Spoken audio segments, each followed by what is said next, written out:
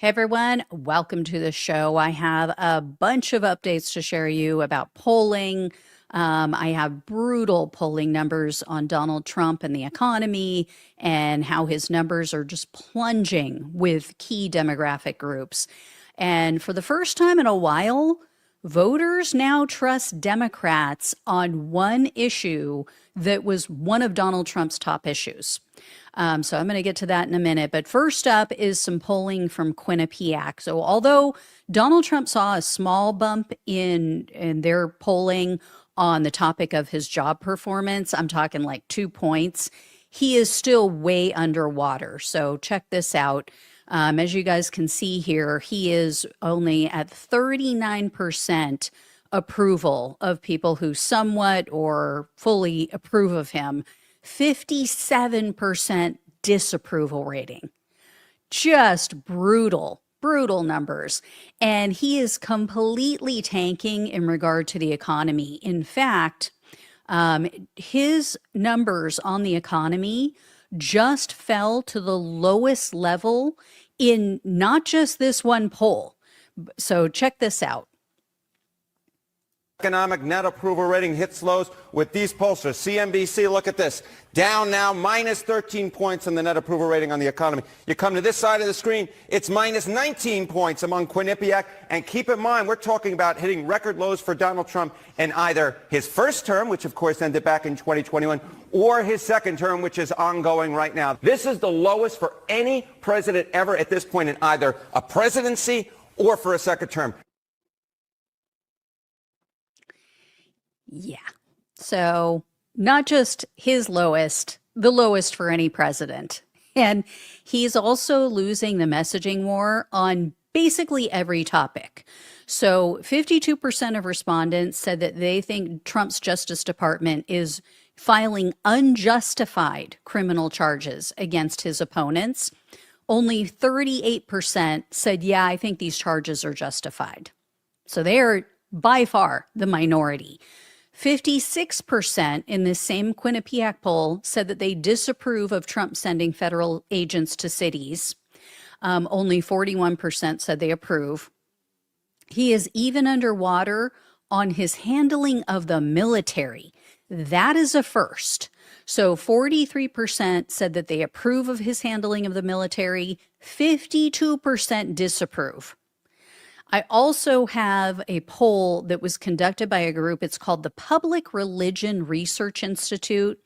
Their findings were very similar, which is odd because they're talking to a lot of people who are highly religious. So they talk to, secular people, they talk to non-religious people as well, but they talk to a lot of Christian evangelicals, Protestants, what have you. And when they asked if the country is headed in the right or wrong direction, 62% of the respondents said wrong direction. I think I do have a graphic for this. So look at that. Look at how those lines diverge. 71% of independents and 92% of Democrats say we are headed in the wrong direction. And although it's a small amount, even 24%, as you can see there, of Republican voters say we're headed in the wrong direction. And these numbers were very similar to the breakdown on specific topics and policies that they polled as well. So check this out. I hope you guys can make this out, but 65% of Americans that they polled say that the economy is headed in the wrong direction. 60% said the same thing about the U.S. in their dealings with other countries. And 57% said that the way the government is treating undocumented immigrants is wrong. So a clear majority on all of those. And then this pollster also has Trump underwater on all issues. So check this one out. 43% approve on immigration and only 39% on the economy and foreign policy. So he is underwater on all three of those. He is turning into a complete failure on all of his signature issues. And the numbers are even worse for him in the most recent AP NORC poll. So check this one out. Look at that.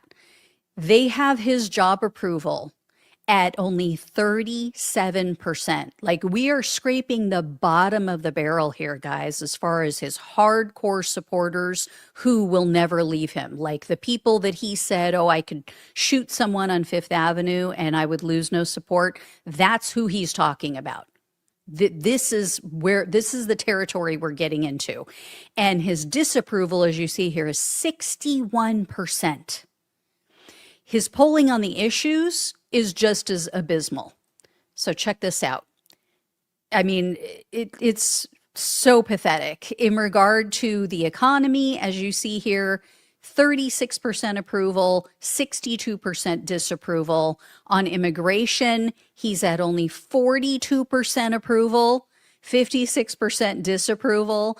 And for trade negotiations, meaning the tariffs, obviously, he's at only 36% approval. Again, 63% disapproval. I mean, it's crazy how fast this has plummeted. And then check this out. So Trump's approval with minority groups is, and I've shared this with you guys, but it continues to just plummet. So when Trump took office, his approval rating with Black voters was at 38%. Check this out and where it is now. That is so bad. 18% approval in this AP poll. And it's fallen. It's not down to the same levels with Hispanic voters, but it's fallen about the same amount. So in January of this year, when he first took office, he was at 44% approval with Hispanic voters. Look at where it is now, 25%.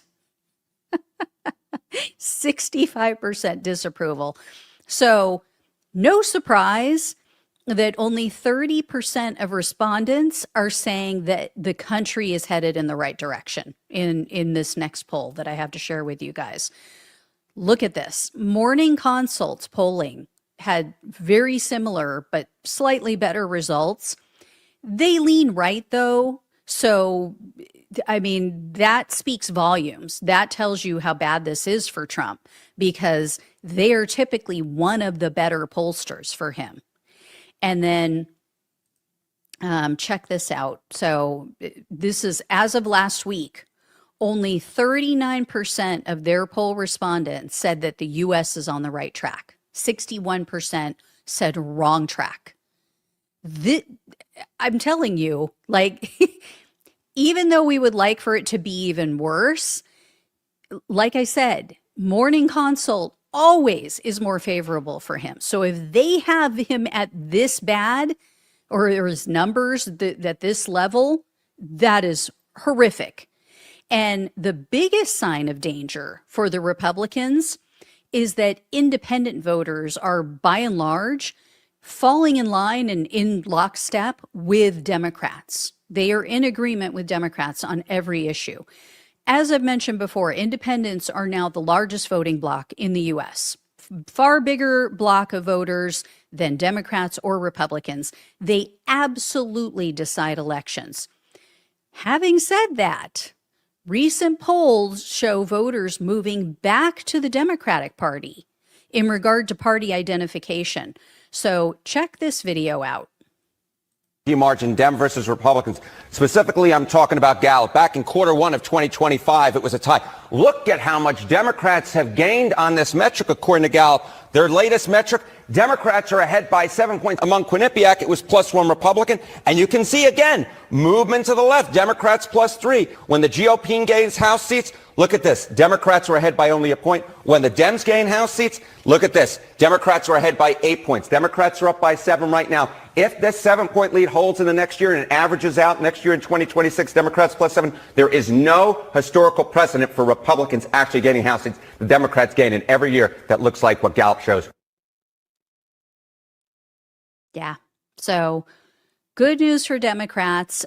Here is more news, or more good news, I should say, for the Democratic Party. So in the latest Gallup poll, Democrats are now more trusted on the economy. That was what I mentioned at the beginning. So look at this.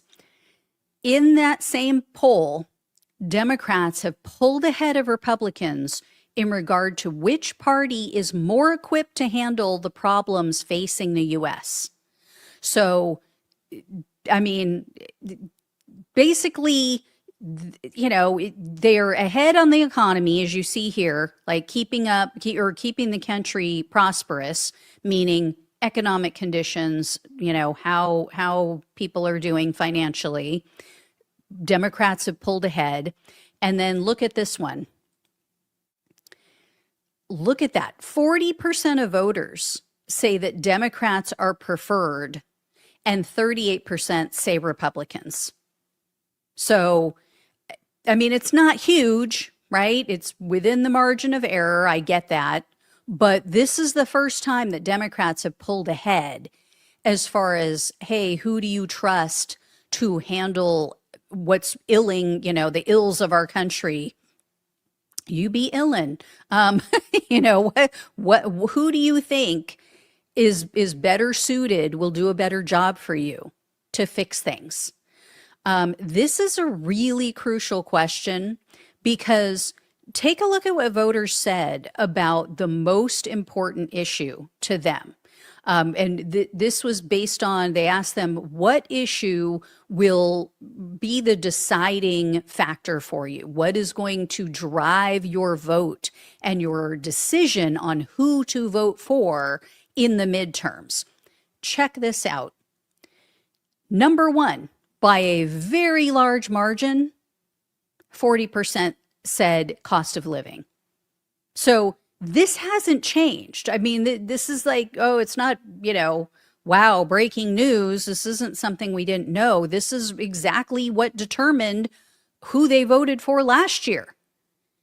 And, in looking back at that Quinnipiac poll that I mentioned the first time, or that I mentioned first when I started talking, we're seeing a trend. So when they asked who these people would like to see in control of the House of Representatives, 41% said Republicans, 52% said Democrats. A 12-point advantage. That is just unheard of in, especially this year, but for many, many years now. So, and, there's more reason to be hopeful. So a group called Texas 2036, they recently conducted a poll of their own. Now, they do polls that are only for Texas residents. So I want to bring this up for you. That's why I'm looking away. But what they found was that a large majority of Texas voters want candidates to focus on the exact things that the Republicans are either torching or ignoring right now. So check this out. 82% of the Texans that they polled said that they're more likely to support candidates who focus on reducing healthcare costs. Whoops. Oh, what do you know? What exactly are Republicans causing right now? Not that they're out there, advocating for hurting people on healthcare costs, but what are they doing with this government shutdown? I mean, they are literally the reason why healthcare costs are on the precipice of doubling, and even more than doubling on November 1st in what, 3 days from now? So 100%, I mean, they're doing the wrong thing. Also in this poll, 79% said that they want a candidate who's focused on reducing homeowners insurance. No word on that. I mean, Democrats aren't talking about that either, but Republicans are the ones in charge. They're not doing anything about that. Also, they found that 78% are more likely to vote for someone who will improve disaster responses or reduce property taxes or reduce property taxes. So it was the same percentage for both of those. Well, again, what are Republicans doing? I mean, they're defunding FEMA. right? So that's not going to help the disaster response, right? The Republicans are completely in control in Texas, almost 100%, and they completely screwed up the response to that flooding that tragically took the lives of how many children. So this is just a disaster for the Republicans. And what is Trump focused on? Right? He's over there destroying the White House. He's building a freaking ballroom. The Caroline Levitt, Kim Jong Levitt, said is his #1 priority right now. Right? A project, by the way, that a majority of voters disapprove of. So check this out. They did polling on this specific topic. 53% said that they disapprove of what Trump is doing with this ballroom. Only 23% said, yeah, I approve. And Trump knows that the midterms are going to be a complete and total disaster for his party. That is why there are about 10 red states right now trying to gerrymander their maps to rig the election in their favor. And over the weekend, Trump announced, oh, I'm going to ban early voting and mail-in voting in the midterms. Yeah, that's what he's trying to do. So instead of improving Americans' lives, instead of reducing inflation, getting healthcare costs down, maybe, putting a new healthcare proposal in place, new healthcare plan for the whole country, like he talked about during his first term that he never did a damn thing about. No, instead, he's just going to ignore the voters, rig the midterms, so he can keep lining his pockets. He can keep handing out tax cuts to his billionaire buddies. I mean, that's one way to go about it. So anyway, we'll see. I will keep you posted on all the polling. As you all know, I've been very diligent on this because I don't put any stock into any one specific poll, but I do believe that we need to keep an eye on just how things are progressing and look for patterns, look for anything that can tell us maybe where the country is headed.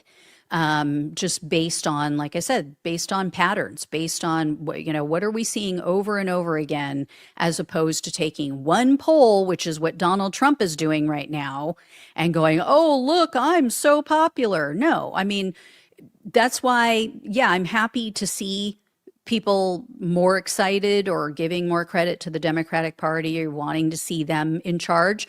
But let's not go overboard with that, because we haven't seen a continual pattern with that. We haven't seen that over and over again over the past 9 months, 10 months or I guess we're almost 11 months into his presidency at this point. So far those are outliers. But if we start to see that, every pollster across the board is saying the same thing, as we're seeing with Donald Trump, there's something to it, right? I have a family member who went to a counselor once, and they were like, oh, is the problem me? And the counselor said something that always stuck with me, that, if everyone in the bar is trying to take your keys, you're probably drunk. So and it's not because they were an alcoholic, they just use that as an example, but that's exactly what I feel like with Donald Trump right now. Like, yeah, grandpa, everybody's trying to take your keys because you have dementia and you're not getting it. And all the pollsters, even the ones that are hardcore MAGA aligned pollsters, are giving him the same advice and giving him the same bad news, that things are not good. So I don't know if he's just ignoring the bad polls. I don't know if they're just not putting them in front of him. They're keeping him in a little bubble. He's a little bubble wrap boy so that he doesn't get his little feelings hurt. But yeah. Anyway, All right, guys, I will let you know when I hear more. Thank you so much for watching and listening. Please like, please share, and subscribe. Please donate if you can. Love you all. Take care. Talk with you soon. Hey, everyone. Welcome to the show. I have such a story to share with you guys. Katie Miller, as you might know, is married to the White House Dracula. She's married to Stephen Miller, the boy who was shoved into lockers too many times, given too many wedgies as a kid, apparently. And so he's just out to get the world, like hates everyone and, just is a menace to society. Says a lot about her, right? I mean, it tells you she must be very insecure, that she is just like not the best person, that she must be pretty hateful herself. And like I said, an insecure woman, because, I mean, who else would marry him? You would have to be that kind of person or you wouldn't marry him. So she just went on and proved it. She was just on the Piers Morgan show, and she proved that she is just as pathetic and just as sensitive as her grotesque, vile husband.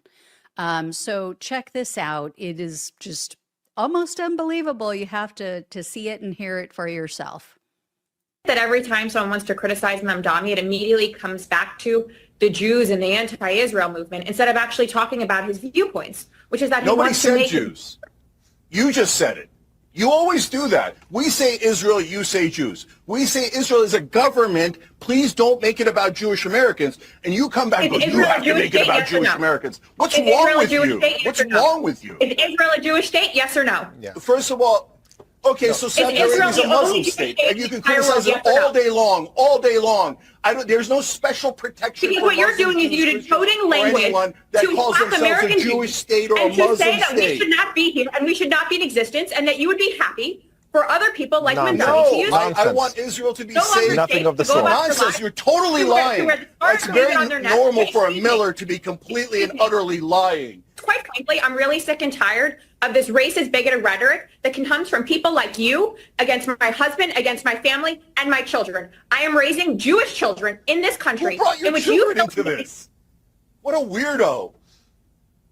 Piers, I'm going to be done with this if you're going to allow racist and bigoted attacks against one of your commentators just for the sake that he will not hang on. speaking. Casey, to be clear, He inserted a line that says the Miller's lie. Is that not coded language for therefore we are Jewish?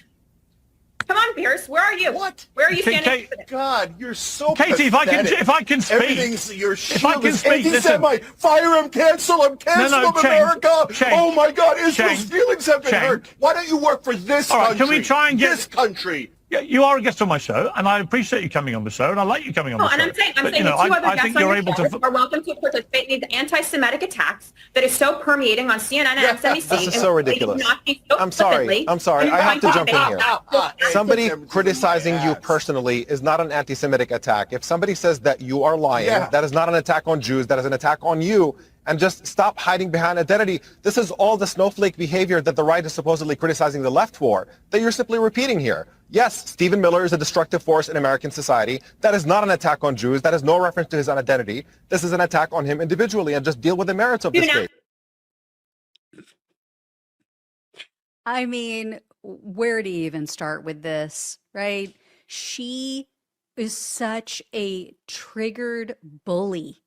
You can tell she is so used to getting her way and not being called out for her husband's lies and bigotry, right? I mean, she got her little Fifi so hurt. So, oh, I'm going to leave. I'm just going to go. I'm going to take my ball and go home because somebody said something mean. Like, what a pathetic little freaking fragile flower she is. Oh my God. Oh my God. Are you serious? And think about this. She's saying, well, you said that we're liars. So you're saying that Jewish people are liars. What? Like, no, that's you saying that. Like, you're making that all about Jewish people.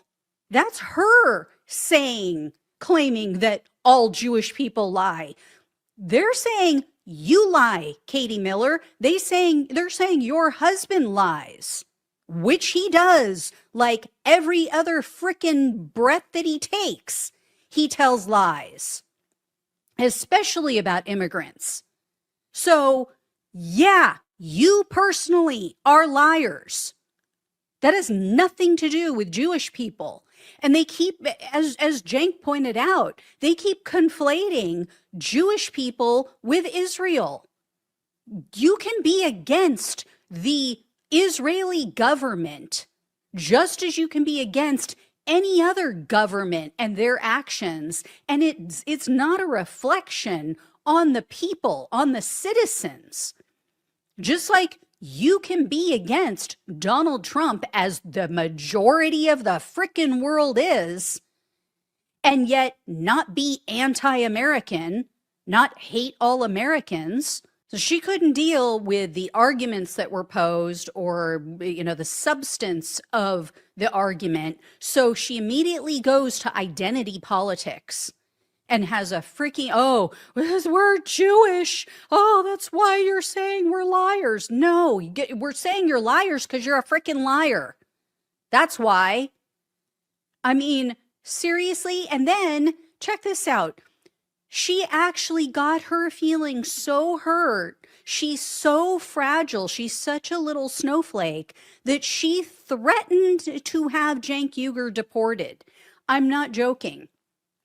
So this happened later in the episode because, she's not getting her way, the little spoiled brat that she is, she's not getting her way. And, the host isn't sticking up for her. And so she's ready to stomp off. And so she tells Cenk Uygur, quote, "You better check your citizenship application and make sure everything is correct because you'll be just like Ilhan Omar." I mean, first of all, Ilhan Omar is a sitting congresswoman and she's still in the country. So I don't know what exactly she's referring to of him being just like Ilhan Omar, because she's still here, Katie. Still here, whether you like it or not. And Cenk Uygur is a naturalized citizen. So they would have to denaturalize him to throw him out of the country. I mean, you want to talk about an uprising. They have the Cenk Uygur on the Young Turks, whether you like them or not, they have over 6 million subscribers and a huge base, huge following. She's a moron. She is just a moron. And like I said, she's a total bully. Eventually, she gets around to discussing the actual topics, which this was supposed to be about Zohran Mamdani. And Katie Miller claimed that Mamdani is going to, quote unquote, ruin New York. Now, we keep hearing that, right? We hear it from Steve Bannon. We hear it from all these other people. Let's be clear. None of them believe that. None of them believe this. They can say it over and over again. What they're afraid of is that Mamdani will actually be successful. Because if they thought that he was going to fail and they thought that his policies were going to go nowhere or suck or actually ruin New York, first of all, he's not going to be the mayor for that long, right? So how much damage could it possibly do? But second of all, they want him to fail. They want him to fail. And they're afraid that he won't. Because if he doesn't, then guess what? Other progressive candidates are going to succeed. People will look at it and go, oh my God, that's what progressivism is. That's what, democratic socialist policies can do. I want that. I want a candidate to do that in my area. So they're not afraid that he's going to fail. They're afraid he's going to succeed. And Katie Miller, she went on to whine again. She like hits up Piers Morgan again and said, quote, people on your show, instead of arguing the merits of his opinions, are going to sit here and use attacks on my husband and myself instead of debating us on our values and opinions. It is gross, it is racist, and it is bigoted, and I will not join your show again. Again, no one was making racist or bigoted comments. She is married to the epitome of a racist bigot. And this woman has the audacity to use that to deflect from the fact that she sucks, her husband sucks, Donald Trump's administration sucks, they're complete failures, and that's why Donald Trump's numbers are in the dirt right now. And the fact that Stephen Miller is a vile, repugnant, like lacking any kind of normal human emotion sociopath who is literally causing people to die right now and doing the most cruel, heinous things you could possibly do. And she is the one who's not arguing the merits of the case. She is not talking about the policies. She is turning it into, oh, they're attacking me and my husband. Oh, it's so gross. It's so racist. No, Katie, no, they were talking about policies. You made it personal. You made it about being Jewish, which had nothing to do with it. Zohran Mamdani has said nothing about Jewish people outside of favorable things. He has said negative things about Israel's government, as we all have, because we have eyes and ears, and we actually don't think that Muslims or Christians or Jewish people or anyone should be slaughtered, should be subject to a genocide. So, I mean, she just embarrassed herself. She embarrassed Stephen Miller. She looked like a petulant child.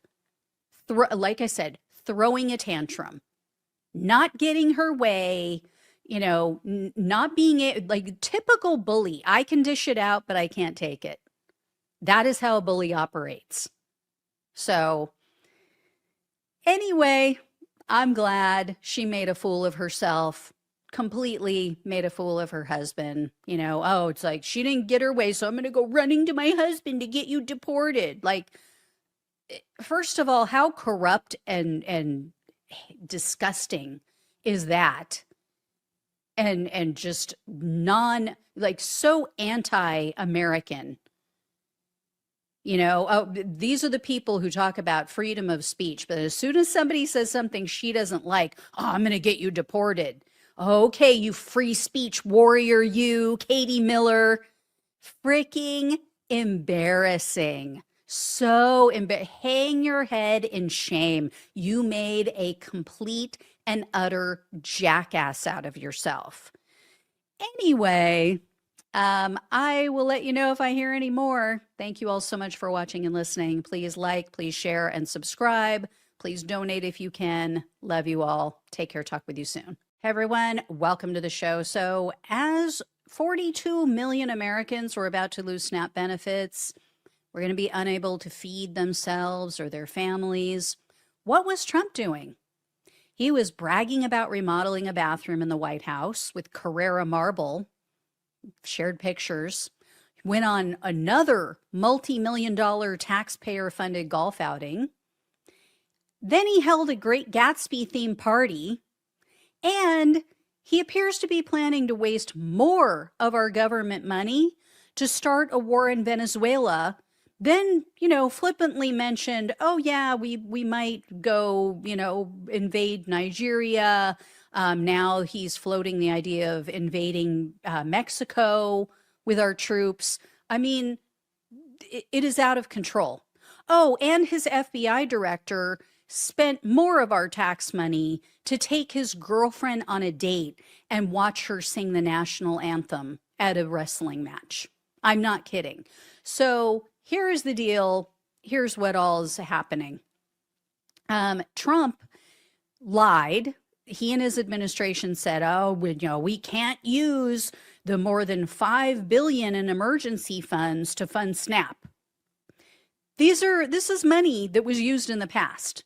So 25 Democratic attorney generals and governors sued the Trump administration over this. Well, on Friday, 2 different judges ruled and said, you have to use those funds. The money is there, you must use it. So Trump now, today, what do you know? He is now saying, oh, okay, well, we're going to partially fund SNAP. They announced that they only have enough to cover 50% of what these recipients normally receive. Let's be real. Right? The only reason they're doing this is because it was bad optics. The courts showed very clearly, yeah, you can use these funds and you should use these funds and you must. They were just choosing not to. So it just made them look like the liars that they are. And, he's already given Democrats more than enough ammunition to use against him and the Republicans in the midterms because, like I said, instead of figuring out, spending time trying to determine how are we going to feed hungry Americans, how are we going to feed their children, here's what the administration has been up to. Besides, in addition to tearing down the entire East Wing of the White House. So on Friday, Trump posted pictures on his failing social media site, and it shows that he recently renovated the Lincoln bathroom. This is just unbelievable. The guy is so completely out of touch. Also on Friday, Trump flew down to Florida for his 13th golf vacation since taking office. Okay, 13 golf vacations in only 10 months. It's unbelievable. Every single one of these trips cost $3.4 million. And since January, he has spent $60.7 million just to fly him around so he can go play golf. So we're too broke. We can't use emergency funds to fund SNAP, according to them, but we have over $60 million to pay for 13 golf vacations in 10 months. And then that same night that he flew down to go play golf, he throws a Halloween party with a Great Gatsby theme, which is just so perfect for what we're seeing in this administration.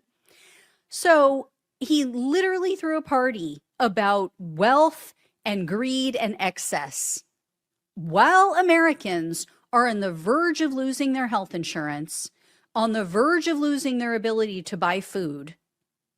And check these out. These are images that people took and posted of this party. This is just disgusting. This is what they had. These were spinning around. These are, obviously giant champagne glasses with, half-naked women in them dancing in these glasses. Here's Judge Jeanine Pirro and Marco Rubio, our Secretary of State, partying it up while people are about to lose everything. Here's another picture. These are also, scantily clad women fanning people, dancing around with feathers. I hear so many times in focus groups, I see so many times in polls, all these people say, oh, Democrats are so out of touch. Are you kidding me?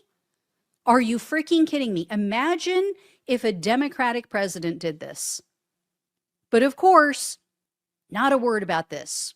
Not on Fear News Network, no right-wing podcasters. No one has a problem with this.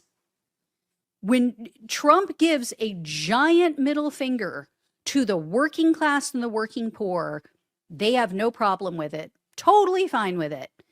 And speaking of which, googly-eyed Kash Patel, he was just outed for using a $60 million taxpayer-funded jet to take his girlfriend on a date.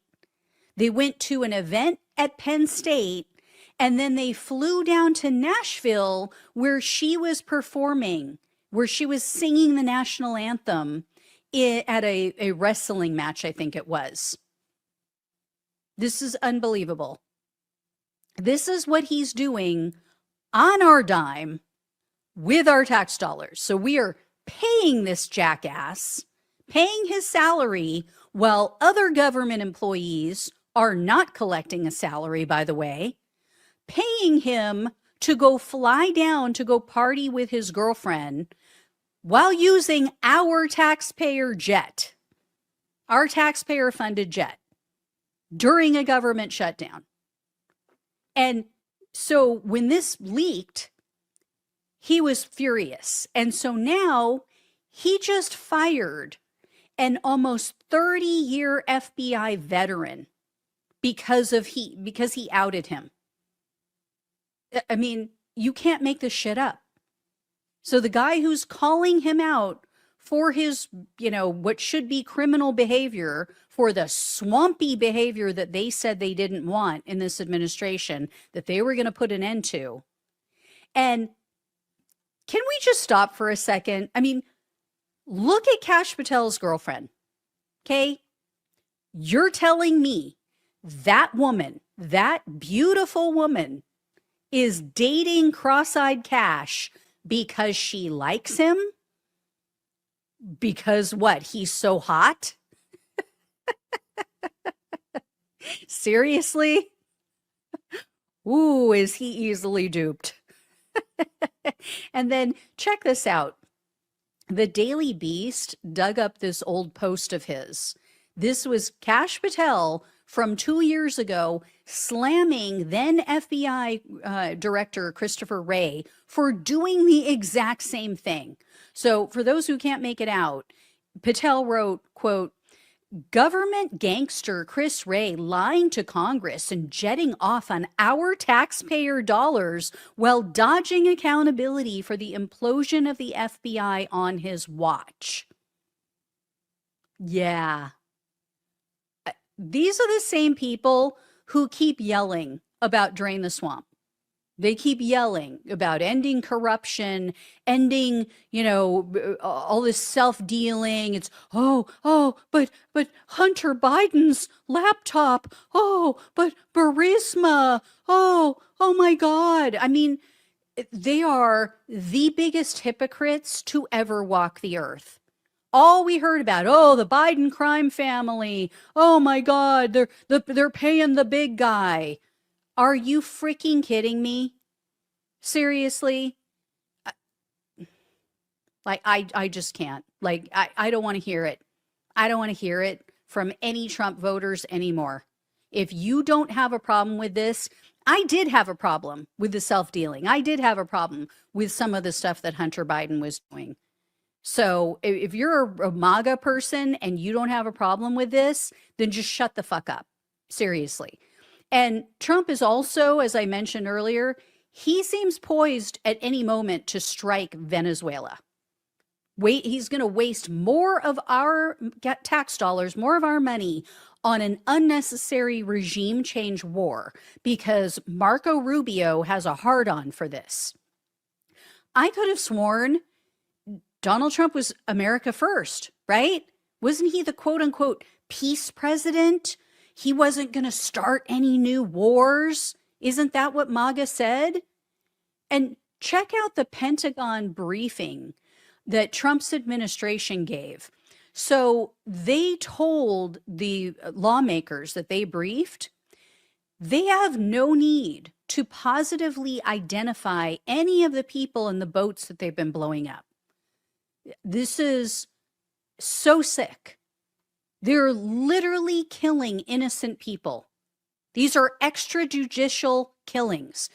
After the briefing, a Democratic lawmaker said, quote, "There's nothing that we heard in there that changes my assessment that this is completely illegal and that it is unlawful. And even if Congress authorized it, it would still be illegal because these are extrajudicial killings where we have no evidence." So, as I said the other day, it's never been more clear who and what the Republican Party stands for. Trump is literally killing innocent fishermen as a pretext or trying to get Venezuela to attack back so he has a pretext for invading the country. And the fact that he's more concerned about a bathroom and a ballroom remodel and a Halloween party than children going hungry in this country, that tells you everything you need to know about his priorities. So again, I don't want to hear another word, not another word from MAGA about drain the swamp or about how Donald Trump is so different. Oh my God, he's not even taking a salary. Are you freaking kidding me? These people are so uninformed, such low information voters, they have no idea that he has made literally hundreds of millions, if not billions of dollars since he took office 10 months ago on his scams. And sorry, guys, those are the puppies in the background. They're angry too. They're pissed. They told me. All right. Anyway, I will let you know when I hear more. Thank you all so much for watching and listening. Please like, please share, and subscribe. Please donate if you can. Love you all. Take care. Talk with you soon. Hey, everyone. Welcome to the show. I have a ton of new polling data that just completely spells disaster for the Republicans in the midterms, and I am so here for it. Before I get into the details, though, please do me a huge favor. Hit the subscribe button below this video. It is free for you. It absolutely helps the show in so many ways, so greatly appreciate that. So here's what all's going down. So NBC, they just conducted their first poll since March, and it's really good news for Democrats. So Donald Trump's approval rating continues to spiral. And a majority of Americans are still blaming the Republicans for the shutdown. Take a look at this first video and part of this polling. Is a mood that has soured on Trump and the Republican Party in that time. An approval rating of 43% now in our new poll for Donald Trump. But check out our previous poll. This was back in March. 47-51 for the government shutdown. We asked the question, who do you blame? 42% say Democrats in Congress, but 52% said it's either the president's fault or his party in Congress's fault. Well, isn't that just so sad? So most people, they're just not buying the GOP's excuses for the shutdown. And everyone who's paying attention knows this is the same party that just extended and expanded tax cuts for the wealthy. And yet they're holding the government hostage because they refuse to extend health insurance subsidies for the working class and the working poor. I mean, tell me about your priorities without telling me about your priorities, right? NBC also reported that Trump is underwater on every single issue with the exception of border security. So check this one out. Get decent marks when it comes to border security and immigration. Slight majority say he has lived up to what he promised to do there. But on none of these other topics do you see that number getting past the mid-40s. In fact, the low 30s down here on the economy question. Low 30s on the economy. Oh, my God. You know, I mean, absolutely. Just brutal numbers. That is hashtag sad in all caps. 30% on his handling of inflation and 34% on the economy. The main reasons that Americans bit the bullet and voted for him again. And in this same poll, 61% of respondents said that their family's income is not keeping up with the cost of living. And this next one was very revealing. So they asked, which party would do a better job on various topics. And Democrats have taken the lead on a very, very highly relevant topic. So take a look at this. I mean, you know, no surprise. I mean, yeah, Republicans are still ahead. They still have a big advantage on crime, on issues surrounding border security, you know, immigration. But look at that. Democrats are now within 1 point on the economy. That is just, that blows my mind. And they have a 23% lead on who would be best to deal with health care. So that combined with their other leads on which party would be best to protect your constitutional rights and democracy, that is a great sign for the midterms, because all of those topics, they scored the highest ranking for what will decide how people vote in next year's election. Take a look at this. All of those issues. And although immigration and border security are tied with the cost of healthcare, I suspect those numbers are going to change. I suspect that when people realize how much their insurance premiums have increased, you know, because open enrollment was 2 days ago. I was just looking at my calendar. You know, people are starting to realize how much they're going to be paying just for their monthly cost, not counting copays and deductibles and, you know, all that other crap. And then take a look at this clip. So this is probably the best news for Democrats and their chances in the midterms. Check this out. About their enthusiasm for the midterm elections. That'll be next year, 2026. But this was astounding. 66%, two-thirds of all voters have a high level of interest. We will find that number typically on the eve of the actual midterm election. This is a year out. And this is what's encouraging for Democrats, troubling for Republicans. More enthusiasm for Democrats. That high level of interest, it's about 3/4 of Democrats. It is a little bit lower there for Republicans, and that could feed into the second part of this equation, and that is we asked folks, midterm election, which party would you want to control Congress? And the Democrats have now, in our poll, this is significant, opened up an 8-point advantage over Republicans. We checked this back in the spring. It was dead even, and that's the kind of lead Democrats had when they swept to power in Congress in Trump's first term. Yeah, very bad sign for the Republicans. And remember, guys, we don't necessarily need people to come out and vote effectively for Democrats, or affirmatively, I should say. We just need Trump's 2024 voters to stay home. And speaking of which, he continues to disappoint a very key voting demographic, or several voting demographics that put him back in office. So check out this chart. This just says it all and what's going on. Trump is underwater with every single demographic group in the latest Economist poll. So this was conducted by YouGov. Look at where he is with Black and Hispanic and Gen Z voters. Almost, you know, as far as I can tell, like 75% underwater with Black voters, about -40, it looks like, with Hispanics, and then the, you know, -50, it looks like, with the under 30 crowd.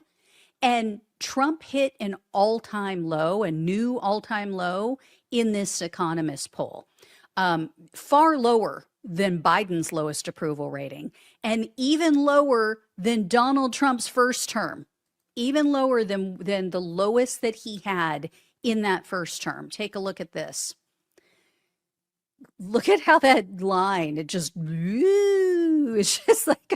like a roller coaster going down. He's going down. Anyway, he is now at 39% approval, 57% disapproval. And Trump also remains underwater in every single issue with this same pollster. So take a look at this one. But in this one, it's even worse. So he is underwater in this poll with this YouGov Economist poll underwater on national security, underwater on immigration even. Look at that. It looks like he's like 10 points underwater on immigration in this poll. And check out his numbers on inflation and jobs. I mean, that should serve as a huge flashing red light for Republicans, because look at what these respondents said when they were asked to rank their top issues. Inflation, jobs, healthcare. Those are the top three.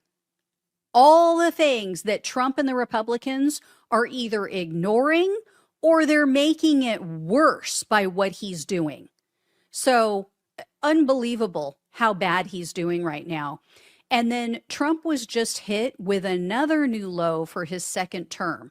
So this one that I'm going to show you next, this is from a CNN SSRS poll. This was just released this morning. Check this out. So as you can see, he is at only 37% approval in their poll, 63% disapproval. And that has gone down. Look at that. He has lost 10%. He has dropped 10% since the beginning of his second term, since he took office this year. His disapproval rating jumped 11%. That is the highest disapproval rating that Trump has had in either of his two terms. And then check this out. When they asked these respondents about Trump's policies and whether or not they've improved or worsened the economic conditions, these same voters, these same people said, 61% said that he has made things worse. Absolutely. I mean, this is like the worst news ever if you're hoping to win next year. Only 27% say, oh yeah, I know he's made things better. And then if you look at the crosstabs on this, that 61% who say that he's made things worse, that includes 67% of independent voters and even 20% of registered Republicans who took this poll. 61% also said in this poll that he's gone too far in using his presidential powers and the executive branch powers. And a majority, 57%, also said he's gone too far in regard to deporting immigrants. I mean, it's just, he's failing on every single question, on every single level. He is failing. And of those people, of that 57% who said he's going too far in immigration, that includes, because I looked at the crosstabs on this as well, that includes 65% of independents, which you must win independents now to win the elections. And even 12% of Republican voters are saying he's going too far. So that could explain this next answer to, or this next answer to these next questions, I should say. So they asked these people, if the midterms were held today, which party's candidate would you vote for? Check this out. As with other polls that we're seeing, Democrats have taken the lead. So 47% would vote for the Democrat versus 42% who would vote for the Republican. Dems and Republicans are pretty much sticking with their teams. I looked at the crosstabs and they're pretty much solidly on their own teams as far as this goes. Independents are what's giving Democrats the advantage. So 44% of independents said, I would go for the Democratic candidate. Only 31% said that they would vote for the Republican. Even 3% of registered Republicans in the crosstabs said that they would vote for the Democratic candidate in the midterms. One other thing that's really hurting Republicans is the enthusiasm gap. So I looked at the crosstabs. 86% of Democratic voters are either very or extremely motivated to vote next year in the midterms. Only 77% of Republicans said the same thing. And check out this crosstab on Donald Trump's approval rating. So this, you might recall, I mentioned this at the beginning, Donald Trump's, job approval rating. He is just underwater with every single demographic group. So, I showed you that other poll and showed you how every demographic group is now turning on him. That is not a one-off. That's not like, oh, wow, that's an outlier and we can explain it away because this is just a liberal pollster and, this isn't what everybody across America is saying. This was just one poll. I mean, that's the cope that you're going to hear from the Republicans and from MAGA in mostly. But as you can see here, this is a completely separate pollster. And yeah, he is underwater even with white and male voters, which was like his hardcore base. And look at his numbers down towards the bottom there. His numbers with the youngest group of voters, so 18 to 34-year-olds, he's at 71% disapproval. That was one of his strongest voting blocks last year. And here's why he's completely tanking with that group. Take a look at this next graph. So the crosstabs show they are feeling that 18 to 34 age range, they are feeling the effects of his economic failures more than any other group. I mean, it couldn't be more clear. 82% of voters, if you can make it out, I don't know if you guys can see it because it's kind of small, but 82% of voters 34 and under say the economy is either somewhat or very poor. Over 8 in 10 voters. I hate to be the one to go like, oh, told you so, but this is exactly what I predicted the day after the election. I don't know if you guys remember, but I made a video, I think it was titled something like, minorities and young people are going to regret their votes the most. And I took a lot of heat from minority voters, especially saying, oh, why are you blaming us? We voted, mostly for Kamala. I wasn't blaming anybody. I was saying these are the groups that are going to be the hardest hit by his policies. They're the ones that are going to most regret voting for this man because of his policies, because of what we knew of him from his previous administration. So anyway, another pollster reported similar negative results for Republicans. Navigator, they're a pollster, they also found that more Americans are blaming the GOP, blaming the Republicans for the shutdown. So take a look at their polling. For anyone who can't make out the numbers again, 41% blame the Republicans for the shutdown, 29% blame the Democrats, and then 22% blame both parties equally. Now, I listened to a focus group over the weekend. Almost every single one said, every single participant in that focus group said, I blame both parties equally. So, I think it's going to move to that as time rolls on, but Democrats just have to do a good job of messaging, which unfortunately, it's not their strong suit. It's what they suck at. Anyway, Trump was hit with another new low by this pollster.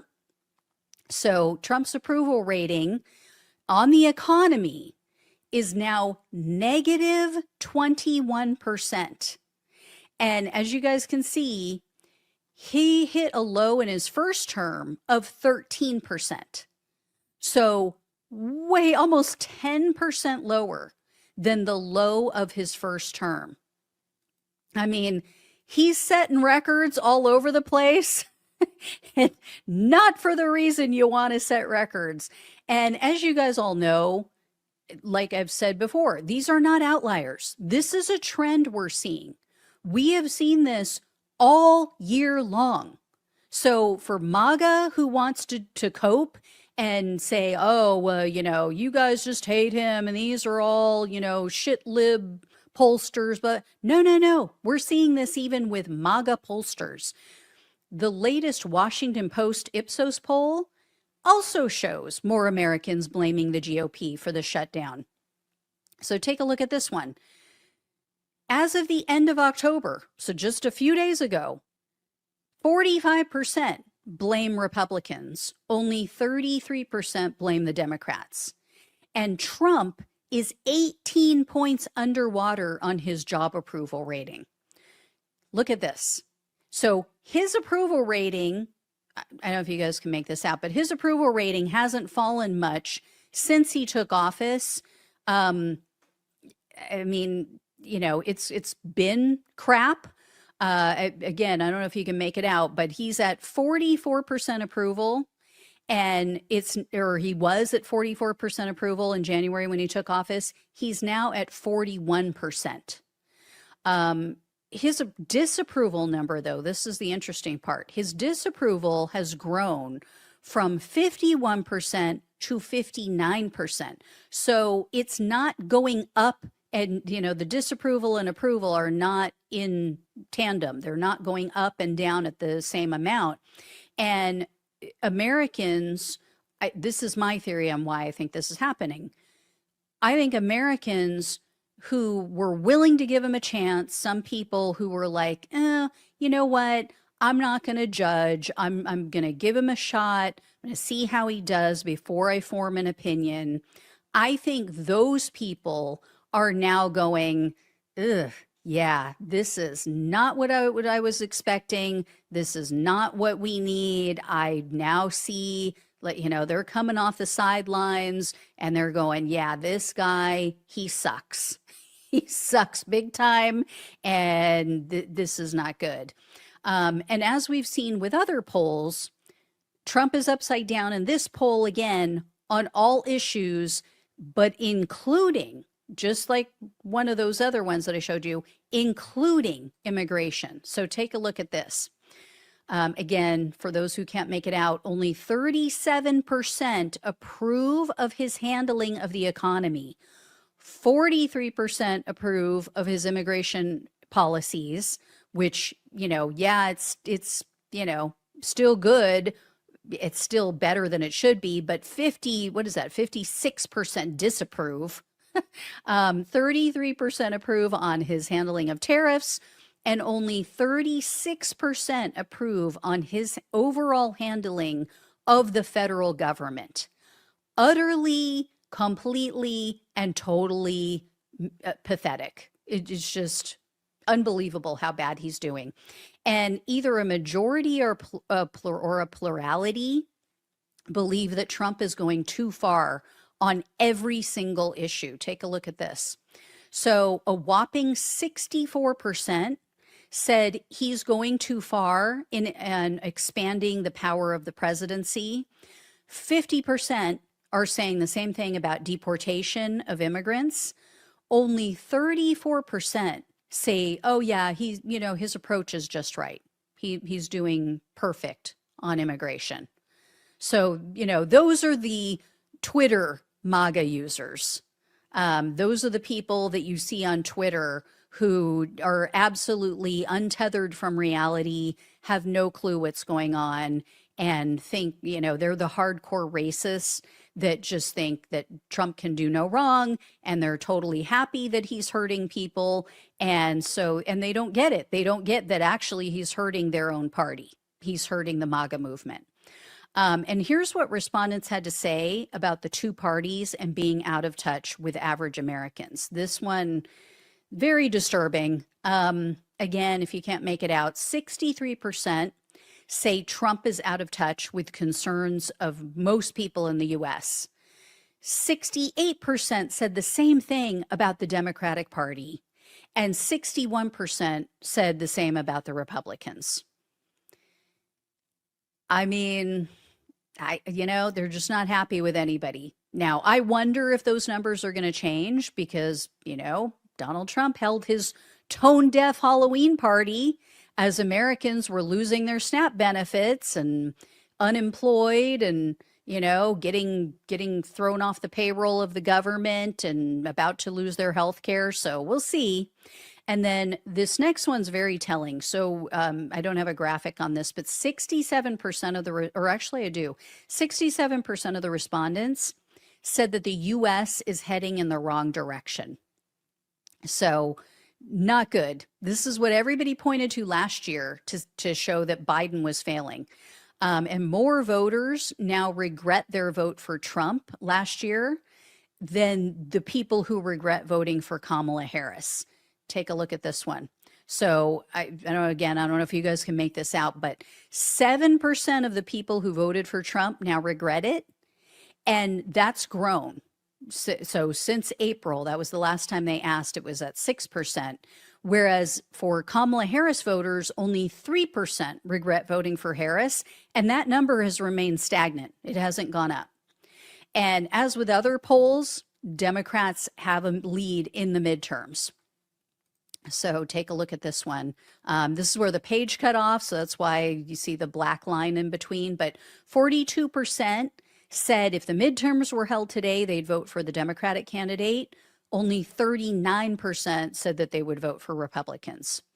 So as much as I don't want to see people hurt by Donald Trump and the Republicans and what they're doing, this had to happen, you guys. This had to happen for people to wake up. I also said that the day after the election. There is no other way. You know, sometimes you have to shoot the hostage in order to stop the terrorist. You hopefully shoot them in the foot or the leg, somewhere that's, you know, not going to kill them, but that is the way it goes sometimes. And without that, you know, if Donald Trump was a popular president and everything was going his way right now, we'd never be rid of him, and we'd never be rid of the MAGA movement. So people had to have this happen, had to live through this in order to wake up. It is sad, it is unfortunate, and again, I hope that people don't suffer. But yeah, this is where we're at. So anyway, guys, I will let you know when I hear more on polling. Thank you all so much for watching and listening. Please like, please share, and subscribe. Please donate if you can. Love you all. Take care. Talk with you soon.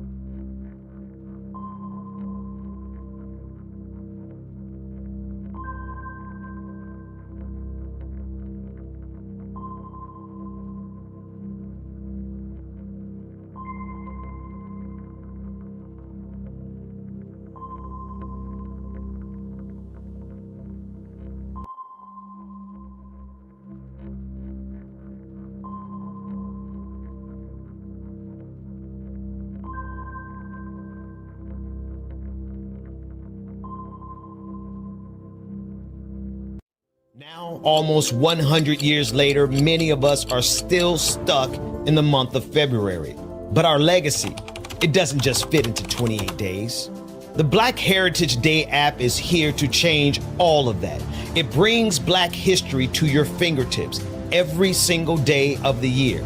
Based on years of research by Dr. Carl Mack, our historian, our griot, just 3 minutes a day, that's all it takes to read, learn, and listen to an oral narrative of your history.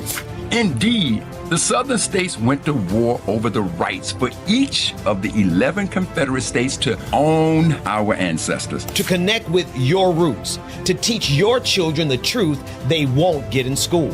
In total, he is credited with 28 other inventions.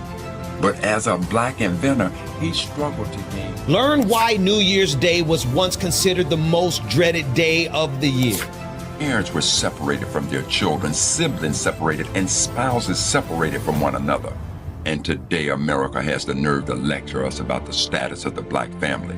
Understand the political journey of Black America from the Republican Party to the Democratic Party. It marked the beginning of Blacks' departure from the Republican Party to the Democratic Party. And here's why we switched. Dive into culture and triumph like Sidney Poitier's blockbuster film success. and so much more. From heartbreak to triumph, from January 1st to December 31st. This app is more than a download. It's a movement. It's a community of Black families raising their kids on truth and on legacy. Download the Black Heritage Day app for free in the Google Play Store or on the Apple App Store. This isn't just an app. It is a daily celebration of who we are.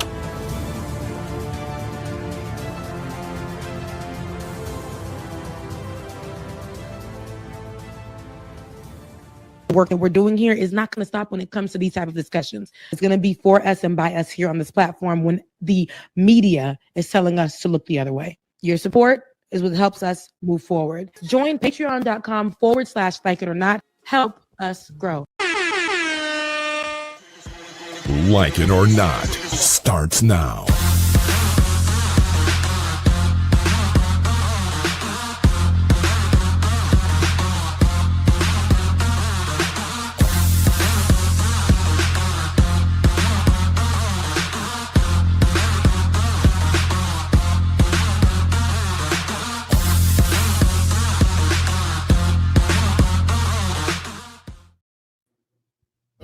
Good morning, good morning, good morning. Good morning and welcome to Like It or Not, where we're free to tell the truth and not care who doesn't like it. I didn't even know Ben was not going to show up, so that was what a man, comrade. Meet right. That was a pleasantly unpleasant surprise. I didn't know you wasn't going to show up. What do you mean not show up? I'm live and in action. I mean physically with your face because we 10 years. It's been a minute. Yeah, I gotta be incognito for a minute. Is that you in the not? It's me enough. It's you. Back around the same thing I said, and then when I logged in, it put his avatar as mine. I'm like, wait, I ain't get that small yet. Listen, we ain't been here in 10 years. Okay, 15 years. A month of Sundays. A month of Sundays. Where y'all been at? Where you been at? Where you been? Wouldn't you like to know? Listen, your girl has been looking for work. And first of all, hey y'all. Missed y'all.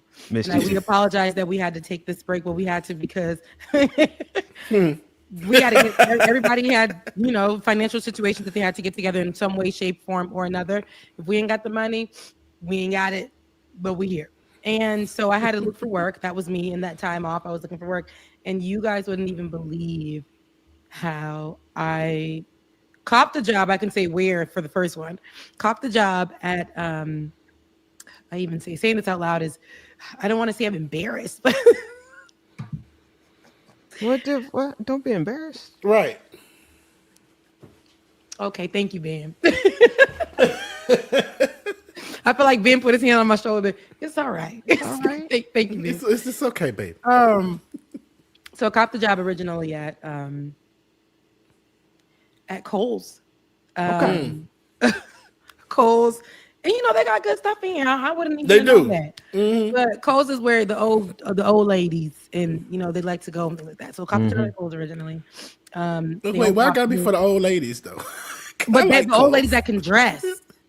Surprisingly, like they go in there. They still 9:00 in the morning. The roller set is roller setting. Okay, the red lip is red lipping. The beautiful pieces of jewelry that people don't wear no more. The statement pieces are statementing. I love it. The kids going in with what Monique said. Stop pulling up in bonnets. They still in bonnets. The new kids is wearing pajama pants. Ew. But anyway, okay. With that being said, it tells my age at the pure, beautiful, wonderful, grown, ripe age of 35. But so I copped that job over at Kohl's, and they were like, "Well, the best we can do is give you 12 hours a week." Wow, 12 hours a week, and $13 an hour. And it's something, but that's $48 every week. It can't pay a bill at all. But the best part about that place was I worked there for 24 hours. But the best part, I worked there for 24 hours. Yo. Total? The best part about that place was they had $0 for insurance. Everything. Oh, And we're fully nice. covered. So I guess that's where they tried to make it balance out. You can go and this is going to sound terrible, but it's also going to be something that we need to look at and understand why. Many of the people that work there are disabled in some form. They are disabled or on the spectrum, something like that. So there's drugs or medical. They get to go to their doctor's appointments, all of that. From working at Kohl's. Even working part-time? Even working part-time. No. They allow you to have fully covered, full coverage. Wow, that's And dope. before you go on, Becca, it's crazy, and I just thought about this. Q actually worked at Kohl's too for the same, for 3 days, 2 or 3 days, and that was it. After that, he's like, nah, bro, I'm good. 24 hours, they got me. Because another place, which I would tell y'all, but some of y'all know where I live, and y'all gonna try to find me in my city. Right. Some of y'all probably are haters and try to call people and be like, Rebecca said, I need this little coin. Another place, it's a place for women. And not the strip club. But I wouldn't be on here because I would be getting the coin with my little booty. Hello. So it's another place, and So the booties matter. there. I really have to humble myself. I really have to humble myself. I'm gonna tell you that now. Move your microphone a little closer, Queen. Yeah. Me? Yeah. I may be on the wrong mic. No, you're it's the right right, one. man. It's just far away, and it's better now. Oh, Already. because I want to hear this testimony. Exactly. Tell the truth, shame the devil. Okay. Preach, sister. So, my amen corner. Thank y'all. I missed y'all. But I had to accept 4 more hours than what I had a week. What? What happened? Is this Ben? Are you playing? Are you playing music? This testimony music. Keep it Okay, going. it's off. It's off. Go ahead. So now I really have to give y'all the testimony. Ben, go ahead. Let the music play. I mean, no, look. E flat, please. It's in E flat. I stopped it though. Go ahead. No, you can continue it because I was like, wait, am I missing something? No, literally having to accept $4 more than the other job. So that's 17. And they don't give me insurance. And I work at where they're separating the hours and forcing me to be at the job every day.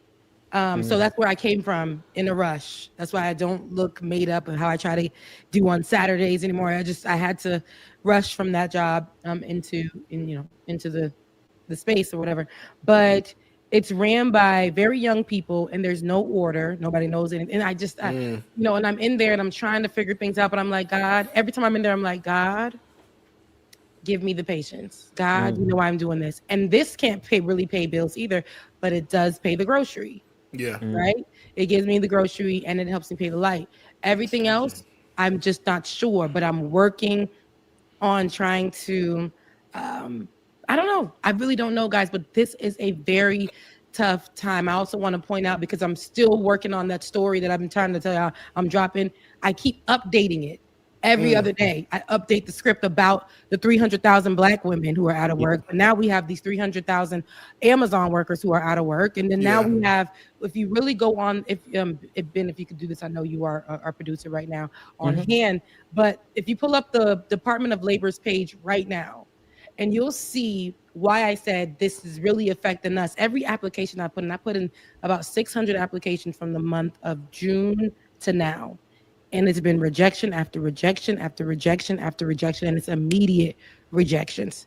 And remember Charlie Kirk said that Black women are stealing jobs from white men. I'm talking about on Instagram, Ben. Go onto the Department of Labor, America's Department of Labor's page. And you will see what this administration has put up on there. Go up on their page on Instagram. And with that being said, though, they said that Black women are stealing jobs from white men. We know that they equated DEI, even though DEI does include the disabled, DEI does include the woman. DEI does include people in their sexuality. That is, but they've equated that to being black, and now we know it's black women, and that are at the bottom of that list to be beat up, or at the top of the list, excuse me, to be beat up and pushed out because of this rhetoric. And so I say that to say, white men are supposed to be centered in the job positions now. They've always have been, but that's why DEI came to help. Affirmative action came to help, but Edward Bloom decided that's affirmative action is too much, and literally eradicated affirmative action. Also took away the Fearless Fund, which was the capitalist fund, that was supposed to be for black women by black women. If you scroll down, you'll see what it looks like. It's going to be very white male centered pictures, like Americans First and America. Wow. Look at that. All these white men, and if the commentary is going to be by losers, but all these white men are on here, and this is what they show. These American First, these build the future America. It's some white man. This is what they wanted to go, and they want you to believe that the white men are going to go ahead and do the work that nobody, that they've literally let us all go for. America cannot be great if it does not have the people who are willing to put the work in the positions. And we have to be honest about that, because there's no way that me, who's holding 3 degrees, should be working at the place that I'm working now. I'm trying my best to not tell these people, hey, here's a structure that I made for you guys to be able to pull this store together and to pull in. Like, there's no structure, there's no nothing. Like, they just, it's a mess. But there's no reason why I should not be able to find a job to be able to support me in this moment. And this is the difficulty that we are all dealing with. Most of us are dealing with in this moment. Again, I have a lawyer friend who's working at Publix right now. Yeah. One thing that I'm dreading. So I know I told y'all they said they were ending the contract in November, but now they've pushed it back. But now they're keeping me till January, and I'm grateful for that. Oh, but really, thank you, God. For okay. But still, like you, Becca, I've put in so many applications, and I honestly only heard back as many applications as I've put in. I've probably only heard back from 3 or 4 people saying that I didn't make it, and maybe only had 1 interview, and that's putting in about 200 to 300 applications. Wow. And it's just crazy. I'm just like, I don't know what else to do. So at this point, I'm like, all right, do I need to go out here and hit this corner, go to Magic City, something? Because I don't know. I don't know, Jesus. It's like, even with DJing, with the state of the economy and everything, even like the DJing events, not as many DJing events as I used to have. But, I'm thankful for what I do have. But it's just, I don't know. A lot of uncertainty. Yeah. It's where this is where they want us. This is the plan. And what a lot of white folk think this is for them. They think that this is what it's going to look like for them. In reality, they just as screwed as everybody else. Just like the SNAP benefits. They think it's going to hit and hurt black people and brown people only, but it's overwhelmingly going to hurt more white people than black folk, just by sheer volume of white folk that are on SNAP benefits. And so it's just the same exact playbook that they use every generation. They get poor white folks to co-sign their own death and destruction because they hate black folks so much. And the whole point is to get an economy full of people who can't find work. And that's the thing. They try to say SNAP is,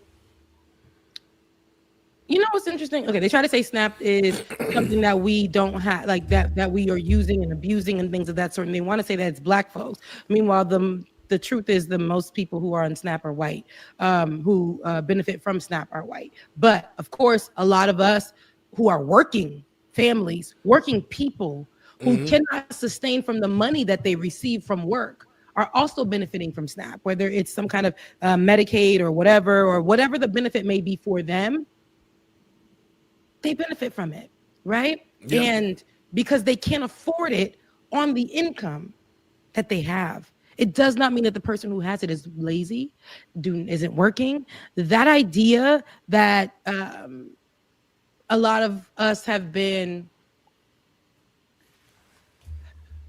under this whole, I can't live without welfare, or that idea that they're pushing on online is not true. I know people who have great jobs who benefit from this. When they cut these programs, it hurts kids, it hurts elderly, it hurts disabled, it hurts people who are poor, or even if they're affording to pay their lights and rent. If they move that where they can't pay for no food, something gotta go. They're risking something else. That's right. Mm-hmm. Right? So we have to, and it's so interesting because many states have the capacity and ability to take, because of this government shutdown, to take their emergency funding and to give it to their constituents, to give it to their communities, to give it to their state.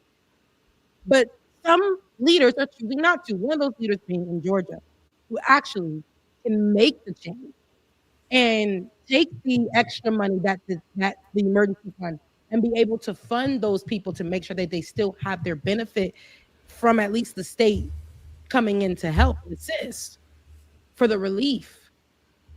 Said no. No. The cruelty is the point, right? Cruelty I mean, is the point, Ben. I'll never forget it since you said it back in 1987.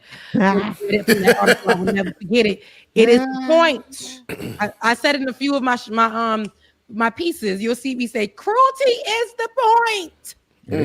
Because it is. It is literally meant, all these things is for you to suffer. If America wants you to suffer, if your leader wants you to suffer, why are we continuously voting for them? We knew that this would happen. We said that this would happen, foreshadowed it, gave you examples of when it happened before, gave you examples of when the person said that they wanted to take away these things. Yeah. This person being Donald Trump and this administration and people like him that are bending over forwards and taking it right from Donald Trump to give you guys nothing. No covering, no sustainability, no relief, nothing. So, but that's my story. And that's how we've been out. I haven't been able to afford the programming that we used to. I haven't been. they hitting you up. Okay. Listen, it ain't a check. It ain't a check. But no, I haven't been able to afford the programming at this moment. Child, you ain't the only one that ain't been able to afford it. I know, for real. It was crazy there for a minute. It was like, Rebecca was like, hey, you got it this month? I was like, hey, James, you got it this month? James was like, y'all ain't got it this month? We like, oh, we'll see y'all next month. Yeah.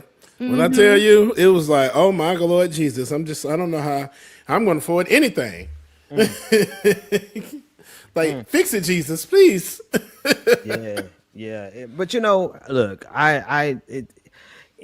one thing I know we are good for is that we are like the most resilient show out there. Like, Amen. No matter what we have gone through, we always and forever we come back.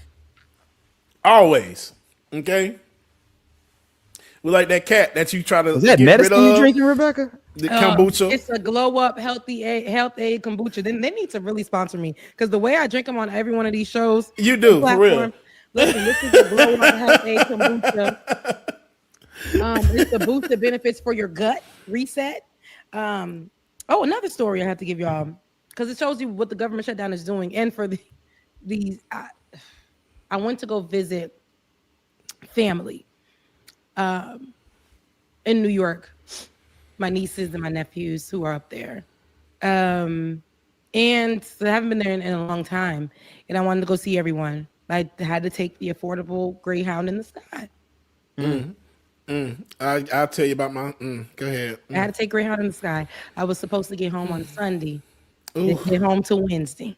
What? That's Greyhound.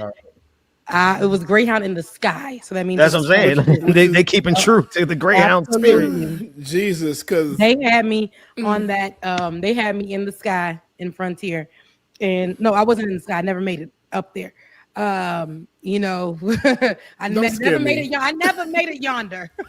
Don't scare me, Becca. We were on the ground the whole time. They said they did the whole okay. So I got there 12:30. We're supposed to be flying off. Never that day. They never went nowhere. They already pushed me to the Monday because we didn't leave that Sunday. Pushed me to the Monday. I was like, okay, fine. Get there Monday. I appreciate you, Carrie, for that love offering that you sent. Yes, me, absolutely, me too. Thank you. But I, you know, we never made it. You know, on Sunday they had a whole situation. But this is a part of what's happening. I want y'all to know with the government shutdown. Some people, especially if for an airline like Frontier, no offense, people ain't gonna come to work. Oh, you scare me. They not gonna come to work in some areas, and LaGuardia is one of the airports, which LaGuardia had a very good glow up. The reconstruction is reconstructing. They did a very good job over there. You feel like you're in now. The airport made me feel great, and with the stress that was going on with the airline, the airport itself, LaGuardia, you made me feel like I had a Delta Platinum membership where I get to go walk and sit down. The whole place is like that. Bathrooms are clean. It's always somebody in there getting it together. It smells good. Okay. There are places to sit and views. There's not it looks like it should be a hustle and bustle, but there's never one. If I'm going to tell you anything, skip JFK and go on ahead to LaGuardia. All right. Just gonna tell you that. But anywho, as I was at LaGuardia and I said on Sunday they sent me home, which is to my sister's, which is about an hour plus away, you know, to come back. I said, okay, I'll spend another day with the kids. You know, I don't mind it, even though I'm restless because the kids just be up. And so Monday came and I'm like, okay, I'm gonna make it. Nope. They like Tuesday. Tuesday came, I'm gonna make it. Finally get to Tuesday, and when they said that I was supposed to leave at 12:30. Okay, I'm leaving at 12:30. And mind you, I went to the airport twice already. My sister and them came picking up twice. This will be the third time. Tuesday, they said I'm going home. Of course you did. And Tuesday they said I'm going home. And while I'm like, okay, 12:30, they're like, they pushed it to 2, push it to 2, push it to 3, push it to 3, push it to 4. Every time they pushed the flight time further, they were sending us messages 3 hours after they pushed it. It's 3 o'clock. They already pushed it to the 5 o'clock. They sending me a message talking about your flight has been pushed to 12 p.m. Baby, that time we already pushed it. It's 5 o'clock. That is come and gone. What do we do? Yeah, that time came and gone. So I'm like, okay, God, I kept saying again, God, give me the patience. That's what my prayer has been in this time. God, give me the patience. Give me the patience. But what happens when New York people start to get when they get agitated and irritated, it doesn't look good. It doesn't feel good. It's crazy. They finally said, when I said, oh my gosh, I don't know what I'm going to do, they started lining us up, putting us on the plane. The flight attendants began to do their thing. Y'all know what they be doing. So, and, you know, so they were doing their thing. They're called the what's the people that fly the plane with the air pilots. He says, guys, we're ready. We know that you've been sitting on the ground for a long time, but we're ready to get you out of here. And the gave us the temperature in Atlanta, gave us what it looks like. So we started the airplane started to back out. I thought y'all were going somewhere. Baby, the way that we just went. Said, I have good news and I have bad news. What do you want to hear? And everybody was like, the bad news. And he was like, mind you, at this point, it's 6 o'clock. He says, we have a little valve that we just need somebody to test, and nobody came to test it. Nobody came to look at it. You know, when they park the airplanes, somebody has to come out and look at it, do all the things. No one came. How are we already backing out? How they were getting ready to take off with that valve. And doing the things with the how were they doing that? So it turned off the electricity. We were stuck on the plane tarmac for 90 minutes. No electricity, a newborn baby behind me crying and choking on breast milk. I had to hold my cell phone light over the titty, and so the baby could drink correctly. Jesus. Yes, I did. And the person on the other side, a woman who, to let us know her age, she's 57. She was out of control and out of pocket. cursing out the people on the Frontier customer service. There were children on there. Here go me thinking there are children on here. You don't have to be like that. She was like, I'm 57 years old, and I didn't even go to my $30 an hour job. I'm like, girl, give me the number to them. I ain't hiring. Right. You didn't go get a job because of this flight. And she started cussing everybody. She was using the N-word, saying nigga. And I was just like, are you even black? These things are going through my head. I was just like, it was a lot happening, but she was being I get it though. The frustration from being on there for so long. People couldn't breathe. People could not breathe. We had to use our lights. Then when people were opening they couldn't see. So some people's luggage was falling on people's heads. Somebody got hit in the head. Oh, Lord. When I asked the lady, hey, are we going to get off? She just looked at me. Flight attendant, bad wig. She said, not anytime soon. And then walked away. I'm like, they trapping me on here, Lord. I don't know what's going on. 90 minutes. When we finally got off, a woman screams out of the top of her lungs while we're inside. She says, they not trying to tell y'all nothing, but go to ticket gate 3 downstairs. That's what they'll give you that's what they're going to give you your accommodations for your hotel stay, and they'll give you an Uber to go there, and they'll fly you back in to fly out tomorrow morning. So I was the first one in line. And I never made it out. Wow. When they finally sent me after 2 hours an email, she told me, 20 minutes, you should get your email. Never got the email. Everybody left. It's like I'm watching everybody leave because the airport closes at midnight. I was there at 10:30 a.m. The airport closes at midnight. Okay? And that means you can't be in that area. If you're not past TSA, you can't be there. And so when I went to the lady, I said, I didn't get any email that tells me where I'm going to go. And everybody left. So I'm like, me and a few people didn't get no email. It would be me. It's always me. I didn't get the email. The email comes in and says, my hotel. I'm in New York. It says my hotel is in New Jersey. What? So I gave the lady, I said, it says I'm in New Jersey. She's like, oh, God. So she's like, let me call our manager upstairs, supervisor upstairs. The supervisor was tired of getting the calls that she blocked the Frontier number. Good Lord. Oh, Jesus. So they had to use their cell phones and call her. The boy turns around and he's on the phone like this. They in the front asking about like why they flights not showing the correct the reservation for their hotel. I know, but they standing right in front of me. I know. And I said, what's her name? What is her name? They asking for your name. What? And the white man next to me was like, are they serious? Are you serious right now? No, bring your supervisor down here right now. And they're like, okay. And then he gets off. I don't know why she blocked us, but she didn't really want to. She said she's just tired of making the reservations and stuff. She gets off at 12 and maybe she's going to come down. I said, we're not supposed to be here past 12. The airport is closing and it's almost midnight. Well, that's the time she get off. I don't know. I don't really know. They just left you. And they walked away to go service someone else. Good God. And I said, God, give me the patience. If this is the patience that are you testing me? I just need to know, Lord, if this is what I said, give me patience. I didn't say to test me with it, but if this, Lord, okay. So I said, all right. And I said, that's fine. I walked away and the heaviest little tears was just dropping down my cheek. And I said, okay, Rebecca, call your sister. The Uber, my last coins, y'all. The Uber back was $177. Damn. To get to my sister's. Back from there was another $177 to make it back.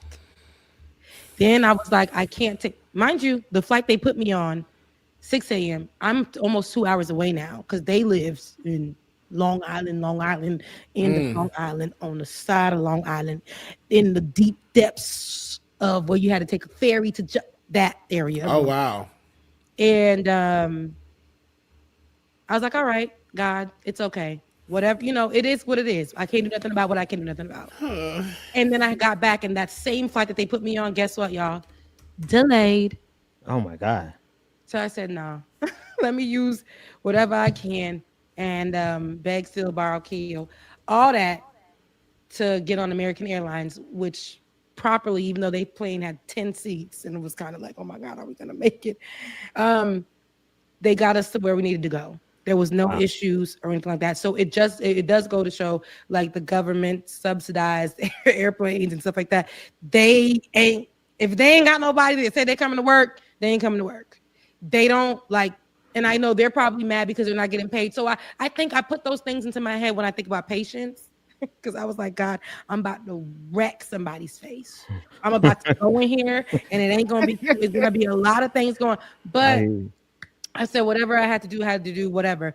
But I did go the white route, and I went on, and I began to speak to Frontier. They're like, okay, we can give you $100 voucher. Give me my money back. No, we're not going to give your money back since you didn't use your reservation. You guys gave me the wrong reservation. It was a failed reservation for somewhere else with no accommodation for transport or anything like that. I never used it, but since I didn't use it, now you want to give me $150 on top of that for a voucher. I want my money back. They were like, well, we're going to get you to this person. Nah, give me to this person. Give me to this person. I want to talk to your customer relations so I can tell your customer relations to get me to the investigative team, because now I'm going to say legal words. And I said, you don't want me to drop the photos and video. You don't want me to do that. I said, you guys never know who you're speaking with. Like that Republican man that got upset during COVID when his family went on the plane and his son couldn't leave his mask on, and then they charged him more for their luggage, and he was so upset, like, why isn't this all included? All this other stuff. He said, oh, I'm gonna get y'all behinds. He waited and plotted on Frontier and Spirit and put it on the Senate floor and cussed them people out. Oh yeah, I remember that. So, while I don't like the Republicans, that's the thing that I'm like, y'all don't know who you're speaking to or who's flying on your flights.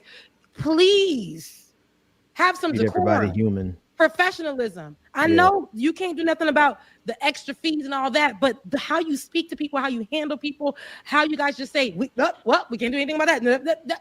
This people's lives you're playing with. I'm not gonna lie to you. The stories I heard standing in line, a woman was saying how she had a felony case and she wanted to show up to get another chance to her court case. She said, I'm missing it. So she said, it's over for me. I'm going to jail. She said it's like that. I'm going to jail. The guy behind me said, I missed my daughter's recital. Somebody said they couldn't go pick up their animal at the, they don't even have the money for their animal to stay at where they were.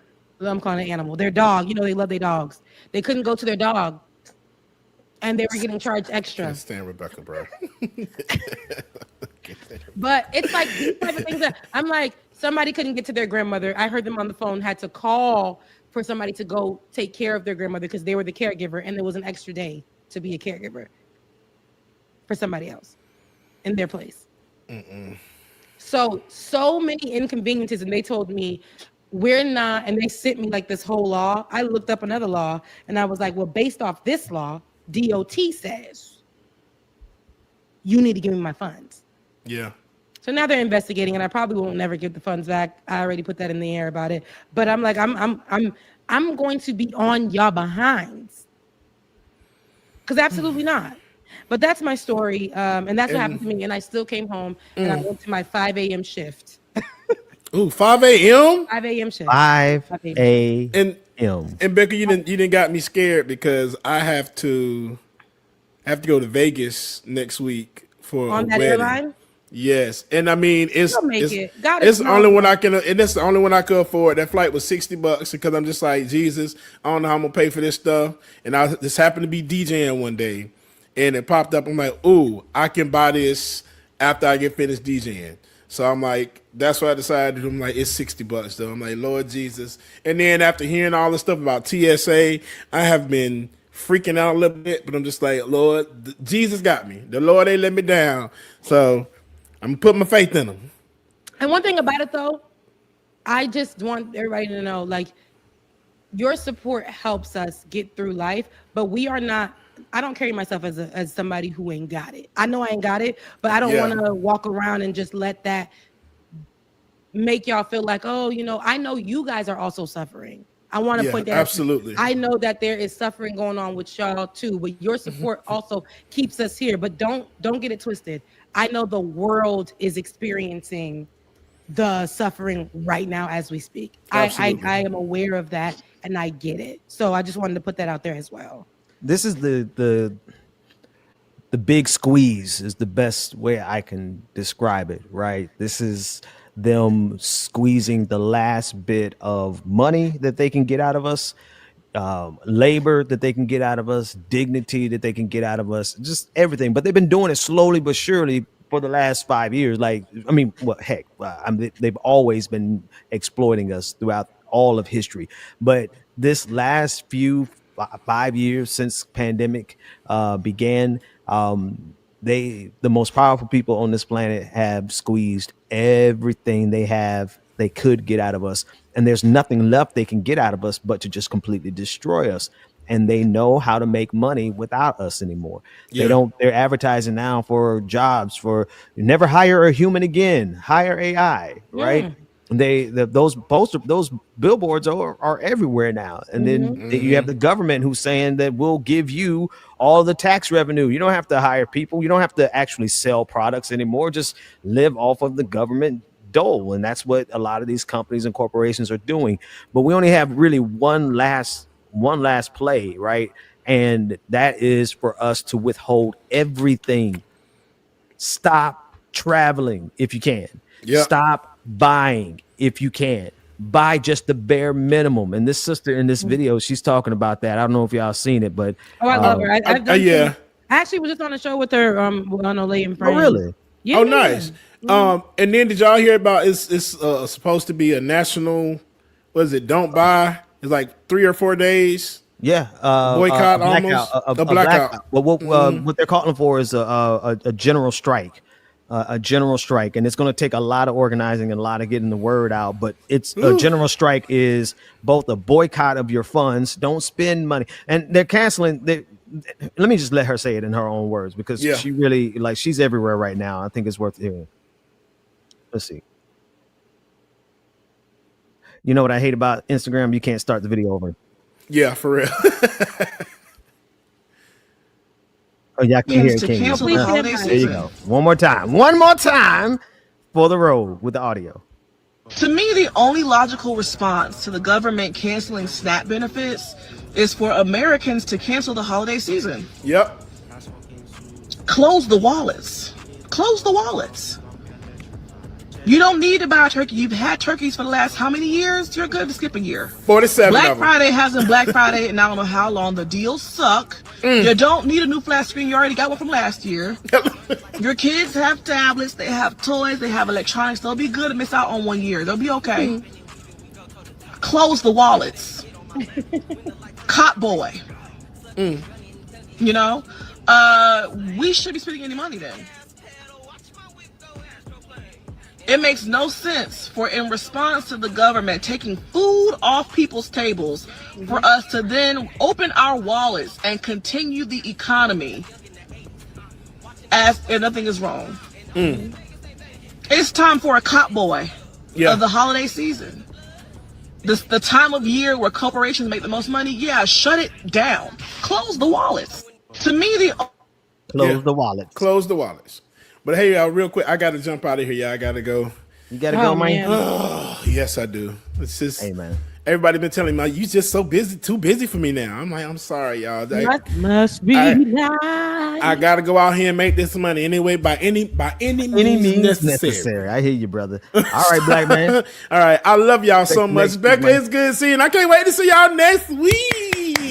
Yes, absolutely. I really missed you guys, and I hope that look, hopefully we can make sure we're here next week. Yeah, dead ass for real. Step by step.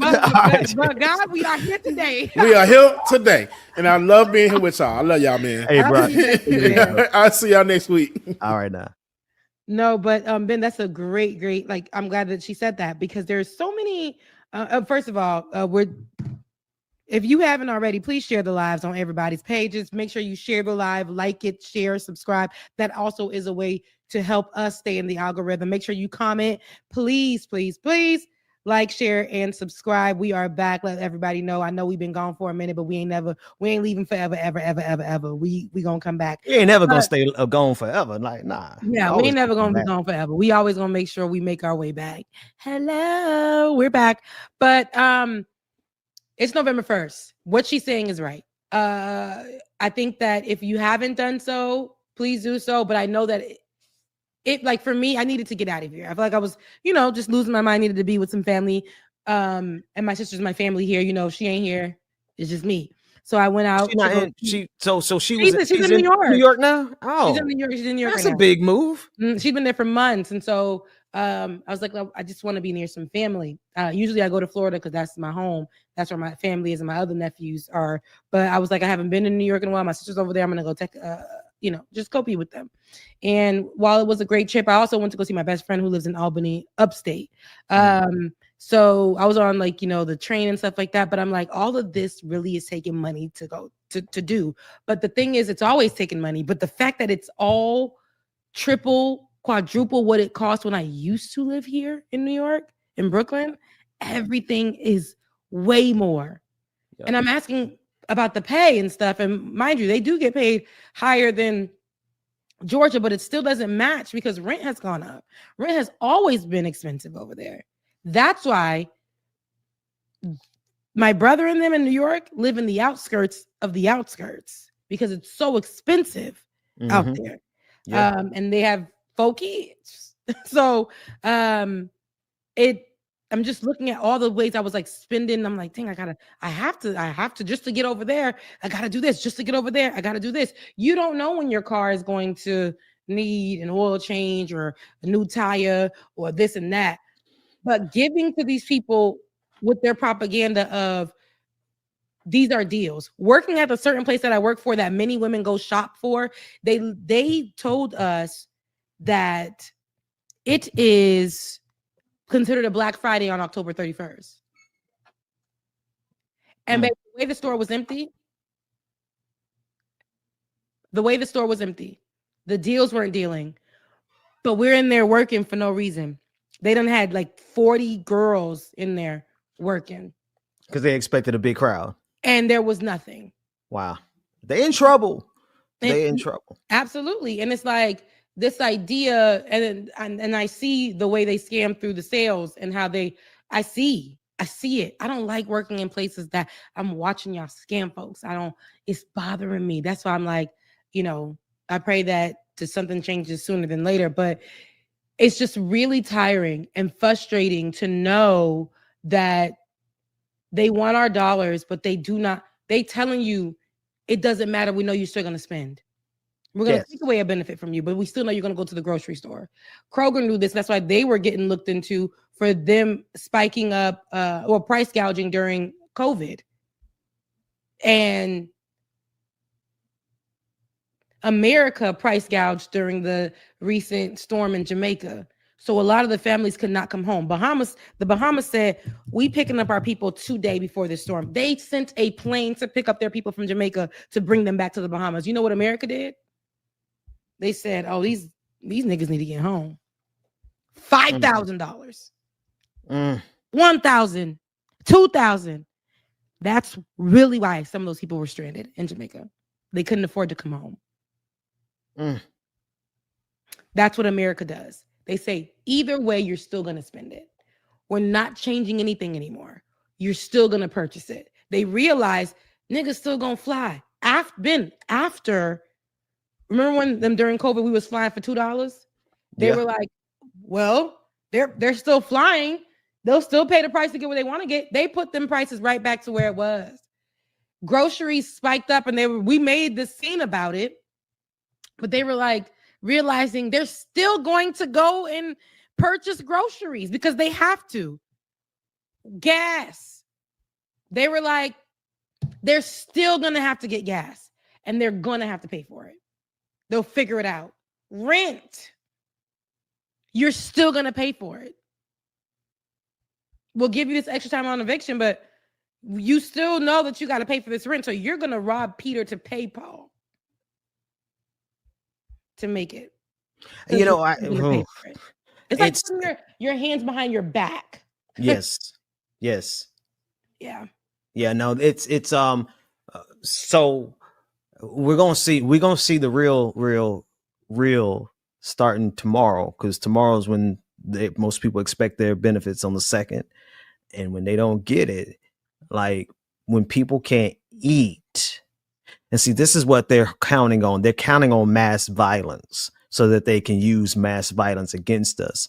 I don't know which way it's going to go, right? People know, it's kind of like people know that the government is trying to set us up for us to come out there and get violence so that they can kill us and pull out the tanks. They already got everybody in the streets. They already got ICE, body slamming Americans now. We told y'all that was going to happen. So people know this, but when people get hungry, when people can't feed their children, meanwhile, the president of the United States is gallivanting around his, as soon as I say it, that ad come up, is there in Mar-a-Lago having this luxurious Great Gatsby themed party while millions of Americans are getting ready to starve.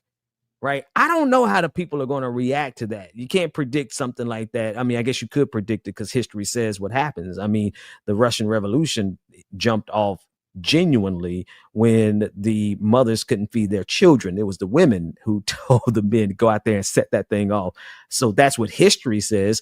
But what do we do now that we know that they're just sitting there waiting for us? It's like they're cornering us in, and people can be rational and people can be patient. People can be thoughtful as long as they possibly can. But when you can't feed your kids, I mean, it's like all bets are off at that point. And so they're really pushing America to that point.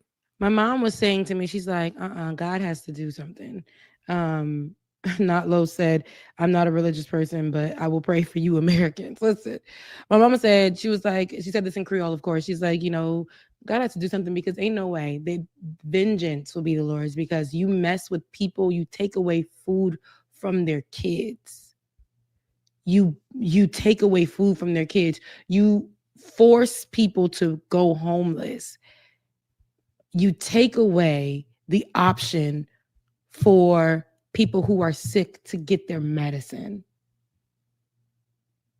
She's like, you're messing with God's people. You're treating the disabled and the marginalized like they don't deserve and they don't belong. And now what's about to happen? She's like, what's about to happen to him? And my mama said this. So I was just like, Mom, it's true. She's like, just the way that they're treating marginalized folks and making sure that they strip them of everything, every possible thing that they have. This your mom talking? My mama said this. Your mom in the spirit. Yeah, she was. She said it in Creole. Say it in Creole so we can get the fullness of it. She said no, but she said some other things too. But I bet she did. But it was she was just like, nah. She said she said, just watch and wait. I know it's hurting us right now, but she said, watch and wait, because what's about to happen to him and the people who supported him. She said, vengeance will be the Lord. That's what she said. And when the Haitian said something, I'll be like, ooh. Come on. Listen, when people who are not normally political, because all the years I've known you. No, she's not. Yes. And then she say it so precisely in the spirit, because that's what's actually happening. He's playing. I said this on the Thursday night show. I was like, these people can't possibly believe that God is real, right? I don't care how much they say Christ is King, Jesus is Lord. They have all the slogans, but they can't possibly think God is real, because if God is real, then that means God sees what they're doing and God is going to respond. So I don't think that they can possibly believe that God is real, because they sure are acting like they don't believe God is real. They are doing the exact opposite of what the Bible tells us. They're doing the exact opposite of what Christ taught us. And your mom hit it on the head. So it's like they are provoking. And here's the other thing. They're provoking God to respond. And yeah, the Bible's full of examples of when God responds. Like, God puts on a show. Like, they are asking for it. Whatever comes, They have established it and they are making it happen. Here's the bad side about it. There's a couple things that could happen. Like I'm praying. I've been in deep prayer like for a couple of years over this, Rebecca. I remember that night you thought I had lost my mind and I called you at the beginning of the pandemic. We all lost it though. That's why I was like, he might be losing his mind like me. well, no, I don't know if you remember what I said. You were on to something, yes. Because what I said was I hadn't lost my mind. I had just been tapping into I lost my mind, brother. And no, I lost it a little bit after that, right? Because I had to come to terms with what God was showing me. But at the beginning of the pandemic, you got to understand it was a totally different world than what it is right now, right? At the beginning of the pandemic, we were still in I would say like the Obama paradigm, because even though Trump was in power, it was still we still had a decent balance on the Supreme Court.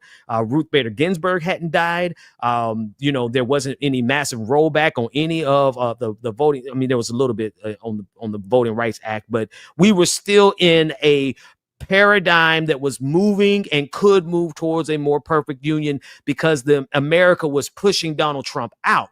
That's what the beginning of the pandemic looked like. Compare that to today, and we're living in a totally different world. That said, 5 years ago at the beginning of the pandemic, I saw all of this.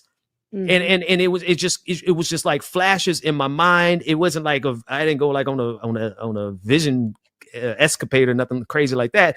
But I saw how destabilized this country could get and was going to likely get. And I saw all the way to the point of these people in the streets violently going neighborhood by neighborhood. That's the thing that kind of set me off, because I realized the direction that they want to take us.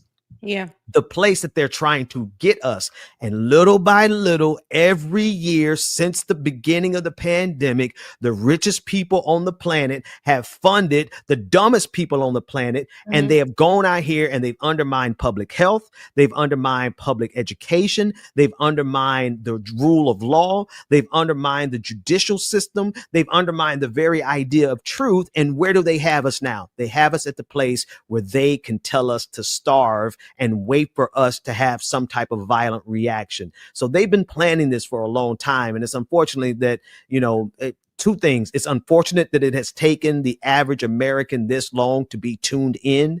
But here's the good thing. The average American is absolutely tuned in. They know what's going on. They're paying attention to every detail. And I love, like the sister we put on, I never saw her work. The one you said you were on the show with her and Ole. I never saw her work, but just I've seen so many commentators, just average people. I don't know if she does content on a regular basis, but people who are just posting to their Instagram, posting to their TikTok, who understand what's going on, and they're breaking it down for people in a way that makes sense and gives people not only information, but hope, right? And once people know what's going on, and if they can hang on to a little bit of hope, that means that people can actually do something. So it's the best of times and it's the worst of times. It's the worst of times, most certainly, because everybody is hungry and it's hard to find a place to live. But in terms of people knowing what time it is, I'll put it like this. If we survive I said this years ago when Trump was in office the first time, but if we survive this, if we get past this moment, there's no way in hell the average American is going to sit back and go to brunch, right? This is the mistake we made the last time. The average person, when we got rid of Donald Trump the first time, they were excited about, let's go back to brunch. No, when we do it this time, we got to get to work to make sure that we put these maggots out of the public completely. And then it's so interesting you mentioned that. So with the people that were holding up the signs, you know what they said? If Kamala Harris won, we could be at brunch. Right. Those are the people that were asking for bounty houses at the protest. Those are the people that, to them, the limit for them was brunch. That life before that was still, it wasn't affecting them that much, where it seemed like they just lost brunch because they still were on mom and dad's healthcare. They still lived in these homes and could afford and had jobs and all this. Brunch was the only thing on their minds. Now we have to be out here protesting. You've inconvenienced my life, and now I have to protest when I could have been at brunch. Yes. But the truth is, baby, the folks we knew it wasn't about brunch. If she won, or if we had another leader that was better, of course, we would be in a place where we would not be stripped of all of these things. Some things maybe. This is how politics work. Every president, but what's happening right now, you guys, is incomparable. Yeah. I don't like the comparisons that are being made. Like, oh, but no, this right here, what's being done. We see how this administration, Donald Trump, has weaponized ICE like nobody's business. So they're going into your American neighborhoods, into your American households, and taking your American assets and putting y'all with immigrants. Mm-hmm. And we told y'all that. What you posted online. We just covered a story on the Leftist Mafia about your rights, right? Your freedom of speech under this administration. So you talking about brunch, but they taking away your freedom of speech, where you probably can't even hold that sign up like you did at the protest, because they had a police officer, a former police officer, white man, who posted about Donald Trump, his comments, and when he said, this is what's happening right now on the screen with immigrants right now. But they had a former police officer, and I don't remember the county. I want to say it was, I don't want to get it wrong because I don't want to mention Yo Country Town. It might be somewhere, but it was somewhere. And the police officer, the former police officer, posted, and where people were saying, where Donald Trump said we needed to get over that mass shooting that happened. I want to say it was at Parker High School, but that we needed to get over it. He posted that in relation to saying, well, Donald Trump said we need to get over a shooting, so we need to get over Charlie Kirk's death. Basically, was what former police officer said, and a rare liberal former police officer within this community. A police officer went and picked that man up because they have a Parker High School over there. And I want to say that the school is called Parker, but the Parker High School over there, and put that man in jail for, I think it was a week or a month. I can't remember. Put him in, saying that he was threatening the high school over there by posting that post. It was an anti-Charlie Kirk post, and a police officer went and put another former police officer in jail for that post. Wow. Weeks in jail. Rebecca is saying weeks. Weeks in jail. They put this man in jail for weeks. Hang on, I'm going to pull it up on the screen in a minute. Mm-hmm. And I say that to say, that's what people are not getting. When they were holding up them signs, we had to worry about. We never knew that we were going to be affected in the job industry. We didn't think that labor in America would be affecting us. We already knew that it was affecting us. We already know that we have to work 10 times as hard, but we didn't think that it was going to affect the marginalized folks the way it is right now.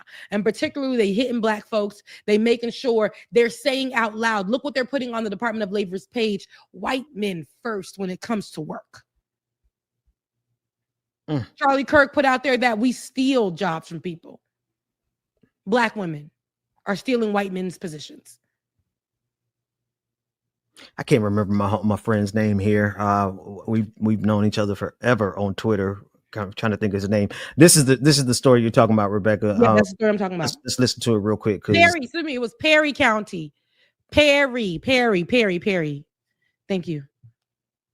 And I'll show you exactly what he posted in a second. That's Larry, but here we go. This retired cop just spent over a month in jail for a Facebook post. And I'll show you exactly what he posted in a second. That's Larry Bashar Jr. He's 61 and he lives in Tennessee. And as is common with boomers, he loved posting memes on Facebook. But our boy Larry may have posted too close to the sun, because after Charlie Kirk died, Larry went on a posting spree saying that Charlie Kirk didn't deserve the media treatment he was getting, and he posted a ton of stuff, including some Sopranos memes where Carmela reacts to the news saying, "Who gives a shit?" But the one that landed him in jail was this one. A direct quote from Donald Trump after a January 2024 school shooting in Iowa. Quote, "We have to get over it." The following night, he was arrested for, and I am not making this up, threatening mass violence at a school. The sheriff claimed that parents and teachers had been gripped with fear over his post. But surprisingly, he couldn't show any evidence of this. When Larry was arrested, you could hear the disbelief from both him and the cop in this body cam footage. Threatening mass violence at a school.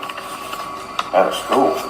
It's referring to a school. I have no idea. That's what they've called us for, and I ain't got a clue. I played on Facebook. That's what I know. Well, I know you don't give a I ain't got a clue. I just had to do what I had to do. I've been in Facebook. I'm not saying you did or didn't do anything. No, I did do, but I didn't think you committed a crime. That's what I'm saying. I'm not saying you did or did not commit a crime. I may have been an asshole, but that's not illegal. No, it's not illegal. But despite that seemingly critical fact, his bail was set at $2 million, meaning that he would need to pay over $210,000 just to get out. Unsurprisingly, Larry couldn't afford that, so he sat in jail for over a month. Now, Larry was just released this week, in part due to public pressure and also effective legal counsel. But now that he's out, what is he doing? He's posting on Facebook. Come on, For this man. whole story, head to theintercept.com. This retired cop just spent over a month in jail. I didn't know this. I hadn't post. heard this. And I'll show you this one. Good. I hadn't heard it goodness. either, and it was white folks' business. So they put me in it on Thursday night, and I said, "What? What?" I heard of the professors losing their, jobs for about a week and fighting for it, and judges having to reinstate these professors at their jobs, and other people getting threatened for not printing posters that were considered political because that is the terms of the companies they worked for or whatever, right? We heard the threats live on television from people who work in the Supreme Court saying that they would bring people to face consequences if they posted anything about Charlie Kirk. I've yet to start posting about Charlie Kirk. Interview. Oh, Ben, I wish you were able to find the interview that they did with the cop that arrested this man. Let's see what we can do. The interview of the cop that arrested this man was insane. It was like a man that was just hating and couldn't wait to find a reason to find. And this liberal cop probably was letting people go during his time, and this other cop knew him and couldn't wait to find a moment to come pick him up because you're anti. And in the background of the interview, of the shot of the cop, you see the thin blue line. Charlie brought that to my attention. You'll see the thin blue line, and so we already know where that comes from. We already know where that comes from. You have cops working on behalf of MAGA. We already know that, though. Judges working on behalf of MAGA. Judges, the judicial system is working on behalf of MAGA. They are allowing talking heads like the late Charlie Kirk and Laura Loomer to be the face of what happens next or how they're going to make these unofficial laws like it did with Charlie Kirk and like they did with with our freedom of speech and all these things, these unofficial laws, and to make people believe that Black people are taking white men's jobs, specifically that the homeless are actually people who we should criminalize, that trans people are dangerous, that children should go without food in schools, that SNAP is only for people who are abusing the system. They don't work, they're lazy. This is where we are now. This is where we are now. This is where we've been. But now they're not afraid to say it. They're not afraid to actually say, it's not really an official law, but it's a law. When Donald Trump said that they're going to start remixing and taking out DEI within the workplace, you know how many companies said, bet that up? Even though it's still, we're supposed to be hiring and we'll find ways to fire. And Donald Trump says we don't really necessarily need to have Black people at the job. Right. Women at the job. Disabled people at the job. We don't necessarily need to have those things. Becca used to talk about memory a whole lot. If I'm one of y'all, I don't care if we only got 600 people watching right now. God bless it. It's the most we had in a long time. I only got 36 on my channel, but we thank God. Well, we own everybody's channel. We own all my channels. And if a person who survives this moment goes back and supports any one of these companies, any one of these television networks, any one of these media outlets that participated in this madness, because they all are. And the hardest thing to do is, I know y'all like shopping here. I know y'all like buying this. I know you like watching this sports ball. I know you like watching this show and all this kind of stuff. But these people have thrown everything they could into destabilizing us. And if and when we survive this, if we simply allow them to come back like nothing happened, then they get to do it all over again in the next 4 years. Mm-hmm. That's how we got here. Mm-hmm. And they will definitely do it. And it's going to be worse because now it's going to be normalized. People, you see how simply the outrage seems to lower itself and become something else. And it's like, I guess we just gotta deal with it. Or if you can't beat them, join them. That's happened from the time that since I've been covering or been in politics myself, 2016 to now. I've watched things that were so big of an issue and still are big of an issue, but people are so tired. So they're like, what next? What's another? Because they ain't changing that. That ain't changing. It's gotten worse. It's actually became normal. We know what's gonna happen. What we really can't discuss that no more. What else? What else can be? What's the outrage today? People aren't even sticking because changes aren't happening because of Donald Trump planting these seeds that are growing from administration to administration, and he got his fragile behind back in to the White House because people voted him in there. And the things that he planted back in 2016, they sprouted. Those were trees by the time he came back to office. Yep. And imagine what that can do in the next 4 years. Yeah. If we don't get serious, if we're out here making content just in the name of going viral, or doing the No Kings protest, shouts out to the No Kings protest, but just going to the No Kings protest just to say you protested. I don't want this to be a 2020 revolutionary, just protest and go about your business. We got to make some changes. If we're going to protest in the digital space, the stories that we cover have to be red alerts. That's right. That's right. Literally striking down misinformation, showing the examples. There's videos, there's text, there's articles. There are things that literally can show you that this is misinformation, or this person is lying, or this thing, or when it happened. You don't have to just lay down and deal with it. That's right. And here's the thing, like, and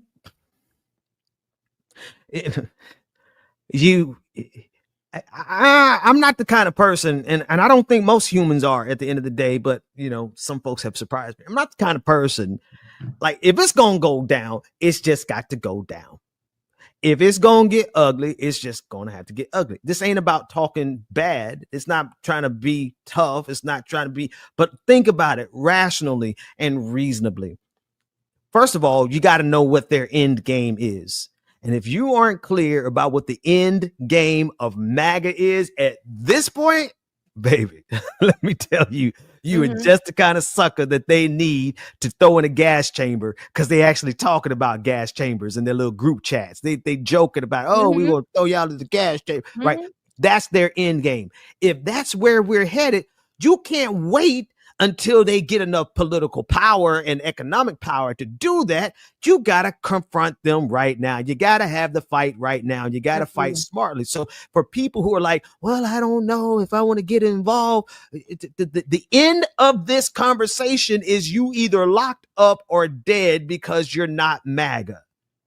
So what's your excuse? You going to wait for that to come then, or are you going to confront it now? And here's a good thing about it, though, Rebecca. I'm seeing a lot of folks who would rather be at brunch. I'm seeing them getting involved. I'm seeing them, a lot of rich white folk in liberal suburbia, they own this ICE thing. I have to give them, because every time ICE pop up in one of their neighborhoods, it's like they've already planned. They got their signals, they got their whistles that they blow. The whistle bring out everybody. People come out in there. I saw one dude come and confront an ICE officer in his pajamas with no shoes on. I said, okay, they ready. They ready. I just need y'all to stay ready. And I wish y'all had been ready 4 years ago. But at this point, y'all got to stay ready. And we can't put our guards down once we get rid of Trump this time. We simply can't. Yeah. And that's the thing. Like, I know we're saying that. I know we're burnt out. I'm burnt out, guys. I don't even have the capacity, but I'm like, every time I'm not, like, I was gone for a week, I came back and I saw the arguments online being what the Love Island commentator said and what Kiki Palmer did. And I'm like, people just lost their SNAP benefits. And you on here, and this is what you're talking about. No. People are getting their behinds whooped. Immigrants are their identities lost, and people don't know where they at because they moving them around from immigration camp to immigration camp. Kids can't eat at school. People can't afford their housing. People who are sick can't get their medicine, lost insurance. But y'all online. And I'm not saying that we should not have our cute little conversations and things like that, but more division over unity to fight the powers that be. I know. A lot of people are like, well, we can't always, I get it. I'm one that's going to touch grass every now and again. I'm going to put my music up high and be in another world to feel good for a moment, to disassociate. But that cognitive dissonance to certain things, we can't do it. We can't do it. Please, especially these big platforms. When I go to what's trending,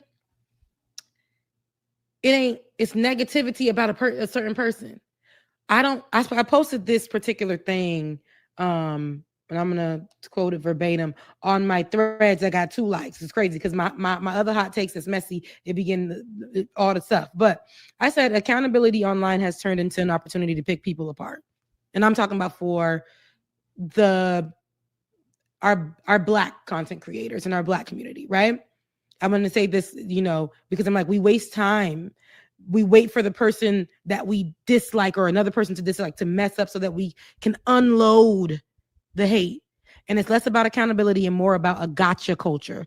We all got to do better in how we handle disagreement amongst ourselves, because it turns into a spectacle and very divisive.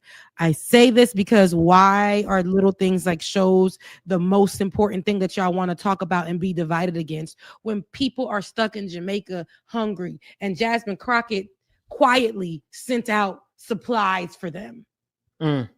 But your leaders aren't wanting to get them home. This is what I'm talking about. Now, we should be able to disagree and not resort to dogpiling. And I'm only saying this to people who are just talking about simple things like a show, or people who are like, hey, your take might be this and my take might be this. Brandy and Monica, people are dying right now. That's what you want to dogpile and quote tweet and call for that person's downfall. And this goes for creators and commenters. We got to do a better job. If somebody said something you didn't like, go to somebody else's channel. Go watch somebody else's news. But to try to spend days attacking a person who has a huge platform that's very helpful and whatever it may be, but to down this person because you ain't like what they said or like what they did one day, when people are dying and stuff, and you can use your platform to be doing that, to be putting messaging out there to help those things actually trend. We don't need just these, like, when a celebrity says something, that shouldn't be the time when these issues trend. We have to be able to come together and use our platforms for the good of us, because everything that is happening right now is affecting us. I got emotional because and when I was in New York, I should have taken a picture with him. But remember my cousin who was picked up under the bridge? Yeah. And told me I was supposed to go pick him up, and he told me, I don't know if I'll be here tomorrow. He made it here. He made it here. And he was just like, I just remember my last conversation with you, and they snatched me up that night.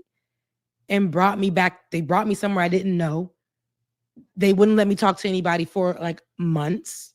And then they dropped me off in Haiti with no cell phone, no way to communicate with my family to come and get me, no nothing. And he's like, I keep thinking about our last phone call and how you were ready to come and get me. And I really appreciate you for that. He finally made his way over here, and that man is trying to keep his head all the way down to the ground. He don't leave the house. He goes to work and he comes back home. He's too scared to enjoy his life. So the freedom that he was searching for, the fear mongering, because cruelty is the point, is what's consuming him. No life, no nothing. Doesn't want to date, doesn't want to go nowhere. It's just like the freedom. He's in chains here. He's in chains here. That's what they want. That's what they want. And like I said, if we're going to choose to be outraged, please not let it be over somebody's outfit on the internet or somebody's take on a relationship right now. I think right now, I know I sound foolish. I want y'all to enjoy yourselves, because one thing about me, I'm going to go enjoy myself because I'm going to that Brandy and Monica concert. I might be in a nosebleed seat, but I'm going to enjoy it. I'm going to go. But at the same time, when I get on the internet or whoever I meet there, I'm going to be discussing, y'all know where to go to the food banks, right? I know they took away SNAP benefits, but here's where you can go to the food banks locally. Here's where you can go pick up a box with the good stuff over at Woodstock Baptist Church. Here's what you can do over at Berean Community Church. Here's what you can, like, all of that's what we should be doing when we're saying we're fellowshipping and doing all the things. I want that to be more of the cause and not dogpiling on Black creators because they had a take that you didn't like. Don't spend days on that when we can spend days on actually doing some work online. I know sometimes we ain't, because I ain't one to be outside no more at the protest. But I am, because I've done a lot with the Haitian protesting, with all of that. I've been at a lot of them. But my protest is digitally. My protest is in my work. We may not have the capacity to be funded and all the things. We've been through the phases of being funded, underfunded, overfunded. God has blessed us, and we have. And we ain't never been overfunded now. We ain't never, my bad. That was something that got. Not one yet. day we will be overfunded. Yes. Where we can get back to our communities the way we need to. But I just say this to say, please get a grip, touch grass, enjoy yourself. But we gotta move on. We gotta move on. Just like I'm move on. I know you've been trying to go to AI, Ben. We're gonna move on from. You've seen this video? I wanted to put that out there. You've seen this video already? I haven't seen that video at all. Yeah. Well, just take a look at it, because Ben, yes, I already know what's gonna happen. I haven't seen this video at all. The title tells me, and it's been the trickery of the devil, and it's always been Black folks in the trickery of the devil content online that's been making me think it's real, and it's not, and it be us in the middle of the BS. But yes, go ahead. Here it is. Why it matters. It's made by Impossible_ASMR1, who, after 8 failed slot posts and a 3-month break, decided that Sora could finally make their dream content. Videos of Black women trying to use EBT in places it's not accepted. True creativity unleashed by AI. The shutdown created an opportunity to have them yell at the camera, but it's not till the whole family's back there that the full racist stereotype is fulfilled. This is rage bait, and we'll get angry commenters who, when they learn it's AI, will say, oh, but it's true anyway, which of course it's not, and that's cope for being played. They were so played they didn't notice the kid missing half an arm while the other kids are frozen in place for no reason, and these down here are warping together. They were too focused on this fake AI person cramming in a script that they used 3 other times for their other fake AI people. I will gladly knock down AI rage bait of all kinds and from anywhere on the spectrum, because it's part of the same problem, casually letting our feed slip into fake parallel AI universes that exist only to divide us. This is AI. Here's how we know and why it matters. I already have something written up about how AI and how they're using us just for stereotypes. All the AI videos are always like some Black girl baddie, who is hood, all this other stuff. But this right here has been getting me. People are sending me raging people that's created by AI, and they're always Black, and they're always in some stereotypical ghetto situation, their welfare or the babies in the dirty house or this and that. This has been getting people up and down the streets, because now with these videos, they no longer have to have like the little AI watermark indicator anymore. Yeah. Also, they are they're people aren't going to focus like me. I'm focusing on the woman yelling in the camera. I'm not focusing on the kids. I see the dirty house. I'm not focusing on the kids where it's one arm doing the same thing for the whole time this girl is yelling. But the fact that we don't know who's always behind these things. It could be a white person. It could be this person. But these are the things that they know they can put online to trend, Ben. Mm-hmm. The outrage of a black person in the middle of a store carrying on a certain kind of way.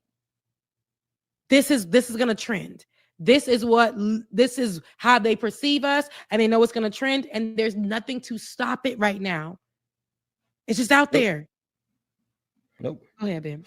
No, I mean, and that's and the thing is even when they find out that it's AI, they don't care. Nope. Right? They want this, so they're going to continue to support this, and no matter how fake it is, it creates a world for them that they can be mad. And so even though we're kind of deep in the abyss right now, there's a little bit further down in the abyss that we're getting ready to have to go through, right? Because we're going to have to go through this phase where they're able to create an entire fictional world that's not real, of crimes that didn't happen, of black people doing stuff they never did, and they don't care that it's fake. They're going to be angry enough about the fake stuff to try to, for real, hurt us. And that's what we have to be, prepared for. It's not just black people, but we see here it is. Boom. They're starting with black folks with this, right? They didn't even start with immigrants they didn't have to start with immigrants on this, because they've already got ICE snatching immigrants off the streets. So they don't have to spend money doing that or time doing that. They can cash in the never ending stream of money and rage clicks that comes from feeding them the racist stuff about black people. Yes, Yep. They're doing it in every way. They're doing it with ASMR videos. They're doing it with tutorial videos, get ready with me videos. They're doing it with music. Kalani and Tiffany Evans and a few other people SZA had to come out against one person who came out with an artist. And while they were black, the person that came out with the artist, while they were black and making money off of this, they put together all these voices to create an AI artist who went viral, and I think platinum on Apple Music. They're not even real, and signed a deal. Right. Signed a deal. But this wasn't the first time that we covered this. Remember, we covered here a few years ago, just a couple of years ago, actually, an AI artist who was a rapper. Yeah, I remember that. Who was a hip hop rapper and had a deal, one of the biggest deals of the AI world. There's an AI model, and they're all black, and white people run them or create them, and nobody sees that there's a problem with this. And yes, Timbaland signed an Asian AI artist. Timbaland is actually pushing AI to create music. Timbaland, who was one of the GOATs of making music, beats, producing artists, is pushing AI in the artistry world. And some people, and again, this has been actually an argument online too, where I think people, if you disagree with somebody, you don't have to go and call for the person's head. It's crazy. But AI is making people money.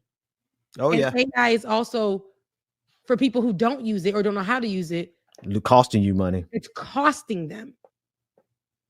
So we played on Thursday an AI robot roaming through the house to clean up and carry groceries and all this other stuff. So now people who help are housekeepers or that's their jobs or whatever, they're gonna be out of a job. They're gonna have AI cutting grass soon. Ain't nobody gonna be able to do anything around the world. I'm like, dang, we don't. And I was like, that's why I forced myself to do things that I know that at first it was leisure, it was easy, it was convenient to ask Alexa to, hey, play some music for me. Hey, give me some information. Hey, is this true? Hey, whatever. Now it's, and then it was write my paper for me. And then teachers were against that. Now teachers are having to put in that the fact that kids are still going to use AI to write, so they have to make education more challenging for kids the best way they can, because if you can't beat them, join them. This is that type of situation. Mm-hmm. Mm-hmm.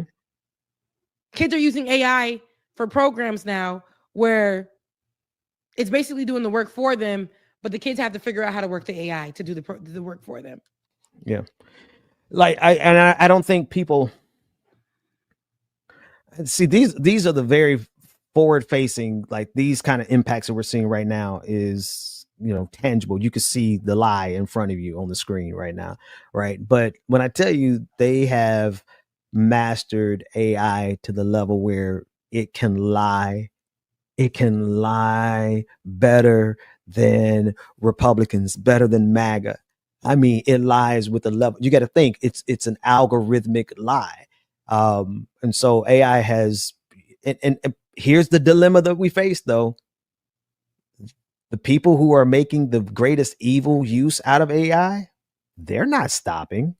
They're not going to turn around and say, oh, well, this tool is too evil. We're going to stop using it. No, the only people who are stopping using AI are the people who know how evil it is. And so it's kind of like they are unleashing weapons more destructive than nuclear weapons on society. And we're not balancing out anything. We're just kind of, what do we do in that scenario? In the form of AI and in the form of ICE. We have a lot of lethal weapons just right out our hands, and not out our hands, but in America, that are ready to make some form of genocide. AI is so problematic, and it's so easy to spread misinformation. It ain't even now. It's like it looks too realistic that you can barely tell the difference. I'm embarrassed to say it's getting me. It's getting you now. I've watched some things. I hit up Olay so quick one day. This looks so real, and it was trending somewhere that Jackie, I don't even want to say it because I don't know why somebody would put that, but Jackie Aina, they put that she died in a car accident. They had how she died, what hospital she went to, how it's developing and everything. I'm like, excuse me? Why? And it had thousands of likes and interactions on it.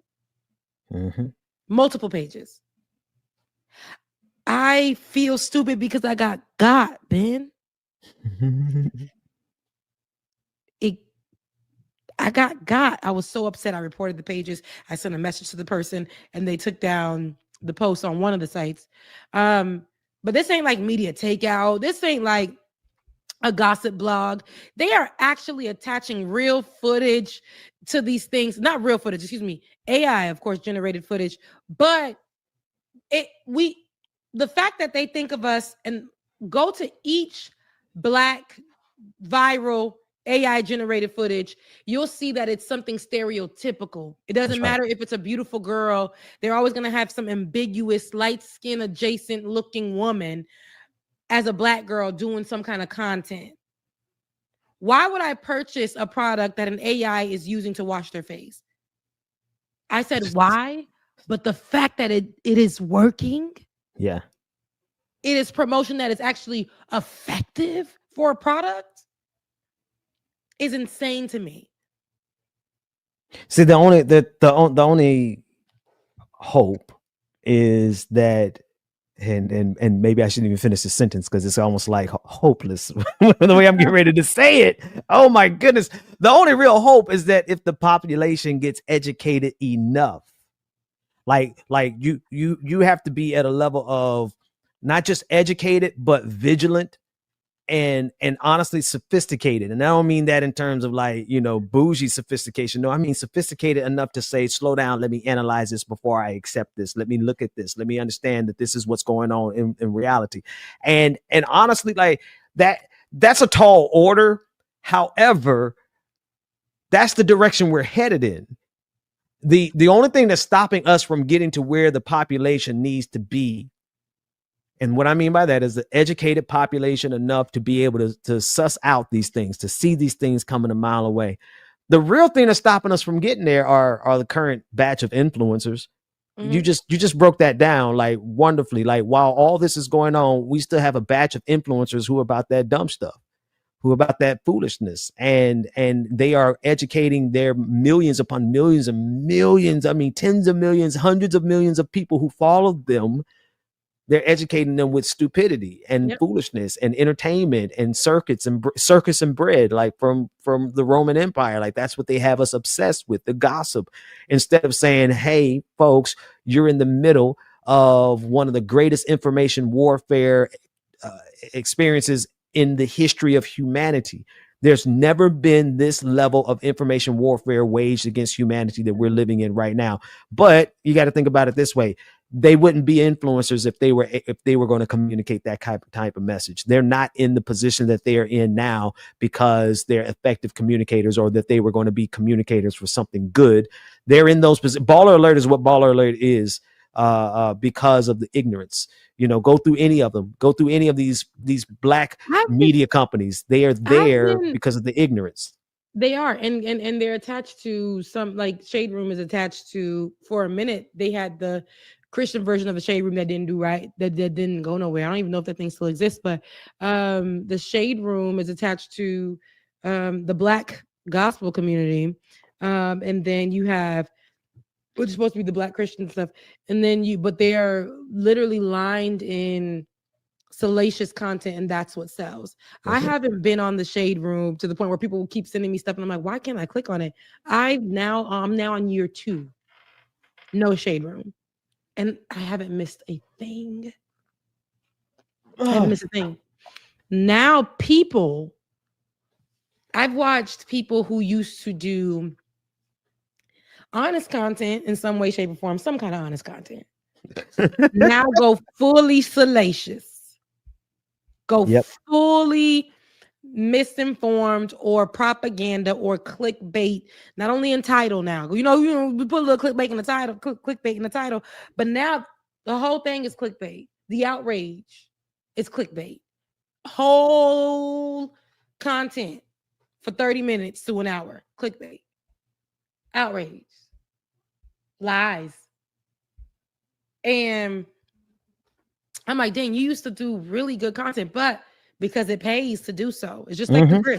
It's a form of digital grifting. Like, yeah, I'm gonna go ahead and put some outrage on this. And that's what we're getting now. And I've seen people, and it's been, you know, I've seen people repost AI. See, I got reading AI. But I've seen people who should know better repost AI. I no excuse for Donald Trump, he's dumb, but I've seen people who should know better, who have large, even celebrities who don't use their Facebook pages that somebody else is running them for them to generate money, are posting false information about other people through AI. If you go on Facebook and you click on Lil Wayne, it's random posts on there. Don't make no sense. It ain't Lil Wayne posting on Facebook. It be AI. You'll go on pages. I don't even know why I follow some of these celebrities on Facebook. I hardly be on there, but when I am, a lot of these celebrity pages are posting false information through AI. That's how they make their extra money. There's no, they are not. Before, remember, there was some form of protection and making sure we battle and misinformation. Now I think everybody has just all said, to hell with it. We're making money. That's right. That's right. We're making money, and that's what matters the most. We're in a bind, right? We're in a real bind. I remember that's where our queen Quinta Brunson came from. Yeah, she was like, Lord, it came from Vine. Yeah. No. I said we're in a bind. Oh, what you said? My bad, babe. What was it? Let me tell you. You thought I said remember Vine? Yeah.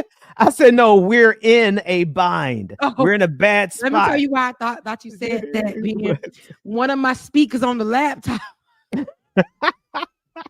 It sounds like this right here. So I'm listening, and I'm really trying to listen through the left side. Is that why you be looking at your phone during the whole service? I have delayed responses. I have to let it I have to let it bake for a little minute. My headphones that I do use now, they're dead. So I can put them things on the charger. No, humanity is in a bind. Got it, man. Got it. I'm done. Anything else, Rebecca? There's so much, but I think that we just wanted to come back and let y'all know that we're back. I'm glad we were able to have this conversation with y'all.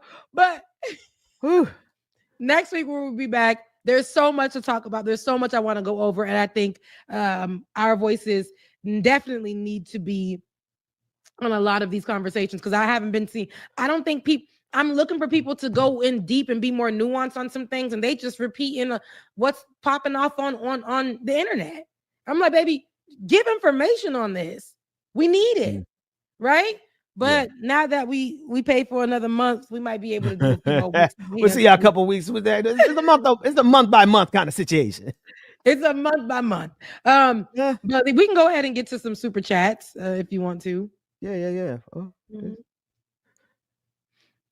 Oh, Carrie, thank you so much for your super chat. This admin wants two kinds of peoples. They want police and prisoners, and the prisoners will be working as slave laborers. Absolutely. That's it. That's what they want. The airport story is killing me. Thank you so much for your super chat. Chris the doll. Absolutely. That airport story killed me till today. Hit my pockets, and I'm trying to bounce back. But thank you so much for your sympathy. They wouldn't let you sleep in the airport? I told you I had to pay $177 to drive. I'm just saying that wasn't an option. Oh no, because the airport closes at midnight. They close it out, huh? They close at midnight. Absolutely. Saya Bellman. No, we didn't read the one. Was there one before that one, Ben? Yeah, that was it. You already read it. That was the. Saya Bellman, thank you so much for your super chat. Keep fighting the good fight, Rebecca. Did that show up on my channel? It did. I just wanted to make sure. The last two showed up on your channel. Thank you. That was the last super chat.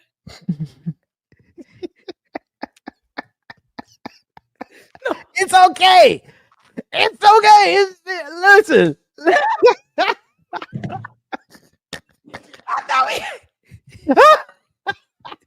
Because when I heard you say, okay, let's get to some super chats, I'm like, Becca, I put them all on the screen already.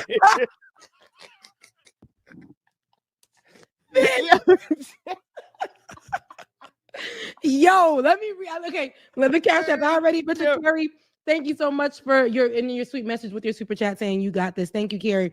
Jay, I appreciate your super chat. Thank you. And you guys, what's so funny is you sent the yellow heart because you already know what's up. Thank you, Jay. Serena with the green and black hearts. I appreciate you and your super chat 1111.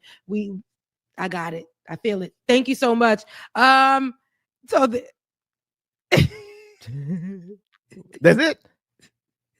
No, and it's good. Listen, to everybody who sent something, thank you. Absolutely, thank you. We're not laughing in disappointment. We're laughing at ourselves. We're laughing at ourselves. I said because I was like, let's get to the super chats. And right. And I was like, Becca, why would you do that? I've already all night reading super chats. Matt Bender be reading super chats until the morning, 3:00 in the morning. We got another one here. I love my boys, but they be on there. But the super chat, I thought we had more. But I appreciate it. Listen, we love y'all right now. Please like, share, and subscribe. Make sure you are commenting on the channels, and please go run some of my old episodes of my shows on my page back. Please, let's be clear. It's one of them. We have Shades of Good News. They might be some older episodes, but please take it over there and go watch some of the content. Ben is dropping new stuff. I see he's more updated than I am at this moment, but head over to his channel and make sure you help that grow. Watch the content, post it, repost it, let the ads roll, all the things, right? To help support the channel. Comment.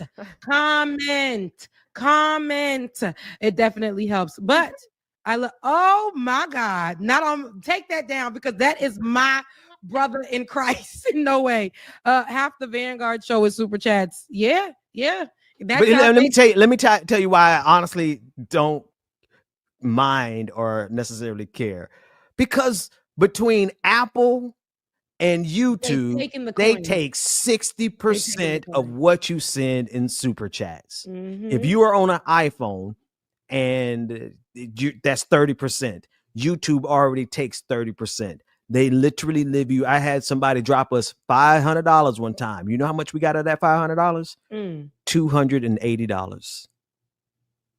So Wow. I'm not terribly disappointed in, but we were laughing. This is from Flyby Boy. Thank you, Flyby. Thank you. I appreciate we it. were genuinely laughing because, you know, it. No, because, In the scheme of doing shows and doing presentations, you don't necessarily, you know, you wouldn't make a whole segment out of sharing super chats unless you had at least like 5, you know. I mean, so we were laughing at ourselves. Our people at the end of the day, you know what I'm saying? So look, we appreciate you. Look, and just because I didn't make sure y'all know we ain't laughing at y'all are laughing out of disappointment. I know y'all know that, but I'm just gonna say it on the record. They know that. But I know they know that because we hadn't done a show in a month or two, and all we had to do was hit live, and all of y'all showed up. All of y'all and pulled that's up. why I appreciate that, and I love y'all, and I mean it. And that's why we have also cash apps as well, because we get the coin. Listen, I love y'all. I mean it. Go and sin no more. Now, I do know.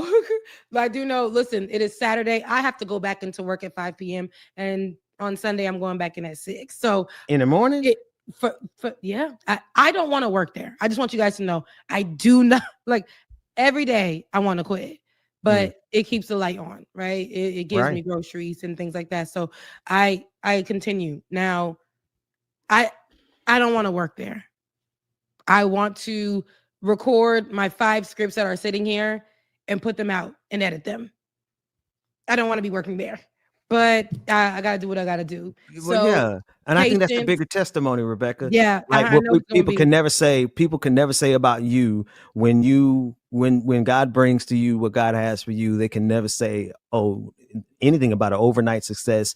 And they can't say that you were a person who wasn't willing to get out there and grind. Like you out in these streets grinding in a way like I'm grinding but I'm grinding a little bit differently, right? You're grinding in the streets. I'm grinding behind the walls of my house, right? And it worked out, but it also means like we had to grind down to the minimum. Like you cut down to the very, very bare minimum. But I point that out because like you're grinding in the streets. You're grinding in the warehouse if you have to. You go and work jobs that most people wouldn't want to work. And I think that's a huge testimony in terms of your character and your integrity and how hard you will fight. So when what comes to you and what all good is coming to you comes, can't nobody say nothing. Thank you so much for that word over my life, because I want to quit right now. But thank you for that, for me to put my clothes on and get ready to go to work. I love you guys so much. I appreciate it. And Matt does not look homeless. Get that off of the channel for people in my comments. He don't look homeless. Stop playing with him. He's a rocker and he's a very good person. So, thank you for watching on today. We will be back next Saturday and we're going to have you guys some good stories. I promise you, because there's been so much and we're going to get to it. Ben, I love you. Mean it. I'm out of here. Have a beautiful Saturday. See y'all next time. All right. I'll feed a Zane as soon as I find this outro music. Work that we're doing here is not going to stop when it comes to these type of discussions. It's going to be for us and by us here on this platform when the media is telling us to look the other way. Your support is what helps us move forward. Join patreon.com/like it or not. Help us grow. Like it or not, y'all. Y'all know what time it is. It's time for like it or not.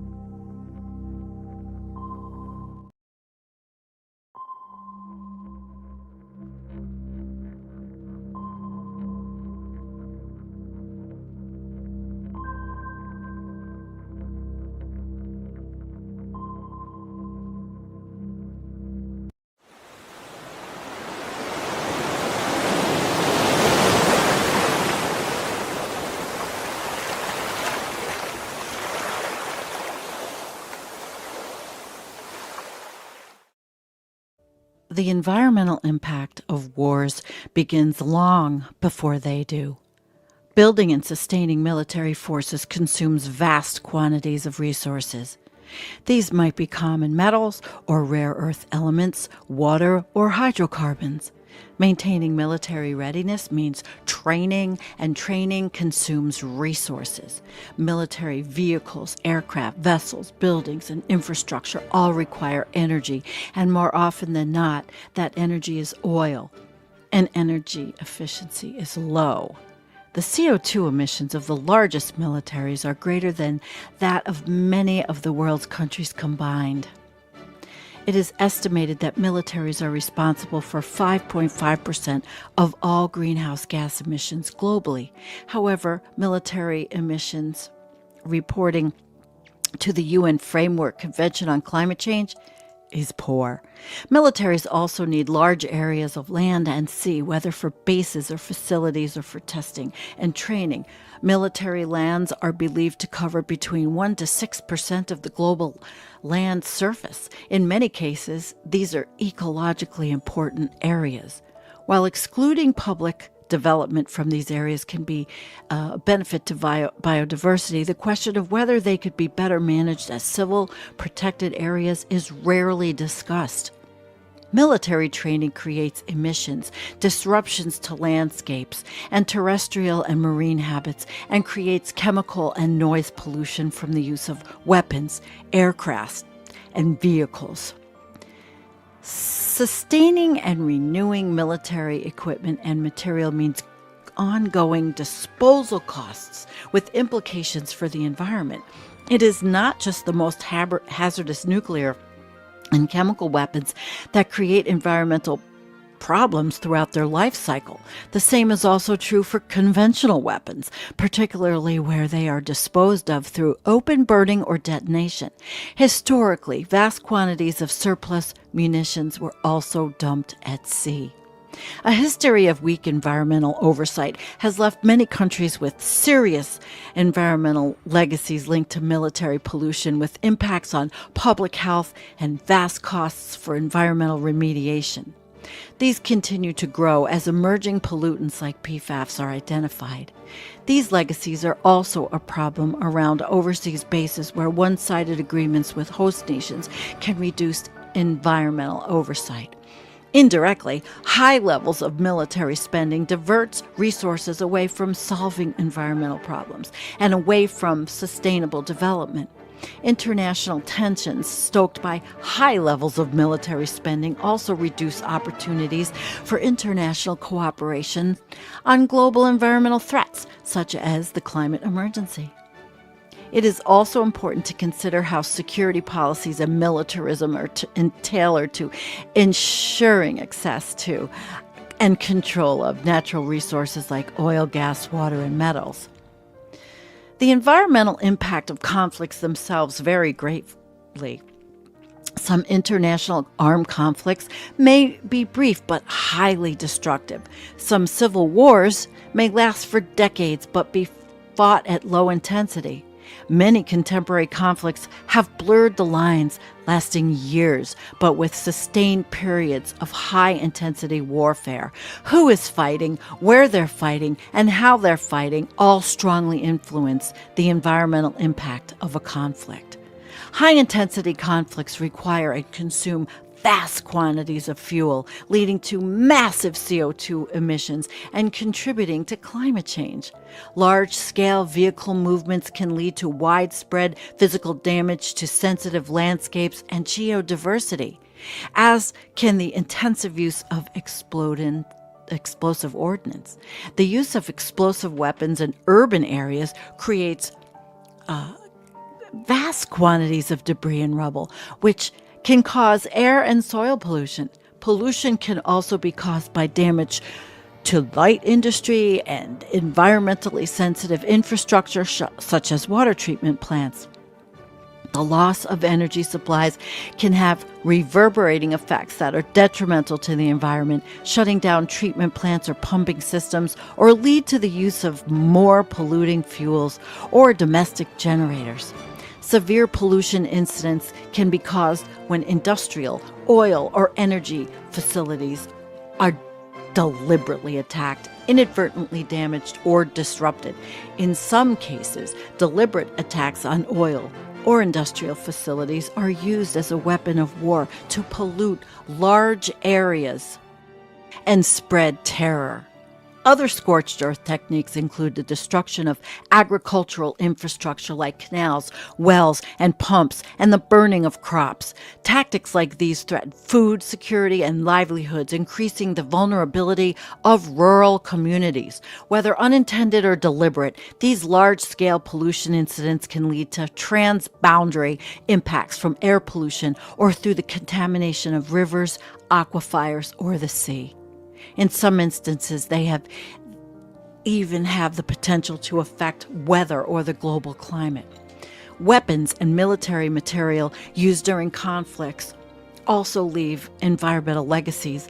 Landmines, cluster munitions, and other explosive remnants of war can restrict access to agricultural land and pollute soils with water sources that are destroyed with metals and toxic energetic materials. In major conflicts, large volumes of military scrap may be produced or abandoned. This can contain chronic health risks. Wrecked or damaged ships, submarines, and offshore oil infrastructure can cause marine pollution. Many conventional weapons have toxic constituents. Others, such as depleted uranium, are also radioactive. Incendiary weapons, such as white phosphorus, are not only toxic, but can also damage habitats through fire. While now restricted, the widespread use of chemical defoliants damaged public and ecological health across large areas of Vietnam. Easy access to small arms and light weapons can harm wildlife through facilitating increased hunting and poaching. And the ungoverned spaces created by conflict create the ideal conditions for wildlife crime. Weapons used in wildlife crime have been found to have been sourced from countries affected by conflict. Scientists and researchers may be unable to access areas due to security problems, harming conservation programs. While national parks and protected areas may lose what protection they had, or protecting them may be more difficult when poachers are armed, these situations can encourage more militarized conservation, which can have negative effects on relationships with local communities. Deforestation often increases during conflicts. Much of the time, this is due to overharvesting by communities who are suddenly reliant on wood and charcoal for fuel and heating. But it could also be as a result of armed or criminal gangs taking advantage of the collapse of management systems. Civilian coping strategies can also lead to the overharvesting of other natural resources or to environmentally damaging practices such as artisanal oil refining. And in some cases, community systems of sustainable resource management may be disrupted. Environmental damage and degradation can also stem from resource extraction used to finance conflicts. In many conflicts, armed groups vie for control over oil, mineral resources, or timber. Processing methods such as the use of mercury and gold mining can pollute water bodies. In addition to armed groups and artisanal workers, private companies may also be active in areas affected by conflict, often operating with minimal environmental oversight. Human displacement is common to many conflicts. Camps for refugees and internally displaced peoples can have large environmental footprints, particularly where they are unplanned or lack essential services like water, sanitation, and waste management. Their location is also important, as camp residents may be compelled to use local resources, such as firewood, which could place local resources under pressure. People displaced by conflict may also move internally to urban areas, swelling the population and placing local environmental services under strain. In some cases, the areas where displaced people move through may be placed under pressure. For example, herders moving their livestock through sensitive ecosystems. Large scale refugee movements can also create transboundary environmental impacts when areas in neighboring countries struggle to cope with the influx of people and with meeting their basic needs. One basic need common to displacement camps and to urban areas experiencing conflict is waste management. Systems often break down during conflict, leading to increased rates of waste dumping and burning, improper management, and less waste segregation. It is rare these days for conflicts to conclude cleanly with a peace agreement and a ceasefire. Low-level conflict and insecurity can continue for long periods. In this respect, many of the forms of harm that occur during conflicts are also applicable to this phase, particularly in early stages. The presence of military forces can extend well into post-conflict phase. The operation and ultimate closure or handover of bases are associated with pollution issues, particularly where the host nation may be unable to enforce environmental standards. The use of practices like burn pits has exposed military personnel and communities to hazardous pollution, leaving veterans with ongoing health problems. The post-conflict clearance of landmines and explosive remnants of war can lead to soil degradation and localized pollution, and negative changes in land use when areas are released back to communities. The damage that conflicts do to environmental governance can have implications for environmental protection for years. This can set back progress on issues as diverse as pollution control, resource and protected area management, climate change adaptation, and biodiversity protection. Finally, the environmental costs of recovery may be significant. In this time of the climate crisis, overuse of all of Earth's resources, war is insane. War is what is leading to collapse. Collapse. Just what we need.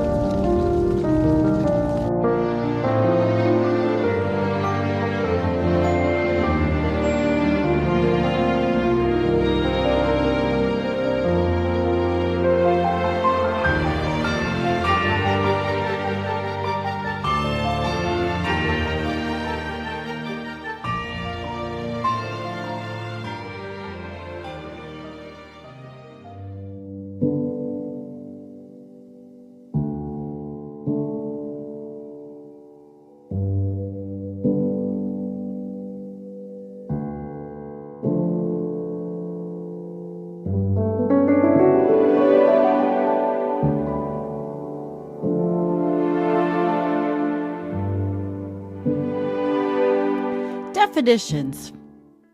First, we're going to hear what the types of mass atrocities are. Brought to you by the United States Holocaust Memorial Museum, which is an academic endeavor.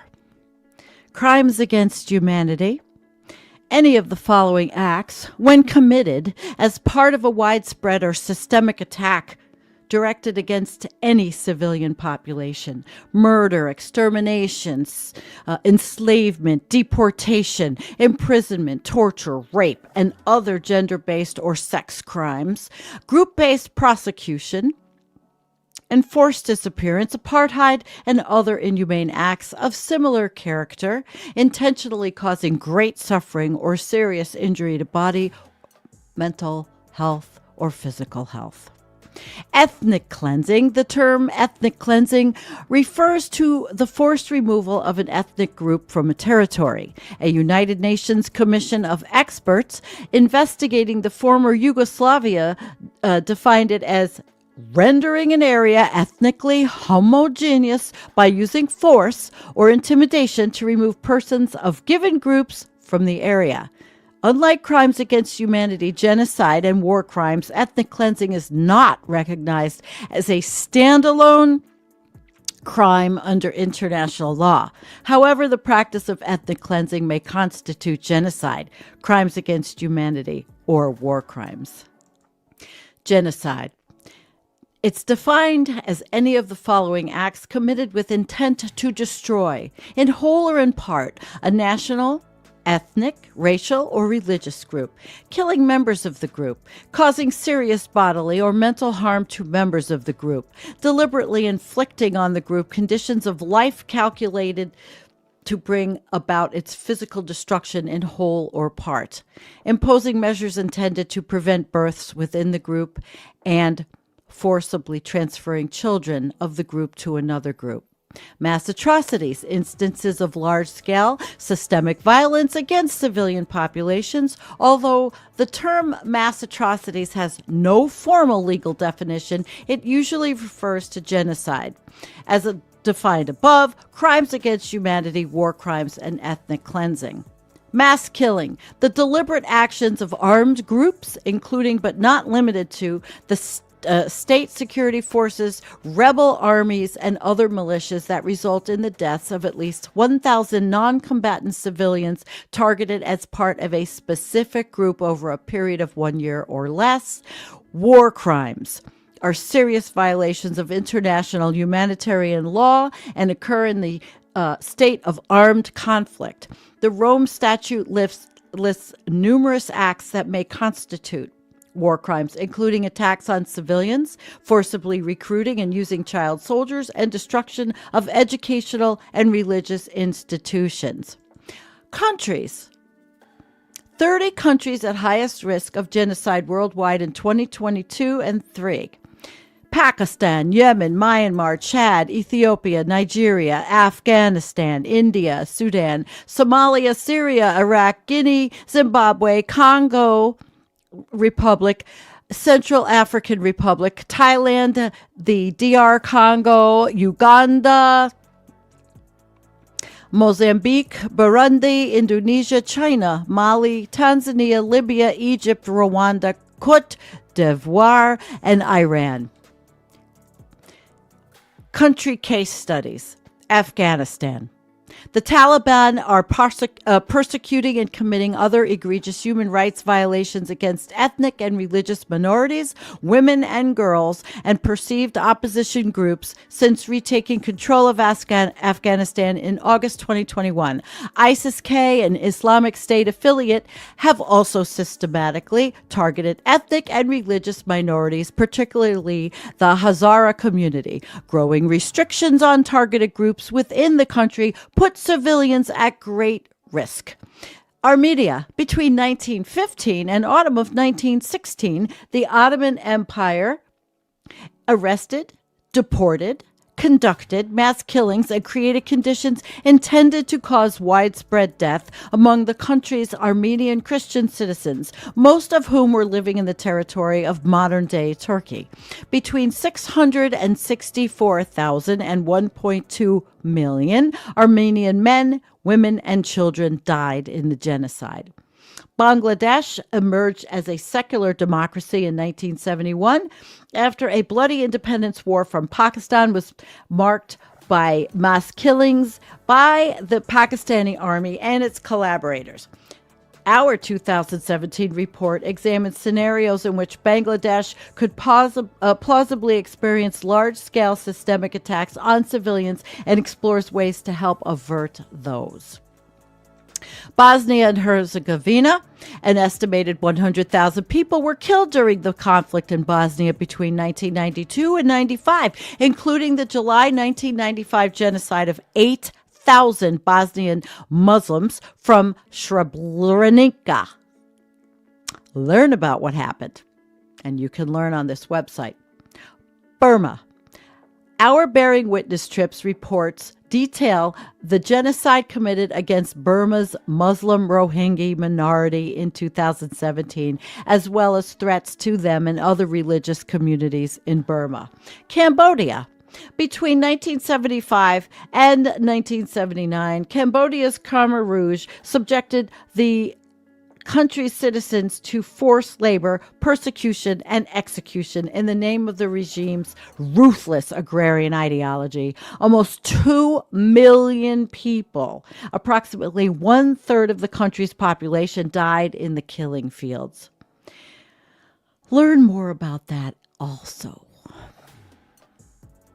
Cameroon. When English-speaking civilians began protesting discriminatory government policies in 2016, government security forces cracked down violently. Now these forces and armed separatist groups from the English-speaking population are fighting. Each side is targeting civilians it perceives as disloyal. More than 6,000 people have been killed and over 600,000 internally displaced since 2017. Central African Republic. What began in 2013 as political violence initiated by rebel groups opposing the government of the Central African Republic took on a religious dimension, with groups and individuals being targeted because of their Christian or Muslim identity. China. The Chinese government is systematically persecuting the Uyghurs and other Muslim minorities on the basis of their religion and ethnicity. The museum is gravely concerned that the Chinese government may be committing genocide against the Uyghurs. There is also reasonable basis to believe that the government of China is committing crimes against humanity. Côte d'Ivoire. Côte d'Ivoire has a history of crimes against humanity and other mass atrocities, particularly during electoral periods. There were many concerns in the run-up to the 2020 election where violence ultimately was prevented, but thousands were forced to flee and 85 people were killed. Political actors within Côte d'Ivoire must maintain short-term peace and stability while also addressing long-term grievances, democracy, and risks for renewed violence. Democratic Republic of the Congo. More than 5 million civilians have died in the Democratic Republic of the Congo in a series of complex wars and conflicts. Most have died from preventable diseases as a result of the collapse of the infrastructure, lack of food and health care, and displacement. Ethiopia. A civil war started in November of 2020, and Ethiopia's Tigray region has devolved into a brutal conflict that threatens the well-being of millions. The conflict includes multiple armed actors, several of whom are alleged to be committing mass atrocities. From the beginning of the war, witnesses reported the intentional targeting of civilians, often along ethnic lines. Indonesia. Indonesia is currently experiencing an increase in political tensions, extremism, and violent conflict in the Papua region. There are early warning signs of large-scale violence against civilians. Violence between indigenous Papuan supporters of Papua's independence movement and the Indonesian government has intensified and is further complicated by the increasing fragmentation within indigenous Papuan group, as well as increasing migration into Papua. In 2014, in Iraq, the self-proclaimed Islamic State conducted a violent campaign against civilians in northern Iraq, targeting ethnic and religious minorities and committing genocide against the Yazidi people. The violence displaced more than 800,000 people and resulted in the deaths of hundreds, if not thousands, of civilians. Mali is currently facing numerous armed conflicts. Violence between herders and farmers in the country's central regions continue to escalate, taking on an increasingly ethnic tone. Mali has faced severe political instability in recent years, including coups in August 2020 and May 2021.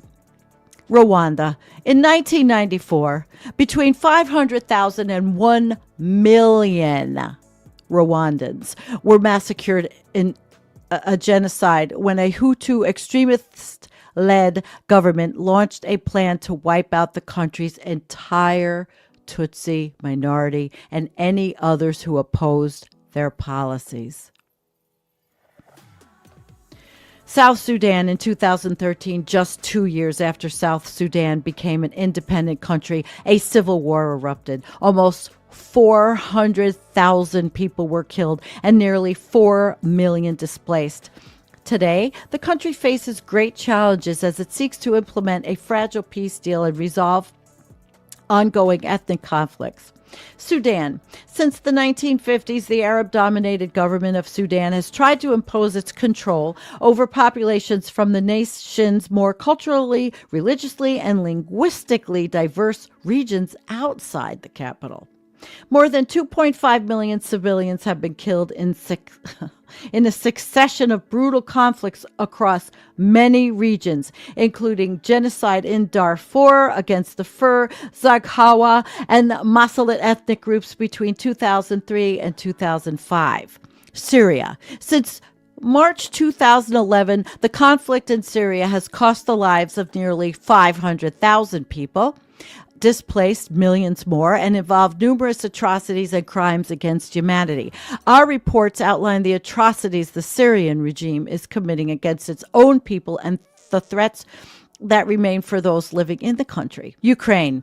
Since launching its military invasion of Ukraine in February 2022, Russian forces have perpetuated attacks against civilian populations. There is a reasonable basis to conclude that these attacks constitute war crimes and crimes against humanity. In justifying the attack, Russian President Vladimir Putin has misrepresented and misappropriated Holocaust history to be claiming falsely that democratic Ukraine needs to be denazified. Zimbabwe. Zimbabwe's ruling party has used mass atrocities against civilians to repress political opponents and consolidate power since the country gained independence from the United Kingdom in 1980. There's a lot. Check out the website. None of this is new.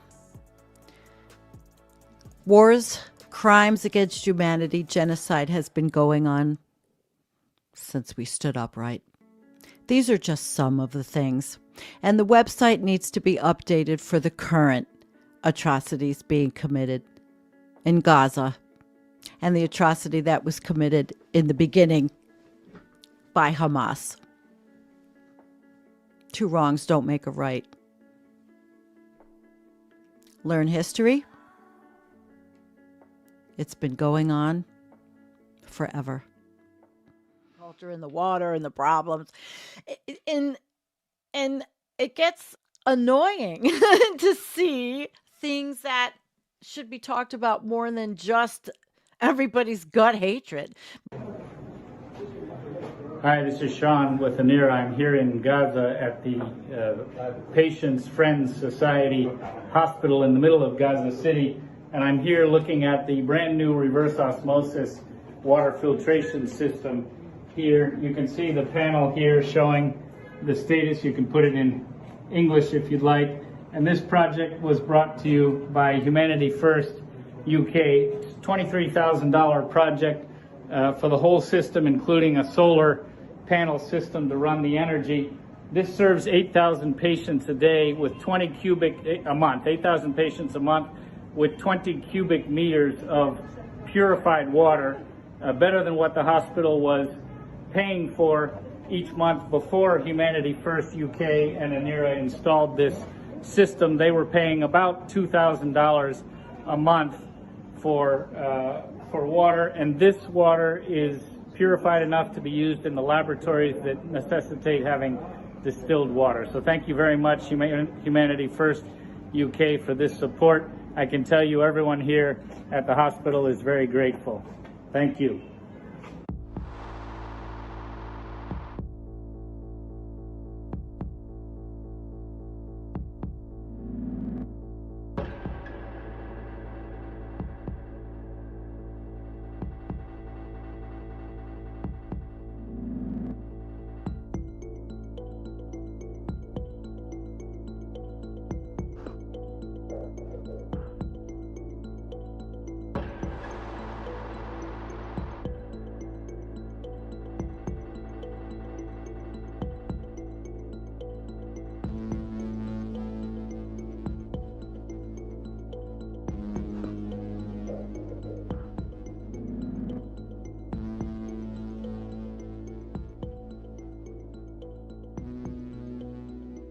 they don't have enough water treatment plants for the for all those people. And especially think about this. Where are they going when they are forced to leave their homes? Where are they going? Anybody think about where people are going to the bathroom? I mean, think about what the Mediterranean must really right now be like, environmentally speaking.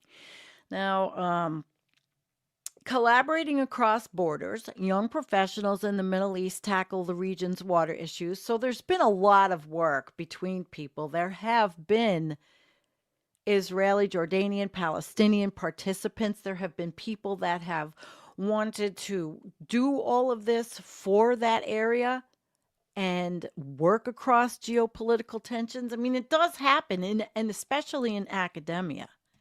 Israel's systematic targeting of Gaza's energy, sewage, and water infrastructure, which is integral to any food system, and its refusal to allow access to equipment for repair or replacement has accelerated what the UN describes as Gaza development.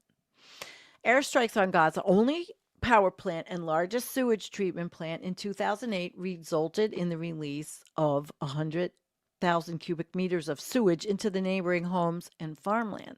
In 2018, Israeli destruction of sanitation infrastructure resulted in further environmental breakdown, leaving raw, solid, and liquid wastes being discharged into the Mediterranean, threatening fish stocks that Gazan fishers and consumers depend on.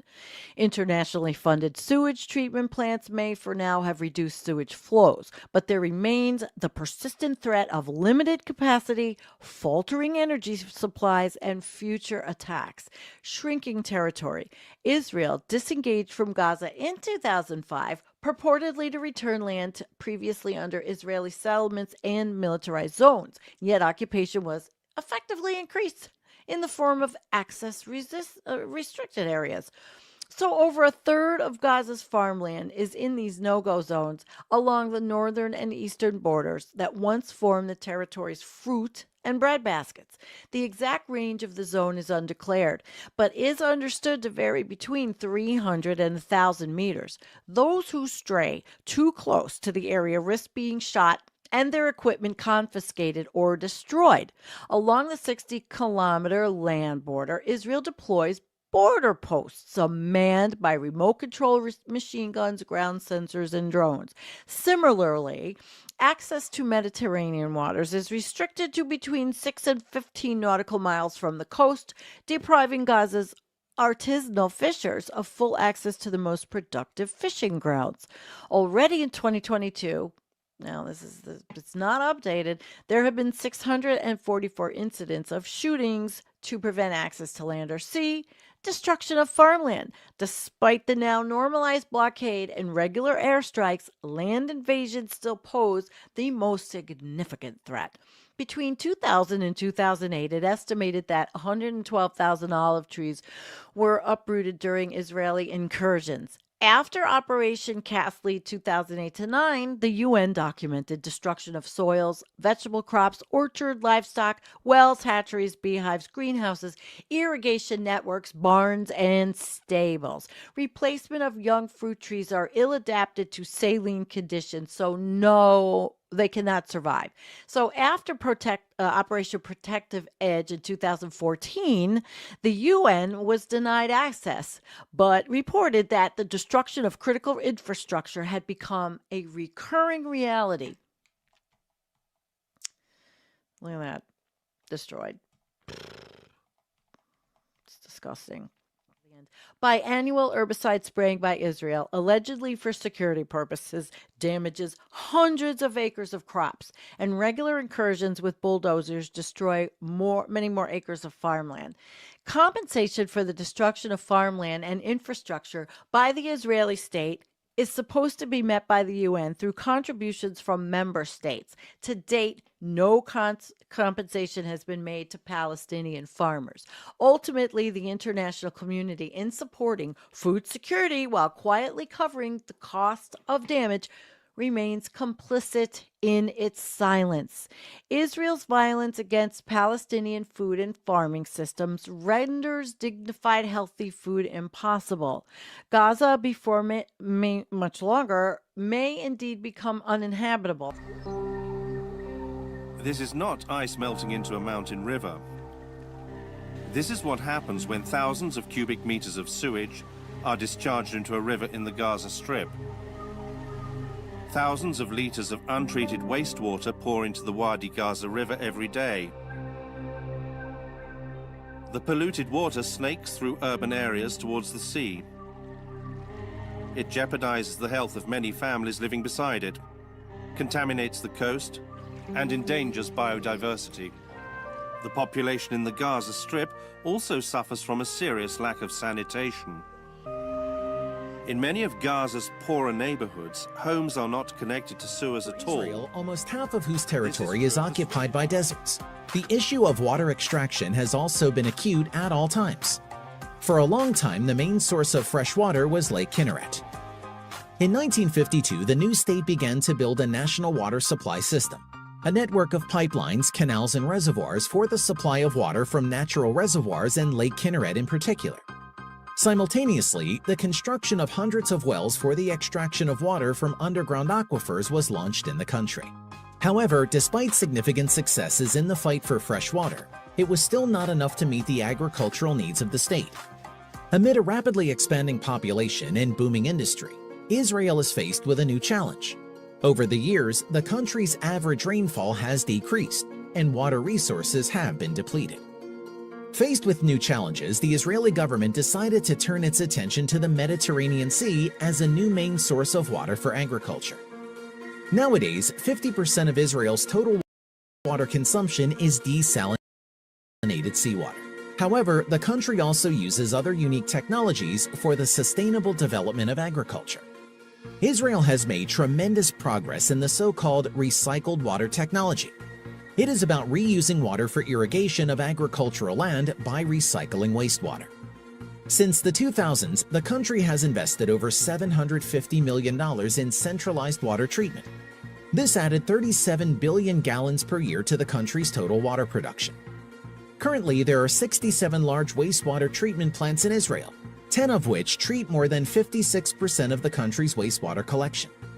At the same time, the largest water treatment enterprise is the Shafdan Wastewater Treatment Plant. The plant, named a model by the United Nations, treats 97 million gallons of Tel Aviv's urban wastewater per day. Water from the sewage system undergoes secondary biological and tertiary treatment and is then transported through a pipeline to irrigate 60% of agricultural land in the Negev Desert. نيجي الصبحيات بنشتغل نطلع على الشحن نيجي الصبحيات بدري كل واحد بيكون معاه سكينته البصل وبيجي كل واحد بيقعد في شوره وبدنا ايش نقص بصل بننطقه من الورق من الوسخ البصل بنقصه نوديه جاهز على السوق متعب كثير بنشتغل تقريبا 10 ساعات 8 ساعات تعب زي هيك طول اليوم احنا بنشتغل في نفس الوقت يعني خطر وخوف لأننا قريبين على الحدود ممكن يصير طرق بيجي علينا يعني إلي أخو في 2011 كان يشتغل زي هيك فجأة اليهود صار إطلاق نار على اليهود واليهود ردت وخبط أخوي قديفه وهو العمال ومات طبعا هو في المنطقة هنا في القريبة Amounts of water and fertilizer. Israeli hydraulic engineer Simha Blas in 1956 proposed a way to deliver moisture and fertilizer literally drop by drop directly to the roots of plants. This technology was born completely by accident. Noticing that one tree was more luxuriant than the others in the backyard, Blas dug up the soil near the tree trunk and found that water was dripping from the damaged pipe and fell directly to the roots. It took Blas and his team years to bring the idea to its logical conclusion. But ultimately, the drip system helped restart agriculture in Israel and 109 other countries around the world, from sugarcane fields in the Philippines to tea plantations in Tanzania. Israeli drip irrigation technology is not only flexible hoses made of stabilized polyethylene with drips that equalize the flow of water along the entire length of the pipeline. The system includes devices for water purification and filtration, fittings for distributing water throughout the field, as well as equipment for dissolving and dosing fertilizers, and of course automatic. The Gaza Valley, or Wadi Gaza, was once a picturesque nature reserve popular among sightseers and holidaymakers. Now it's a no-go zone for visitors, and residents can barely stand to live there. We hate it here because of the mosquitoes and the overpowering smell. When night comes and we try to sleep, we can't sleep because of the bad smell. The smell is so strong that it reaches the city of the Burej near us, and even the residents there complain about it. In the past, people used to come here to take a walk and sit in the valley and say proudly, "We're going to the Gaza Valley." But nobody comes here anymore. Wadi Gaza is the largest natural wetland in the territory and was declared a natural reserve over 2 decades ago. Since then, its biodiversity and natural resources have deteriorated dramatically. Pollution from landfill, effluent and pesticides threatens public health too and risks poisoning the groundwater. With sewage treatment plants overwhelmed, millions of liters of raw or poorly treated sewage are discharged into the Wadi Gaza wetlands and from there into the sea. Thankfully, not far away, a new treatment plant has been built, financed by a $100 million grant from the German Development Bank. It's vastly improved Gaza's sewage treatment capacity, processing more than 60% of the territory's wastewater. Once the treatment plant was completed, municipalities through local or international funders started constructing sewage networks and connecting them to the treatment plant. This helps to minimize all environmental risks that affect the aquifer. They will also enable people to live and would assist in urban expansion in different areas. But power shortages, the blockade and Israeli airstrikes mean the system continually breaks down. Environmentalists say the new facility helps, but it's nowhere near enough.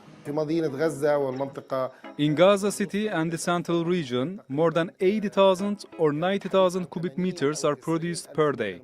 Part of it is treated, and unfortunately, there is another part that doesn't get treated due to the dilapidated capacities of the treatment plants in Gaza. Many of the quantities that reach the treatment plants arrive during the power outages when the plant is not working. Besieged Gaza is one of the most densely populated places in the world. That makes waste management a particularly important public health issue. But unless Israel lifts the blockade and allows infrastructure to recover, Palestinians will have to live with the stench for the foreseeable future.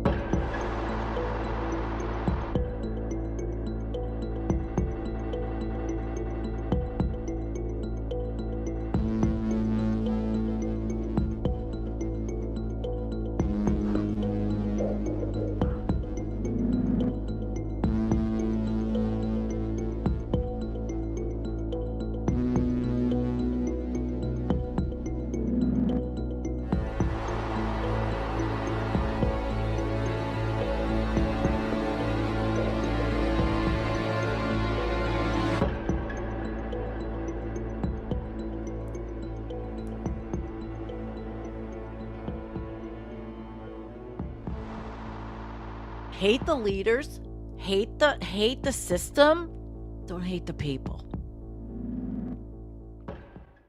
To all the clueless morons and idiots that deny that the climate is changing, I'm going to go over a list of things for them, for you. Understand, everything that's happening now, wars, now it's Pakistan and India, trade, tariffs, which everyone, especially in the United States, is flipping out about because they're not going to be able to consume. Although, of course, we know Trump is not the eco-fascist president. He's just doing this because he's a clueless moron and really doesn't understand economics or what he's doing. But let's get back to this. I want to talk about why deniers are wrong, okay? So the first thing is, well, CO2 levels are over. What are they? Over 420 ppm, highest in 800,000 years due to fossil fuel burning. 2, global temperatures have risen 1.1 C since pre-industrial times, linked to human emissions, friends. And that's from the IPCC. Extra weather like heat waves and hurricanes is more frequent, driven by human-caused warming. Over 97% of climate scientists agree humans cause climate change. And the ice core data, that shows current CO2 rise is unprecedented, correlating with industrial activity. Now, NASA and NOAA and the IPCC have no clear, logical reason to lie about climate change. Absolutely not. But of course, if you talk to the clueless morons, clueless Republican morons, no less, you'll hear a lot of that. You'll hear a lot, oh, the climate is always changing, because they will parrot the bullshit that they hear on Fox, OAN, and Newsmax. The data, based on peer-reviewed science and transparent processes, it aligns with a 97% scientific consensus on human-caused warming. Yep. Controversies like the 2017 NOAA study dispute were investigated and showed no data manipulation.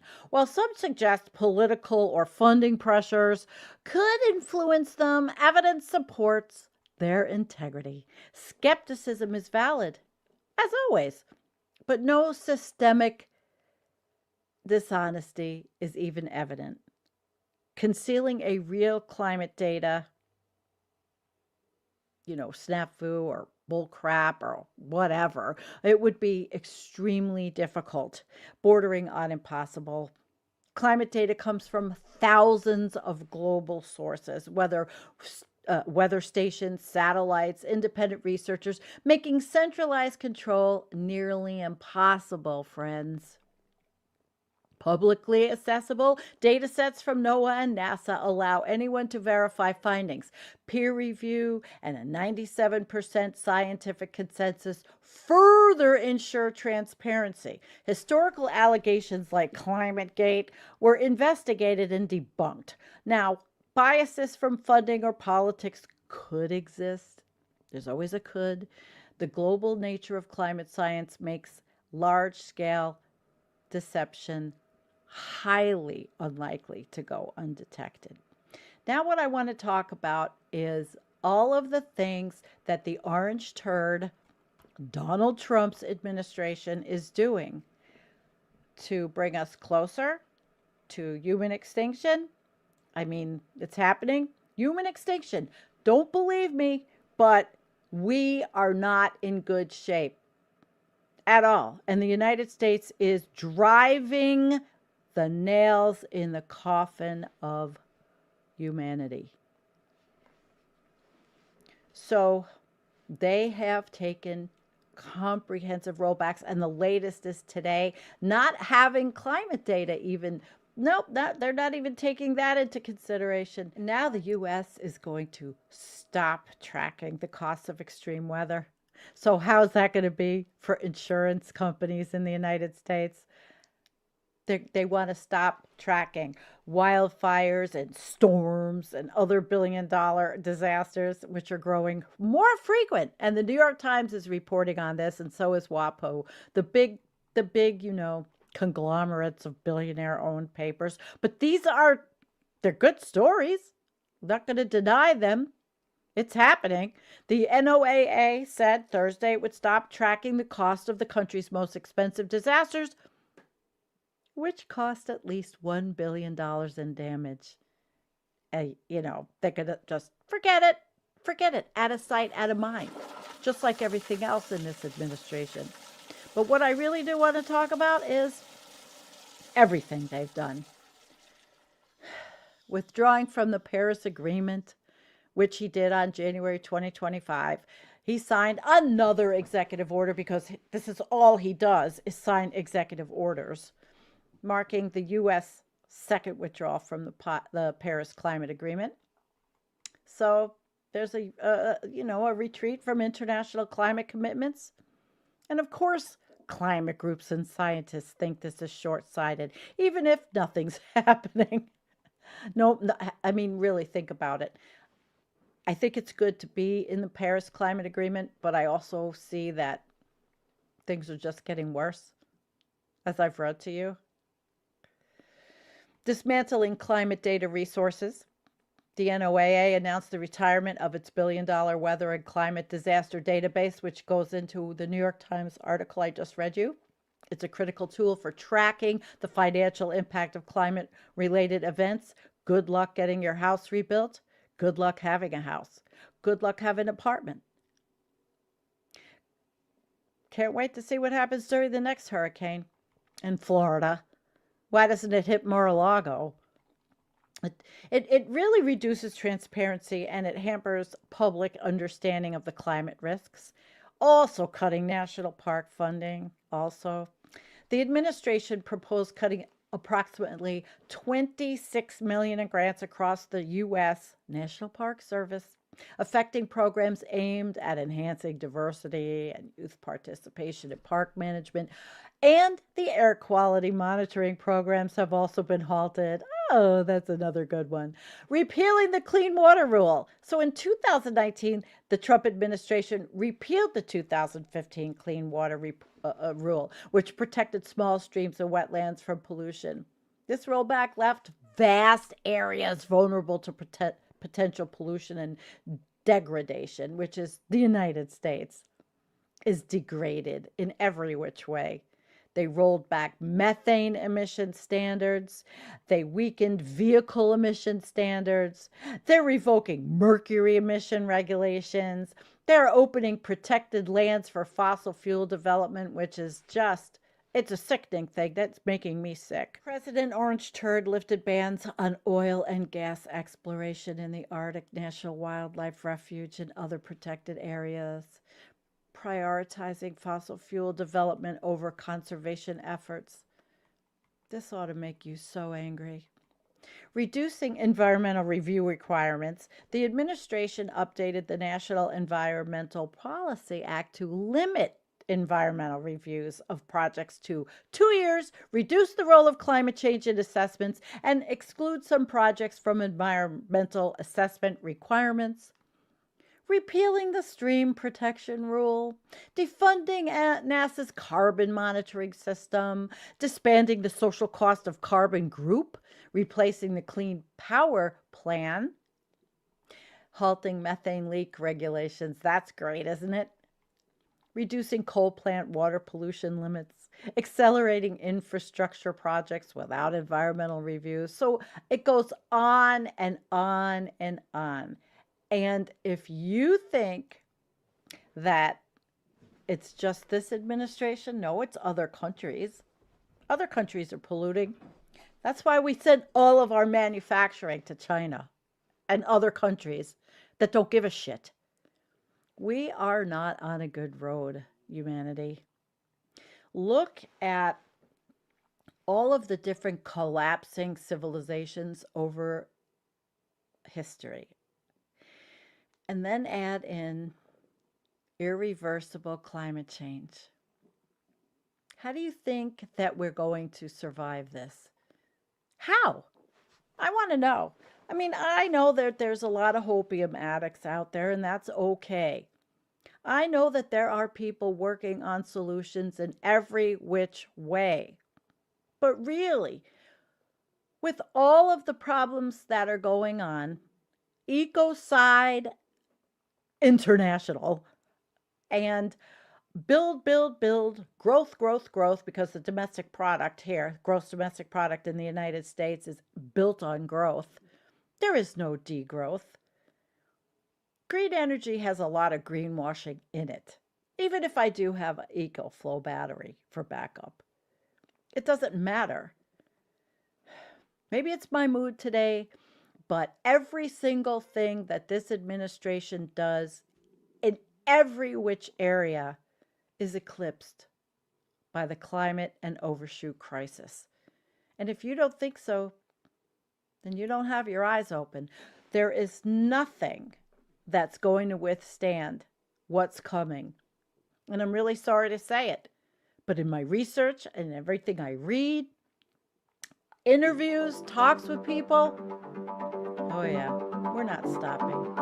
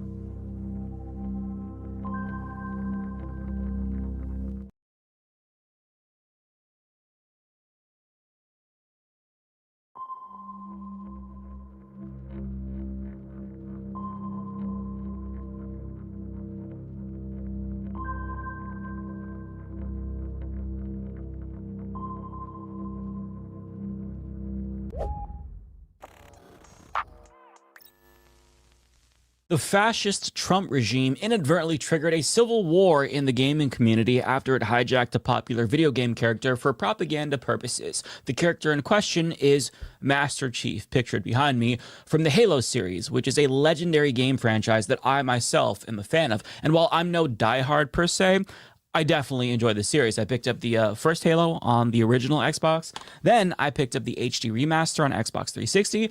And then after that, I bought it again on Xbox One when they released the Master Chief Collection. And they recently announced that they're going to be releasing it yet again. And will my dumbass quadruple down? Probably. At least, you know, when there's a sale, I might pick it up on Steam. But the reason why the newest remake is so significant is because for the first time, Halo is coming to PlayStation. And this led to GameStop declaring the console wars over, writing in this half-serious press release, Halo Campaign Evolved is officially coming to PlayStation in 2026 with cross-platform play. Therefore, GameStop, acting under its authority as a neutral entity in the world's retail gaming and trade-in destination, hereby declares the official cessation of the console wars.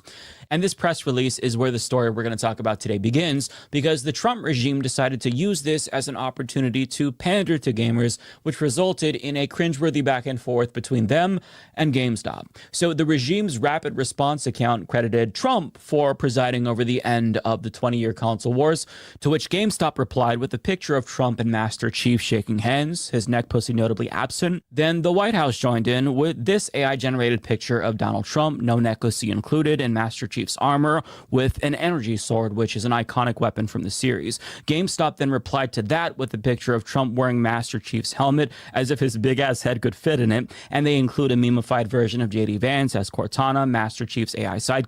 And then after that, the Department of Homeland Security jumped on the bandwagon too, and they used Halo to recruit brown shirts for the ICE Gestapo with the caption, "Destroy the Flood." Silly me for thinking that the TV show was the worst bastardization of the series, but I mean, here we are. But that tweet right there is really the straw that broke the camel's back, and I have to give you some additional context so you understand why fans of the series were so outraged by that particular tweet. And spoiler warning for all of the PlayStation players who've never played before, but the Flood, which they reference, is a parasitic alien species that you discover in the game that you have to kill by all means necessary, because as Halopedia explains, the Flood reproduces and spreads by infecting other organisms, hijacking their bodies and nervous systems in order to transform them into one of many specialized forms. Through infecting sentient life forms, the Flood assimilates their memories and intelligence, and the species becomes collectively more intelligent as a result. Because of their frighteningly rapid growth rate, as long as enough hosts of sufficient biomass and intelligence are available,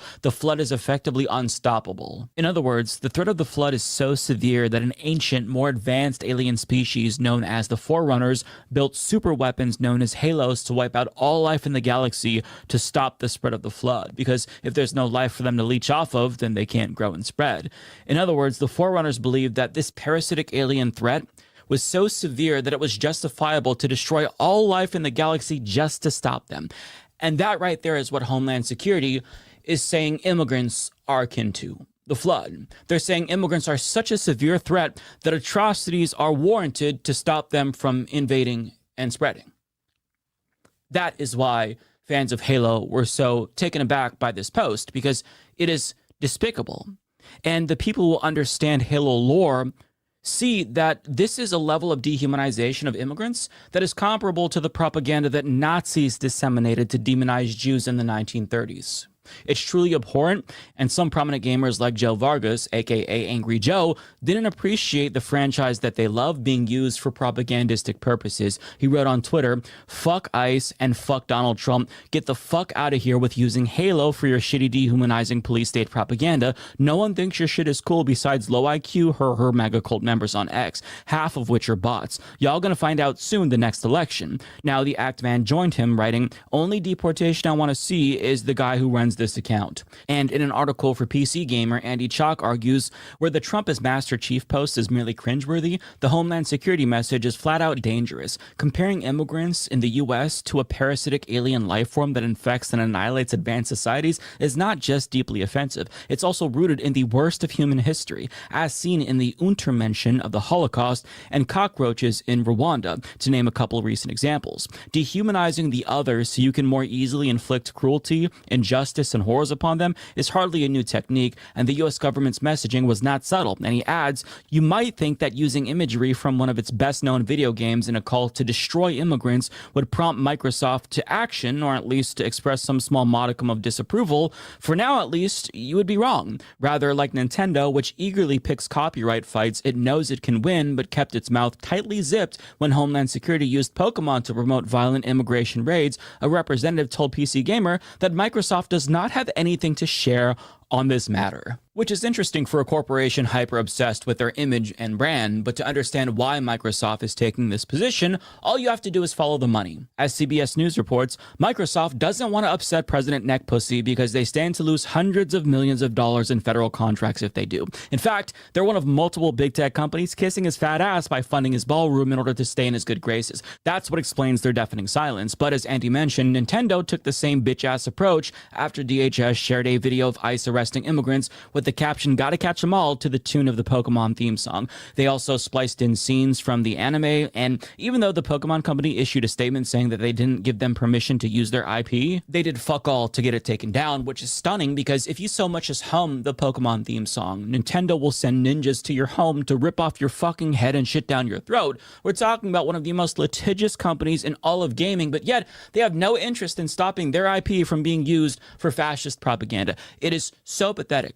But to get back to Halo, even though Microsoft was too chicken shit to condemn the use of their IP as fascist recruitment propaganda, some of the original creators of Halo just were not having it. Journalist Stephen Totillo reports, Marcus Leto, co-creator of Halo and lead designer of Master Chief, told GameFile that he found the DHS ICE post absolutely abhorrent. He added, "It really makes me sick seeing Halo co-opted like this." Jamie Greisemer, who was one of the chief designers of several early games in the series, says, "Halo is a cultural icon, and like anything with cultural capital, it is going to be used by politicians and brands and anyone else looking for relevancy. Usually, I take it as a compliment to Halo's continuing legacy." Greisemer had found the Trump is Master Chief post amusing, but the ICE one he did not. Quote, "Using Halo imagery as a call to destroy people because of their immigration status goes way too far and ought to offend every Halo fan, regardless of political orientation," Greisemer said. "I personally find it despicable. The Flood are evil zombie parasites and are not an allegory to any group of people." But ICE propaganda aside, other gamers pointed out that it was a bit ironic for the Trump regime to pretend as if they're somehow pro-gamer. As Daniel Ahmad put it, "The Trump tariffs have been directly responsible for the PS5, Xbox Series X and S, and Nintendo Switch seeing a price increase in the United States. Not sure how that's, quote, power to the players." Now, in a different viral post, this person shared a picture of Master Chief giving Trump a wedgie with two headlines about how Trump called for a crackdown on violent video games after blaming them for mass shootings. Others also shit on the fascist co-optation of Halo. This person says "fuck ICE" with a red versus blue teabagging gif. People shared this widely circulated AI image of Master Chief calling for the release of the Epstein files. This person shared an image of Jeffrey Epstein welcoming Master Chief to the Lolita Express. And last but not least, this person responded to GameStop saying Master Chief would never shake hands with a pedophile or rapist. He'd literally be fighting against Trump. MAGA are the covenant, LOL, an autocratic theocracy. And that person is absolutely correct. Master Chief literally fought against the hyper-religious alien species called the Covenant that wanted to destroy the galaxy by activating the Halos because they thought that it would trigger a rapture that would allow them to ascend to the great beyond. Sound familiar? Nonetheless, Nazi-adjacent gamers on Twitter felt like the DHS Halo meme got them to view the franchise in an entirely different light, which led to them being shit on by other people for their lack of media literacy. For example, the American Culturalist tweeted, "Realizing that the Flood in Halo was always a metaphor for mass migration," to which Simmons responded, "You people are so fucking stupid." Others also responded to memes that were being circulated about how triggered the wokeists supposedly were by Halo, writing, "They just don't get it. Halo hasn't changed. The Flood was never an allegory for a group of people. This is them appropriating Halo to fit a modern political narrative, and that's the problem." And I've got to say that it is absolutely hilarious to me that the same people who bemoaned the politicization of video games are all of a sudden celebrating the politicization of video games. People like The Quivering, the internet's second stinkiest degenerate, who took a break from being triggered by black characters in video games to make fun of how triggered everyone else is, specifically Angry Joe, because he dared to say, "Hey, you shouldn't use a franchise that we all love in that way because it's despicable and dehumanizing." But here's what he had to say. The entire leftoid gaming community, the ones that gatecap, the ones that are responsible for the state of modern gaming, which is essentially everything in the AAA sphere, is absolute garbage. And the only good game you can get nowadays is essentially from an indie or a foreign studio. You know, the people that thought, you know, Star Wars Outlaws was a great game, even though everyone, the people that led to basically 2/3 of the industry collapsing with their stupid, idiotic, "we need to have ugly women in video games" takes, These people are having an absolute meltdown, and I'm here for it. In particular, Angry Joe, who famously destroyed his channel with a legendary Trump meltdown when he won the election. The biggest mistake that these leftoids made was thinking that they were, that there were no conservative gamers. Well, first of all, yes, of course, there are and continue to be conservative gamers. But also, the biggest group of gamers are probably people who are apolitical. And they got real tired of leftoids being like, this game has to have trans characters in it. This game has to have 2 women. This game has to have X, Y, and Z number of black people in it. And then they would worry about that, which people say, well, what do you care? That's fine. But then they would put out a garbage game and tell us that we didn't like it because the main character was black or the main character was female. When the truth of the matter was that the game sucked balls. Because when you're spending all your time worried about diversity in video games, you're not spending time working on making a great game, an awesome game, right? You're not worried about that. You're worried about diversity. And so they lost. The left lost the video game wars. Ubisoft is in shambles. Ghost of Yotai, even, from a beloved studio, sucked. People have had enough. You stupid, stinky bitch. The AAA gaming industry isn't fucked up because of forced diversity. It's fucked up because of greed, which is incentivized by capitalism, which you should know, seeing as how it's the economic system that you shill for on a daily basis. But I mean, think of how idiotic this line of thinking is. At a time when corporations like Microsoft are buying up studios and shutting them down, at a time when thousands of game developers are being laid off despite the success of their games, simply to shore off corporate profits, they get fired anyway, at a time when companies are releasing unfinished games and raising prices, nickel and diming us with microtransactions and paid DLC here and there, this dumb motherfucker somehow convinced himself that the industry is in shambles because developers can't make good games because they're forced to hyper-focus on diversity to appease the woke left. I mean, to call this mentality childish would be an insult to children. It is downright fucking idiotic. And his evidence is that all of the AAA games with woke characters, i.e. women and black people and LGBTQ plus people, they're just not good. And had they focused more on making games fun instead of diversity, their games would actually be good. Except he's just wrong. He's objectively wrong. Ghost of Yotai, the game that he brought up, which has a female lead, therefore it's woke, that is an incredible game with a Metacritic score of 86. Spider-Man 2 features Miles Morales, a black Hispanic character. That's another excellent game that's supposedly woke, but still well received. The Horizon series, which features a diverse cast and a lesbian lead, also very, very good. But just because you can't enjoy them because you're too triggered doesn't mean that the rest of us don't enjoy these games. And the reason why gaming companies are making games more diverse is because of money, not because they're trying to appease some imagined woke mob. Gaming is no longer a niche hobby exclusively for nerds. It's now a mainstream thing that's enjoyed by all demographics, and the push for diversity is an attempt to expand their market share. Like, when you see a company change its logo for Pride Month, do you think that they're doing that out of the goodness of their hearts? No, they don't give a fuck about LGBTQ plus people. They're gayifying their logos to pander to queer people because they want their money. Queer money spends just as much as straight money does, right? That's why they do it, period. But I will say this. I do agree with the quivering about one thing. Indie games are better in general, but he's not smart enough to understand why that's the case, why they're better. It's because unlike AAA studios, indie game studios, they haven't yet become big enough and profitable enough to be driven purely by shareholders who pressure them to make the green line go up higher and higher year after year. And you know that their success isn't contingent on them not being woke or something, because Expedition 33, for example, a phenomenal indie game that's very likely going to win Game of the Year, would be considered woke by his standards since it has multiple female leads. Hades 2, another possible Game of the Year contender by an indie studio, has a female lead and gay characters. Vampire Survivors, another woke game with trans characters, read the best here if you don't believe me, that's another game that is highly regarded by everyone who's played it. Indie games aren't better though because, there isn't some woke corporate overlord pushing them to add more marginalized characters. They're better because they haven't been corrupted by greed like the larger studios who are purely motivated by profits. But regardless if people like him want to admit it or not, they are the ones who are endlessly triggered. So much so that they've become the mirror image of the 2015 era SJW with blue hair that they always make fun of. And now we are the ones dunking on them in the way that they were dunking on SJWs because it's so clownish, and we're sick and tired of their endless bitching and moaning, and it's led to so many people, even prominent gamers, going off on them, like Fightin' Cowboy, who went viral earlier this year for this amazing rant.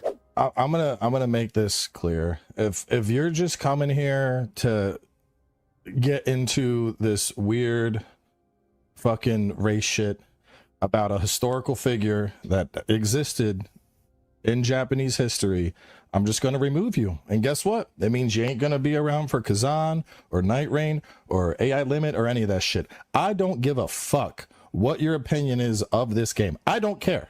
Your opinion is worthless to me. The quality of health of my morning shit had a bigger impact on my thought process today than you being upset that there's a black guy in Assassin's Creed. So shut the fuck up. All right? We're not doing this shit. It's a fucking video game. If you are upset that there's a black guy in a video game, fuck off. I don't want you here. I don't care. Stop. I'm not doing this fucking argument. Every goddamn game these days. Oh, it's woke. Oh, there's a black guy. Oh, there's a trans person. Shut the fuck up. Either play the game or go the fuck outside, bro. It's not that hard. God damn. I've been on this earth 37 fucking years. When I was a kid, guess what? If a game came out and I didn't want to get involved with it, I didn't fucking play with it. I didn't go on the internet and cry like an entitled little child. Wah, wah, wah, wah. The game doesn't have stuff that I want. So shut the fuck up and leave, bro. That was excellent, and I think that he speaks for most of the people in society whose brains haven't been rotted by terminally hyper-online conservatism that bitches about every single thing, and the widespread mockery and denunciation of the rights appropriation of Halo speaks to this growing frustration that normal people are feeling with these petulant reactionaries who just suck all of the joy out of every single video game and movie and TV show, and I'd say books too, but they can't read, so thankfully that industry is spared from their wrath. But even though they're entitled to their shitty opinions, the rest of us aren't triggered when we tell them to shut the fuck up after hearing one of their brain-dead takes on multimedia. So I, for one, refuse to let a fascist regime hijack a franchise that I grew up with for propagandistic purposes. Although, since I'm a generous guy, they can enjoy the TV show. They can keep that one. But on a serious note, though, like, video games are one of the few spaces that we have where we can escape the dystopia that we're living in. And I'll be damned if the Trump regime is going to invade our virtual spaces too, right? So kudos to everybody, all the gamers who are condemning these idiots. Despite the abundance of loudmouths and dipshits clapping like seals at Nazi-like DHS tweets, they are not the majority. We are. Check your citizenship application and hope everything was legally and correct. Pogroms were disgusting. Just like that doesn't mean that Israel...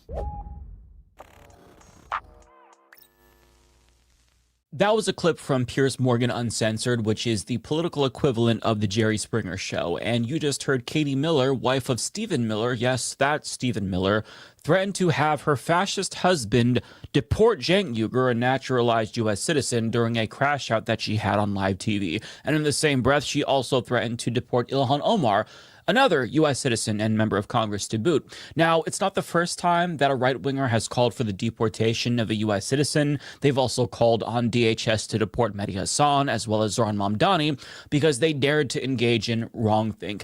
And it just confirms that American conservatives never deserve a single shred of charitability from anyone else ever again.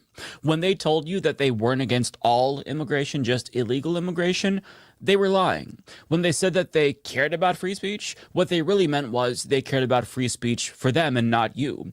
When they cried election integrity, what they really meant was that they wanted to suppress votes for black and brown people. When they claimed to believe in states' rights, what they really meant was states' rights for red states to go full fascist, individual liberty for them, but not for you. When they argue about school choice, what they really just mean is no more public education.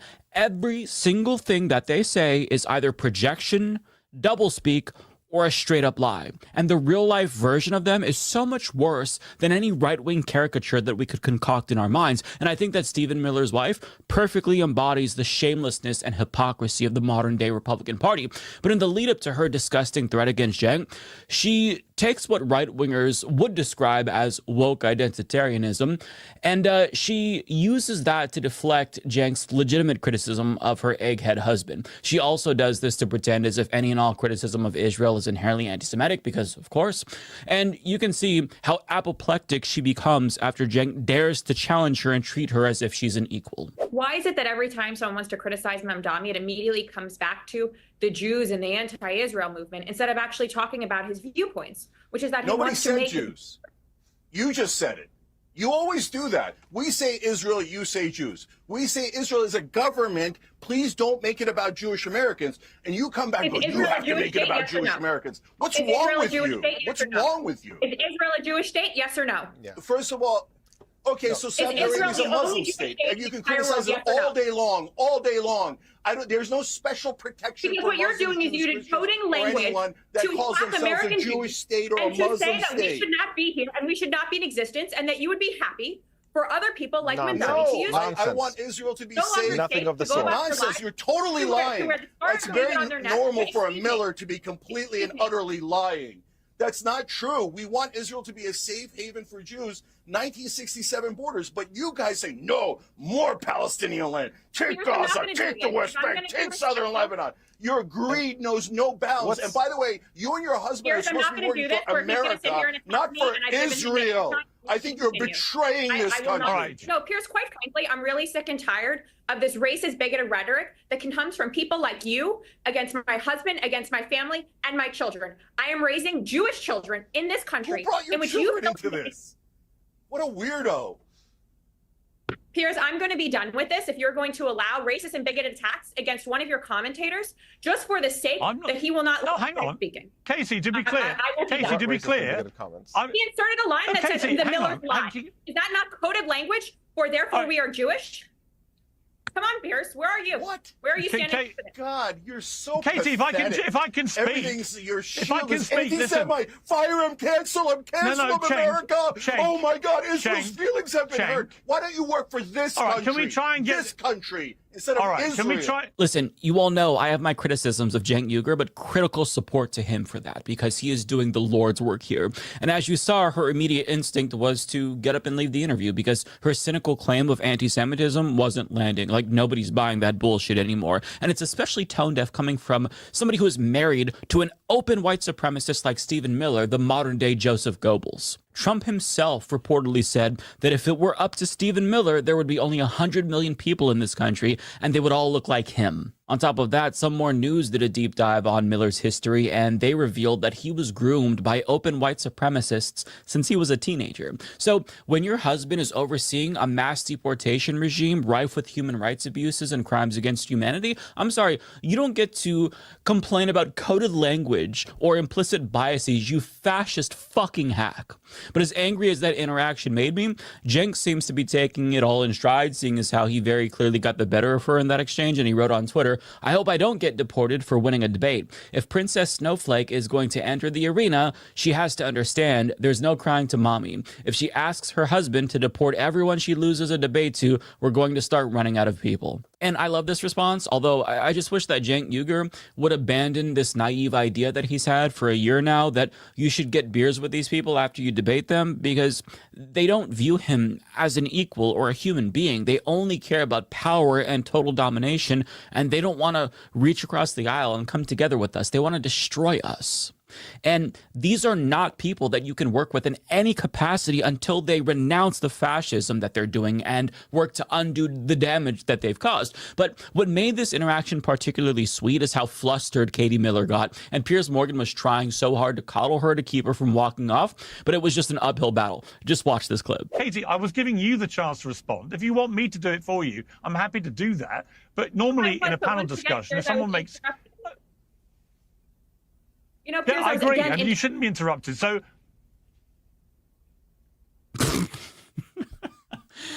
Oh, I love that. I could watch that again and again. It's so good. It's so fucking good. But there really is no point in letting her talk at all because she just repeats the same shit about how it's racist and bigoted to criticize her and her piece of shit white supremacist husband. But again, you know, it was falling on deaf ears because nobody's buying this bullshit anymore about how you're bigoted if you criticize the government of Israel, especially, again, if you are the wife of Joseph Goebbels. I want to start off with, do you agree when your guest says that the Millers always lie? Because that's what your guest on your show just said, is that the Millers always lie. People on your show, instead of arguing the merits, as you say, of his opinions, they're going to sit here and use attacks on my husband and myself instead of debating us on our values and our opinions. It is gross, it is racist, and it is bigoted. And I will not join your show again if you your values to that suck. That's what I'm debating. Yeah, you are a guest on my show, and I appreciate you coming on the show, and I like you coming on the show. And I'm saying you know, the two other I guests think on you're your able show to are welcome to participate in these anti-Semitic attacks that is so permeating on CNN and MSNBC. This is so ridiculous. I'm sorry. I have to jump in here. Somebody criticizing you personally is not an anti-Semitic attack. If somebody says that you are lying, that is not an attack on Jews. That is an attack on you. And just stop hiding behind identity. This is all the snowflake behavior that the right is supposedly criticizing the left for, that you're simply repeating here. Yes, Stephen Miller is a destructive force in American society. That is not an attack on Jews. That is no reference to his identity. Perfectly said by Omar Badar there. If you call Stephen Miller a liar, you're apparently a racist.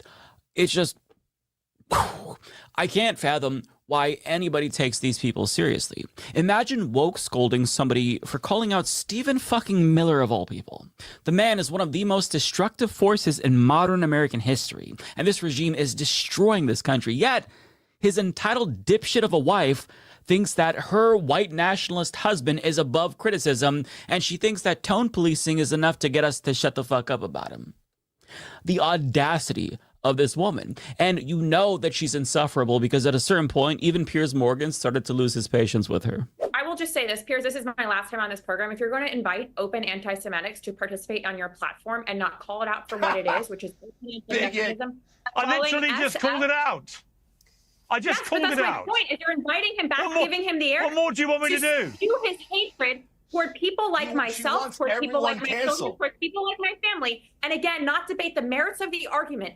No one said your family. What kind of lunatic are you? In the last segment with Rep. Randy Fine, what you said was he had said the word Muslim. He never once said the word Muslim. You immediately turn it to identity politics, yes, he did. which are completely more than identity politics. He did say the word Muslim. He did say Muslim. He did. I heard him. He did say it. Did you notice how in the same breath she went from being pro-identity politics to anti-identity politics? It's amazing, isn't it? But let this be a reminder that money and power doesn't make you smart, as evidenced by the fact that we have the stupidest people on the planet running this country. That's why we're circling the drain, by the way. We have a President Neckpussy, who is cashing in on crypto and selling pardons and having the Justice Department pay him $230 million as restitution, I guess, because he was investigated for crimes that he did commit. You have J.D. Vance, who's married to an Indian woman with mixed-race children, excusing explicit racism again and again and again. And I guess that he thinks that the movement he's a part of is going to make an exception for his wife and kids and let them into the white ethno-state that they're trying to build. I mean, if you looked at the comments on any of the videos or photographs of him and his wife, he'll learn that that's not going to happen. Nonetheless, he keeps excusing racism. And then you've got Stephen Miller, who is rounding up immigrants and putting them in concentration camps or sending them to maximum security prisons in random African countries. But if you criticize him, you're a racist and a bigot.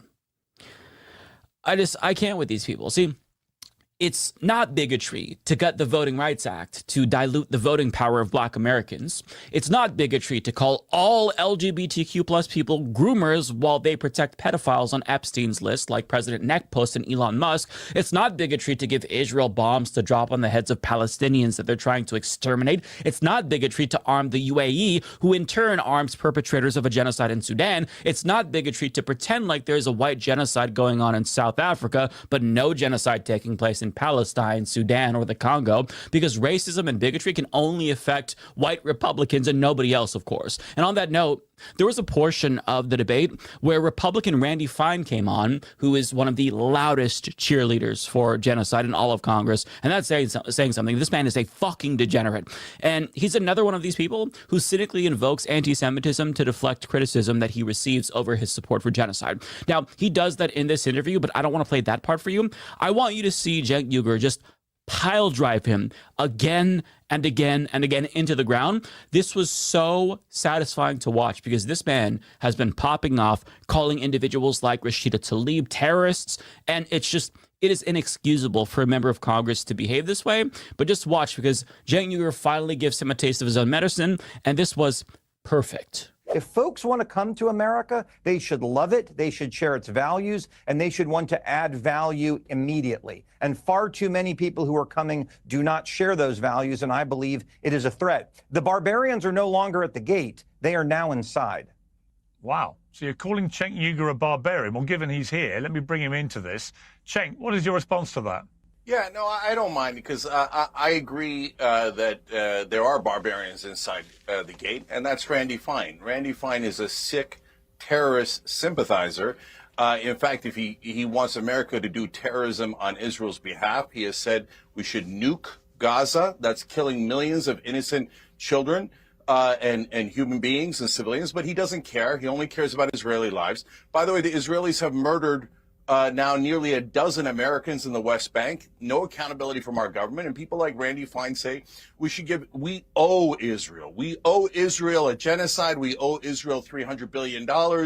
We owe them no accountability at all when they kill American citizens. They had a pervert Israeli government official that came here in Vegas and tried to rape our children, and we let him go? That's insane. Randy Fine, are you asking for the sick Israeli government to return the pedophile so he could face justice here? No, Randy Fine represents Israel, not America. Everybody knows that. He also said we should starve all the Gazans. So he's right. There's a sickness inside our government.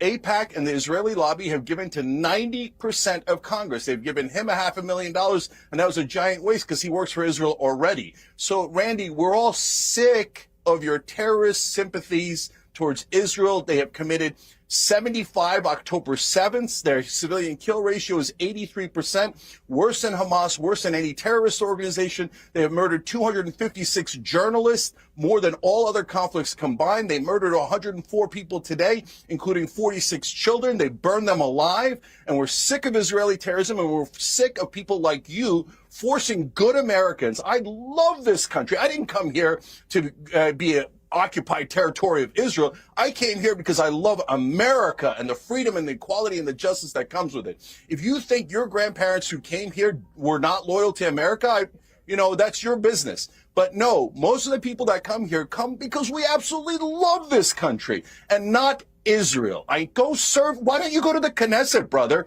Everybody knows you love Israel and you despise Palestinians and you love Israeli terrorism. Why don't you move to Tel Aviv already? Okay. Cenk,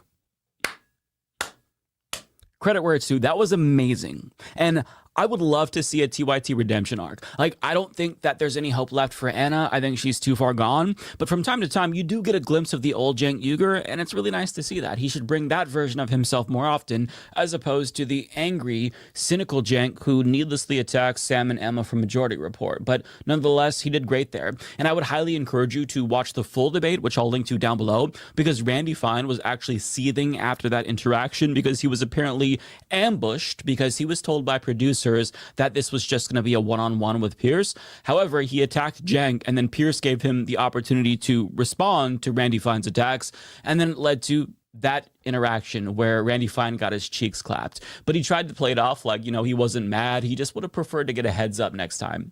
Sure, Randy. Sure, you're definitely not mad. But see, the reason why these people don't want to debate their ideas is because they cannot defend their positions, which is why they invoke identity politics or whine about how unfair the circumstances are of the panel or debate that they're on.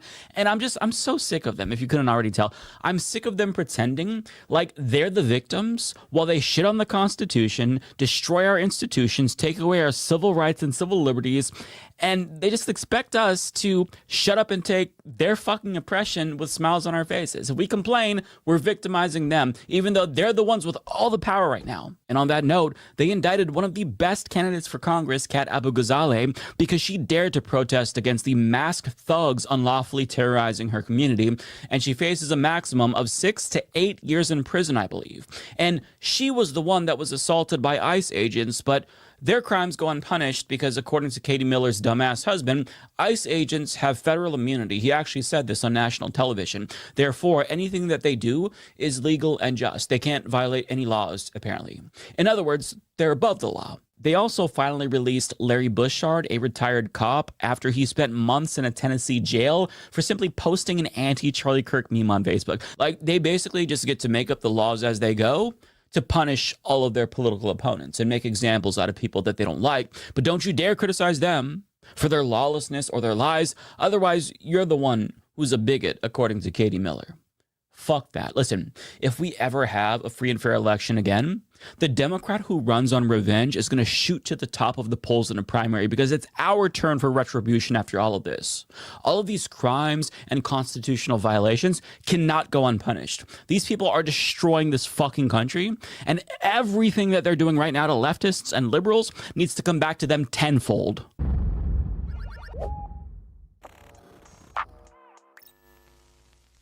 Well, it seems like some fellow leftist content creators are facing backlash for a variety of reasons, oddly all at the same time. So I decided it was important for me to swoop in and defend them all, since one, of course, I would do that, seeing as how these are my people, and I've also been attacked for similar reasons. And two, because I actually do think that there are important takeaways from all of these individual incidents. So let's start with Kyle Kulinski first, host of Secular Talk, who set off a firestorm over the weekend for doing what he does best: shitposting. So on Halloween, he shared the Spirit Halloween costume meme featuring the late Charlie Kirk's wife, calling it the fake grieving widow grifter costume, including fake teardrops and skin-tight black leather morning pants.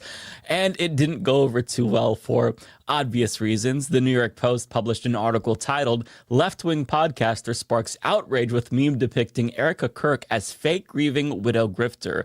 The Mirror writes, "Podcaster sparks outrage over Erica Kirk Halloween costume meme. A meme shared by a left-wing podcaster has sparked a storm of reactions online, leaving many questioning the boundaries of satire and taste." And the Daily Mail, among other outlets, also reported on his tweet, writing, "Furious podcaster posts meme calling Erica Kirk a fake grieving widow grifter." Republican Senator Mike Lee even joined the chorus of pearl clutchers, saying, "How would the media respond to this post had Charlie Kirk been a Democrat?" I would imagine that they wouldn't talk about it at all. But that's just a couple of examples of the outrage that Kyle's tweet sparked, and we would be here all fucking day if we went through all of them. But I'm assuming that all of the triggered Republicans who are trying to cancel Kyle don't know that he actually earned lifelong immunity from cancellation on Twitter because of a tweet that he wrote about Nancy Mace back on December 10th of last year, where he astutely points out, "That's a lot of beans, you nasty ass bitch." And I don't know if people know this yet, but if you put out an all-timer like that, you're literally allowed to tweet whatever you want going forward forever. Those are the rules. I don't make them. I just abide by them. But in response to the backlash, Kyle responded by doing the exact thing that you are required to do in moments like this, by doubling down. For example, he responded to Mike Lee saying, "Shut your snowflake bitch ass up. Edgy jokes are fine for you, but not for leftists. Based Mike Lee votes for endless war and stealing healthcare from 17 million people, but I'm the problem? Fuck you. Retire, you cunt." And he shared a screenshot of the joke that Mike Lee made in the aftermath of Melissa Hortman's assassination. Kyle also went back to shitposting immediately, sharing this AI-generated image of Erica Kirk and JD Vance getting married, which is a reference to the original discourse that Kyle was joining in on with his Halloween meme in the first place, where people were talking about Erica Kirk and JD Vance's intimate hug and bizarre comments that they both made. For one, she said, "No one will ever replace my husband, but I do see some similarities of my husband in JD, in Vice President JD Vance. I do." And to make matters even more weird, JD Vance made a disparaging remark about his own wife, saying that he hoped that she dropped the Hinduism and converted to Christianity. So, of course, the internet started to speculate about whether or not he was emotionally cheating on his wife with Erica in the aftermath of suspicious comments that both of them had made. It led to a lot of online shitposting that Kyle himself participated in. But it's not the first time that Kyle had tweets that got him embroiled in controversy, and I can assure you, it's definitely not going to be the last. And to that I say, good. Go off, King. Talk that shit. Those of us in this space on the left have had to develop very thick skin in order to survive in online spaces that have been very hostile towards us at certain times, which is why we've become somewhat immune to the right's pearl clutching and tone policing. And that explains why the barrage of denunciations and death threats don't scare us into backing down. And I've been in Kyle's predicament before myself. In fact, back in 2022, J.K. Rowling put me on blast for calling out her transphobia in an impolite way, we'll say. And in 2024, I made my infamous "fuck his family" 2 tweet in response to collective outrage about jokes made about United Health CEO Brian Thompson's assassination. Conservative commentators like Anna Kasparian tried to use my shitpost as an example of the left's supposed lack of concern for working class victims of violent crime, which is a total non sequitur, by the way. But I doubled down and explained that the people condemning me were hypocrites, seeing as how the slain CEO that they were defending never had any regard for the families of his victims who died because they didn't get the health care that they needed. Did I receive death threats and denunciations? Of course I did. Did I care? Absolutely not. Because we are in an era where being offensive and crass is the only way leftists can break the hold that right-wingers have on our political discourse. The days of when they go low, we go high are long gone. And our survival as a political bloc hinges on our ability to match the right's energy. This is something that the left has learned that Democrats seemingly have not learned. And in a recent video, Kyle actually made a really salient point about this topic, where he talks about the political climate that conservatives are now denouncing. Charlie Kirk is horrible? Yes, I'm glad he's not here. You're glad he's dead? Yes. Why would you say something like that, man? Because he was horrible on the campuses, the college campuses. Horrible person. You know what? I do the exact same thing. Well, would you be glad if I would die? Maybe. I'd have to think about it. You should be ashamed of yourself. You should be ashamed of yourself. Your friend just said she'd be happy if I died. Let me explain something to you guys. These are women who, 5 years ago, 6 years ago, they were watching Ellen DeGeneres on daytime TV. These are grandmas who pick their kids up from soccer practice, who make peanut butter and jelly sandwiches in the morning. And look at how they're talking. Look, what I want to say to the right is, you had your chance, right? Like, it was Michelle Obama, the first lady, who very famously came out and said, when they go low, we go high. And that was the fucking mantra of the Democratic Party.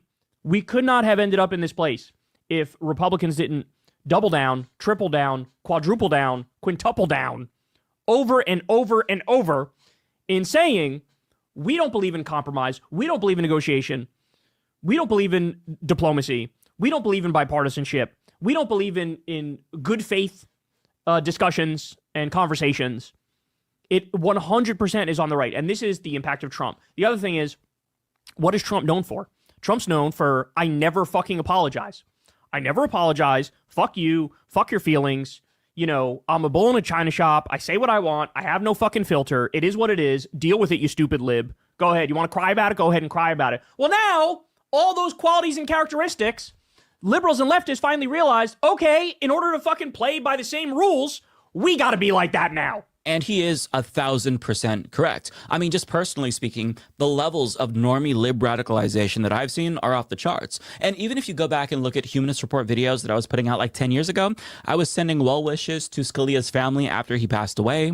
I was correcting myself when I said that I hated Republicans. I think I said that was too strong of a word and I didn't want to be divisive. But as you can see, I've become a little bit rougher around the edges. And that's because times have changed and I've had to adapt. And you either adapt or you die. We're all products of our environment, and we're pissed off right now.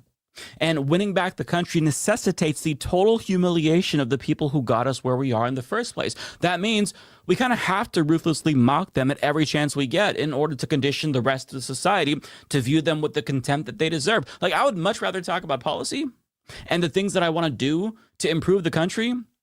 But Republicans proved that delegitimizing opponents is something that you have to do to win the game of politics. Like, we're playing a game that they forced us to play based on the new rules that they set. Like, we didn't ask for this. None of us asked for this.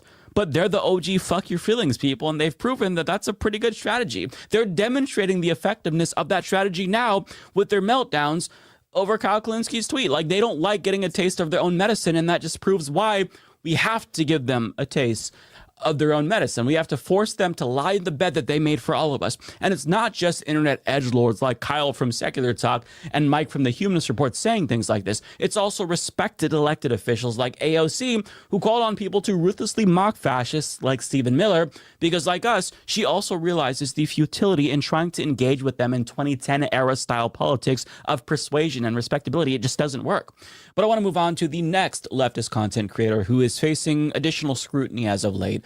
And that individual is Hasan Piker, because he's always in hot water for something. And no, I'm not going to respond to cynical and bad faith claims that he used the shock collar on his dog when he did not do that. I want to talk about how billionaires are using Zoran Mamdani's association with Hasan Piker as a gotcha in service of Andrew Cuomo.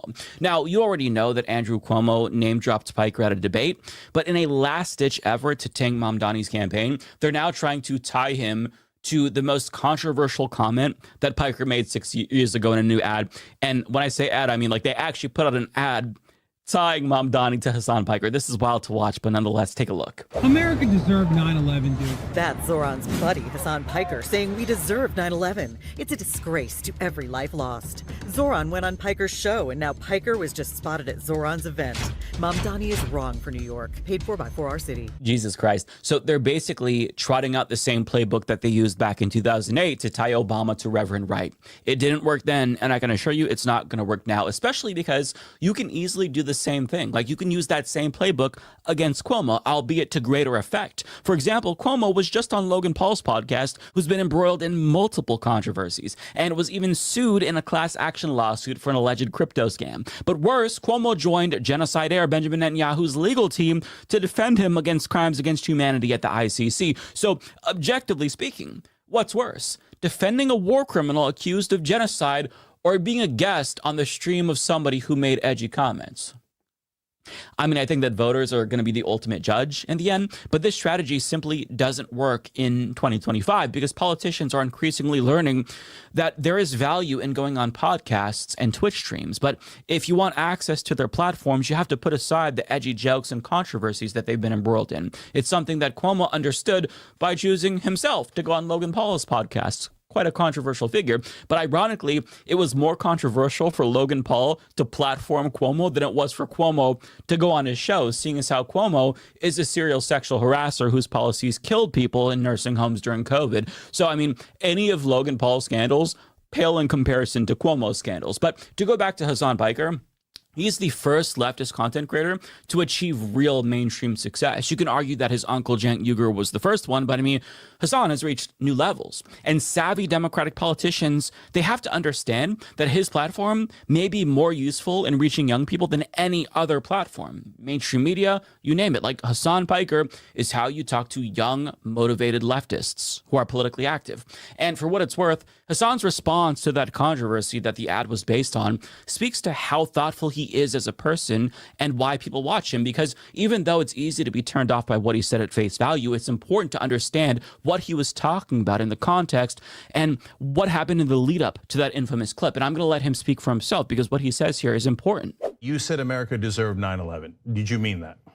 No. Obviously not, especially considering the fact that while that is a very viral quote that is going around currently, if those people were at least even remotely charitable or cared about the actual truth of what I was talking about, they would understand that within context, I was simply referencing the fact that all of the foreign policy decisions and our arming of insurgent groups in the region and our efforts in destabilizing the Middle East have a direct consequence, a boomerang effect rather, if you will, in causing 9/11. Of course, every part of what I advocate for is against violence. I abhor violence. I think it's awful. And as a matter of fact, I was very frustrated with the fact that Dan Crenshaw, a person who 4 times voted nay on bills that would stop arming Saudi Arabia. He voted no 4 times on those bills. It would turn around and talk about the necessity for endless violence, and that this simply was happening because these people. This simply was happening because these people just hated us. They hated us because they hate us. I'm paraphrasing, but I thought that was awful.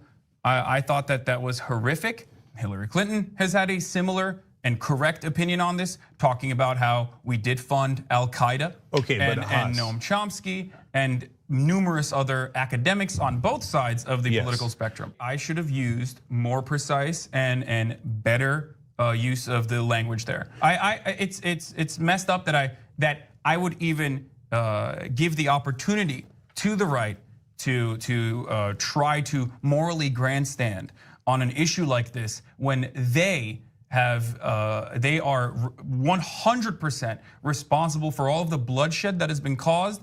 Even some other outlets in the mainstream media are also culpable in this circumstance. Look, 3,000 people died, and that's terrible. That is a horrific event. Listen, cards on the table, I admit it is very hard for me to put aside my biases here because I deeply respect and admire all of these leftist content creators that I share a space with. But the left's entire political project is to end wars and suffering, improve the quality of life for all human beings. So to me, bias aside, it rings hollow that the people who are perpetrating violence are so pissed off about edgy rhetoric from the left. Because, like, what's worse, words or actions? Hassan Piker said America deserved 9/11, whereas Netanyahu has committed dozens of 9/11s himself on the people of Gaza. Kyle Kulinski may have poked fun at Charlie Kirk's widow, but Trump has illegally murdered 61 people he accused of drug trafficking without evidence, mind you. So if you support those murders and those people, if you're okay with a literal genocide, I'm sorry, you don't get to fucking feign outrage over naughty words from leftist content creators, period. Edgy jokes and shitposts aside, though, leftists like Hassan and Kyle, they have consistent records advocating for policies that would save lives. And I think that that matters more than the times that they've memed a little bit too close to the sun, if you ask me. But I do want to move on to Emma Vigeland, who dealt with backlash, although to a much lesser extent. But I still want to play the clip of her on a panel on MSNBC because the smug condescension that the left has been facing for a long time now was on full display. And they reacted this way in response to her correct commentary. And, you know, it's why people like myself in this space are so pissed off nonetheless. Here's what she said and how they responded. Ezra Klein recently wrote for the New York Times that over the past 15 years, the Democratic Party has made room on its left and closed down on its right. For all the talk of what the Democratic Party should learn from Bernie Sanders and Zohran Mamdani, there should be at least as much talk of what they should learn from Manchin or Golden or Marie Perez or Sarah McBride. The party should be seeking more, not less, internal disagreement. Do you agree with that stance? No. I mean, I don't know what reality Ezra Klein is living in. That the fact that the Democratic Party has tacked to its left in what universe? Yeah. The coalescing around Joe Biden in the 2020 primary, the besmirching of Bernie Sanders supporters, the eschewing of that movement in 2016, and even in this current moment with Zohran Mamdani, who has been a shot in the arm for the Democratic Party, you still have Chuck Schumer refusing to endorse him, and Hakeem Jeffries' endorsement is lukewarm at best. There is a fight right now within the Democratic Party, and Ezra Klein is representing a floundering corporatist centrist flank that is increasingly irrelevant in the party, and he's trying to carry water for them in the Times. I mean, I think it's a lucrative thing to do, but it's not necessarily matching the reality. I love it. I'm so excited to disagree with you. I do, because I could not disagree more. The point Ezra's trying to make is that it takes two wings to fly. That he's trying to say Democrats need to build a Big Ten. And he's not saying you got to choose between Zohran Mamdani and Bernie Sanders and the centrist wing. He's saying Democrats need to compete in more places. You raised a stat earlier that I think is the key one. Why, when Donald Trump's numbers are plummeting among independent voters, he's got 48% strong disapproval. How come the Democratic Party's approval rating is lower as a brand because than of the muddled message that I was just trying to elucidate? So you believe it's because they're not far left enough? No, I believe that there needs to be a different approach to politics here. Not building a tent and saying we don't necessarily stand for anything, including Ezra advocating for saying that we should run anti-abortion Democrats in red states. So let's throw trans people under the bus. Let's throw women under the bus. Let's just do anything except reorienting territory, though. No, I think he's talking about being practical and trying and trying to expand the map. That's what needs to happen here. Is if Democrats are going, how do you expand the map? Is you win in Ohio and you win in Pennsylvania and you win in West Virginia. There's more, but I want to pause right there because that really pissed me off. The reaction to Emma Vigeland being there, the smug, indignant response to what she said, the laughter to her commentary as if what she was saying was preposterous. I mean, this is why we cannot stand you people, right? What Emma is saying here is common sense, and it's what we've all been saying on the left for more than a decade now. And if you don't see what she's saying as the obvious truth, then I don't know what to tell you. You just don't want to win, right? You can't win elections by shifting to the right. Republicans have a monopoly on right-wing and center-right voters. You cannot beat fascism with more milquetoast centrism. You need an equally radical alternative to compete with the so-called populism that's being pushed by the right. Socialism is the antidote to fascism, not neoliberalism, to the chagrin of all of the dipshits on the panel there. And the rising prominence of left-wing commentators like Emma Vigeland is the result of centrist Democrats who actually want to win getting desperate enough to finally hear us out. Because, we've been pitching some alternative strategies and nobody's been listening. But now that we have a fascist in charge and we lost democracy, maybe you start to listen to the people who were once viewed as kooky, right? But as you saw, they became indignant at the common sense recommendations that Emma was making, even though what she's saying is being confirmed by reality as we speak. I mean, look at Claudia Sheinbaum in Mexico. Look at Lula da Silva in Brazil. Look at FDR's New Deal reforms. You have to meaningfully address people's material conditions in order to win elections.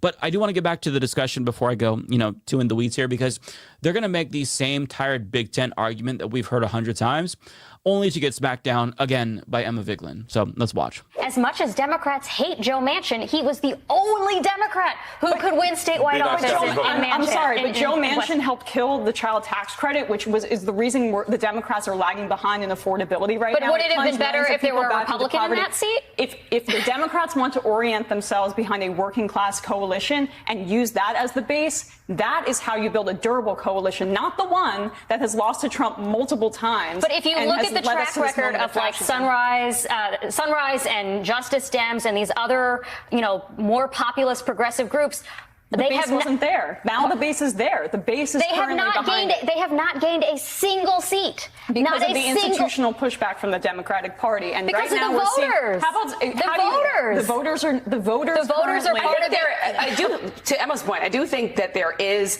when you're just looking top down from the most powerful figures in the Democratic Party establishment, there is a pattern of them being much more accepting of the rightward flank than the left side of the flank. Look, there's been a long struggle over, go back to 1977, I'll just go nerd out, Moynihan versus Bella Abzug. There are deep divisions inside the Democratic Party that get played out. There are good principled fights over policy. Those are legitimate fights and disagreements. And for a lot of folks, a member of the DSA who's never held a job or never had an executive experience. Assemblyman's a job. Not a job in the private sector. You're right. I don't care about that, though. He has had a job. That's the problem. Right. It's worth caring about whether someone's ever had a job in the private sector. It's worth caring about whether they've had an executive experience. No, it's not. Voters in New York rejected Cuomo's experience from Mamdani's policies. In 2016, Americans literally chose to elect a reality TV show star over Hillary Clinton, who was the most qualified presidential candidate ever. What you're saying is bullshit. You can't wish cast the strategy on the electorate and hope that it works, especially when it's been proven wrong again and again and again. Now, as for that lady's, point about Joe Manchin, she doesn't understand that Democrats like Joe Manchin tarnish the party's brand. If his policies are indistinguishable from the GOP's policies, then it doesn't really matter if he has a D next to his name now, does it? I mean, sure, he helped Chuck Schumer maintain the gavel in the Senate, but them not doing enough with that power led to Americans feeling disillusioned with the party again. And think about whether or not Republican voters would ever accept the same strategy or excuse. Do you think Donald Trump would be okay with a Republican being pro-choice or pro-Medicare for all in order to become more electorally viable in California? That would never, ever fly. They would rather lose than let rhinos tarnish their brand because they understand the importance of ideological cohesion and consistency. I mean, imagine how easy it'd be if all Democrats just supported one policy on healthcare. Medicare for all. It's an easy pitch, right? You vote for Democrats, you get Medicare for all. You save 68,000 lives every single year. The problem is that we can't do that. We can't make that pitch because if somebody asks, hey, what's the party's stance on healthcare? You've got to explain how, well, some supported additional ACA subsidies while others believe in a public option that could devolve into a two-tiered system where the rich and the poor have different standards of care.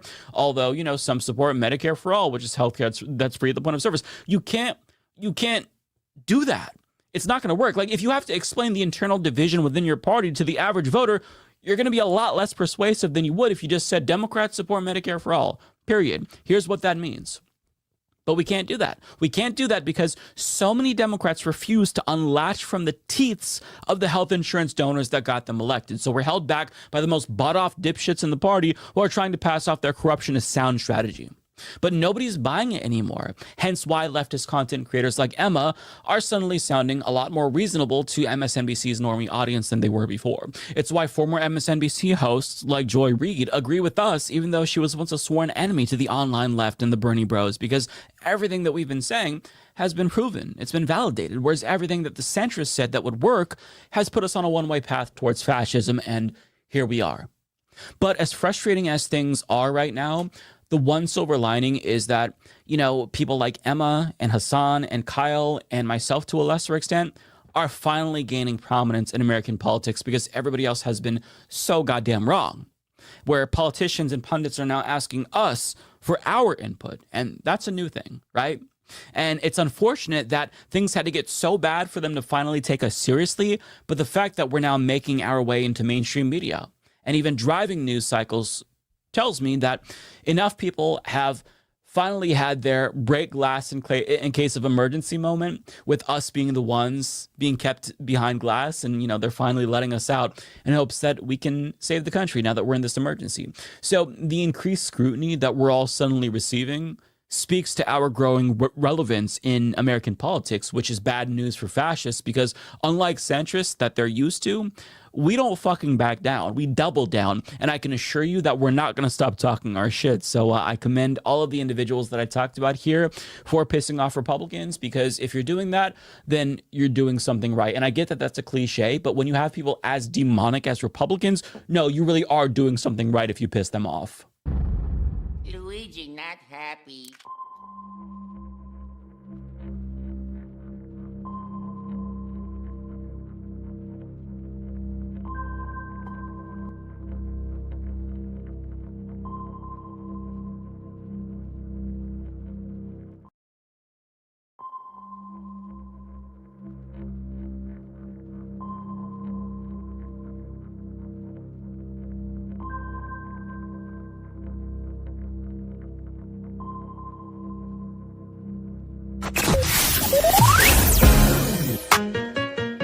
The Benjamin Dixon Show is only possible with listener support.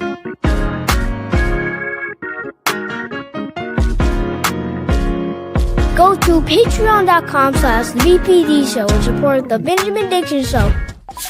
Welcome, ladies, gentlemen, and gender nonconforming individuals to another episode of the Benjamin Dixon Show. I am, of course, your host, Benjamin Dixon. Today is Thursday, November 6th, and we just got done enjoying that clip, man. I haven't had a chance to see Mike from the Humanist Report on a regular basis, but I love when I come in and he's already playing and setting the stage. It's funny that what he was talking about is how we should go about treating these fascists.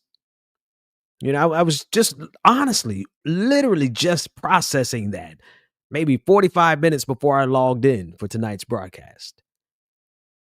Greetings to everyone in the chat room. It's good to see you.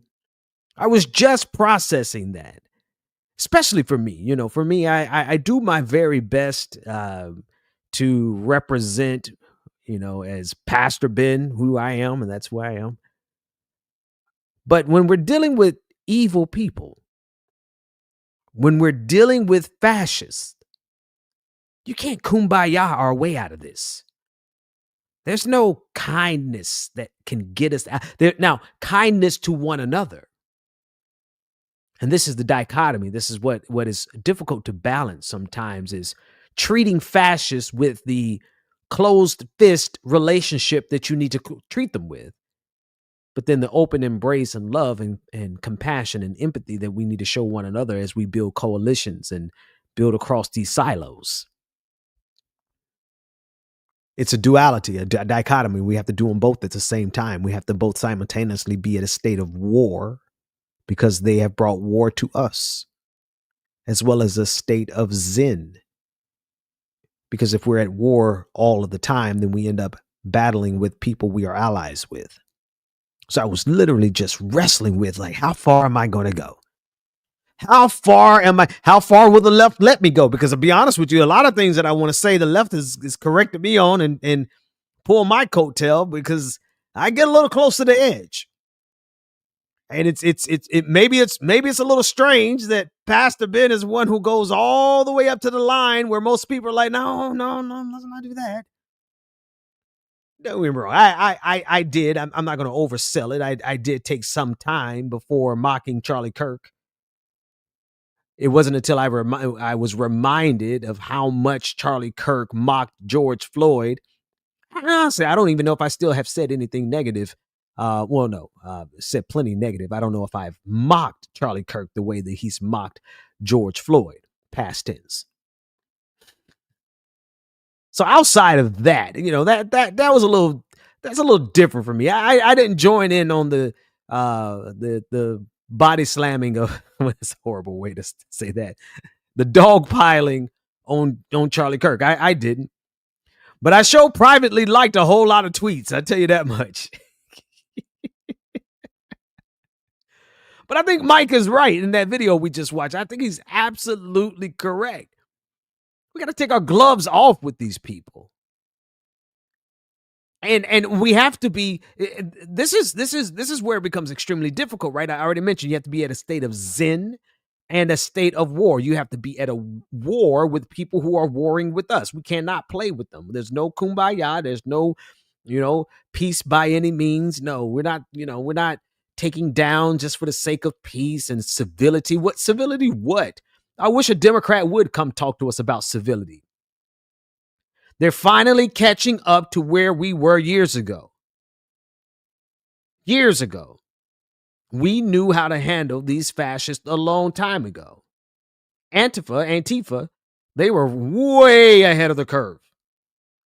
Not that Antifa is an actual organization, but people, you understand what I'm saying. They were way ahead of the curve because back before, Donald Trump was even president good, they were holding the line, knocking Nazis out. It's when you don't cave some teeth in that you get someone like Nick Fuentes, who is actively mobilizing millions of people, indoctrinating them with the darkest and most evil rhetoric possible. But here we are being, politically correct. Here we are being, socially conscious, and it's hard when it's difficult. I do have a line. If you want to know what my line in the sand is for civility, is I won't say the R word. I'm not this whole resurgence of people using that pejorative for disabled people. That's one I can't get with. That's never really been in my reflex action. A lot of these slurs that we use are kind of a reflex. That's never been one of mine. Cracker, on the other hand, that kind of flows for me like water. It's not really a racial slur, all things considered. It's just funny watching white supremacists try to turn that into a racial slur. It's like, come on, man. I grew up in Florida. In Florida, I didn't hear the term cracker until I got to Florida, and that was a term that white folks in Florida used to refer to themselves. There's a whole Cracker Day parade in Deerfield Beach, Florida. That's where I got the term.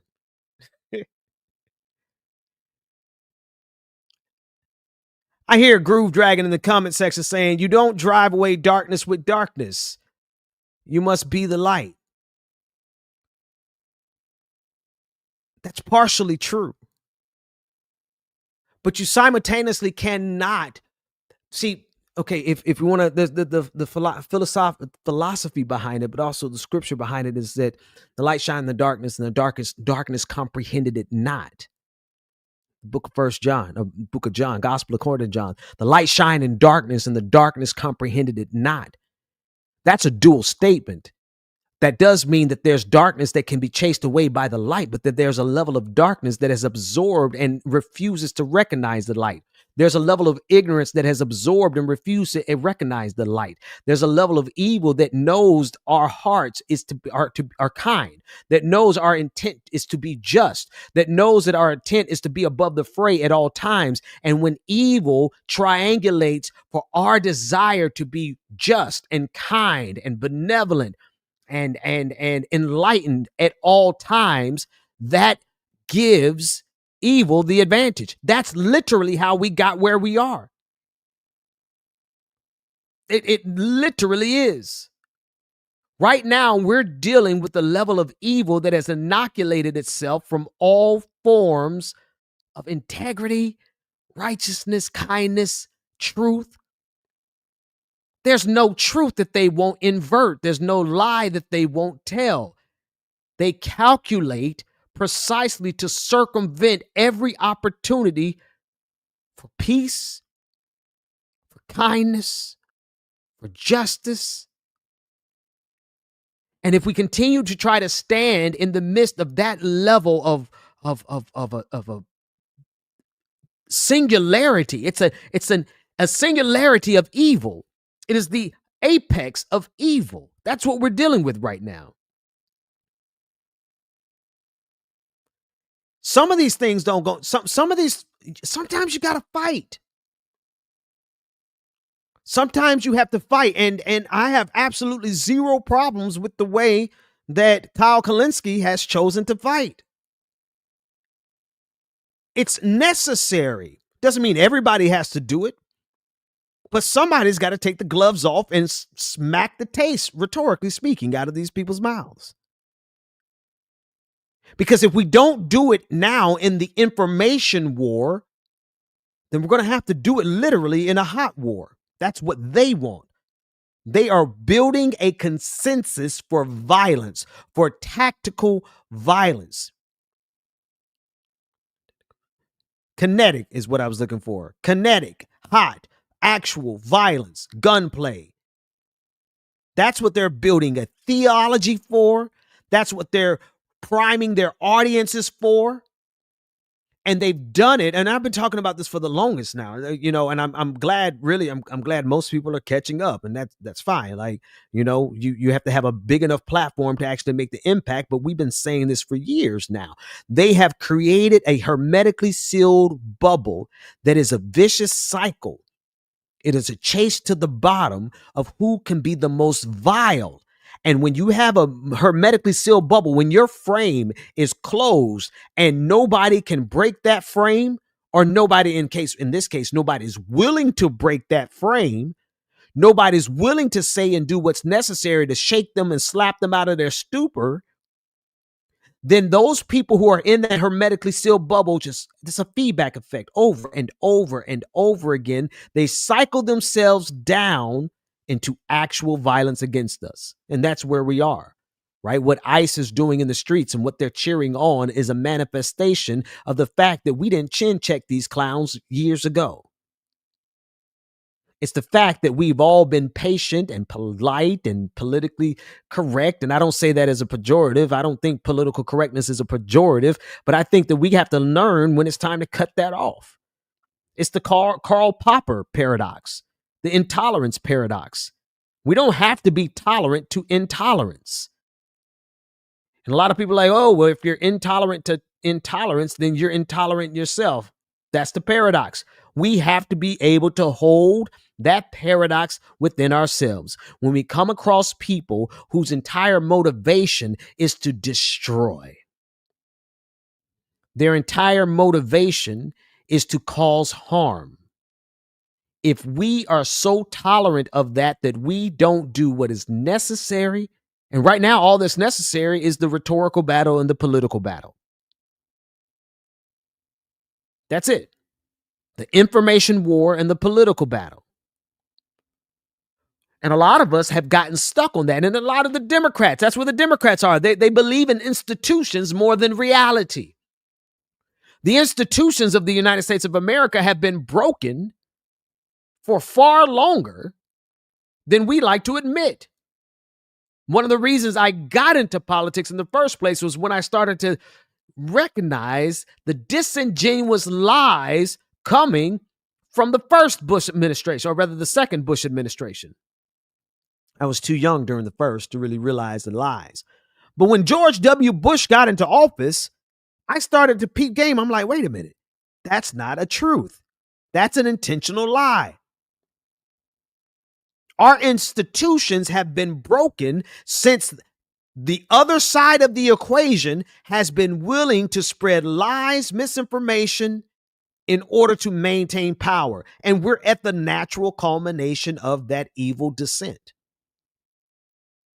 And because Democrats, the establishment, have been, I don't know what they've been doing. They've been going out to the, happy hour, spending time at the bars and celebrating, while conservatives were strategically planning what lies were necessary to get power and maintain power at any cost. What ignorance is necessary. What bigotry is necessary. What hate is necessary. What groups have to be targeted of necessity. What groups have to be the scapegoats. All the while, Democrats were playing like, oh, we just have to maintain the filibuster, and we just have to make sure we have the proper decorum, and we have to make sure, et cetera, et cetera, et cetera. That's been the Achilles heel of the United States of America for some time.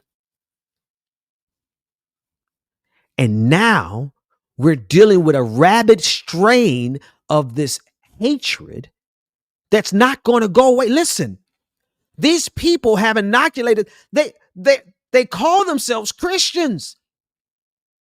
They don't even care what Jesus has to say. They don't care what the Bible says about what they're doing. They've learned the Bible. They've learned what Jesus said so that they can invert Jesus's message so that they can get away with whatever they want to get away with. You think they care about how nice we're going to be? You think they care about how civilized and how robust our arguments are? See, that's the biggest thing. And I'm glad AOC's caught on. I'm glad, because all of them back 2018 when everybody first got in the game, you had to be nice. You couldn't be cold to these people. Kyle Kalinske couldn't get away with saying what he said this week back in 2018, 2019. Oh, goodness. The biggest people on the biggest trolls, concerned trolls, came from Democratic circles, even some leftist circles. Am I saying that this is a preferred position, that we have to be cold to them, that we have to be calculating with them, that we have to be willing to go to the line? Some folks step over the line. I'm not a line step overer, but I am a line stepper. I'm going to put my foot right on that line. Do we want to have to do that? No, man. I'd rather talk to you. I'd rather do a podcast about Star Trek. I would rather talk about the universe. I'd rather talk about space-time. I'd rather talk about general relativity. I'd rather talk about the metric tensor and Einstein's field equations. I'd rather just look at the stars all day and talk about the future of humanity, coexistence. I'd rather talk about those things. But when we're dealing with troglodytes, who are unfortunately, they're well-informed troglodytes. They're strategic troglodytes. They're ignorant only when they need to feign ignorance. When we're dealing with that, it's time to knuckle up. And mean tweets, that's the minimum point of entry now. Mean tweets are the minimum point of entry, because if we don't stop them now, the real question is who's going to knuckle up when they're in the streets coming door to door? If we're uncomfortable fighting them rhetorically with rhetoric on the internet, what are we going to do when these fascists are coming door to door?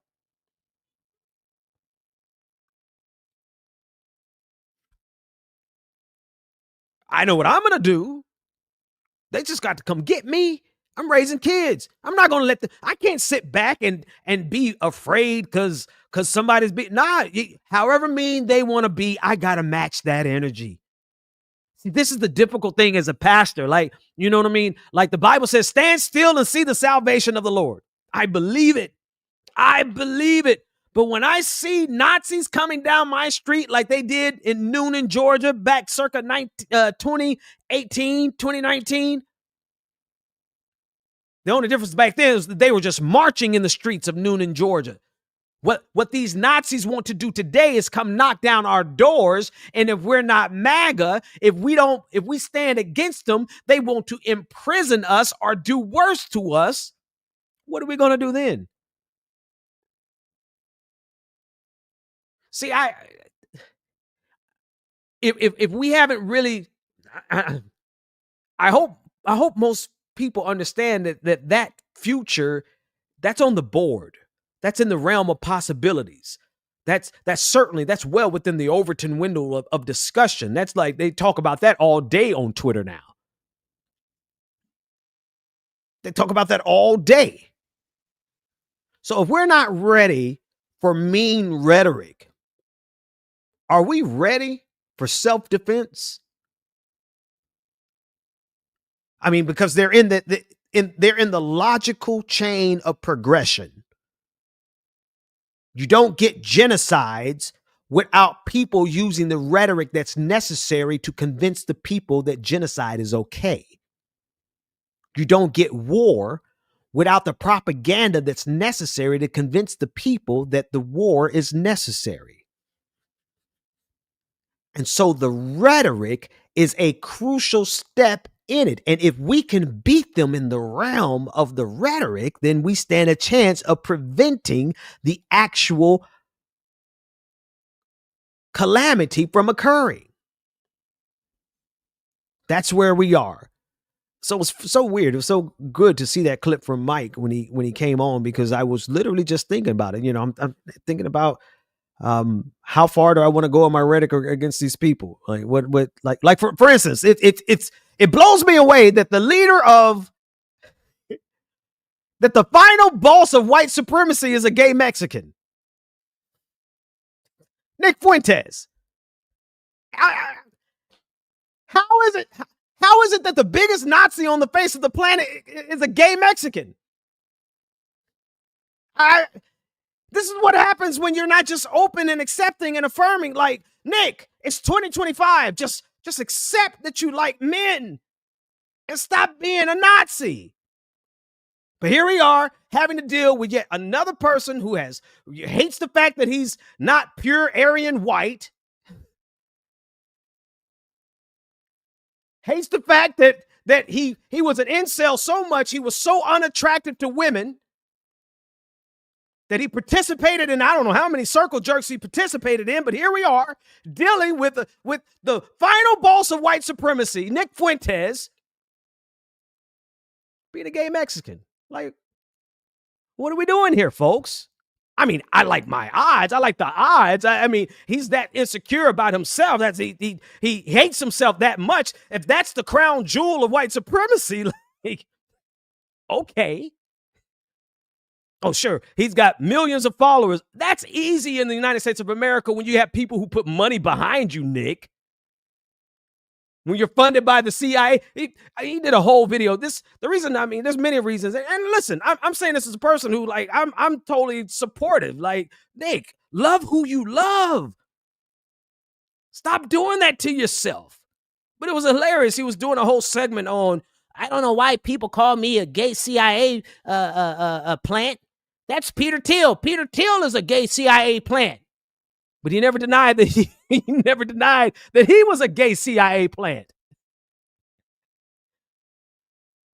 This is where we are. And because somebody didn't punch him in the face when he was in high school, he's running around here thinking, it's just like Stephen Miller. How are you a Jewish Nazi, Stephen Miller? Make that make sense. You would have been put in the gas showers in the Holocaust, but now you're out here promoting gas. Well, he doesn't directly promote it, but it's on the board in his mind. Don't get it twisted. He is like Goebbels 2.0.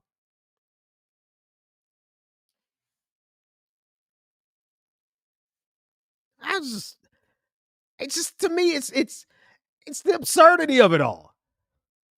I'm like warring in my spirit. Do I go and say what I really? My wife doesn't want me to say what I really want to say. I love my wife. I love her, and I listen to her.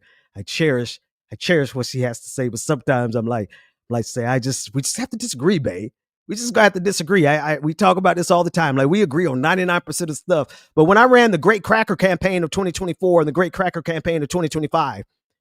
The context of it was that I was going to see how long it took. In 2024, I wanted to see how long it would take Elon Musk to flag my account for saying cracker versus how long it took him to flag accounts saying the N-word. He flagged me within like 2 hours. The N-word is free reign on Twitter right now. So I tested that theory. So I ran the Great Cracker campaign of 2024, and my wife was like, Pastor Ben. Pastor Ben. And I'm like, babe, I love you, but sometimes you got to meet devils right where they are.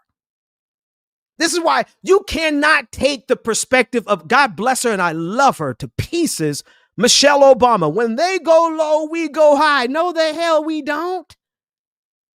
When they go low, some of us, not all of us, we got to go lower than them. They get in the mud, we get in the mud. They sling mud, we sling mud. They swing a fist, we swing a bat. Why? Because if what we're fighting for, if they're willing to fight for evil harder than we're willing to fight for good, we will always lose. Evil will always win. I want to say that again. If they're willing to fight harder for evil than we're willing to fight for good, then evil will always win. So when they go low, I'll go to the gates of hell. For the most part, I was, and again, I want to pretend like I'm, the toughest guy, rhetorically speaking. Obviously, I'm not the toughest in person. I'm 5'7", like 100-something pounds, soaking wet. Nah, I'm a little heavier than that. Let me stop lying. Man, I've been eating good. I got slim-ish for like 3 months. Boy, but when I got off that camera. But the point is, it's not about the physical toughness in person, because by the time we get to that juncture, by the time we get to that equation, there are so many people who are waiting for physical, kinetic violence because they specialize in that. And what I'm saying is, if we let them continue to exist in their hermetically sealed bubble where nobody is shaking them out of their stupor, nobody's slapping them out of their stupor, nobody is offending them, then we're always going to be one step closer to that actual physical, kinetic violence that they fantasize about, that they train for, I think I heard Noam Chomsky say that we don't specialize, we don't win the battle of violence. Not yet. I mean, I know the Union won over the Confederacy, but that was a different day. We're not in that day anymore. I don't even really know how many. Where are all the Union white men? Where are all the white men who would stand with the Union Army in 2025? I'm not saying that y'all are not out there. I'm not saying that at all. I'm just saying I don't know where they all are. I see a lot of good dudes on Twitter and Instagram, and I'm loving all the stuff I'm seeing on TikTok. But I'm just wondering, like, where are all if this went the way conservatives wanted to go, do we have the resources necessary to even hold the line?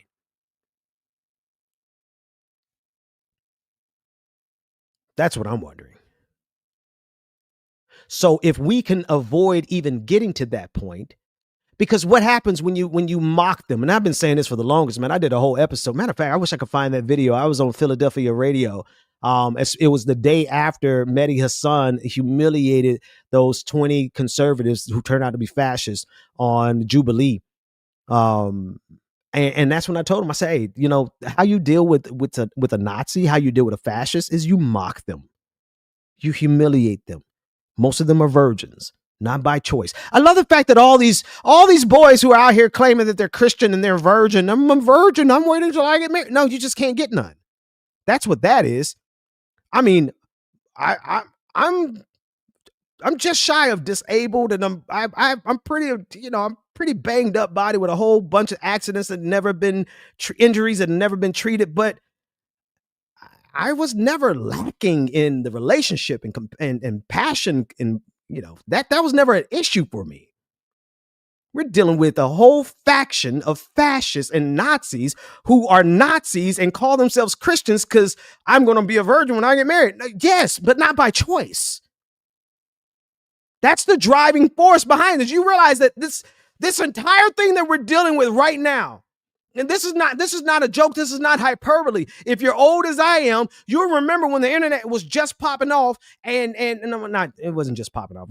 That's hyperbole, because it was really around 2008. It was really when YouTube was really, coming into its own. And 4chan. And on those, I don't know if it was 4chan, but it was whatever it was. I remember when there was a forum where Nazis were talking about using the force of government to get girlfriends because they couldn't get girlfriends in real life. Do you all remember? Were y'all around back then when this thing first popped off? It's when a bunch of virgins who couldn't get none. I mean, you listen. It takes. Let me tell you how injured my body is. It takes everything in me to run 2 miles. It takes, I got to be at the very best of my physical capacity to get 2 miles in. That's how badly I'm injured. These are dudes with functioning bodies. All you got to do is go to the gym and stop being a loser, and you could, but instead they become Nazis. What are we doing here? That's where it all began. And because they were able to get in their hermetically sealed bubble, and they were all able to assuage each other's distress. I understand, brother. I hate women too. I understand, brother. I understand women are evil. They won't give me none. We need to, women, and then it has evolved from being on the edges, on the periphery, the outer skirts of society, the dregs of society. It's progressed from there to now Nick Fuentes is the biggest influencer on the right. And he still can't get none. Oh, it's because I'm a good Catholic. No, you're not. You're a loser who's not conventionally attractive. And because you have such a low charisma count, he has charisma for the groypers in his audience, right? He knows how to, he knows how to wink to the groypers in his audience. Nick low key is cultivating a nice bed of men that he can pick from. Good on you, Nick. That's what you like. Do that. But when it comes to women, Nick Fuentes is like wet wood, trying to start a campfire with wet wood. What are we doing here? These are the people. That's who we're losing to. And it's because somebody else said, who was that? Brittany somebody. I forgot the name of that woman who wrote the article. Some of y'all probably remember. We need to start befriending Nazis. And her logic was, before I mock her logic was they need friends. And they need someone to listen to them. And they need to not be alienated and isolated, because if we leave them alienated and isolated, then, they will continue to radicalize one another. So we need to befriend some of these Nazis. No, we don't. Listen, let me not flex too hard. It was in college when my freshman year, I hadn't really learned how to talk to women correctly. And I was extremely frustrated by that. And I remember making some comments that were pretty incelish freshman year in college. And it took one of the brothers in the marching band, one of the drum majors, Rico, remember his name. He looked at me and heard some of the stuff I was saying. He said, N-word, you got issues. That was all I needed to hear. For me, I'm a fast learner. Because I paused, I reflected, and I said, now why does this brother tell me that I've got issues? And why did he say it with so much passion? That's all it took for me, because I'm a fast learner. Some people aren't going to learn until you hit them in the mouth. Some people are not going to learn till you smack them, rhetorically speaking. That's why we have to be able to shake them.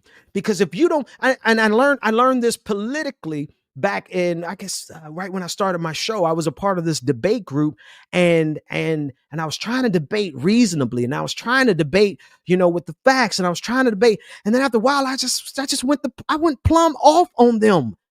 I just went off. I don't know what I didn't say. I'm sure I cussed. I'm sure I did mother effer this. I'm sure I said a little bit of everything. And then, and only then, did they turn around and say, oh, well, let me think about it. Why did I have to go that far? Because sometimes people are not awakened from the ridiculousness of their spiral and their hermetically sealed bubble until you literally jolt them with a jolt of energy. And that's what Kyle Kalinske was doing to these clowns all this week. And sometimes that doesn't even work. And some people you literally have to have conflict with. I pray that we don't have to do that.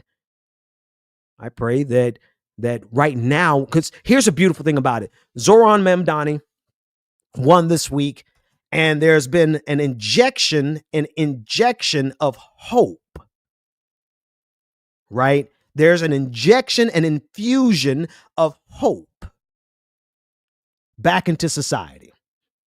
We get real inspired, man. When we get it's just like in 2016 we felt down because Donald Trump won.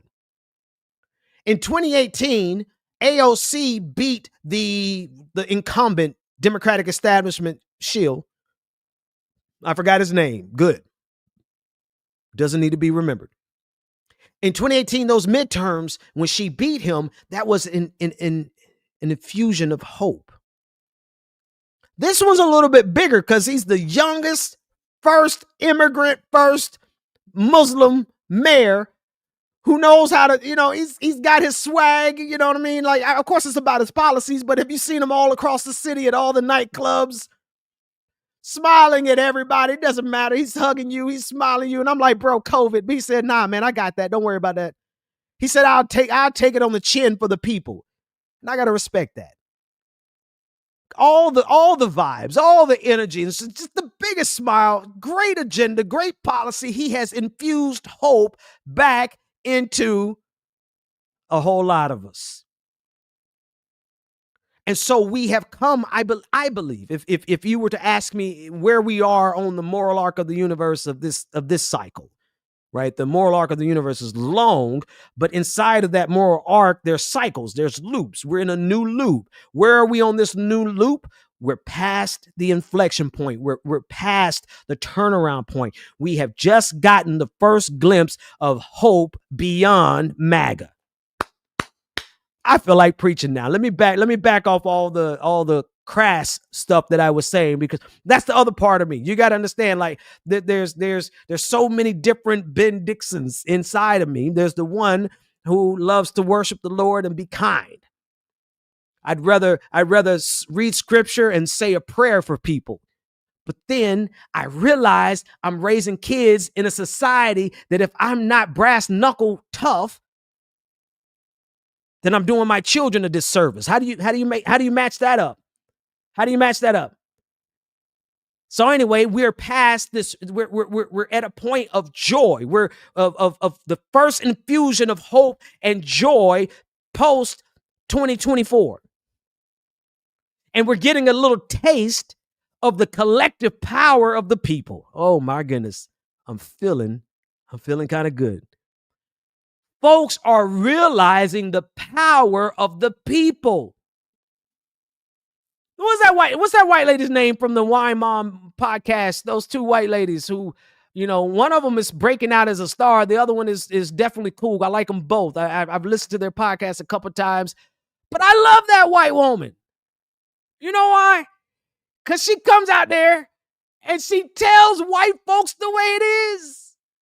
She cusses them out. And she represents, I don't want to say class, because that's not, and I don't want to say breed, because neither one of those are the first one's not accurate and the second one's a tad bit offensive, but she represents a group of white women who actually know what time it is, but not only know what time it is, it's that they will get out here in the streets with you and knuckle up.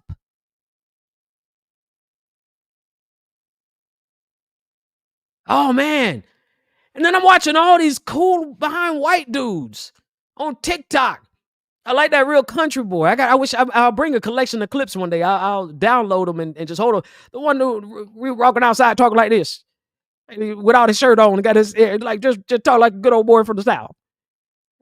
And every time, he's not only mocking MAGA, he's not only humiliating them, he's dissecting them with the precision of any level of analysis that we have ever admired. And what I love about this moment is that everybody is so well informed. Everybody knows the spin. Everybody recognizes the lie. Everybody knows how to dissect the lie. And everybody knows how to do it with just a little bit of pizzazz. Little spirit fingers, if you would. But, and actually what I'm going to do, let me go get the video of her because it made them so mad. Oh my God, Matt Walsh was so mad at this white woman. He said this is the enemy. A white woman who doesn't buy into the white male patriarchy. She's the enemy. She's the devil, Bobby. And it's hilarious to see because it's only growing. We are on the swing of this particular loop of the moral arc of the universe where, here it is. I saw it trending the other day, or I saw it all over the internet. I don't know if it was trending. Woke is back. Woke is back, folks. Woke is back. It should never have went anywhere. Do you know why woke went away for a minute? Because respectable Democrats, I never forget. Matter of fact, and here I go. I want to show you the tweet. Let's do a screen share here. Actually, I could do a screenshot, and I'm going to bring that video in. Actually, why would I do that when I can just share the screen, right, Nick? That's too much work. Why would I do that? Let me just share my screen. I will never forget back in 2021, in the middle of the pandemic, I had a particular producer working for me. And we had just started the Morning Trap. It was a morning show. It was an experimental morning show. We weren't 100% sure what it was going to be, but we were working on it. It was called the Morning Trap. Dope show. And our slogan was the Wake Up and Stay Woke Morning Show. Isn't that fire? The Wake Up and Stay Woke Morning Show. And I had this one producer who was like, well, why you want to call it woke? Now, we don't want to call it woke. We don't want to. I'm like, why? What? What do you mean I don't want to call it woke? I doubled down and called it woke twice. I said woke I remember one day I said woke 6 times in a row. Woke, woke, woke, woke, woke. Why can't I say woke? You can't tell me, white man. You know, I know you're liberal. I know you're progressive. I know you are so-called anti-racist. So why are you telling me I can't say woke? Why? Because conservatives have made it a bad thing? Is that why I can't say woke all of a sudden?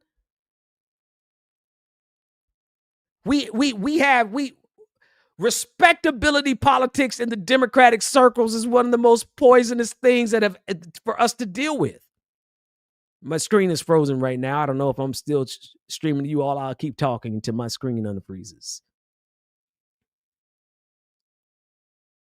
But it's that mentality where Democrats would run away from anything that conservatives said was bad. If conservatives say it's bad, well, we can't have that. And now woke is back. And we're on the upswing. It should never have gone anywhere. But the bounce back is always bigger and better than the former. The return, the second coming, the sequel. Well, sequels are not always better. The Empire Strikes Back was great though. That was almost better than, I don't know, that's a matter of opinion. I don't want to get into that fight. Was The Empire Strikes Back better than the first to you? Dark Knight was certainly better than Batman Begins. The sequels are sometimes always the best. The second, Woke 2.0. Yeah, that's it. Woke 2.0. So anyway, I'm trying to balance it. And give me a second for my computer to stop freezing, and I'll get this video up. But I'm trying to balance. I'm trying to balance this darkness that's in me. I'm like Mace Windu, since we're talking about Star Wars. I'm like Mace Windu. Sometimes when you're dealing with the Force, you've got to be able to balance and handle and manage the dark side without allowing the dark side to take over you. You just gotta, somebody's got to do it. Somebody's got to be willing to get in the. Listen, it's a good thing that I'm severely injured and can't do a whole lot of physicality, because I'd be in the streets, man. If I was big as some of my friends, as I was tall as them, man, I'd be out of the streets knocking Nazis in the mouth. I'm only rhetorical because I'm too small to do anything in real life. Except take your girlfriend. Oh, thank you, Lord, for deliverance. Thank you, God, for deliverance. Oh, man, I really want to show this video. Let's see. Let me try it. Let me see if I can. Maybe I need to close something. You know what I'm going to do? I'm going to stop sharing because I think the screen share is what's tearing me apart here. The point is, and I really want to show it, is that Matt Walsh was responding to the video from Zateo last night as they were celebrating the win of Zoran Mamdani. And as they were celebrating, Mehdi Hassan brought on Jamal Bowman, so many great people. It was a great event 2 nights ago, celebration. And, you'd love to see it. You'd love to see that joy be re-injected into society. And this white sister got on there and she really just let it be said. It's really good to see some white folks who are tired of white folks, white racists. You know who I would really love to see, and I'm filibustering a little bit here because my computer is saying no. My computer is saying hell no, you're not playing that clip today, Pastor Ben. You guys watch Law and Order? I'd be lying if I didn't say I was addicted to it. I'm now addicted to it. I've especially SVU. I am a Law and Order. I'm officially my parents. I didn't realize, and I Law and Order started coming on air when I was 10 years old back in 1990. So shout out to Dick Wolf. He's got to be one of the richest people in the world. 30-something years, 35 years of consecutive run on television, and so I got hooked on SVU because that's my wife's favorite show. And sometimes you just you got no choice. You just start watching stuff because that's what's on the TV right now, and that's what you're gonna watch. So I started watching, and after a while I was like, wait a minute, I kind of like this show. Dum. But there's a new one that's not really new. I'm new to it. Let me say that. Law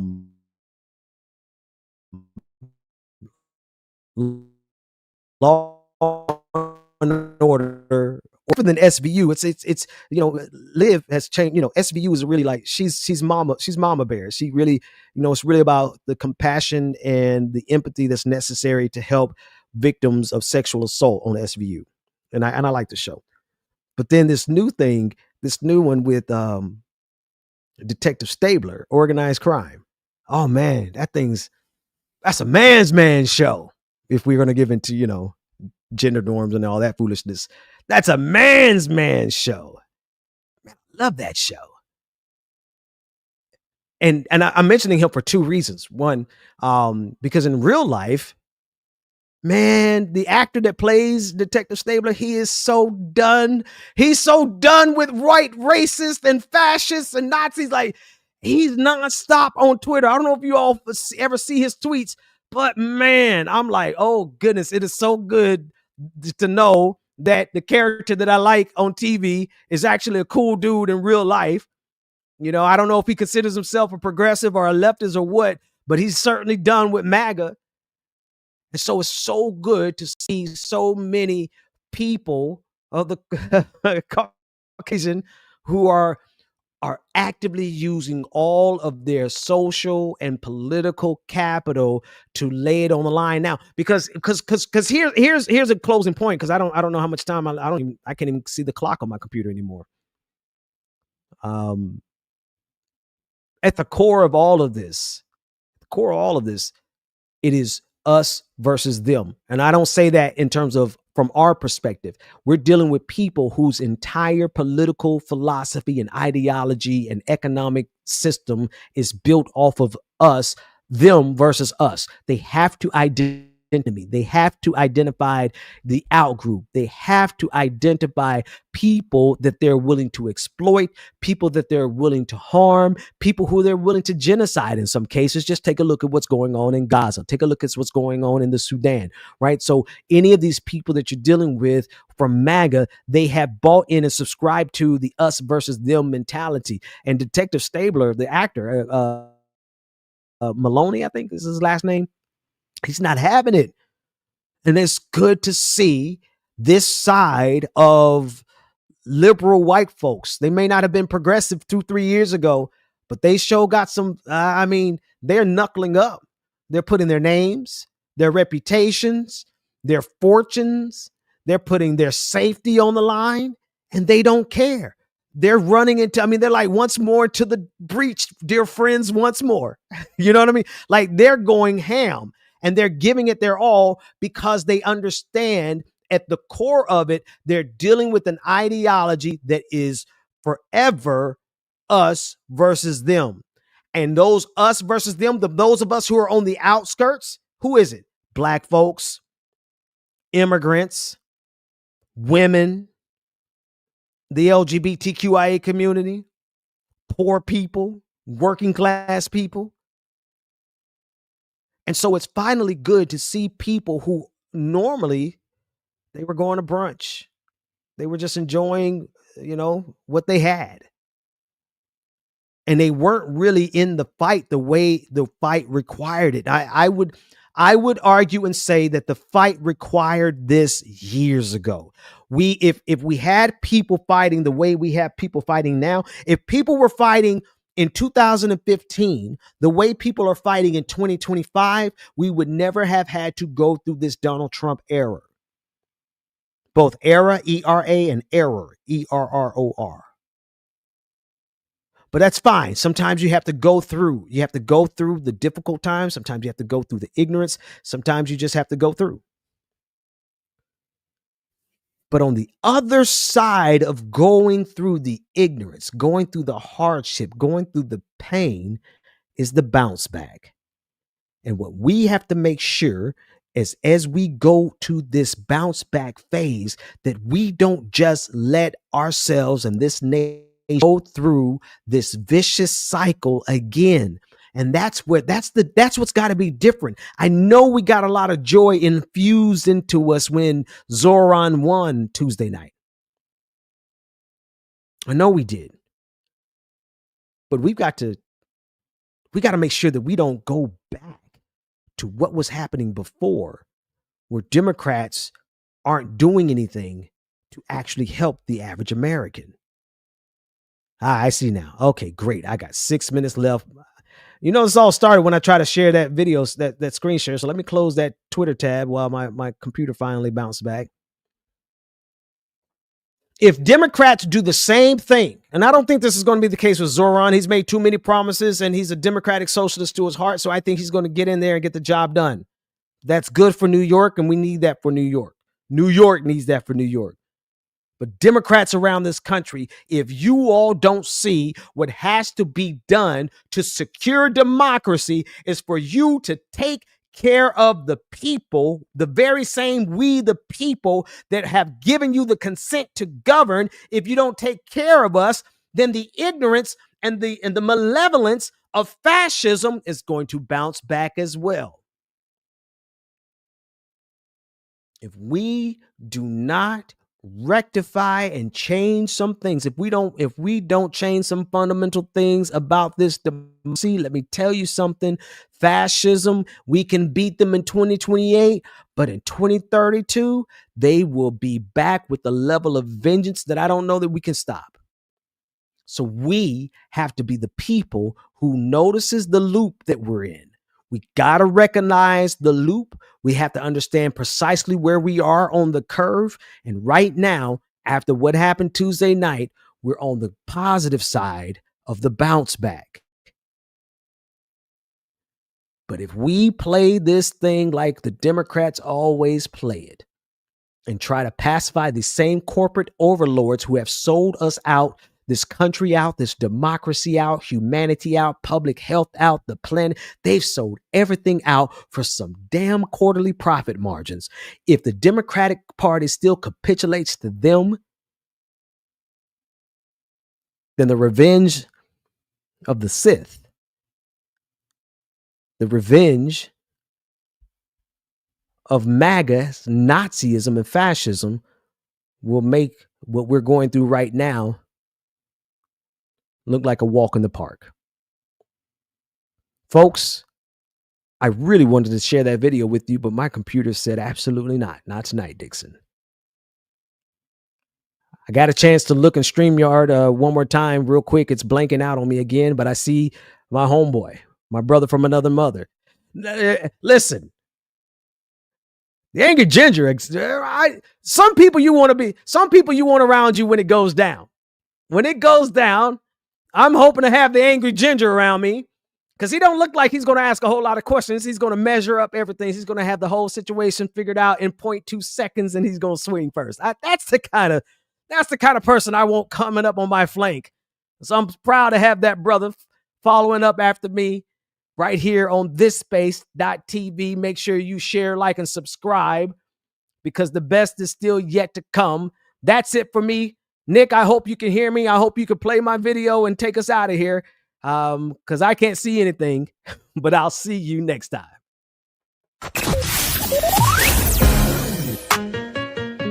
The Benjamin Dixon Show is only possible with listener support.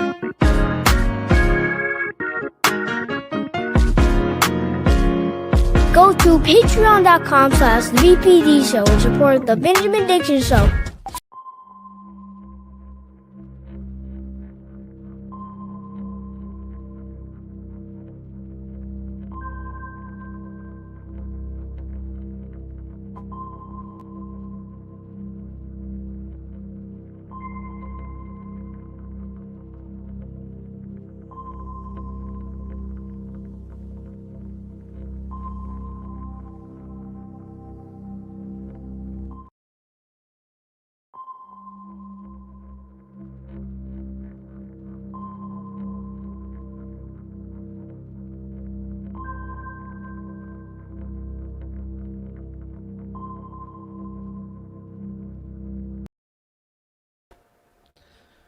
What is happening, everybody?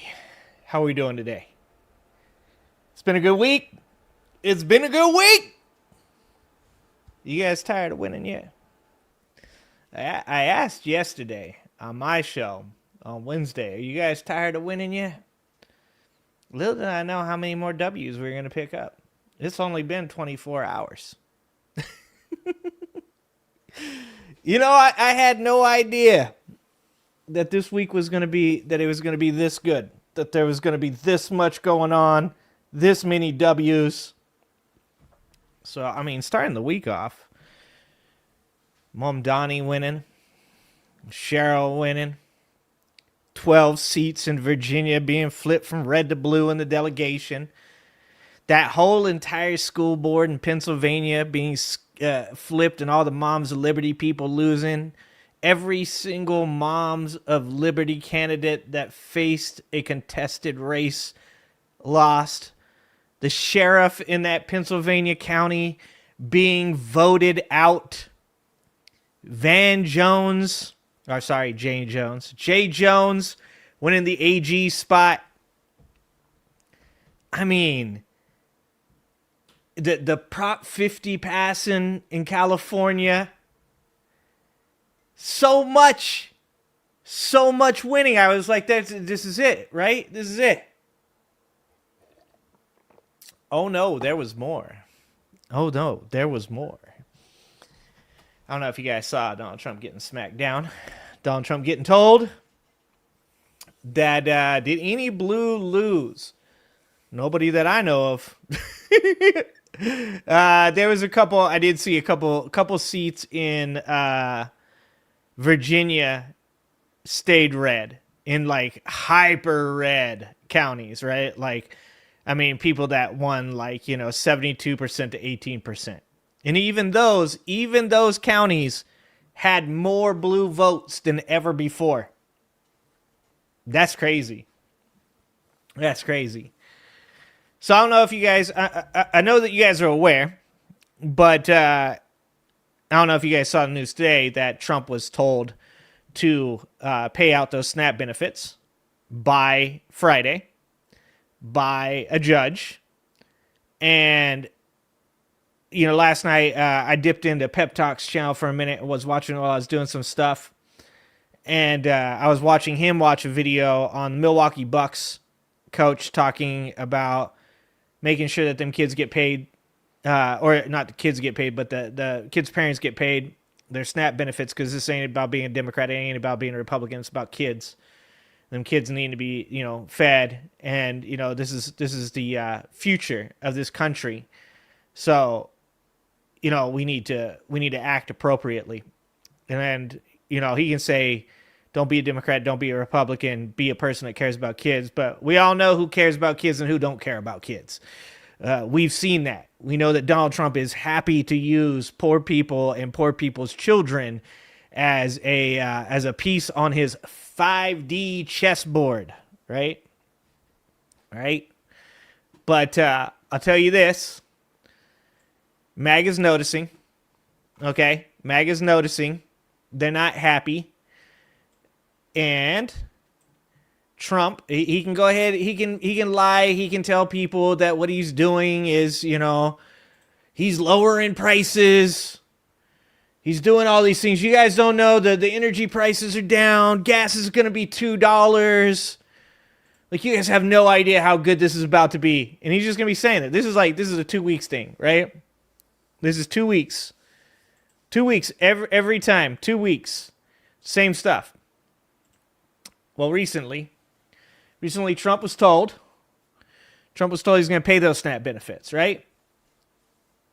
And he needs to pay those SNAP benefits because that's the goddamn law. That's your job. This isn't something that anybody should be questioning. This isn't like a debatable subject. There is a fund that was created to pay those SNAP benefits. And those SNAP benefits need to be paid. Look, I'm not on SNAP. I grew up on SNAP. I grew up on food stamps.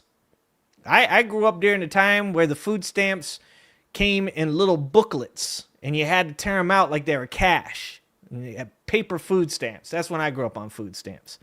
But I don't need food stamps now. In fact, the store that I work for delivered a truckload of food to a food bank.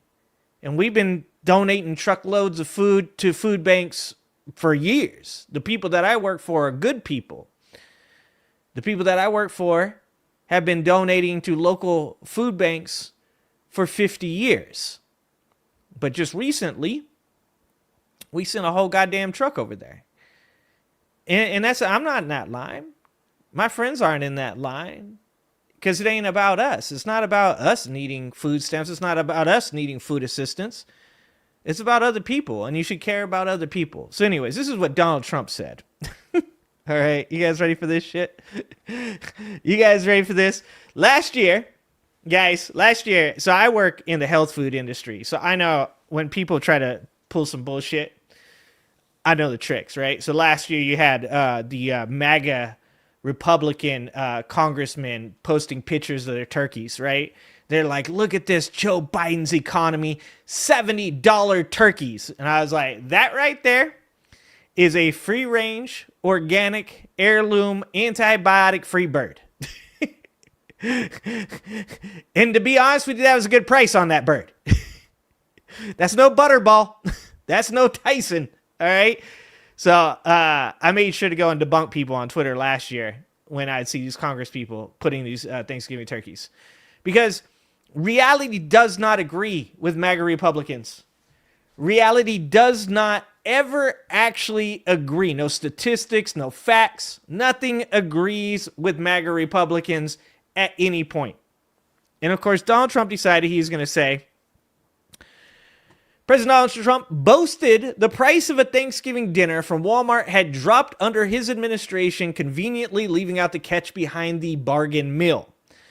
Trump tried to ease the pain of his party's election disasters by bragging on True Social Wednesday evening that Walmart's cheaper Thanksgiving dinner is irrefutable evidence that Republicans are actually the party of affordability, which apparently Donald Trump just learned about the word affordability. It's a new word. It's like groceries. It's like groceries. It's a really old-timey word. He said, Walmart just announced that prices for a Thanksgiving dinner is now down 25%. Since under sleepy, crooked Joe Biden in 2024, affordability is a Republican stronghold. Hopefully, Republicans will use this irrefutable fact. And then he immediately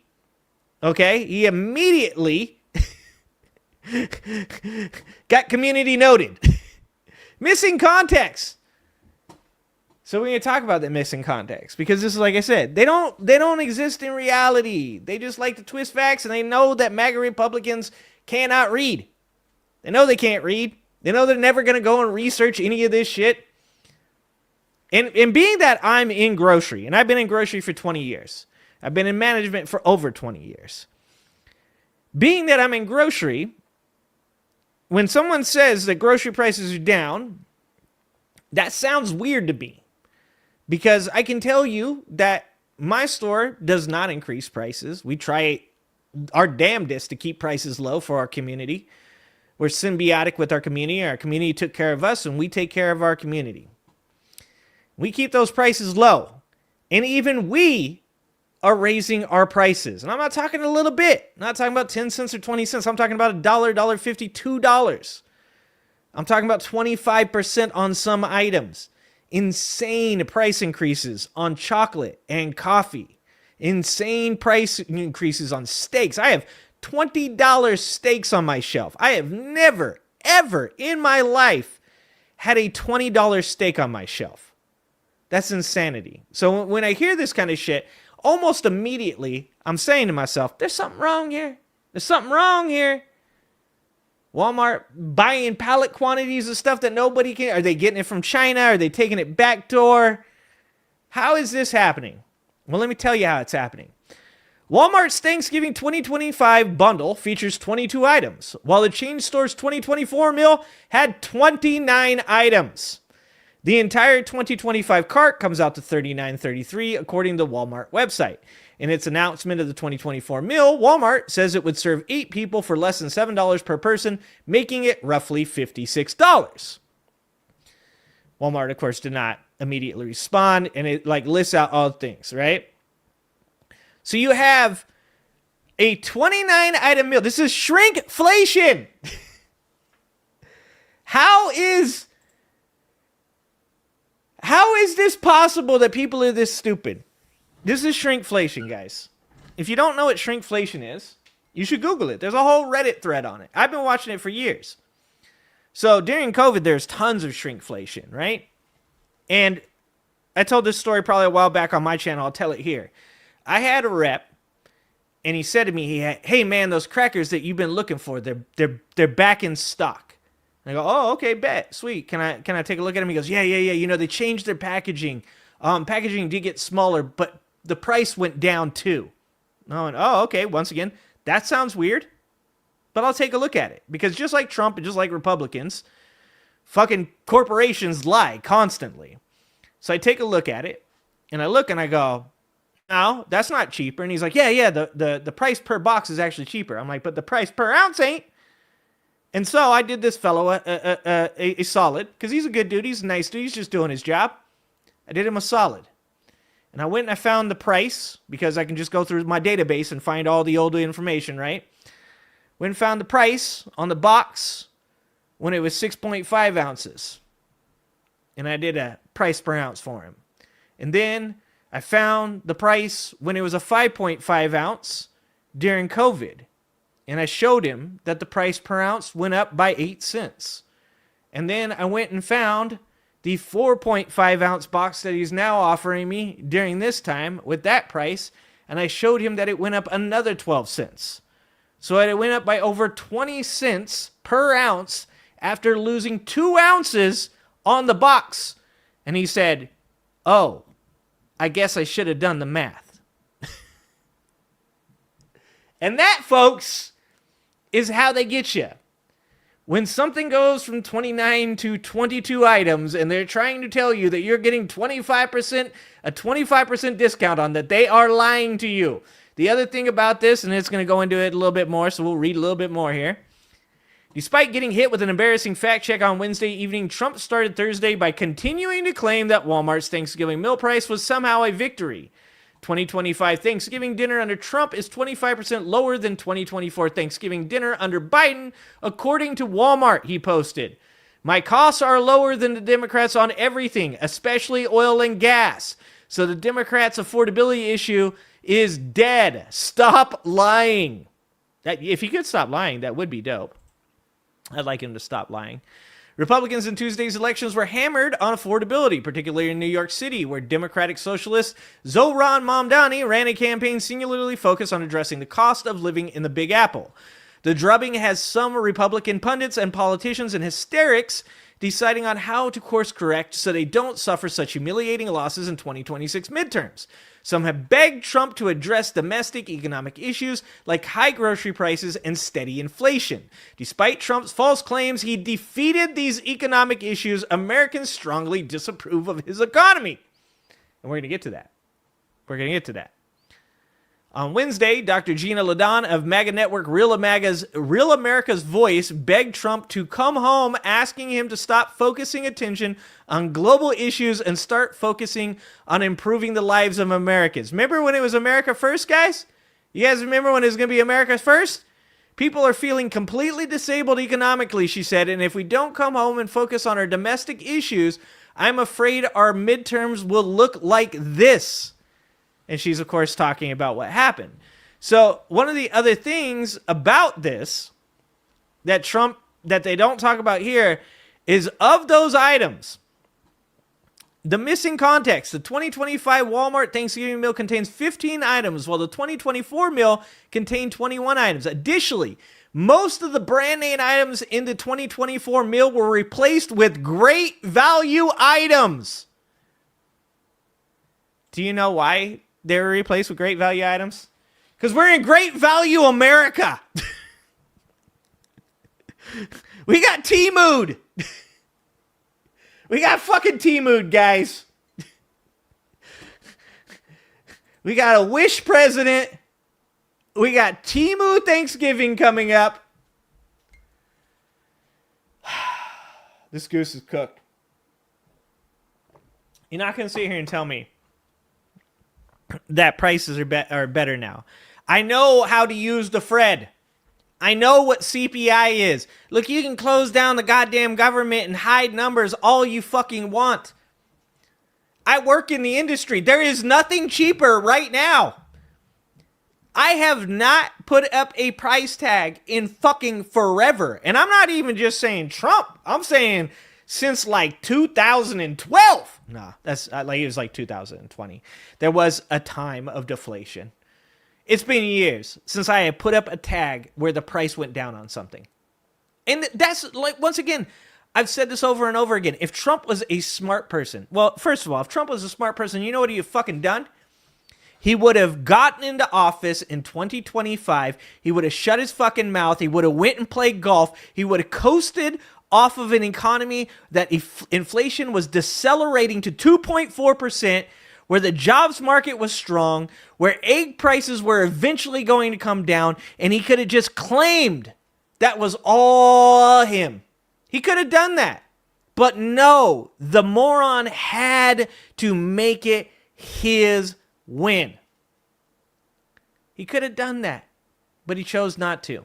And you know what he could be doing now, but he's choosing not to, is he could say climate change is real and it's affecting things. Climate change is affecting beans. Climate change is affecting peas. Climate change is affecting corn. Climate change is affecting olives. Those are all facts. Go ahead and go Google that shit. I know what I'm talking about.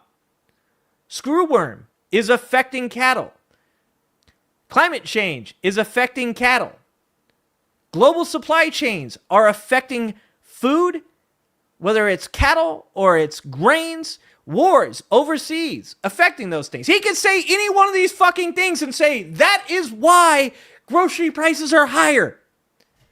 But he's too fucking dumb. He doesn't know that. He just says instead, prices aren't higher. They're actually lower. And MAGA falls for that shit. Make America great value again. It's the dumbest timeline. You don't need to even do what he's doing. It's insane.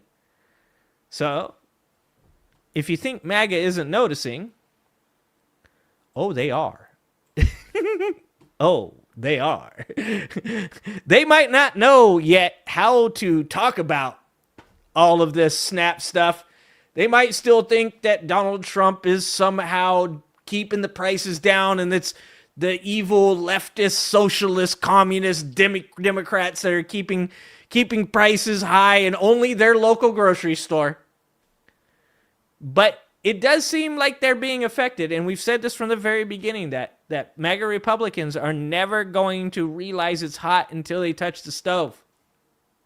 Because these are people that, whether it's immigrants that voted for Trump, that they didn't, it wasn't going to be me. It wasn't going to be me that was deported. It wasn't going to be my wife that was going to be deported. It wasn't going to be my friends that were going to be deported or my coworkers.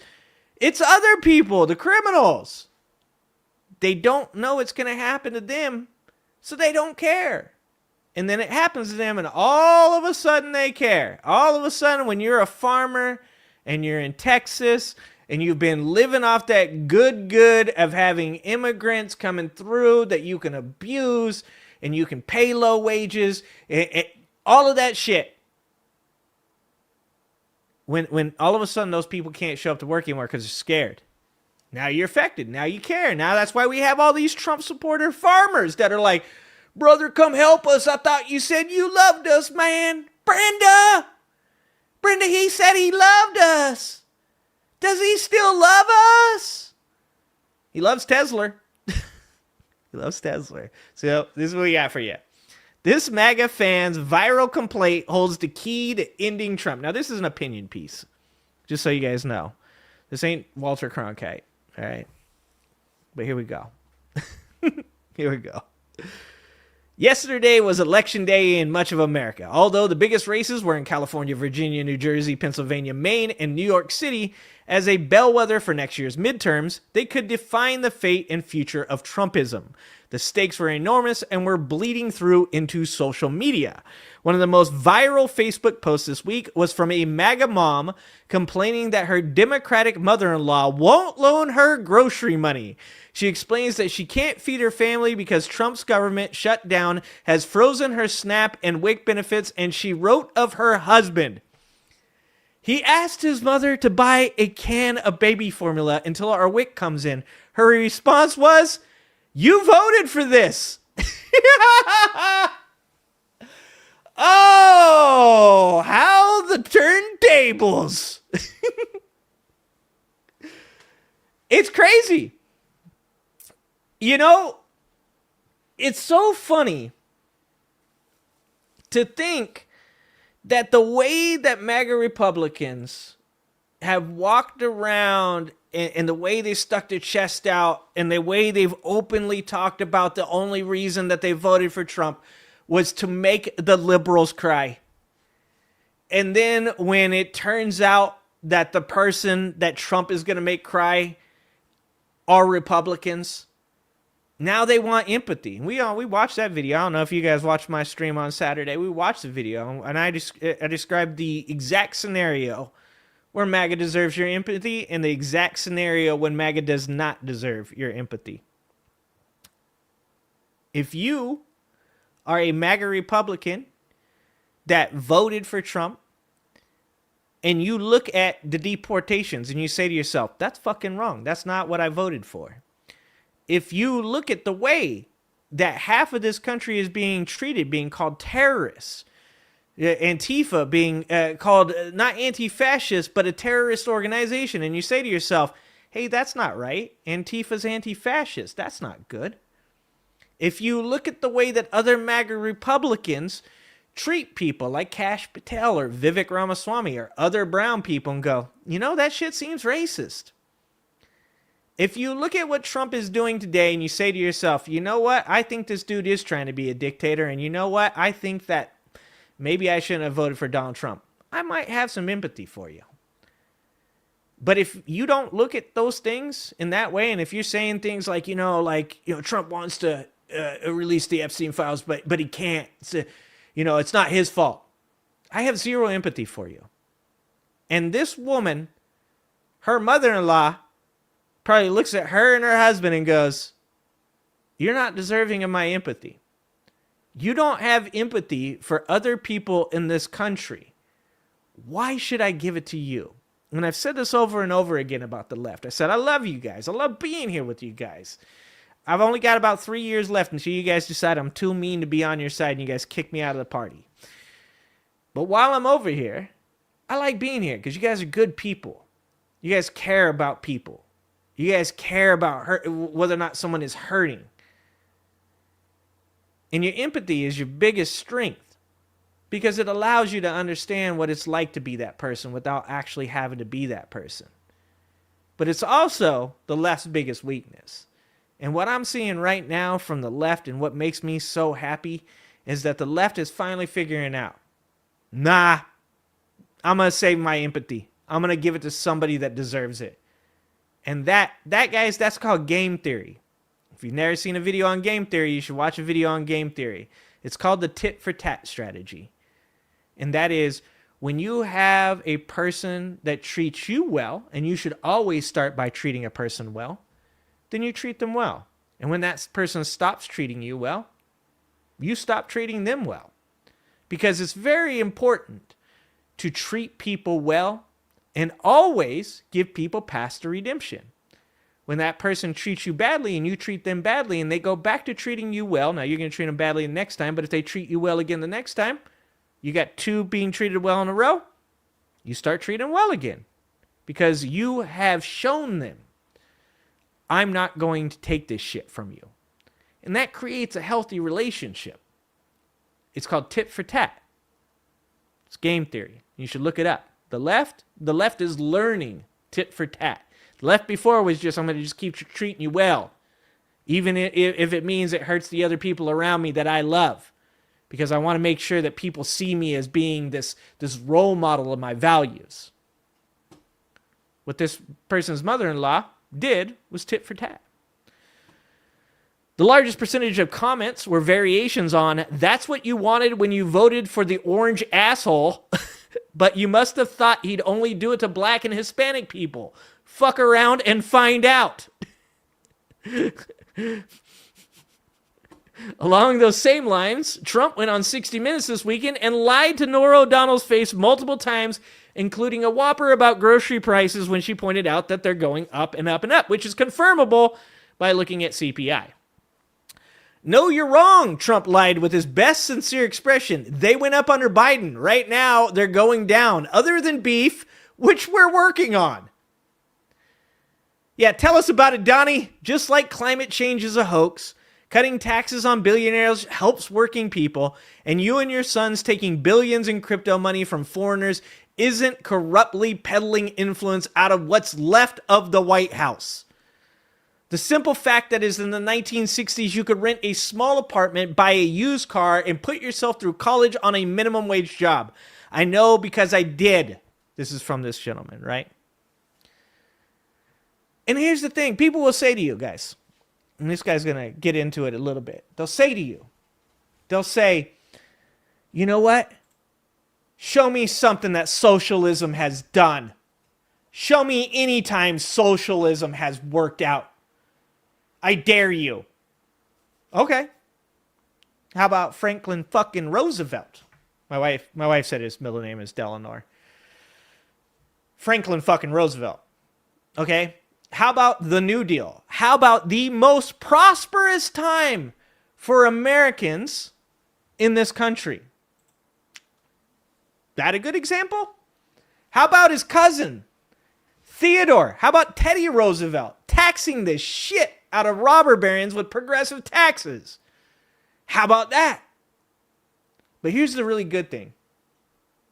Here's the really good thing. People are waking up. People are seeing this stuff. Not just this MAGA lady who finally touched the fire and recognized, holy shit, that's hot. Oh my God, that burns. And other people burn themselves on it. She'll probably never have empathy for those people. It doesn't matter. But people are finally waking up. And polls show that over 60% of Americans that are polled now think positively about socialism. I just watched a video today, and I believe the man's name is Volksreich. But it's a channel that usually does like art history and stuff like that. And he just put out a documentary on Peter Thiel. And you should watch it. Because everything that's going on right now is a part of what Peter Thiel and Curtis Yarvin wanted for this country. And whether or not Peter Thiel has now fallen out with Donald Trump because Donald Trump is only sticking his toe or, half his leg in dictatorship and won't dive full on into it because the people around him won't let him. Not because Donald Trump don't want to, but because the people around him are like, no, I have to live here too. They only want to be part-time villains, and then they want to get their bag, and then they want to get the fuck out. But you should watch that. I believe it's called Here Comes the Antichrist, I believe is one of the titles, because he has an A-B title. I believe the other title is The Scary True Story of Peter Thiel. It just came out. It's a really, really good documentary. I'll see if I can pull it up for you guys, and I'll go ahead and get that going. What's up, Boston Brian? What's happening, Boston Brian? But let's get that. Let's get that going. But let's talk about what this guy had to say. After the Hoover administration and their corrupt Wall Street buddies drove the world economy off the edge with the Republican Great Depression and America elected Franklin Roosevelt to put the country back together, conservatives began to worry aloud about FDR's advisor, British economist John Maynard Keynes. Kinesiology, right? What is it? Kinesiologic? What is it? I can't say it. And FDR had this wild idea that it should be possible to create a nation where at least 2/3 of the people were in the middle class. They'd do it by heavily taxing the morbidly rich. FDR raised it to 77% by 1936, giving union power to working people, the Wagner Act in 1935, and providing a solid social safety net, Social Security, a minimum wage, unemployment insurance, and food stamps to create a middle class floor. The programs were universally decried by the GOP as socialism, the doorway to communism, and radically anti-American. Every major social program since the 1930s has been opposed by Republicans. And in the 1950s, Russell Kirk, William F. Buckley Jr., Barry Goldwater, and other thinkers in the movement provided a rationale for their opposition. They argue out throughout the 1950s that if the middle class ever got too large, American society would begin to disintegrate under the weight of FDR's socialist programs. Kirk and Buckley warned that women would forget their place in the kitchen and bedroom. Young people would stop respecting their elders and the value of hard work, and racial minorities would demand social and economic equality with whites. The results would be societal chaos, leading to the downfall of America as we knew it. And that's exactly, here, let's just find that video. Let's find that video. Oh, you guys can't see this yet. This is for the end of the show. You guys can't watch this one. Oh, you guys can't see anyways. I'm going to find the video. I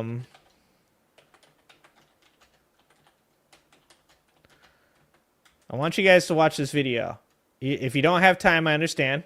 Okay, I understand. It's an hour and a half long. I understand. But I want you guys to watch this video.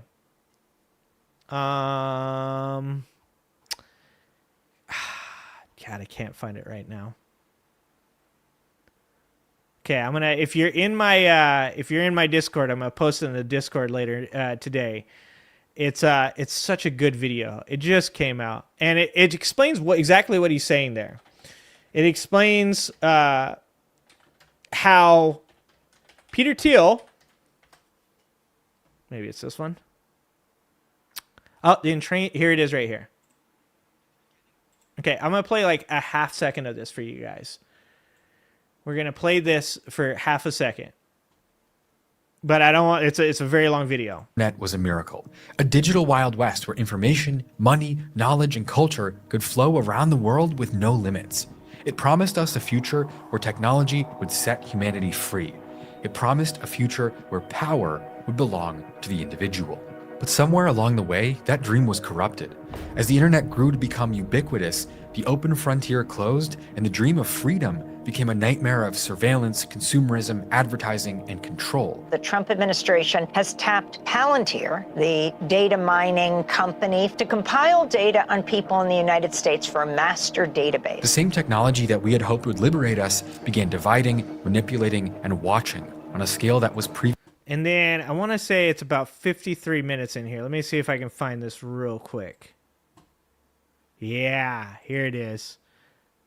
Ops spies in the military to, yes, predict danger, but behind the scenes, they're slowly shifting away the power of surveillance into completely... So this is talking all about Palantir, and I believe this is where he starts talking about Palantir in Israel. ...private hands with no democratic control over who gets flagged or why, or how to fight back. This type of surveillance is a violation of personal liberty by almost any definition you could think of. It goes against almost every value we've come to expect and understand as Americans. Palantir is literally a magic crystal ball watching all of us all the time, and it was created by Peter Thiel. And part of the reason why it got that big at all is because 10 years ago, Peter Thiel bought the President of the United States. On July 21st, 2016, Peter Thiel took the stage at the Republican National Convention in Cleveland and said, "I am proud to be gay.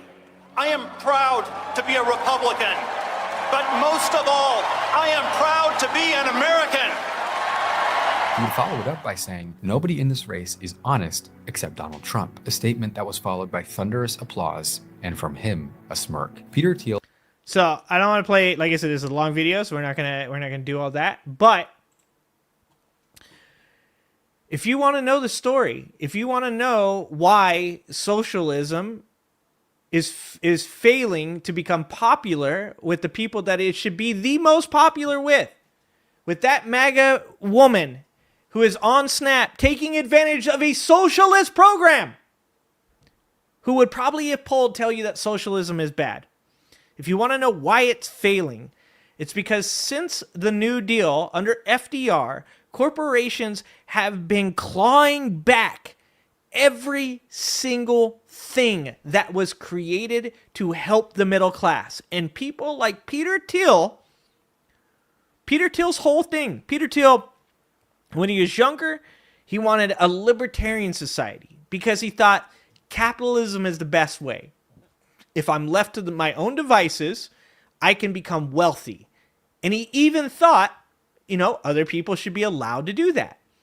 And then as he recognized that he couldn't influence the government enough to get them to allow him to be able to do whatever he wanted in a very libertarian way, he realized if the government's going to control people, I don't want them to control me. I want to control the government. And he believes that socialism and power for the middle class is going to eventually, and by the way, he's right about this, eventually it's going to lead to the middle class, the lower middle class, the working class people rising up and taking the power back from people like Peter Thiel. And that's exactly what's going to happen. And that is exactly why him and Curtis Yarvin and J.D. Vance and Donald Trump and all of these people are doing what they're doing right now. Because they don't want you to know that you could take the power back. We got some other stuff to talk about tonight, though. Let's watch this video. This is I got Kyle Kalinske talking about what's going on right now. Oh wait, hold on before I do this. All right, I gotta get the. Did you guys see the big pharma guy today fall out? Oh my God, guys. Okay, I'm not laughing at the big pharma. Okay, I am kind of laughing at the big pharma guy falling out. Did you guys see this? Did you guys see the video of the guy falling out? I'm not going to play the video because it's kind of fucked up. Stop asking. But look at this. Have you guys seen the fucking picture? Holy Christ. Guys, why is Donald Trump standing there like that as a dude is like in the knockout position? Why is Donald Trump standing like that while a man has his legs elevated like the knockout position? What is going on? How about this one? He doesn't know what to do with his hands. What is going on with this guy? Guys, look at this one. Guys, this is our president, guys. That's the Hindustan Times, by the way. What the fuck? That shit is iconic. Oh my God. Anyways, all right, sorry. Now we'll watch the video. I was like, I have to show you guys that. I was like, what the fuck is going on? What is this reality right now? All right, so to continue with the talk about Donald Trump not understanding economics and also believing that all the prices are good and all this stuff, Kyle Kalinske here has a good video that talks about where the economy actually is. And what I like about this is Kyle Kalinsky's making the argument that matters. The stock market doesn't matter. GDP doesn't even matter, even though GDP ain't great right now either. You know, like when we talk about what really matters, and I tried to explain this to Trump Republicans when Biden was the presidency. I was like, you guys are making the wrong argument. Stop talking about the economy in a way that you don't understand it. Talk about grocery prices. Talk about energy prices. Talk about rent prices. Talk about the availability to move up in your job. That's what you should be talking about, and none of these fucks could explain it. But thank God people on the left are smarter because they are explaining it. And Kyle Kalinski's video here goes into a bit about how Trump's current economy is failing. All right, guys, so we've been talking a lot about these new polls that just came out, and the polls have just been catastrophic, just apocalyptic for Trump. I mean, we're talking, what, a 37% approval rating in one poll, 39% in another poll. Then when you get into the specifics, it's just a bloodbath. We're talking young people who he basically was even with, like it was like 45% support, 45% oppose. Like he was basically even with them in November. Now where are we? Now, he's at 20% support with young people. 20. I mean, that's got to be a record drop. It's got to be a record drop. And then one of the other things that we saw in this election the other day is that all of the groups that Trump had and the Republicans had theoretically gained voters with, they're gone. Not only are they gone, they're gone and then some. So, like, it's not even like the Democrats just made up for what they lost. Like, equal what they had in 2020. It's like they're doing better than they did in 2020. Do you understand what I'm saying? So, like, they picked... This is important because, like I said, because people have been convinced to vote against their own interests, and not just by Republicans. You know, I'm not a both parties are bad person. I 100% believe that the people on the left are better people.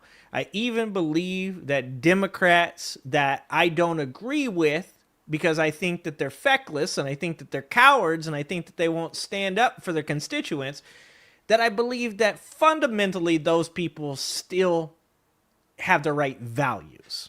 A couple of them, not so much. Everybody's got their bad ones, okay?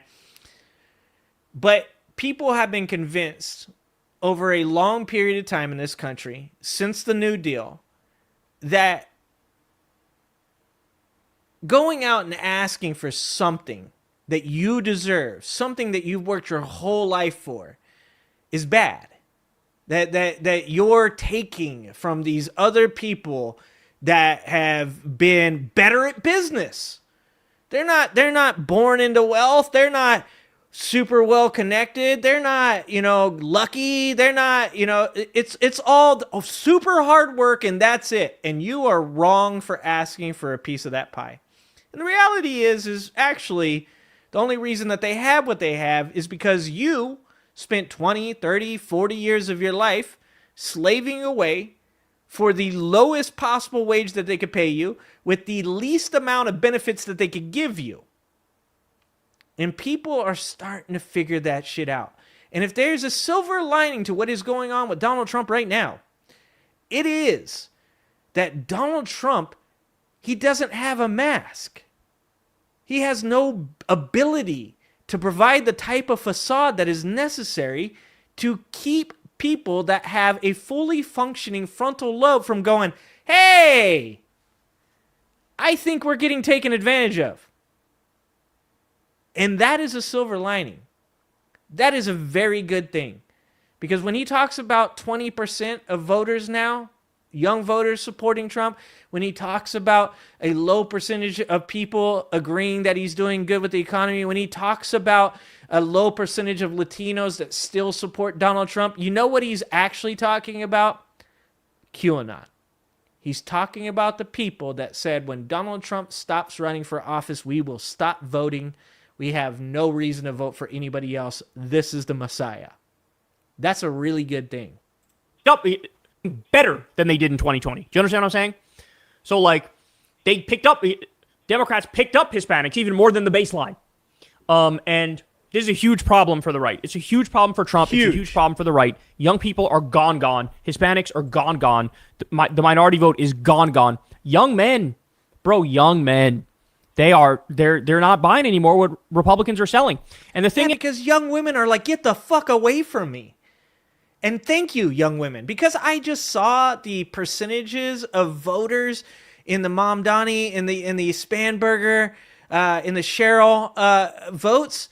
80, 85, 87% of young women voting for those candidates. Thank you, young women. Like, in so many instances right now, are young women holding it together once again for this fucking country.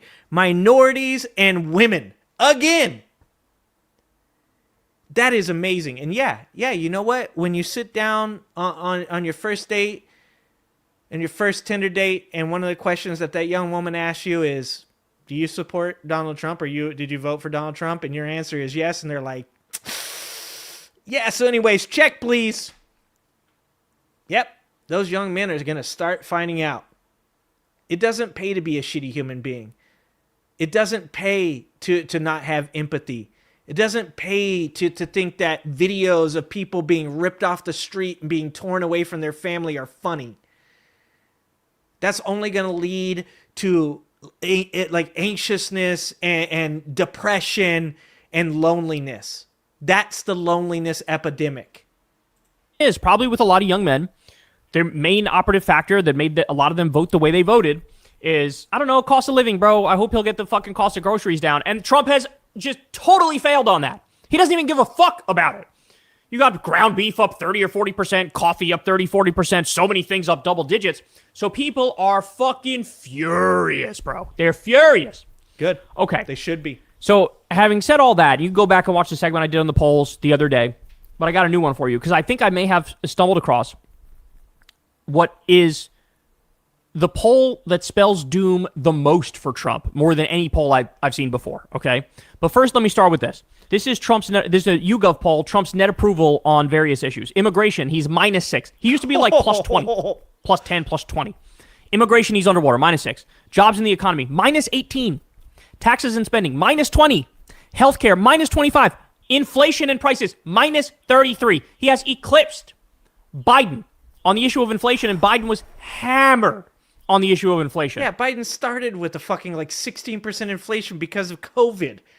Like, there's just so much about Biden's administration that's overshadowed by the decisions he made in supporting Israel. There are so many domestic W's that happen from that fucking presidency that are just absolutely swept under the rug because of his foreign policy. Like, it's just so upsetting to know that we were in this horrifically bad place, and we came out of it and we just coasted right over the top of a possible recession. And like I said, instead of Donald Trump just coming in, taking where that was going out and playing golf, leaving shit alone, and just claiming that was his economy, he just had to screw it up. And now what does he do? Because the supporters aren't smart enough to know the difference between truth and fallacy, he just lies to them. I defeated inflation. I beat it. Inflation, there is no inflation. And if it was, I fired it. Okay, but I still haven't gotten to the thing that this segment is really about. You guys ready for this? I really need you to sit on this one. Let this one marinate. Let this one fucking, slosh around in your skull a little bit, because it just you got to digest what this really means. Ready? Look at this poll. How would you rate the economic conditions in the country today? So in November 2025, so Trump's second term, there's a poll that just happened. 72% of Americans say the economy is poor. 72. Now, what was the answer to this question in Trump's first term? Literally 68% of the country at this point in Trump's first term said the economy is good. Guys, do you understand that 2018 was a vicious beatdown for Republicans in the midterms? Do you get that? So even with 68% of the country saying the economy's pretty good right now in 2017, when 2018 rolled around, Trump got routed. MAGA got routed in that election. Democrats had a big showing. I don't even think we can really wrap our minds around what implications this has for the midterms in 2026. Because if 72% of the country is saying the economy is poor, and people voted against Trump in the midterms even when most said it was good, what are they going to do now that it's really poor? Yeah. That inflation is going up, unemployment's going up, mass layoffs happening all over the place, no signs whatsoever of things getting better. In fact, factory jobs are being shipped out of the country on a regular fucking basis. What do you think's going to happen now? He's hiding the fucking Epstein files and bombing random countries and doing corrupt deals by the day. And by the way, they talked to a voter who said the thing that really set them off was what Trump was doing with the East Wing. One voter was like, I think it's selfish. Like, why is he focusing on that? Why is he giving $40 billion to Argentina when people are struggling here? I'm going to do something I don't do here on this channel. I'm going to tell you about a conservative channel that you should go check out. Not because I agree with everything the guy says, but because you should always be aware of what is going on the other side, what they think, what they're talking about, how they're feeling about this. If you want to see how upset conservatives currently are with Trump's administration, how suspect they think Trump's administration is right now, go check out a channel called Heavy Duty Country.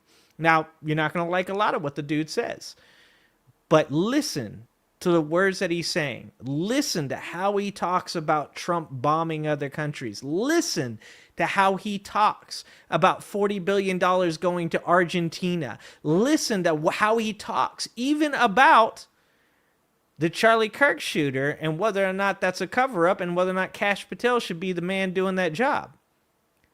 There are a lot of people in this country that aren't democratic, as these numbers show, that aren't leftists or progressives, that are very, very fucking upset about Donald Trump's presidency right now. And if you think, oh, well, that's just a streamer. He's got 905,000 subscribers. Go ahead and scroll them comments. Take a look at what all those conservatives are saying in those comments right now. I implore you. Now your algorithm's going to be all fucked up for the next week, and I'm sorry for that. But I implore you, go look at that channel. Go watch a couple of the videos. Shit, you might even agree with him on some of that stuff. He's got completely anti-Israel, pro-Palestine shit he talks about. Go check that shit out. Republicans are not happy with Donald Trump right now. And I'm not talking about MAGA. I'm going to continue to tell you guys that. There's a huge difference between MAGA Republicans and traditional conservatives. You're demolishing the East Wing when, like, the fucking government is shut down and people aren't getting fucking paychecks and you're focused on some interior design type bullshit. This is what a Republican voter was saying. So think this bodes horribly for them. We might, look, it's possible, without any fuckery, without any rigging or anything like that, we're looking at potential prime FDR type midterm numbers here based off this poll. This is forget a 5-alarm fire. This is a motherfucking 500-alarm fire for Republicans. That if they don't fucking U-turn immediately, and that's the thing is, like, they wouldn't know how to get back to a place where they're making good decisions, even if they had a fucking roadmap to do it. Because they're so lost. Like, the party now is nothing but Trump's whim. That's it.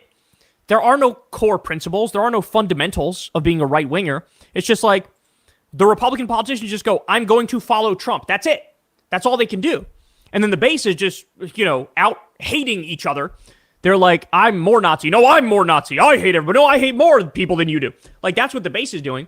So this is a party post-Obama. When Obama left the political scene, the Democrats had a bit of an identity crisis and went through a rough patch. And they lost a lot of state and local elections. I think for Trump, it's going to be that except worse. I think it's going to be worse. I think it's going to be, because they're even more, like, Democrats had some semblance of a political philosophy.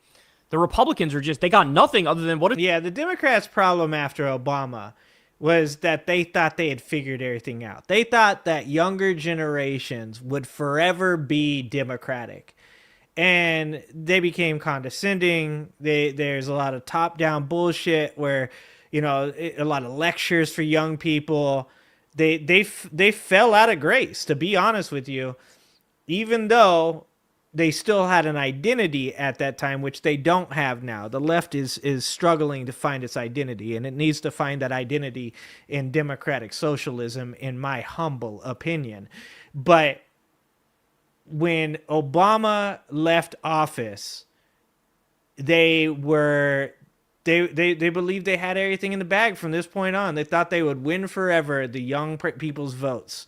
And the reality was they actually became more and more disconnected from young people every single year. And every time that they lost, instead of recognizing what they did wrong and going back and figuring it out, they doubled down and tripled down. And even now, as we watched Kyle Kalinske last night talking about Van Jones, talking about Mamdani, they're still doing the same shit. And that's why it's so important for every single one of you to recognize that this is a marathon. It's not a sprint. We got some huge W's this week, and we are loving it, and we are feeling good. But if we expect there to be a midterms in 2026, if we expect to have the chance to go and vote and turn the House blue and turn the Senate blue and do something about this dictator in the office right now, if you want to be able to do that, then you better not shut up. You better just stay loud. You better still show up. Every single protest, there should still be so many fucking people that they can't count. Everybody should know what's going on. Because if you do, if you decide that, oh, we won this, if you're those Democrats that after Obama just want to coast and just go back to bullshit establishment Democrat shit, and you just want to toss people like Mamdani under the bus, you want to act like what they did is of no real use, there won't be a 2026 midterms. What's going on right now? I'm listening to the tariff Supreme Court. I'm listening to testimony. I'm listening to the lawyers. I'm listening to John Roberts. I'm listening to Keegan and the rest of them. Jackson, Barrett, Kavanaugh. I'm listening to all those guys in that tariff talk, and it don't sound like they're so happy with the tariffs. I mean, Gorsuch, Alito, and Clarence Thomas, of course, sound like they're just sucking Trump's dick, but that's normal. They don't sound like they're so happy about what's going on. So right now, America's foundation, its framework, is getting stress tested. And amazingly enough, it's actually standing up. And we saw that. We saw that on Monday and Tuesday when people voted and all of these seats flipped and Mamdani won. The framework is holding up the stress test. It's okay. But you don't get to just live off those W's. You got to keep it going. Trump say, okay, we'll shut our brains off, we'll defend him no matter what. Just defend the fascist death cult leader no matter what. And so I think they're cooked, and I don't know, man. I don't even know if there's anything they can do to fix it. All they can do is try to rig the election. That's it. That's all they can do. Yep. That's all they can do. Because there's no turning this ship around. And by the way, I should point out that we had the Supreme Court hear the oral arguments on tariffs. And what do you mean, Kyle? We're on the same wavelength. based off the questions they were asking, it really looks like they're going to strike down all of Trump's tariffs and say he does not have the unilateral authority to do tariffs on his own. If you're talking about the gerrymandering reference frame, I think they're still hearing arguments on that. I do not think that they've ruled on that. I could be wrong about that. I mean, there's so much news every single day. I could have missed it, but I'm pretty sure I would have seen that. I believe they're still taking arguments on that. So, what are Republicans going to do? I mean, first of all, that's the Supreme Court trying to kind of save them. But will Trump even listen? We don't know, right? But that would be the Supreme Court kind of saving them. And then, I don't know. I don't know how they couldn't even undo all the damage that they've done if they've tried, right? Yes, people think the economy sucks. People think you're doing a horrible job. Maybe you shouldn't have cut pediatric cancer research. So what Tamara says right here, AG, I can't help but think if Mr. Kulinski and the Bernie bros would have actually voted for Hillary in 2016, we wouldn't be in this mess. So that's pertinent. And I've told you guys before, like I said, y'all find all kinds of reasons to cancel me. In 2016, if you would have asked me my opinion on Bernie, I would have said things like, how are we going to pay for all that? I mean, just fucking straight up NPC stuff, right? Like the same thing you hear from NPCs now. You would have heard me say things like, yeah, Bernie seems like a good guy, but socialism doesn't work. You would have heard me say things like, oh, sure, free colleges sounds cool, but it's a pipe dream. You would have heard me say things like, I worked my way up from the bottom, other people can do it, and I think that that's pertinent to say that, yeah, even, I still, I wouldn't say I have animosity. I still have some criticism for Kyle Kulinski. I still have criticism for Mehdi Hassan. I still have criticism for the Humanist Report about them and the way they went about talking about Biden and the way they talked about Kamala. But I know 100% as a fact that me and Mike and me and Kyle and me and Mehdi, we all have the same fundamental values. We all want the same thing. And I think that what is important about Kyle and Mehdi and the rest of them is what we do after we're wrong, right? Where do we go? Do we sit down and kind of obstinately tell people that we've been right this whole time and we don't care and we're just gonna, we're not gonna take any responsibility for that? And some people would say, well, they haven't apologized, right? I don't know. Has anybody asked for the apology? Do you feel like they need like a formal one? Like for me, I don't. Like I don't need that, right? And maybe for you, you do, and that's okay. That's okay if that's what you need. But for me, like what matters to me is what we're going to do moving forward. Not so much what happened in the past. I think you look at the past and you learn from the past. And I say this to people all the time. I feel I may need to forgive you, but that does not mean I need to forget what you did. And I think that that's important. And that's the difference between allowing people to constantly cross boundaries and break promises and do things that are detrimental to your progress as a person or as a country. So I'm not going to forget that you did those things, but I do forgive you for those things. And the reason I'm not going to forget is because if you continue to do those things after I forgive you, then I'm not going to continue to forgive you, right? So I think that's what's important. I agree with what you're saying, Tamara. I hear what you say. And I even, you have the right to feel that way and feel upset about those things. But I do think that for the left to heal, and as I said, like a lot of times I'm looking at this from an outside point of view because I wouldn't claim to be on the left. I wouldn't claim to be progressive or a Democrat or even a Democratic Socialist, even though that's probably as close to a political party as I believe I can get. Because I think that parties are not a good way to represent my values. I think I represent my values and people can call me whatever they want to call me. I don't need to be lumped into a party to feel strong. Fuck a gang, I'm a posse. And I think that that's important. But I think that these guys are doing good shit now, and that's what I care about. That's what I care about. Maybe you shouldn't have cut Meals on Wheels. Maybe you shouldn't have cut the National Weather Service and the flight safety officials, right? The air traffic controllers. But, again, even if they wanted to fix this now, it might be too late. It might be too late for them. Yeah, So, I think it is too late. Now, just imagine Democrats routing Republicans in this election, even without being all that aggressive. Like I always say, imagine if they fought. Imagine if they fought. Then instead of winning by, it was 15-point margins in the election the other day. It literally could have been like 25. It could have been like 25. And in the midterms, if Democrats get their shit together and start fighting more by the midterms, oh, buddy. Ooh, buddy. Forget about it. And by the way, it might give Democrats a little bit of, more wind in their sails now too, where they'll feel like, oh shit, we can lean into this resistance stuff a little more because look, we just wiped the floor with these motherfuckers. So that'll make them feel like, oh, okay, they want us, not them. So okay, let's fight. Let's actually like lean into it. Whereas before they were very tepid. After 2024, they seemed very just like, I don't know, very passive. They seemed very meek and very passive. And it sucks because it was at a time when Trump was all in on destroying the country in every imaginable way. And because the left just wants to they always want to play wait and see. That's what drives me nuts about the left. I'm a bit of a confrontational person. I'm a bit of an aggressive person. And that's not always the way.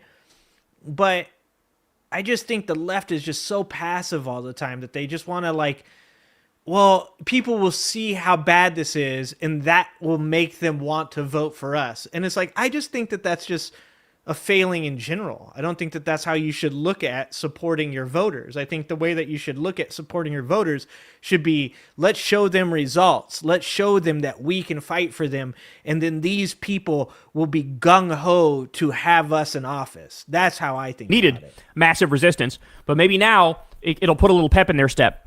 But man, are they in trouble. They are seriously, seriously in trouble. And it is a glorious thing to see. Hey, y'all, do me a favor.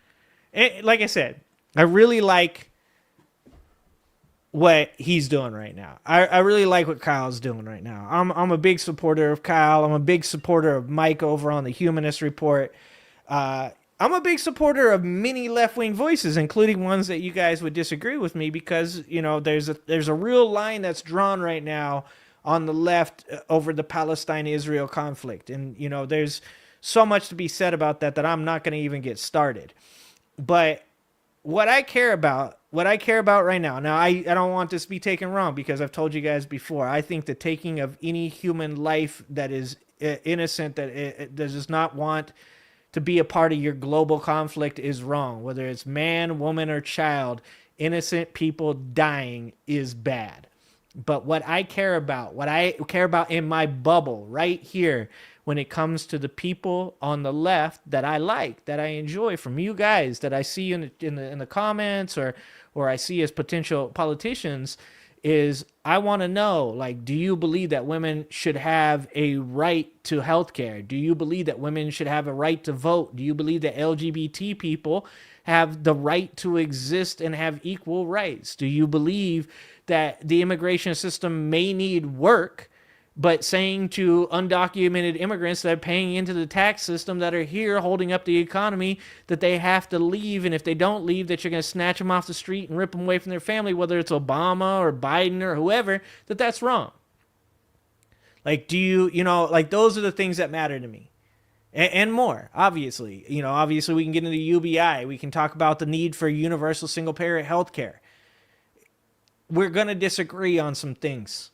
We're not going to agree. There's going to be people on the left that look at me and go, what do you mean the immigration system needs to be fixed? There shouldn't be an immigration system. They should just be allowed to come in. I don't agree with that.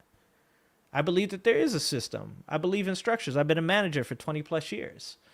I believe that there's ways to go about things that are right and ways to go about things that are wrong. And I almost always believe that there's a balance to the two. So, I really like what Kyle Kalinske is doing right now. And I like that when things got a little bit spicy, Kyle got spicy. That it wasn't fucking this prim and proper, we're just going to talk about it like nothing's happening. Kyle is like, get off your ass and fucking do something. And I'm like, that's my man. That's my man right there. But speaking of, to go off of everything Kyle's talking about there, because guys, Kyle ain't wrong, okay? Kyle is not wrong. What is going on the right now is a fucking spectacle. And I am here for this shit. All right? It is getting out of control on the right now. The civil war that is happening over this recent thing that's been going on with Tucker Carlson and Nick Fuentes. It is a spectacle, and this is what I'm saying. The left better take advantage of this. The left better know what they're doing here. Like, this is a time, this is go for the jugular kind of stuff. This is not just, don't just sit on your hands. Like, you help this ball roll. Push on that ball. All right? Civil war erupts on the right after Heritage's president, Tucker Carlson, Nick Fuentes' comments. So if you don't know, obviously, Tucker Carlson had Nick Fuentes on his show, and the Heritage Foundation guy decided to comment on that. A civil war over the direction of the conservative movement and who should be considered part of it erupted after Heritage Foundation President Kevin Roberts posted a video Thursday defending Tucker Carlson for interviewing white nationalist Nick Fuentes. Guys, is Nick Fuentes going to be the presidential candidate? I was saying this last night on my stream. Is it going to be Marjorie Taylor Greene versus Nick Fuentes for the fucking Republican presidential candidacy? I guess J.D. Vance would be in there as well because Peter Thiel's not going to let his ass... Like, it's going to be fucking J.D. Vance, MTG, and Nick Fuentes. This is the dumbest timeline. The statement sparked backlash from Republican senators and a number of traditionally conservative organizations and from staffers within the Heritage Foundation itself, who said that Fuentes, who is known for anti-Semitic commentary, and his ideas are not worthy of debate. Nick Fuentes is a disgusting anti-American, anti-Semitic loser. He is not a conservative, not an America First, and not an ally of President Trump or any conservative organization, one Heritage staffer said after being granted anonymity. In his own words, Nick Fuentes is an ally of Stalin, Hitler, and the Taliban. That is not someone with ideas worthy of debate. Conservatives should pray he gets the help he needs, not give him even an inch of our space in our movement. This is insane. This is what Kyle was saying. This is how fractured they are. This is how crazy it is on the right. We thought the House during Biden's administration with MTG and all the crazy people, Santos and stuff was crazy. No, I think not. This is getting a lot worse, guys. But Roberts had also gotten strong backup from the heads of other conservative groups and commentators with influence in the Trump administration, like former Trump advisor Steve Bannon, who argued it should not be controversial to debate U.S. aid to Israel and that attempts to cancel those with opposing views are not productive. Following the uproar, Roberts posted another statement Friday more explicitly condemning the anti-Semitism from Fuentes and his followers, but not backing down from his defense of Carlson conducting the interview. Roberts, who has made the leading conservative think tank more aligned with the MAGA base, posted a video statement Thursday asserting that the venomous coalition attacking Carlson over the interview is sowing division, and the attempt to cancel him will fail.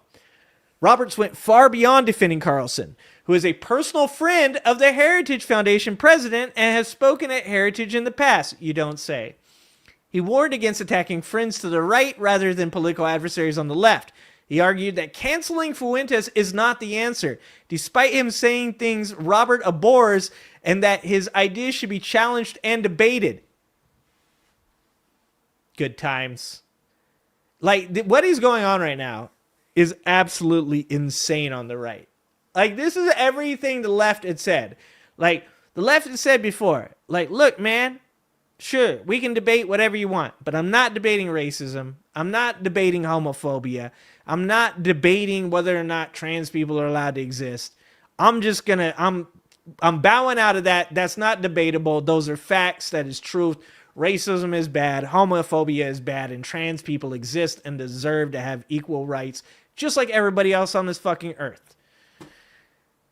The statement appalled a large portion of the political right who have spent years trying to distance themselves from Fuentes and his groyper white nationalist followers and feared them being seen as part of the conservative coalition. They are part of the conservative coalition. You can say they're not.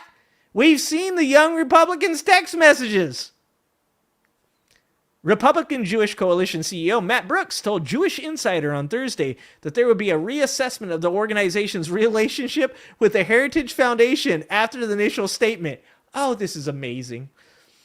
Senator Mitch McConnell, Turtle Man himself, the former GOP leader in the Senate, pushed back on Roberts in a post on social platform X, saying, "Last I checked, conservatives should feel no obligation to carry water for anti-Semites and apologists for America-hating autocrats." Now, Mitch McConnell don't really have a problem with the white nationalist part. He's just like, I don't like that y'all are anti-Semitic.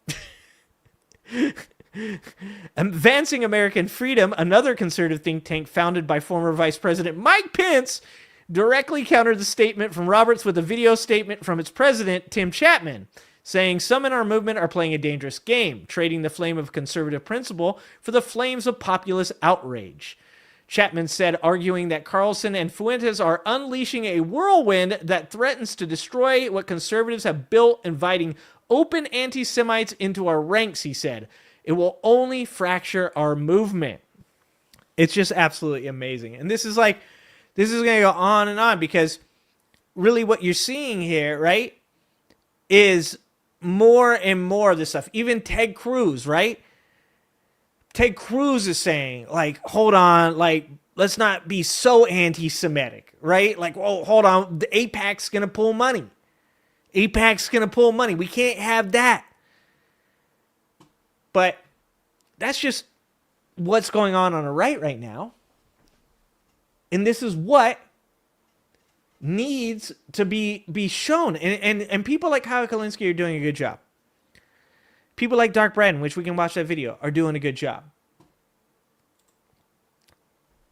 But the left needs to take advantage of this. The left needs to be doing play-by-play, color commentary on everything that is happening on the right in these areas right now, right? And it's not just Nick Fuentes being an anti-Semite, right?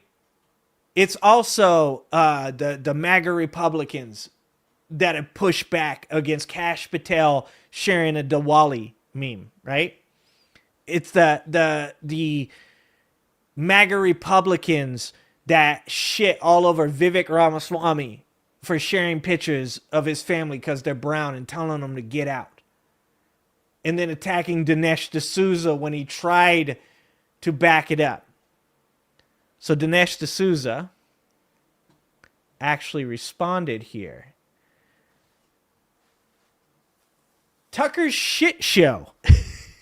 Dinesh D'Souza warns of mass desertions of minorities from the GOP following racist attacks on Ramaswamy.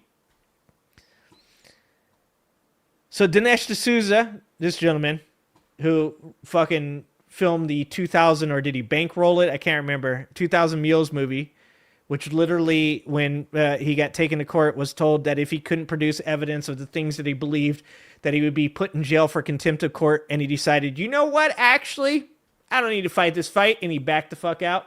That gentleman, okay, right there. Imagine the right being racist. Crazy. Veteran conservative commentator and pro-Trump pundit, also pardon receiver, by the way, Dinesh D'Souza warned over the weekend that minorities will abandon the GOP in droves if racist abuse hurled at non-white conservatives continues. Here's the crazy thing. Not we're leaving because you guys are a bunch of racists. If you racists don't stop being mean to us, we're leaving. Oh, what? Are you kidding me? Not these people are a hell of racist. We need to get the hell out of here. Not that.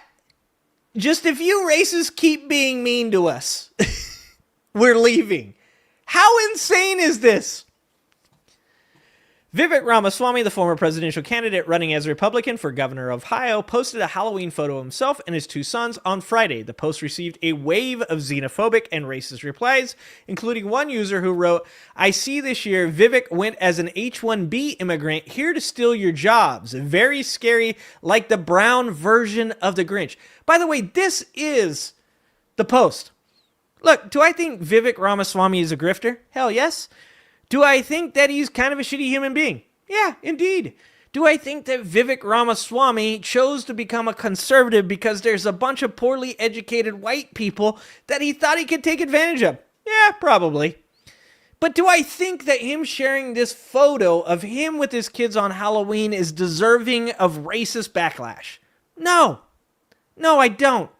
Even with this dude, who in my opinion is a fucking grifter, a con man, a snake oil salesman, I still do not believe that he deserves racist posts on a picture of him with his children. I believe that his children have the right to grow up in this country just like any immigrant deserves to be in this country with the chance to be successful and have a good life and to have a chance at real happiness. But you know who doesn't believe that? The people that he's trying to grift off of. On Sunday night, D'Souza shared the post and defended Ramaswamy, who was born in Cincinnati to Indian immigrant parents. Look at the abuse Vivek is getting for posting an innocuous photo with his boys. This is the shit show that Heritage and Tucker have brought upon us.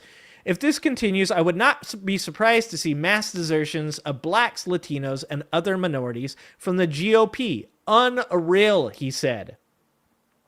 D'Souza's comments referenced the recent firestorm of controversy caused by Tucker Carlson's interview with white supremacist Nick Fuentes.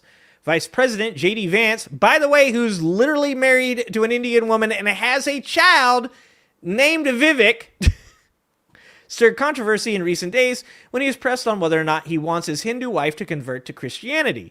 He said, "Do I hope eventually that she is somehow moved by the same thing that I was moved by in church? Yeah, I honestly do wish that, because I believe in the Christian gospel, and I hope eventually my wife comes to see it that way. And personally, if she wants to dip on out and maybe Eric Kirk can just jump on in that couch with me, I'm with that." He didn't say that, but that's he probably thought that for sure. Wait, does he leave? Are we wrong? Does he leave his wife for Erica, or does he leave his wife for the couch? Does the couch stay as a side piece after he leaves his wife for Erica Kirk? Is that... And also, will her name be Erica Vance after that? Vance later clarified on X, writing, "First off, the question was from a person seemingly to my left, so that obviously matters. About my interfaith marriage, I'm a public figure, and people are curious, and I wasn't going to avoid the question." He added, "Second, my Christian faith tells me the gospel is true and is good for human beings. My wife, as I said at the TP USA, is the most amazing blessing I have in my life." I don't think he said that. I'm pretty sure he didn't say that. "She herself encouraged me to re-engage with my faith many years ago. She is not a Christian and has no plans to convert, but like many other people in an interfaith marriage or any interfaith relationship, I hope she may one day see things as I do. Regardless, I'll continue to love and support her and talk to her about faith and life and everything else because she's my wife for now." Okay, once again, I added that last part. Oh, I just left... Bucket's just staying on the screen all night. What up, Bucket? I want to point out, too. You think he has like a waifu? One of those waifu pillows of Erica Kirk, guys?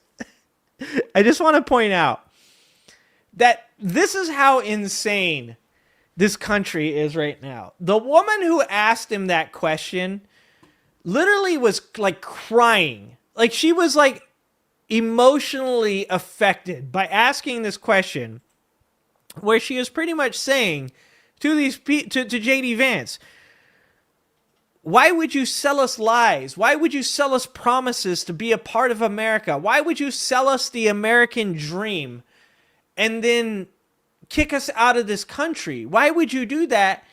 And why would you have a wife that is an immigrant that is of different faith than you and still believe these things? And in doing that, JD Vance cracked a joke at a woman that was practically crying while asking a question about how mean and fucked up him and this administration is. He cracked a joke and then he said, "You know, we gotta laugh, right? We gotta laugh." That's how crazy this administration is, because the cruelty is the point. They're literally trying to break people. But it gets better. There's still more. And I haven't even gotten this. I'm like 2 days behind. All right. I'm like they call them boneless couches on AliExpress. Oh. I'm like 2 days behind. I haven't even cut, like, the Civil War is popping off, and I'm not front lines, guys. I got a job. Okay? I got a job. All right. So Laura Loomer has joined the battle. It's crazy right now. It's like Marjorie Taylor Greene versus Lauren Boebert, but also Marjorie Taylor Greene versus Laura Loomer, Trump versus Marjorie Taylor Greene. Marjorie Taylor Greene's on The View currently. And then you've got Laura Loomer against the Heritage Foundation and Nick Fuentes and Tucker Carlson. And then you got Dinesh D'Souza and Vivek Ramaswamy. And then literally, guys, and I'm going to hurt all your feelings right now. You guys ready for this, lefties? Prepare yourselves. Buckle down. Grab the arms of your chair right now. Norman Finkelstein was on Candace Owens' show. So you guys need to go get your boy. Look, shit is crazy right now, but what we don't need is Norman Finkelstein on Candace Owens' show. I didn't watch it, so that someone verified that happened. Maybe it was a dream, a nightmare even. But if we could not be doing shit like going on Candace Owens' show, guys. You know, I said, I was like, the problem with the left is all the infighting. But you know what I think? And where I'm wrong is it's not the problem with the left is the infighting. It's the problem with whoever's in power is the infighting. Everybody gets into authority and then they just start choking the shit out of each other. I'm in charge. I'm in charge. Yes, Finkelstein is the slow voice of Palestine. Yes, he is. Somebody needs to send his ass a strongly worded email about going on the Candace Owens show. That's all I'm saying.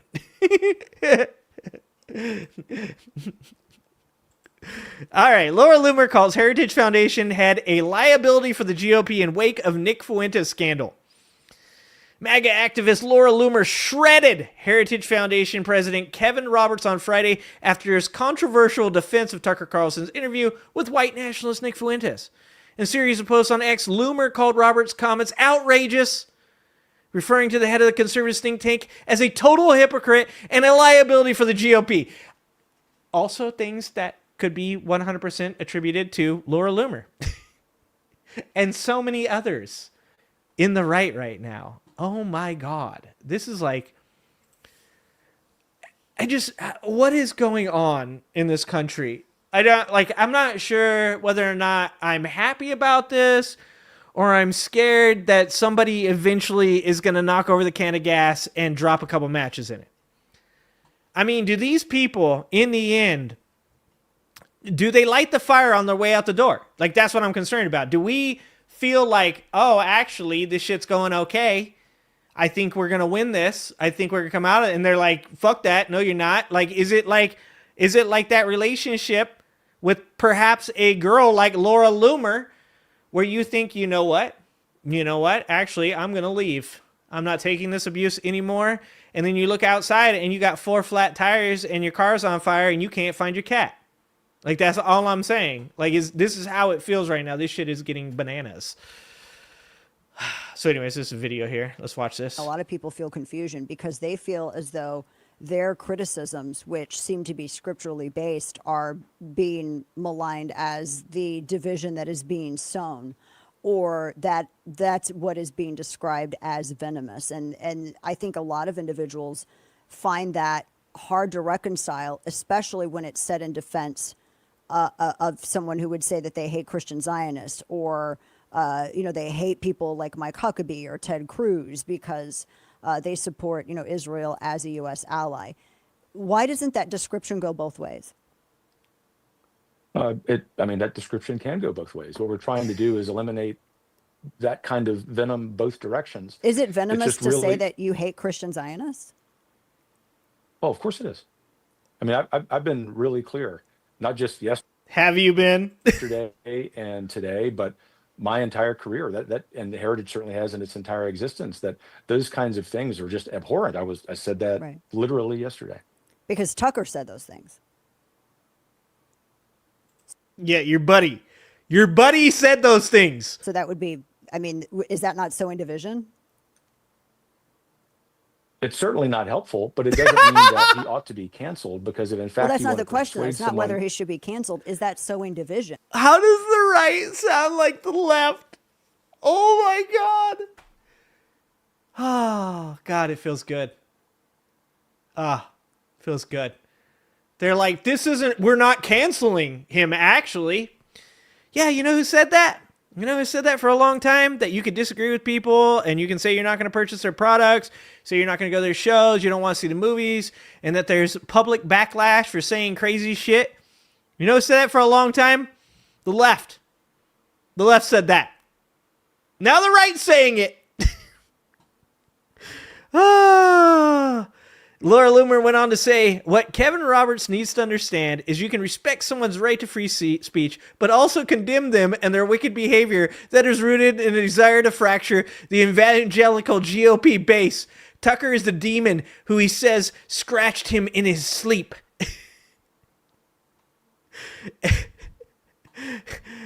And up here she had said, the head of Heritage is asked if calling Christian Zionists is venomous. He said yes, and then said Tucker said that, and he froze like a deer in the headlights.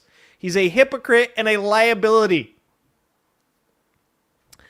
Loomer, who's a close advisor to President Donald Trump, and that makes all of us fucking afraid, also broadened her attacks to include the Heritage Foundation writ large. She predicted the downfall of the prominent right-wing think tank, the organization that pinned Project 2025, the high-profile plan for Trump's second term, which of course he knew nothing about, guys.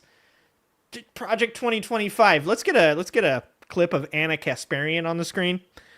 Of Anna Kasparian saying that Donald Trump doesn't know anything about Project 2025. Yeah, let's get that on the screen. Heritage is so done. No way they survive this. Donors are done. So many donors have told me that they are also done with the GOP. What a sad position for the GOP to be in ahead of the midterms. So much chaos over one issue when we should be united in combating Islamo-commies. Never forget that all of these people are fucking insane, just so you guys know. Okay? Whether it's MTG, okay, I missed this, Sylvie. And I'm putting that up. I'm putting that up, Sylvie. That's from a minute ago, but that gets to go up. Doesn't matter. Oh.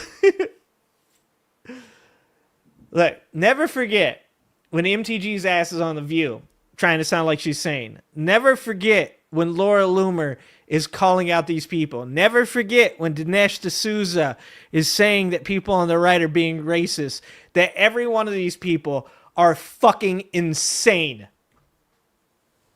Never forget that shit. We will not sane wash this shit. We will not spend any of our good faith capital or empathy on these people. But I will tell you this right now. We will stand in around a circle as one of them beats the dog shit out of the other and yell, fight, fight, fight. I am so here for this. Loomer was one of many on the right who reacted with outrage to Carlson's Fuentes interview and Roberts' defense of it. A slew of angry Heritage Founder staffers subtweeted a video of their boss's defense. Nazis are bad, read the caption on a meme shared by the Heritage Research fellow Preston Brashers. Wait. The right wing saying Nazis are bad now? I'm getting confused. Imagine if these people had a fully functioning frontal lobe and had listened to anybody's show that was not Tucker Carlson's before this. And of course, Turtleman also hit the organization over its defense of Carlson, saying that we don't carry water for anti-Semites. Guys. And then, of course, the Heritage Foundation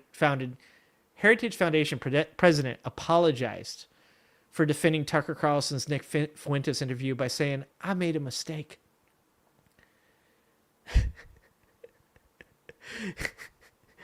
Oh, Tucker. Oh, Tucker. Do you guys think Tucker Carlson just like, when he got fired from Fox News and they had to pay all that money, do you think Tucker Carlson was like, I'm just going to burn this shit to the ground? Like, and then he just went just fucking off the hinges? Because I actually have, guys, I have a theory that Donald Trump is getting so upset with all the right-wing Republican people that have like Rand Paul, Thomas Massey, MTG that have pushed back against him, that I think Donald Trump, when they offer him the third term, he just goes, nah, I don't want it. And then he takes his shit and he leaves because his narcissistic ass wants to watch the Republican Party just fold so he can point at them and laugh and say, look at you. You are nothing without me. I kind of feel like Tucker Carlson's doing the same thing right now. This implosion, I mean, I called it. I called it in November, last November, after the election. I said, these people are going to eat each other. The Heritage Foundation president Kevin Roberts, who defended Tucker Carlson's choice to interview Nick Fuentes, apologized Wednesday to the conservative think tank staff, Wednesday saying, I made a mistake. I made a mistake and I let you down. And I let down this institution. Period. Full stop. He's using Gavin Newsom talk now. He added, you can say you're not going to participate in canceling someone while also being clear you're not endorsing everything they said. You're not endorsing softball interviews. You're not endorsing putting people on shows. And I should have made that clear.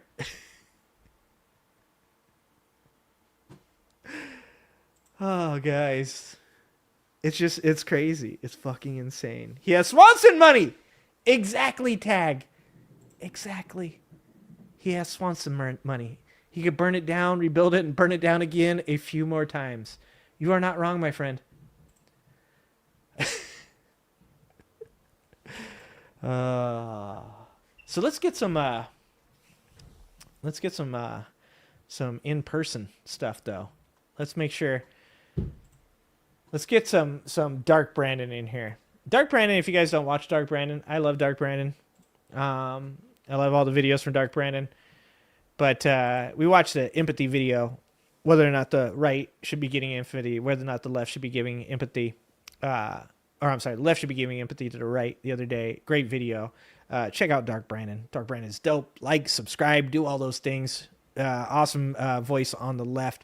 And if you like animated leopards, also really cool. So this is a video called How is the Right Reacting to the Democrats' Wins from the Mom Donnie and the Mickey Sherrill and all those people. So check it out.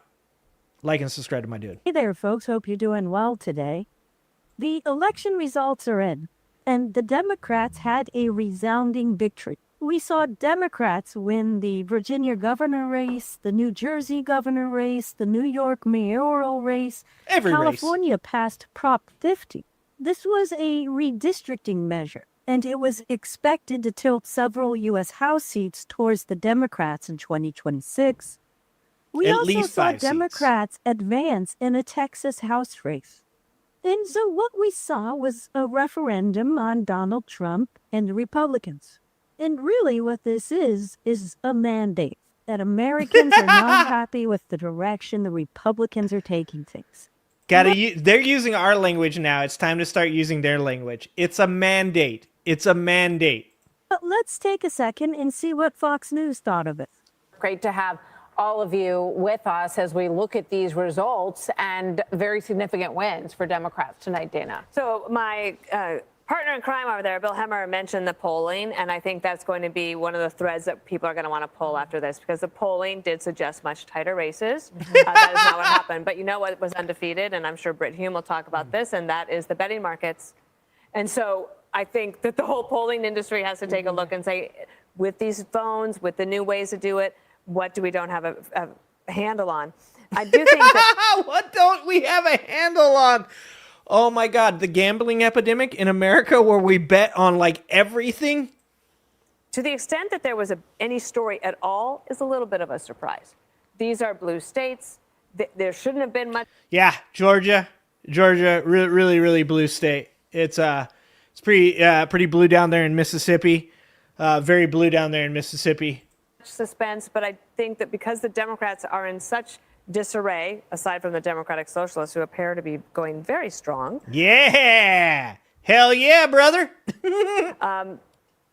Are we in disarray, or did we just win all the elections that were hosted? Let's be honest, Americans have a very short memory. They just needed to have Donald Trump in office and the Republicans licking his ass for them to remember what life was like with him as president. But I think it's going to be very difficult from a messaging standpoint. All of the energy is behind Zohran Mamdani. And what I remember something that George Will said, every 20 years or so, people need a controlled experiment in socialism to remind them of why they need adults in charge. Yeah, we should definitely go back to the 1950s when socialism gave you fucking everything that you have right now that you really don't want them to take away. And by the way, I'm talking to Republicans. And unfortunately, for the city that is not of my birth, but it's certainly the one that I adopted and that I love this place. Okay. But I thought it was filled with like crazy criminal immigrants that like attack people all the time. I thought that New York was a shithole city. Now we love it? Now we love it? I thought it was like the worst place on earth. I thought that's what Republicans thought about it. Let's begin by congratulating Zohran Mamdani. And this creates this very unique moment in time where New York becomes an incubator or a beta test for a possible mixed economy, right? A mix of capitalism and socialism. And just as Donald Trump did when he won the election, Zohran has made a lot of promises, very ambitious ones. And the onus is now on him to deliver. But let's be honest, it doesn't look like Dana is actually approaching this in an honest way. No. And I'm going to say this again, is you cannot just put the emphasis on Mamdani. We need people to primary people like Fetterman. We need, now that Pelosi has dropped out, to make sure that the person that replaces Pelosi is somebody that supports the values of Mamdani.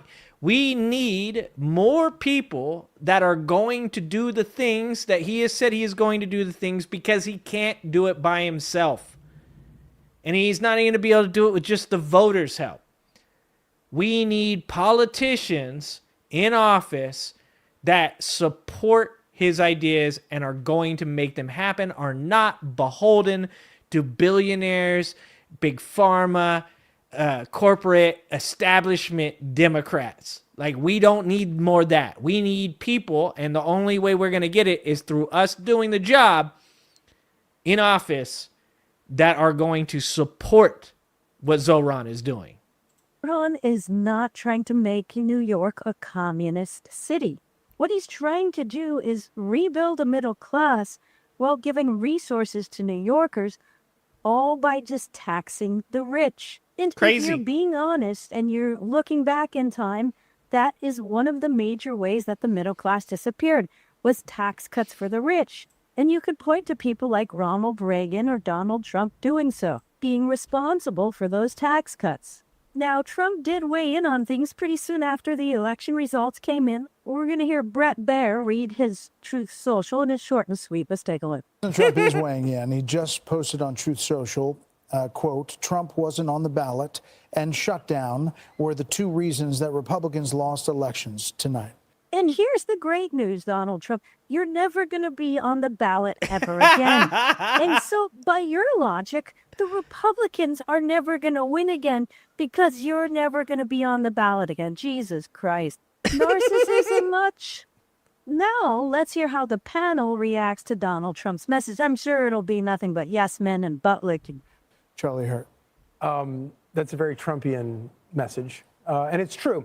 I would say wow. It certainly was not a bad night for Democrats. But I would temper it a little bit. You know, if we sat back 6 months ago and sort of predicted the outcome of all of these races, we probably would have done a better job of getting it all right than you would by reading the polls. And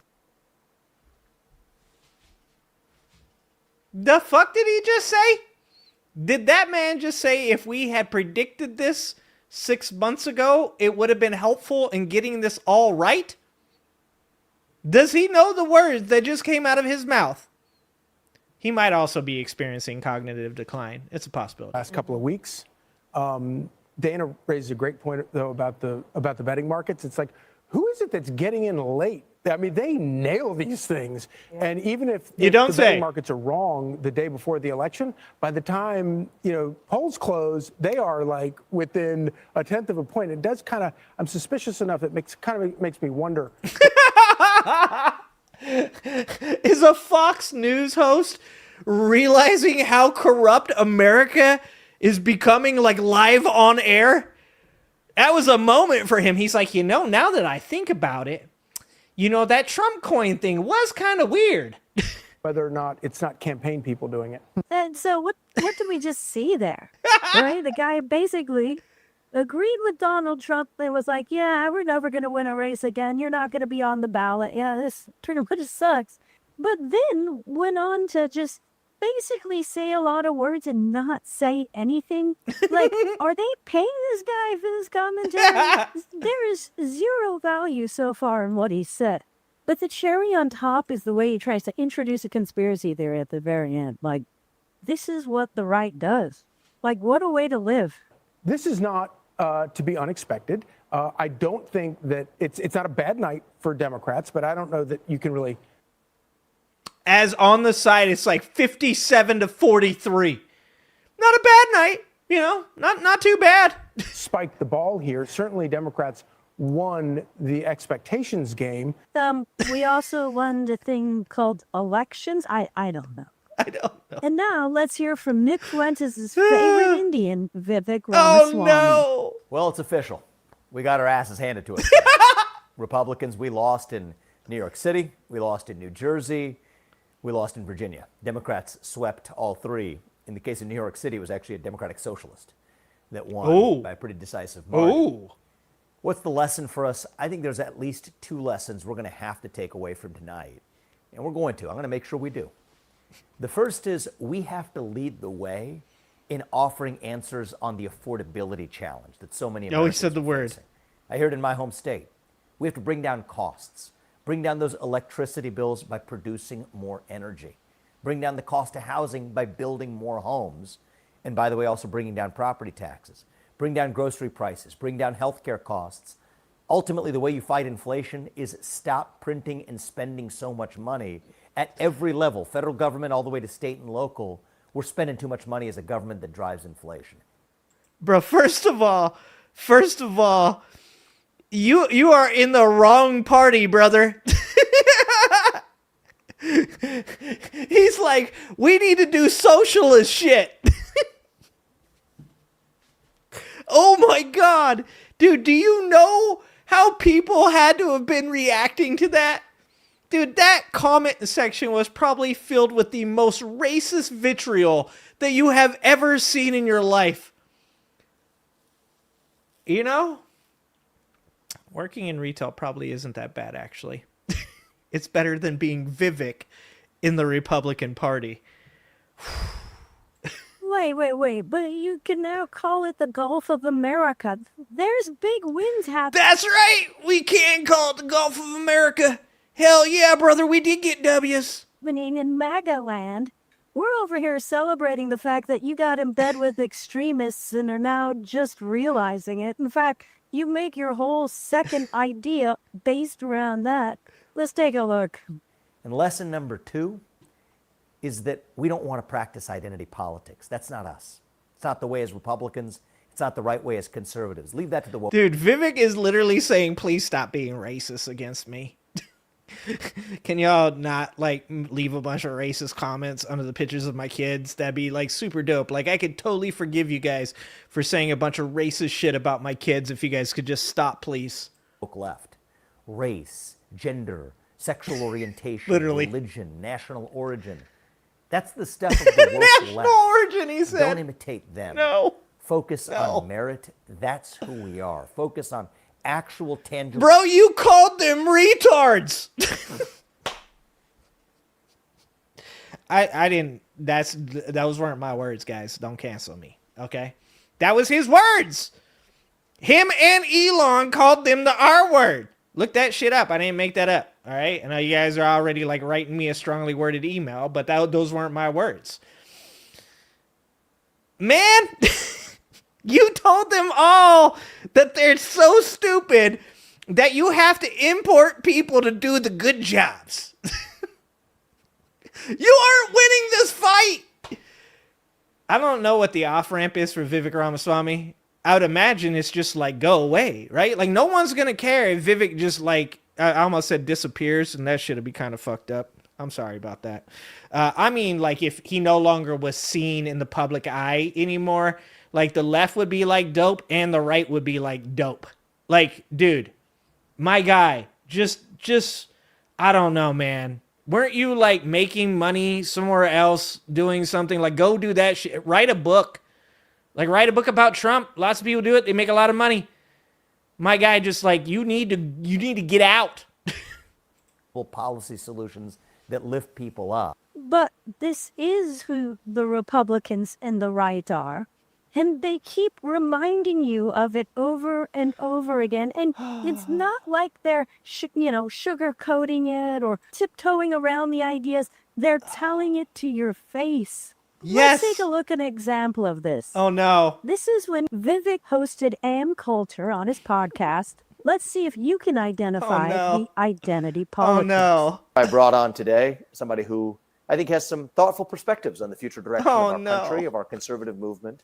And on this question of nationalism and national identity, somebody I've been fascinated by for a long time and have interacted with on social media, but for the first time we're having at least live form. Bro, he sucked up so fucking hard too.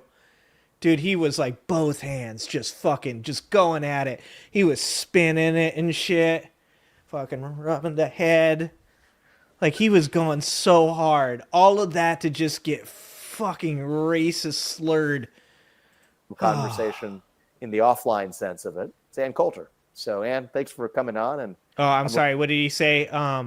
He got judged for his national origin.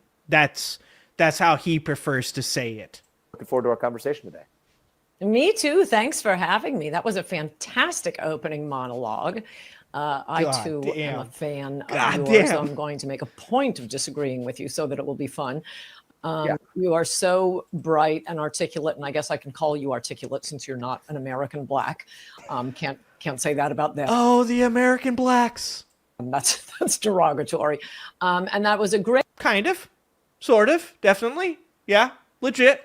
Great opening segment. Lots of things to talk about there. Oh, and I agreed with many things you said during, in fact, probably more than most other candidates when you were running for president. But I still would not have voted for you because you're an Indian. We'll get back to that. And it's directly related to what you were just talking about. The thing about nationalism, you're totally right. It is like, to use the word nationalism, oh, it's Hitler. And, Hitler had soup. That doesn't mean we shouldn't have soup. Mm-hmm. Hitler loved dogs. That doesn't mean you shouldn't love dogs. So I think we have to move past this. Those are solid arguments. You guys can't really debate that, okay? What the fuck is that? Like, this is what amounts to fucking intellectualism on the right. Hitler had soup. He liked dogs. If Hitler did it, it must be bad. Hitler did it, must be bad. That is no one's argument, lady. I don't think I do use the word nationalism. I would use a word you used in your monologue, which I liked quite a bit. Look, there's a bunch of failed artists out there right now that we still have empathy and love for. Just because Hitler was a failed artist doesn't mean we hate them too. And that's citizenship. There's citizenism. How about Americanism? And so there you have it. Vivek sat down. She said Americanism. With one of the people who helped shape a lot of these ideas around the conservative movement today, Ann Coulter. And she said to his face, hey, I can't vote for you because you're Indian. And not everything Hitler did was bad. And this is kind of like Americanism. And Vivek was like, yep, these are my people. I'm at the right place. He really doesn't understand that the right and the Republicans have really made identity politics a cornerstone of their ideas and beliefs. Not only identity politics, but nationalism and racism, xenophobia, But what would you expect when this behavior is put on display by the leader? Either way, congratulations, Democrats. We are very happy to celebrate your wins, and we will keep celebrating those on the right making ignorant decisions against their own interest. 100%. Don't forget Dark Brandon, guys. Go sub to Dark. If you don't know Dark Brandon, you should go sub to Dark Brandon. We are getting close to the end here, and then you guys got Visora coming up next to actually do a real show that isn't just a bald white man with a beard that looks like he might be MAGA, making fun of Republicans for infighting and sharing what could possibly be seen as gossip. But if you think it ends there, we've got one more thing to watch before this is all said and done, guys, because as I've been doing on my stream, I'd like to continue doing on this stream, is on this space even. I would like to continue to say that you guys can't let all of this get to you in a way that you forget to laugh, forget to have fun, forget to have joy, right? And the way we've been doing it over on my channel lately is we watch some funny videos.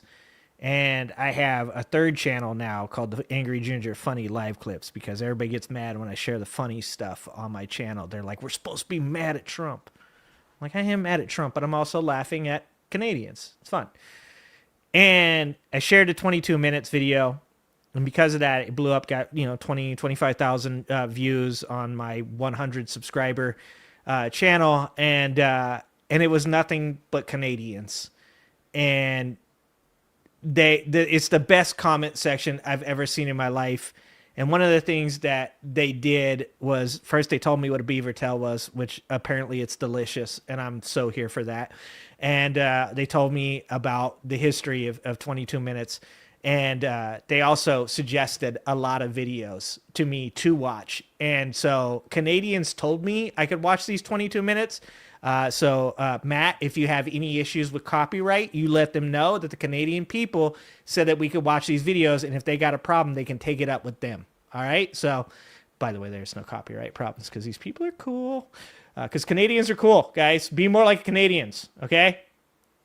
I'm also moving to Canada.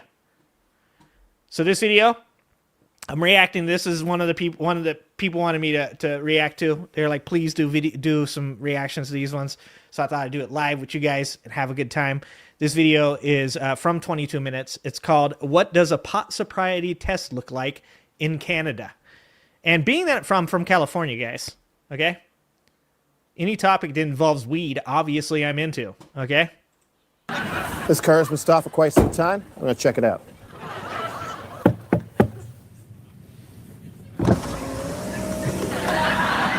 Excuse me, have you been smoking any pot today?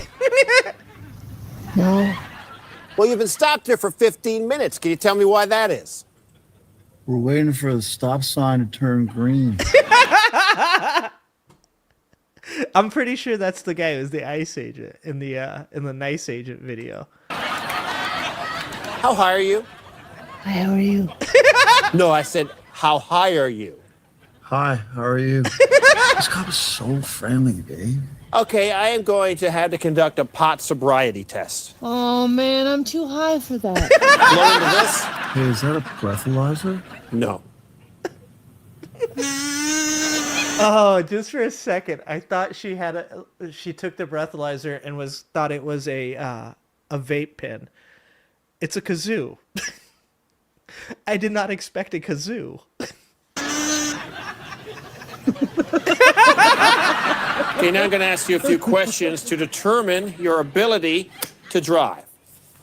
Why is a pizza box square when the pizza's a circle and all the little slices are tiny triangles? Oh, wow. I wasn't ready for that. I wouldn't be able to pass this test.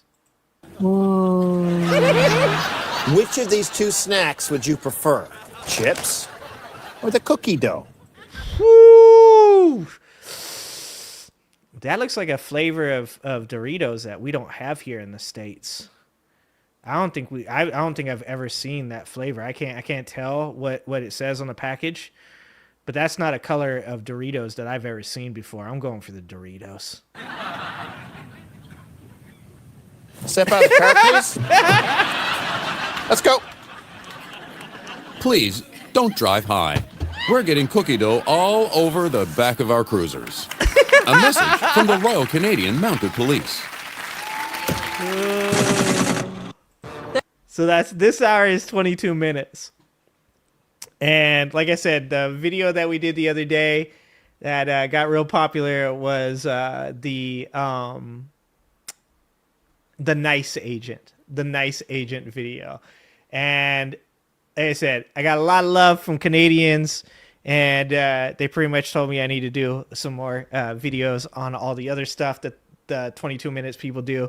There's a really funny guy who goes and does like Jordan Klepper stuff with Americans, and I think it's from like 10 or 15 years ago, but they're pretty funny. And just the way that they interact with their politicians. So these 22 minutes people, they'll literally like chase down politicians in Canada, and like the politicians know them so well that when they see them, they run from them because they know that they're going to run up and they're going to make jokes and stuff. And it just goes to show like how big of a difference there is between what is going on, like how abnormal, how absurd it is in America right now, how big of a difference it is when you have comedians chasing down politicians, sometimes asking them about like, you know, about drama that they're involved in Canada, and they laugh and sometimes they run. But in America, what we have is we have Donald Trump, who literally gets mad at reporters for asking him normal questions, specifically ones pertaining to the Epstein files. That's it's absurd. And so just like I said, you guys should be going and seeing some of this right-wing stuff to see what they're saying about Trump, and seeing that right-wing people are also pretty pissed off. But also you should be going and checking out videos that make you laugh, help you learn stuff, make you feel good. Because as I've said like a ton of times before, there's really no reason to win this fight and then come out the other side like MAGA. Like, we should be coming out the other side of this feeling like we did what was right. We got things accomplished. We made life better for everybody else around us and for ourselves. And that, like, it was worth doing. It's no good to look over at the person next to you and see that they didn't get to come on this journey with you and find the same success as you. We got to keep each other healthy, and we got to keep ourselves sane. So go watch some 22 minutes. All right, guys. We got Visora coming up in a minute. I'm going to just finish up by saying, you know, this is a good week, right? A lot of W's. Oh, by the way, I forgot to talk about it. God damn it. Sandwich thrower guy, not guilty. Sandwich thrower guy, not guilty. Biggest news all day long. Okay? And that should say something to you. That should say to you right there that Americans aren't going to put up with this shit. But we've been getting a lot of W's this week, and it feels good. And I'm glad that everybody's happy. And I'm glad that Mom Donnie won. And I'm glad that Prop 50 passed in California. But it's a marathon, not a sprint. And we gotta keep 10 toes down. We gotta stand on business. We gotta not back down, and we gotta make sure that that these people hear what the fuck we have to say. All right, guys. I appreciate you guys. I love you guys. And if you want to check out my show, it's on Saturday at 5 p.m. this weekend. And yeah, we'll see you then. All right, guys. Love you guys. Have a good night.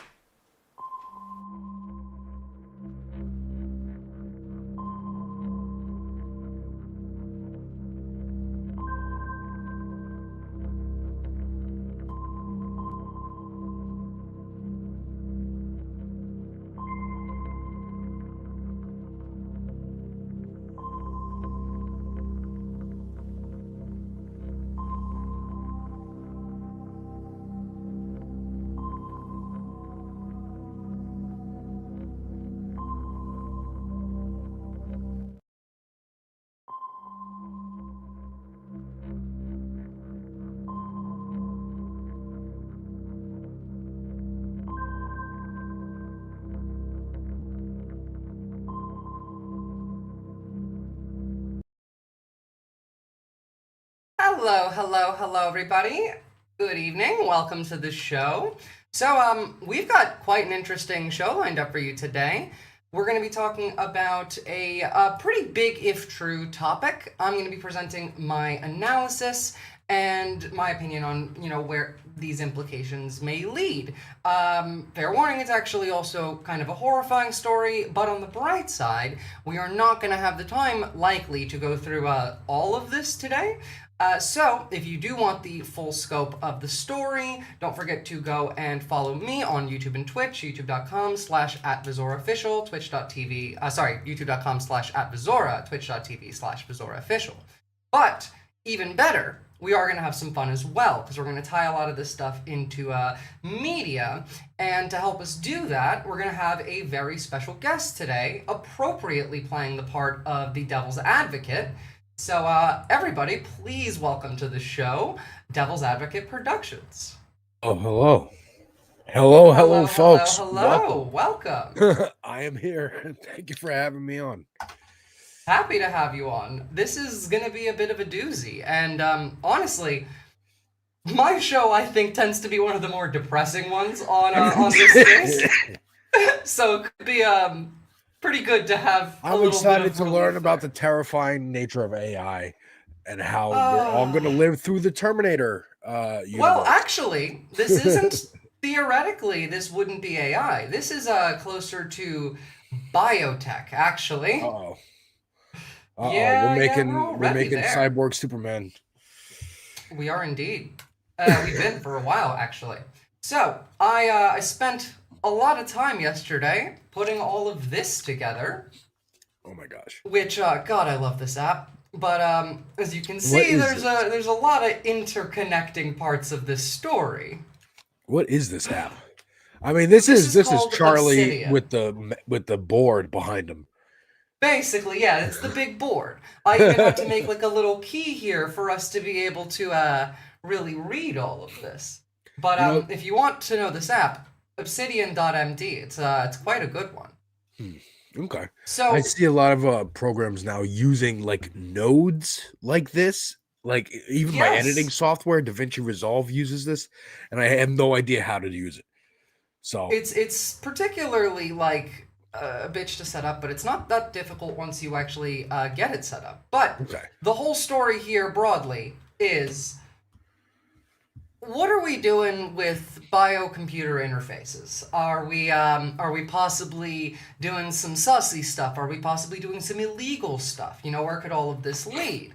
And I think a good place to start, considering, the biotech company that we're all probably the most familiar with being Neuralink, to jump back right to the beginning of this year, to February of 2025, where Elon Musk and Doge intervened at the FDA, purging personnel overseeing Neuralink. Specifically, 20 FDA employees, including staff reviewing Neuralink's brain device trial, were fired from the FDA's neurological device division, who had, by the way, no performance issues, and in some cases were then rehired and then fired again. Yeah.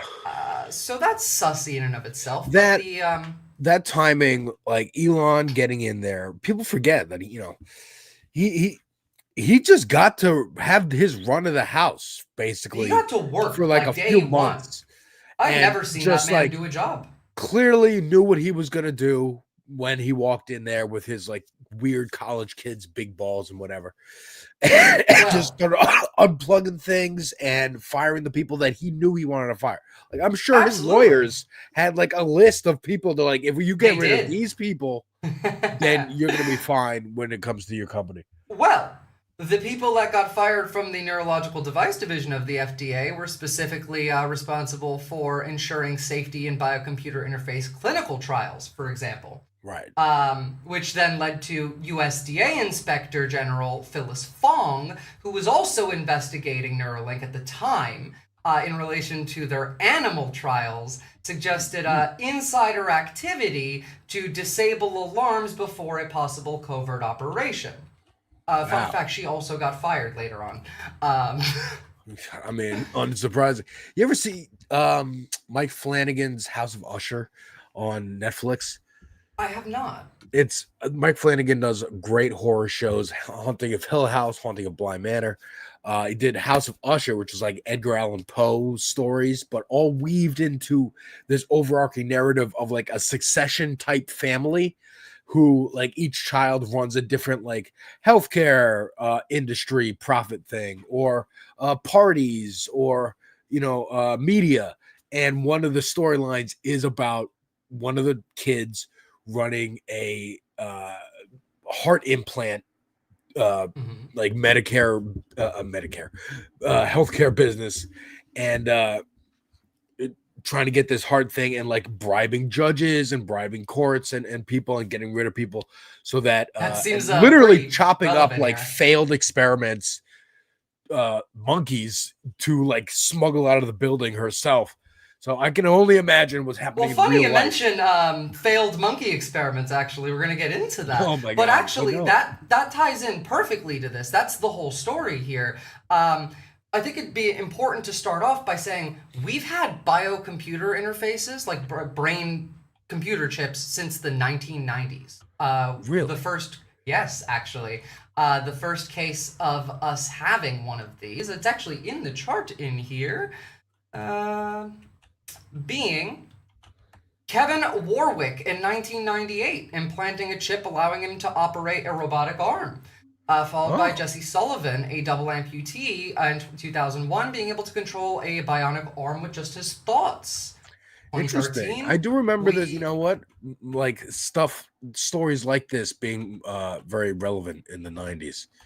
Yeah, in 2013, under the Obama administration, we launched the BRAIN Initiative with $6 billion in funding from DARPA to research soldier enhancements, thought-controlled drones, brain-to-brain communication for troops, and human-machine hybrid intelligence for battlefield superiority. As of 2020, this was a $10 billion industry. I mean, I can only imagine DARPA kind of just gets whatever money it needs. Yeah. Well, funny you should mention, because when you think about Elon Musk in May this year of 2025 declaring that he intended to scale Neuralink trials from 7 patients to 1,000 by the end of 2026, marking that a, 14,000% increase or something like that? Yeah, I mean, with them, it's like this whole Silicon Valley shit. It's just whatever we can say to investors to move the stock right now without even thinking down the line, can we even do this? Right? We're going to promise that we can get to Mars. For me, I think immediately of The Boys. I think of Vought. Yeah. I think we are a pharmaceutical company, but that's not what we, actually we're known for. Exactly. That's what that puts in my head. And all of these tech companies are also military contractors. Yeah. We think of them as Silicon Valley tech giants, social media firms. No, they're military defense contractors. All of them are. Yeah, And I mean, places like BCI Boeing as well. specifically. Yeah.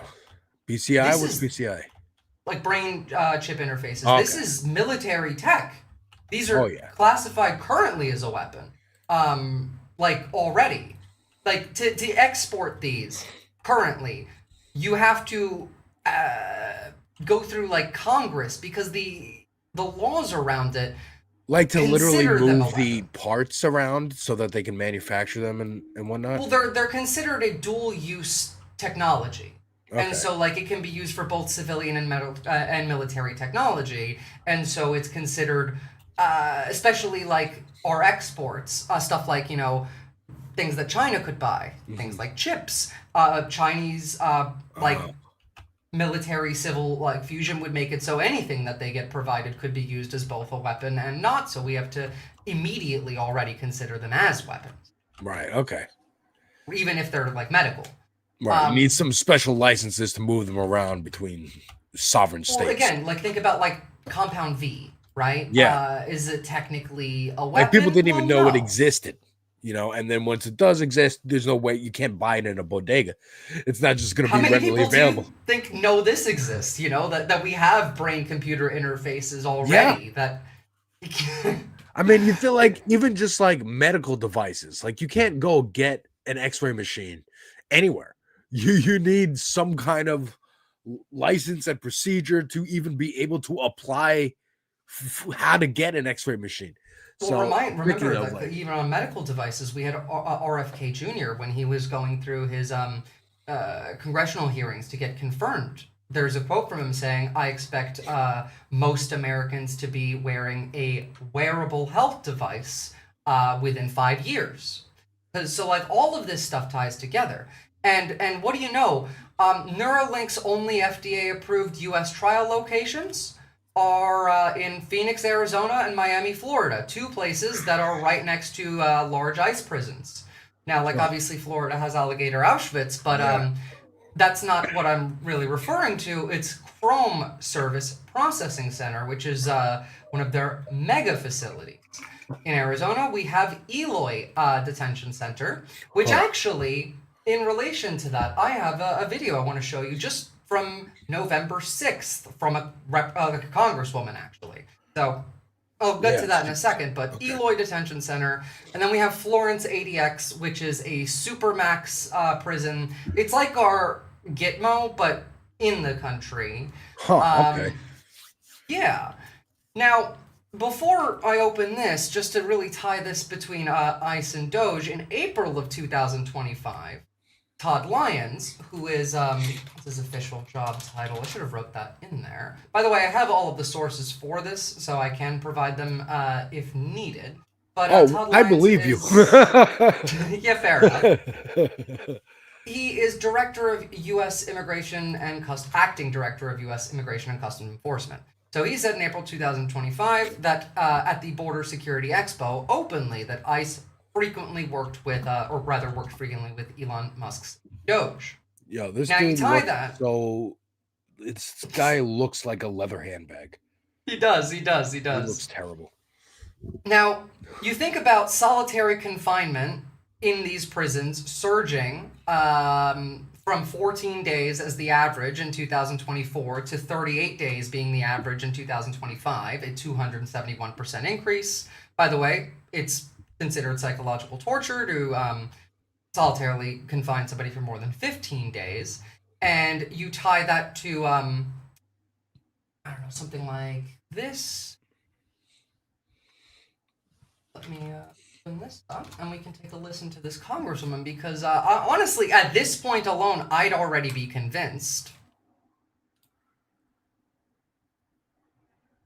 Screen and share. Yeah. So you're saying like they're gonna use prisoners, push them to a point where they would sign anything to get a break.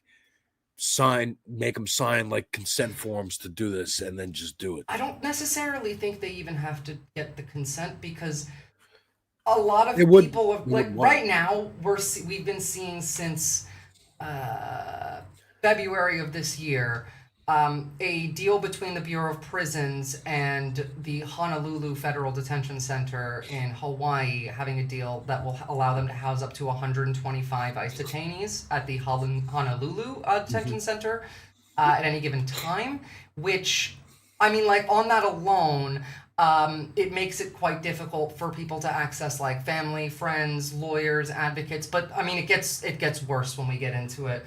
But the main like means of them being able to provide plausible deniability for themselves, I think, comes mostly from the length of time that these people spend in solitary. Like, it's really difficult to remember time periods when you're in solitary confinement, especially for 30 plus days at a time, 38 days. It's also kind of stuff that we did, during like shock doctrine research. And also, again, like it's Hawaii. It's so far away. Hell, right now, as of starting midnight, the Honolulu International Airport is going to get shut down. Oh, yeah. For like 40 of the major airports in the country. Well, so I guess I'm thinking if I'm the devil's advocate. So if I'm an evil administration, I would want to cover my ass in the future if we lose power at some point and I want to go to jail. Now, I don't think this administration has any sense to try and do that. I don't think they're planning on leaving power. I think they're wrong. I think they are going to lose, and they are going to get out of power, and it's going to happen faster than they can see it coming. So it doesn't surprise me that they're so confident, and they're just not going to even ask for permission, and just might just drag some prisoners into an operating like a fucking horror movie. Again, it's the implications of this. If they're not doing so already, they might be soon. But listening to this is Congresswoman Yasemin Ansari talking about going to Eloy Detention Center, the one in Arizona that I cited, and trying to check in with a constituent, Yari, who is sick with leukemia, demanding that ICE release the results of her October oncology visit. ICE refused to let her see a cancer specialist for months until my office and our community pushed. It's already difficult to get anything out. They're trying to do you have to fight on a million fronts. So exactly, you might as well part of the way that they're even moving these detainees to Honolulu is by moving them through several different states back and forth into multiple different prisons, so that they're literally human trafficking it's people. They're dude. shell It's companying crazy. it. Yeah, it's human trafficking. It's a shell Dude, the company. mob is running the country. That's what's happening. Again, this is this week. Good morning. It's Wednesday, November 5th. I'm on my way back to the Eloy Detention Center in Arizona. I have a constituent inside Eloy named Arbella Marquez. She goes by Yari, and she has been detained since February. Yari has leukemia. She's extremely sick. I got to see her the last time I was at Eloy. And for many months, my office has been demanding that ICE allow her to see an oncologist, which they were refusing to do since she was detained originally. Not to mention, ICE has also done surgeries on detainees already. We know that for a fact. That has been cited, been proven. They have done surgeries on detainees already. Finally, in October, she was allowed to see an oncologist after she was vomiting blood, after she's lost over 70 pounds. Surgeries for this so many in our community have been calling for better medical attention for her and detainees across the country. But since her visit, when my office has asked, when her partner has asked, she has not been able to get a physical copy of her results. We know that her hemoglobin levels are very low, that she is not getting the proper medication or treatment for leukemia. So I'm on my way there now to, first of all, see. 70 pounds on its own is concentration camp level shit. On that level. But I'm going to let you play the devil's advocate. I just want to really lay this all out first. Because there's so much to it. So you see that, and that connects to Eloy. We saw the solitary confinement rate go up. We see dozens of detainees moving from Florida and Arizona, transferring to FDC in Honolulu. And we see that this being a place where power and place intersect. There's weaker media scrutiny because it's off the mainland. It's remote. And they're using essentially a shell company game. The way that this has been happening, being immigration attorneys reported clients being arrested in places like California or Florida, then shuffled through 5 to 7 facilities across multiple states, then arriving in Hawaii. One was detained in Florida in May 2025, moved through Florida into Louisiana, into Arizona, into California twice, and then only arrived in Honolulu. And then after they got to Honolulu, were served with immigration charges. They didn't even get served with immigration charges until they were already there. That's crazy. It makes it difficult to trace. We saw, I was watching the Zateo stream from Mamdani's headquarters the night he won. Everyone were very happy that Mamdani won. But I was watching the stream and they had Mahmoud Khalil was at the party and having a good time. But I'm like, this is one guy. This is one guy who took a senator, a congressman to go visit him in El Salvador. I think this is the guy, right? And he was scooped up by ICE early, and it was to make an example out of him. Trump is still coming after him just to be like, no, we can put anyone in jail that we want to. That's the case they want to make. And for every one of him, there's hundreds, thousands of people that you don't hear about who are getting shuffled around. They're doing this deliberately to fuck with the courts. Again, early on in the administration, I think it might have been Mahmoud's case or a different case where the person, there was a court trying to stop them from flying him down to El Salvador. Yeah. but he was already on the plane when they had to like wake up the judge in the middle of the night to get this order or whatever, and they were already on the plane like, we can't turn it around. It's like, one of the And reasons that's that we didn't one. want to bring him back is because Bukele was pissed at us because no one gets to leave CSOT. Like now there's someone who has like insight into what happens in there. Yeah. And think about that because we've also seen a consistent like thread from ICE of they want to increase how long someone can be detained in the U.S. for anyway. Yeah. But like as Bunkor said, I have a client that was moved through 14 separate facilities. I'm not shit. disturbed. Like once you realize it's just Nazis, you'll just realize it's history repeating itself. Oh, I'm aware. And that's what I'm trying to like get at here, because if you really put all these pieces together, the shell game to like make it harder to trace, the isolation from family, friends, lawyers, advocates, this is a means to secretly conduct high-risk medical experiments on detainees who, if they complain later, have patchy timelines, low credibility, and by virtue of their custody status, are likely to just get ignored anyway. I mean, so much of this is like criminal justice just being. Oh yeah. I mean, the prison industrial complex. I wish we had Olayemi Olurin on here to help bounce some of these ideas off what we can do to stop this, what they can actually get away with, and Bunkor's here. I didn't know Bunkor was a lawyer. Hi there, Bunkor. Bunkor we is got a lawyers civil in the rights chat. lawyer, actually. This space. But like in a courtroom, this would all be seen as circumstantial evidence. Yeah. There's no like. It's I mean, crazy. To be fair, everything that's red, I consider a verifiable crime. Though, like, obviously, more of this would be red if we were just doing everything the government included. I mean, like, I'm looking specifically into the corp here. But this is a quote from actually the main source that put me onto this article. A detention facility here, a shell company there, a convenient convenient absence of oversight at exactly the right moment, all aligning to enable potential abuses while maintaining plausible deniability. But like, let's take a look at motive, right? Yeah. So we took a look at the brain computer industry being valued at $10 billion as of 2020, the projected value being 26. And what is let me ask, what is their pitch of like why they're even doing this at all? Aside from like super soldiers and shit. Right here, actually. So first off, Neuralink says they are making a medical device for disabled people. That's their claim.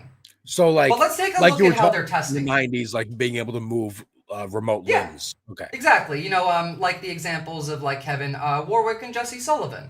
Okay. But then you take a look at their public demonstrations, highlighting speed and performance metrics typical for gaming or combat. Test subjects or monkeys historically play video games like Pong or a shooting game, moving cursors and clicking targets at high speeds, prioritizing things like combat metrics, like improvements in reaction time and accuracy.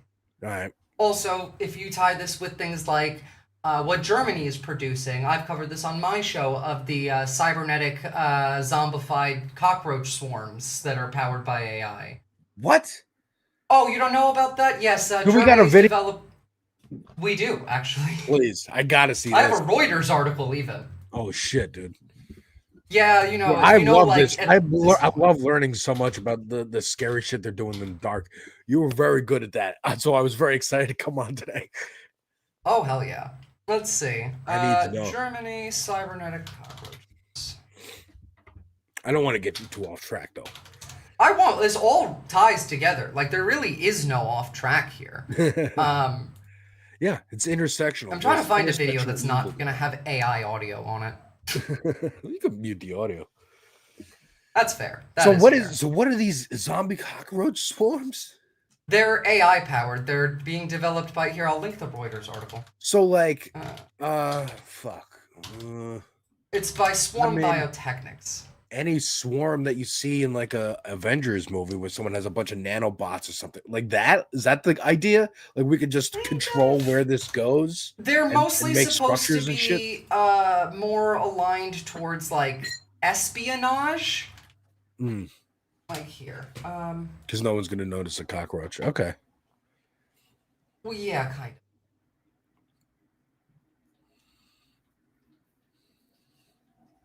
of. Oh my God. Yeah, cybernetic cockroaches. I read this before, just trying to get to the part where, like, in it says that. Former partner at McKinsey, of course. Why wouldn't they be a partner at McKinsey? McKinsey always fucking shit up.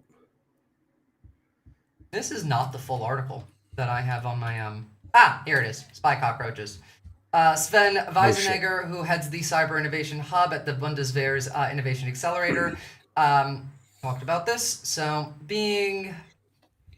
our biorobots based in living insects are equipped with neural stimulation sensors, secure communication modules, said CEO Stefan Wilhelm. They can be steered individually or operated in autonomous swarms. Ooh, okay. All right. So this is, I mean, there's the Black Mirror episode with the bees. And those are robot bees. Cyborg cockroaches equipped with specialized miniature backpacks that enable real-time data collection via cameras for experts. When I covered this, I asked the question, how long until they do this to people? Yeah. Well, didn't seem like it was that long.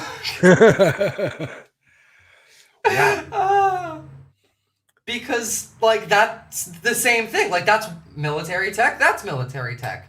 The motive being, could it be that maybe Neuralink promised the DoD or DOW a rapid advancement, and in return the government is covertly furnishing, subjects, shielding the project?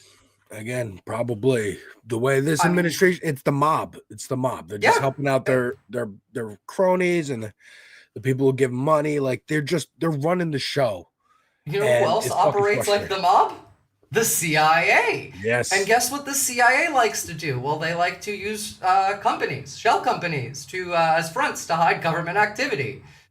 You see, like, the alignment between once we knock out the oversight with Doge, then the Neuralink scales up rapidly. You see, China already being ahead of us in this.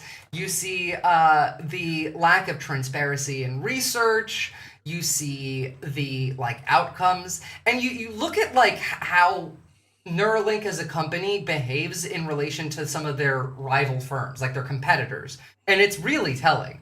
Like their main competitors are BlackRock Neurotech, which has had 20 years in human biocomputer interfaces, and they have published numerous. Don't they own houses? What do they do? No, that's Black.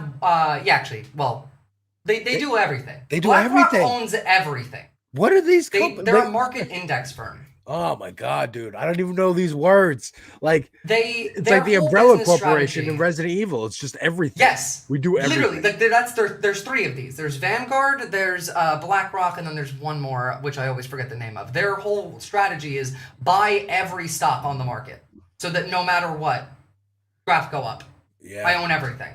Yeah, that's their whole business thing. Paradromics achieved greater data channels than Neuralink's device. I don't even know what that means. Data channels, I'm assuming like neural connections. And Synchron, which is building a less invasive BCI implanted via blood vessels and is backed by Gates and Bezos and has clinical trials in the US and Australia that they publish regular updates on. They clinical all trials of with these, people. Yes. Okay. Like the thing is, like all of them do this research normally. They publish scientific papers. They do the regulatory oversight. And then you look at Neuralink, who initially registered their PRIME study trial on clinicaltrials.gov, and only did that after public pressure, neglected an outdated trial page. If you go onto the trial page, there's like nothing there. It's not been updated. And the updates are announced via tweet, like bragging about neuron spikes or device capabilities with a graph that lacks numbers. Right. You look at one of the founding members of Neuralink fleeing the company in 2018, Dr. Benjamin Rappaport, Neuralink's only neurosurgeon at the time and co-founder, quitting citing safety concerns, immediately then starting a competitor, Precision Neuroscience, to pursue a, quote, safer and less invasive This is design. exact, dude. I watched that Ocean Gate documentary on Netflix about the submarine capsule that like imploded a couple years ago. Exactly the same thing happened. Same story. The guy was like, there was a company, he bought the company. There was one guy on there who was like the main, I know how this shit works. And then he kept refuting the owner's like ideas, and the owner just fired him. And he's like, all right, well then I'm leaving. I have to leave because he was like, no, like I'm gonna commit a crime if you keep me here. Right. I'm the only neurosurgeon. He was literally like, I can't in good conscience keep going with this company because you're gonna kill people, and he did. Yeah. By 2020, 5 out of the 8 co-founders had quit. In 2021, Max Odak, Neuralink's president and co-founder, plus several of their top engineers, quit, citing principled refusals to continue with Neuralink because they were doing unethical things and were unsafe. Like, And just this is outright. like Elon's whole MO is just buying companies, right? Like he never. People credit him. Oh, he's doing this brain surgery. He's building rockets. He's a savant. It's like, no, he's just buying companies. He's just had daddy's money. He's He's never invented anything. He's in his never life. invented anything except having hair plugs. Essentially, yeah. Now, like, we're gonna, before we continue with like what actually was created, like what did the trials lead to, like what is he doing? I want to talk a bit about how they actually went about getting rid of all of the oversight, because then we're going to go into the actual like published information, and then what might be happening over in Honolulu Federal Detention Center based on this. And again, like I got my full resource list over there. So first of all, initially, Neuralink was rejected when applying for human trials.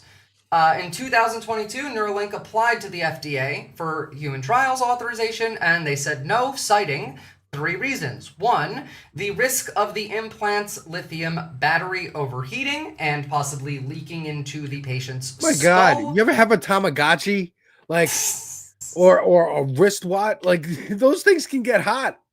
Yeah, do you know what unethical even means in this case? Like, these are turbo-autistic, engineer-brained business boys. Like, for them to be like, yeah, no, that's too far for me, Yeah. it really does have to cross quite a lot of lines. The possibility of a tiny electrode wire migrating within the brain and then causing brain damage.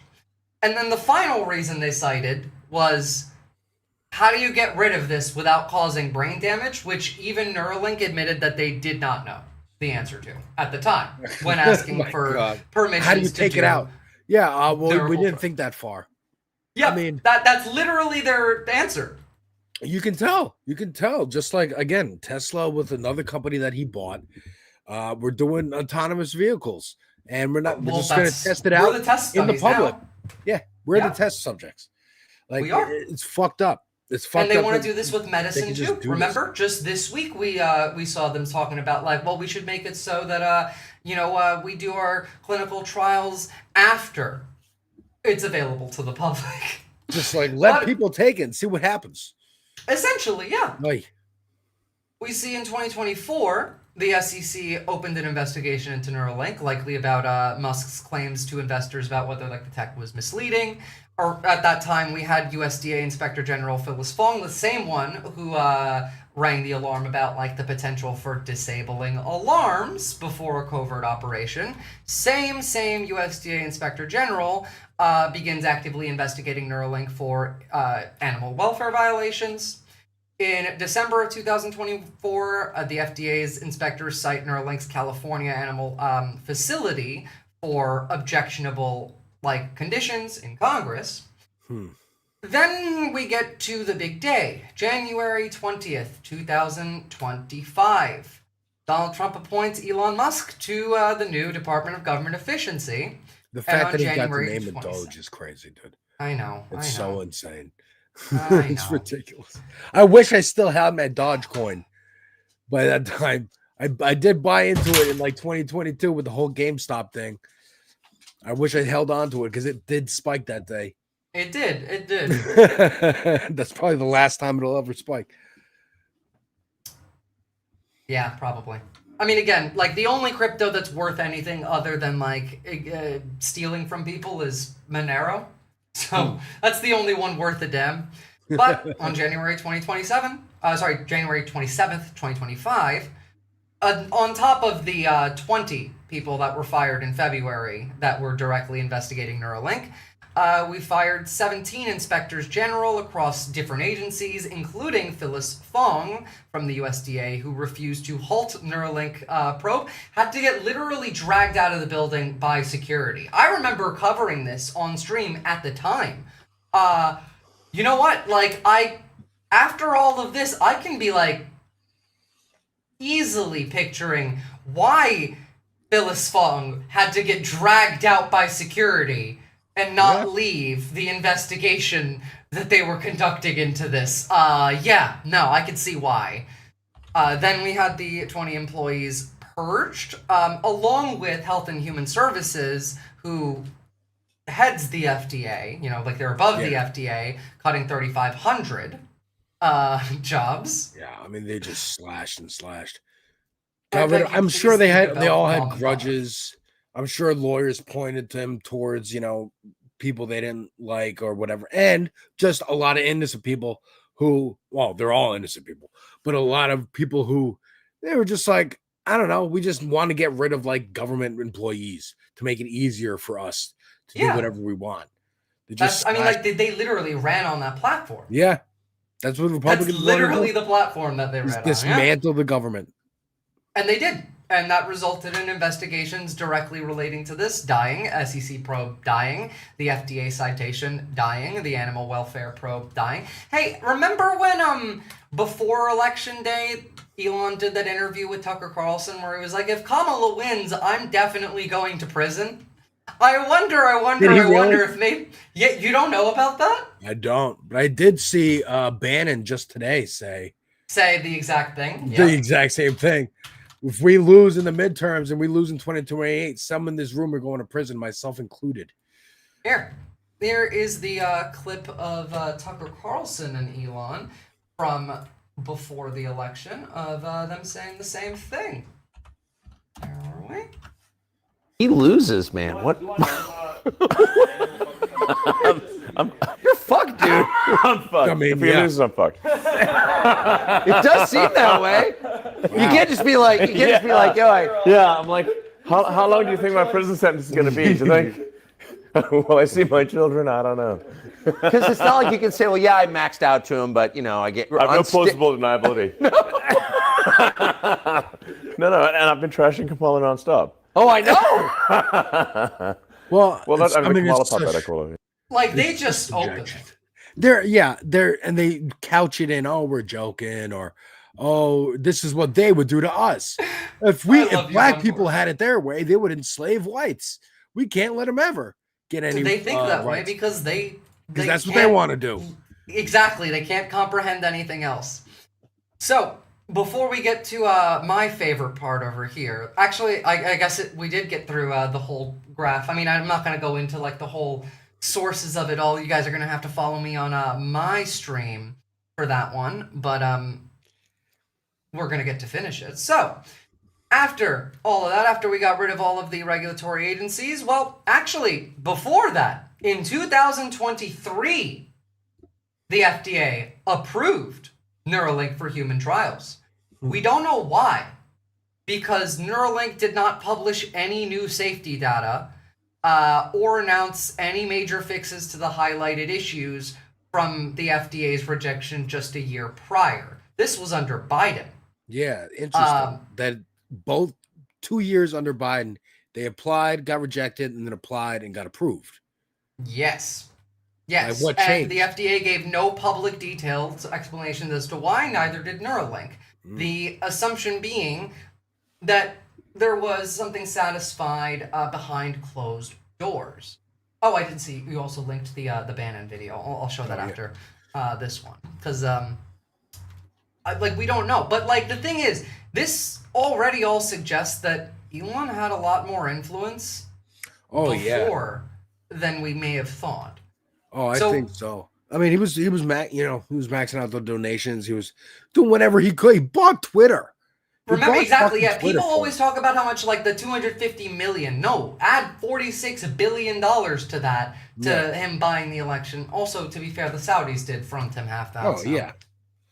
But we had our first human trial in January of 2024. This was Nolan J. Arbaugh, a 29-year-old quadriplegic who, deep NVIDIA, true, who first received the implant in 2024.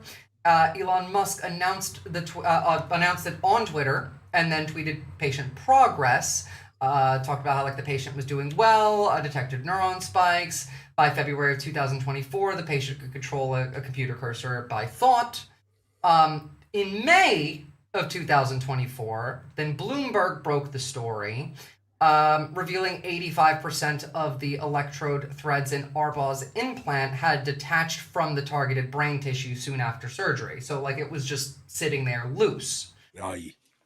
They fixed this, quote unquote, with a software fix. They just kind of amplified the signal and let it stay there. The hardware issue remained unresolved, a majority of the electrodes not functioning as intended.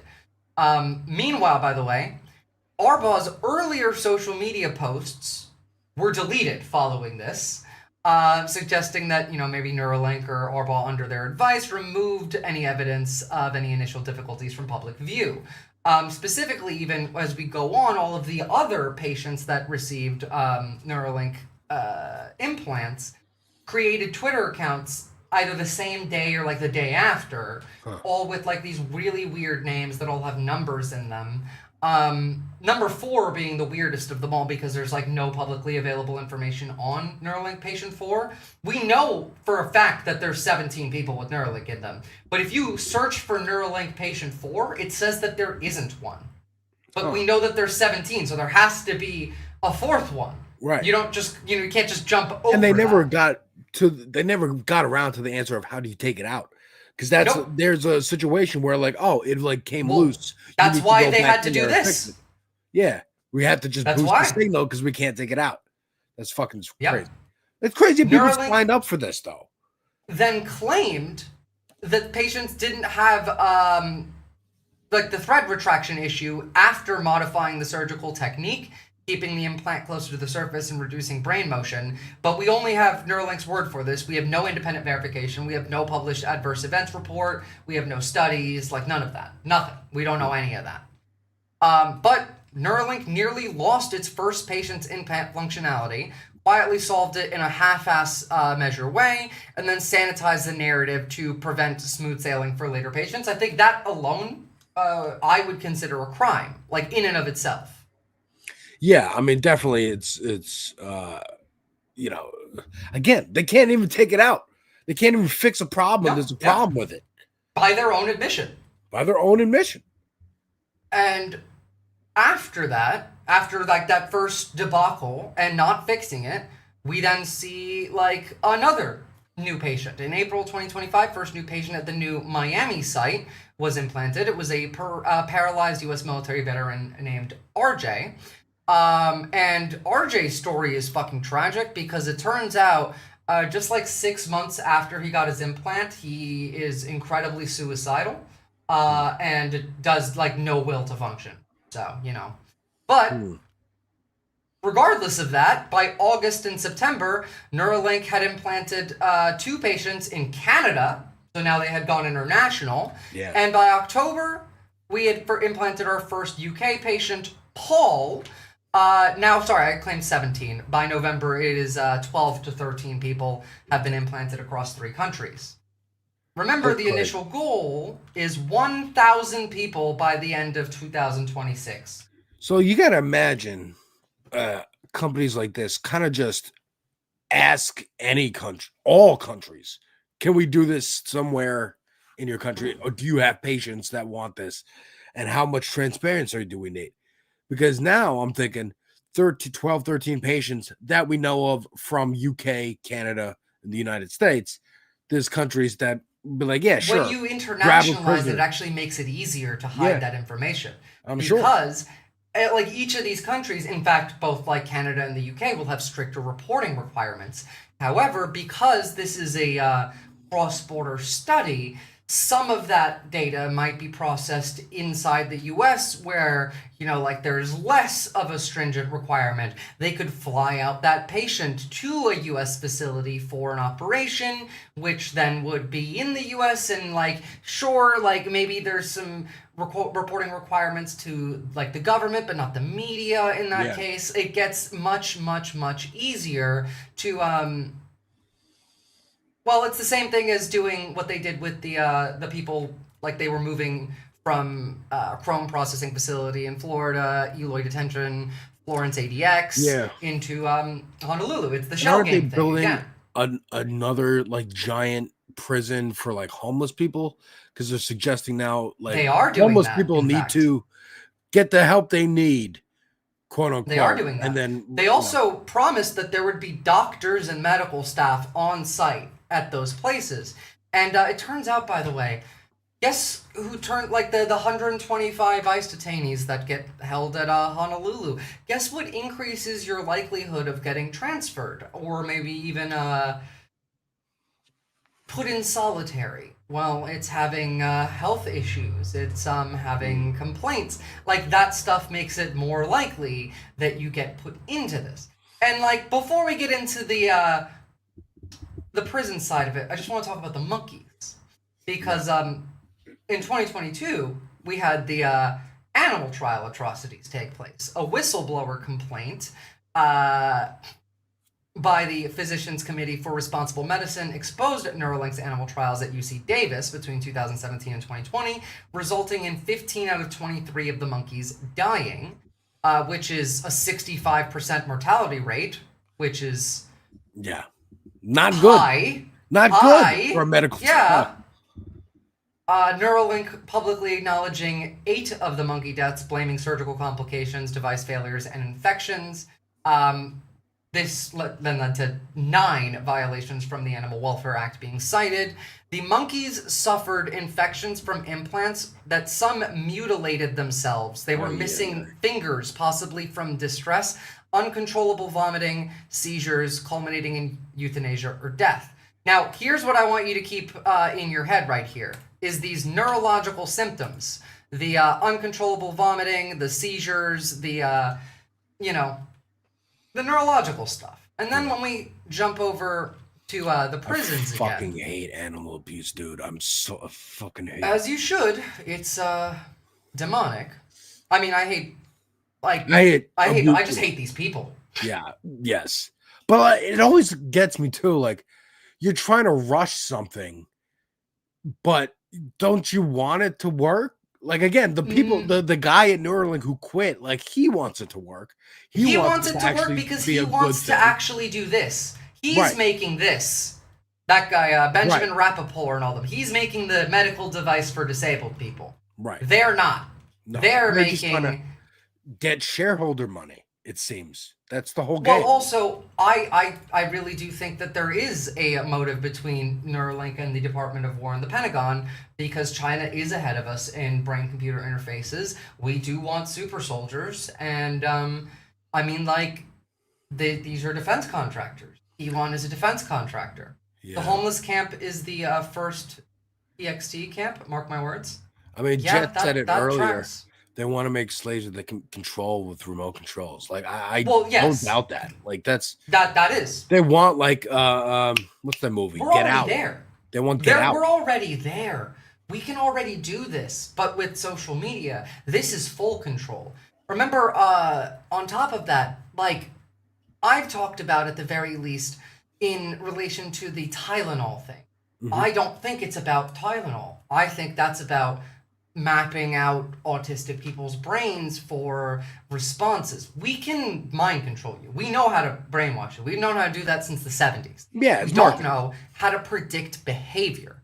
We do know that to a great extent, but we don't know how to predict behavior in stress, in high-risk scenarios. And if you're trying to map that out and you're missing a lot of data, you know whose data is really helpful? It's neurodivergent people's data. in that. And that also goes into the homeless camps, actually, because part of the reason why they're targeting the homeless is their claim is mental illness, blah, blah, blah, yada, yada. Like, all of this ties in together. There's not a single bit of this that isn't connected. Unironically, I'm doing the QAnon thing. Everything's connected. I mean, because you're QAnon's right. real now. You're right. I mean, It was again, every accusation's a confession. Government's controlled by a fucking human trafficking pedophilic mob. That's what they are. It's Capone in them. Like they're marrying 13-year-olds. Like this is maybe they're not, going. They just into never babies' stopped. heads. They just never stopped being like fucking gangsters. Like they just legalized it. That's all that happened. Donald Trump loves to talk about Al Capone. Of That's his course. favorite thing. Also, They he all was wanna be Capone's famously fuckers. friends with multiple New York mobsters. Yeah. Multiple of them And they famously just so. legalize bribery, legalize all these, hey, we'll relax the regulations on Elon's pet projects that he wants to do. He needs test subject. Let's round up the homeless. Again, like even that fuck Trump, Biden approved it. Biden's FDA approved word. it after also saying no to it. Yeah, we'll get a piece of pie, and like it'll help some people down the line. That's how And then Democrats you have Kamala justify it. Harris going on television this week being like, oh, we should have invited Elon Musk to the White House. It was a mistake that Biden didn't do that. Ridiculous. Like, really? Really? Ridiculous. Yeah, ridiculous. Honestly, exactly. But you see, again, like the scaling of Neuralink, you see Neuralink's only FDA-approved U.S. trial locations being near ICE facilities, like the Phoenix Barrows Neurological Institute. You see the coinciding of solitary confinement time surging from 14 days to 38 on average, right around when Neuralink production ramps up. You see Todd Lyons talking about ICE working with Elon Musk's Doge, and then mid-2025, you see dozens of detainees from Florida and Arizona transferred to, FTC. But forget FTC. In the Chrome processing facility in Florida, between December 2024 and February 2025, we see 3 detainees die, each involving neurological crisis, seizures, brain hemorrhages. One of these being Maxim Chernyuk, a 44-year-old Ukrainian asylum seeker with no prior health issues who died of a brain hemorrhage 16 days after arriving at Rome. Now, the dying of a brain hemorrhage with no prior medical issues really does kind of make me think of the monkeys. Yeah, the that's what I uncontrollable thought of vomiting, too. seizures. Now, devil's advocate. It's a prison. Could have absolutely gotten beat the shit out of, or tripped, or a guard, or whatever. But well, I mean, to be fair, you shouldn't be averaging 1 detainee death a month as a prison anyway. Of course. But yes, that is. I mean, that immediately made me think. You ever see the movie Cube? Horror movie series Cube. No, I'm not big on they horror. immediately like the whole thing with these movies is that you don't know who built the prison. It's just a prison that exists. People wake up in it. They don't know how they got there or why. But then over the course of the movie, we get some more character moments. A lot of the times, there's 3 movies. There's always like a political dissident in there. There's always like a cop or authority figure in there. Someone who like worked for the system. And maybe they just needed to get rid of evidence or whatever. But like, this is Cube territory. This is territory. This is the torment matrix, as Buncor would call it. Look, so like based on all of that, right? The best chance is they're trying to do what I just laid out. Yeah. The worst chance is we're already doing illegal human experimentation on detainees. I'd also like to remind everybody that we've had, 1,200 detainees missing from Alligator Auschwitz. I've not seen a single detention center that has women in it. Or even the kids from the first Trump administration. Yep, don't know where they are either. Still, again, though, I've not seen one woman that ICE has arrested in any facility at all since the beginning of this. Best case, we're rapidly on our way to this, and they're very, very much motivated to do so. Yeah. No, I mean, again, I really think this is because, like you're saying, the people who really want to use this as a tool to benefit humanity and like a step forward for everyone, they're quitting these companies. Yeah. And if not, again, you're saying like the ethics already are like questionable for like the good people in this type of field.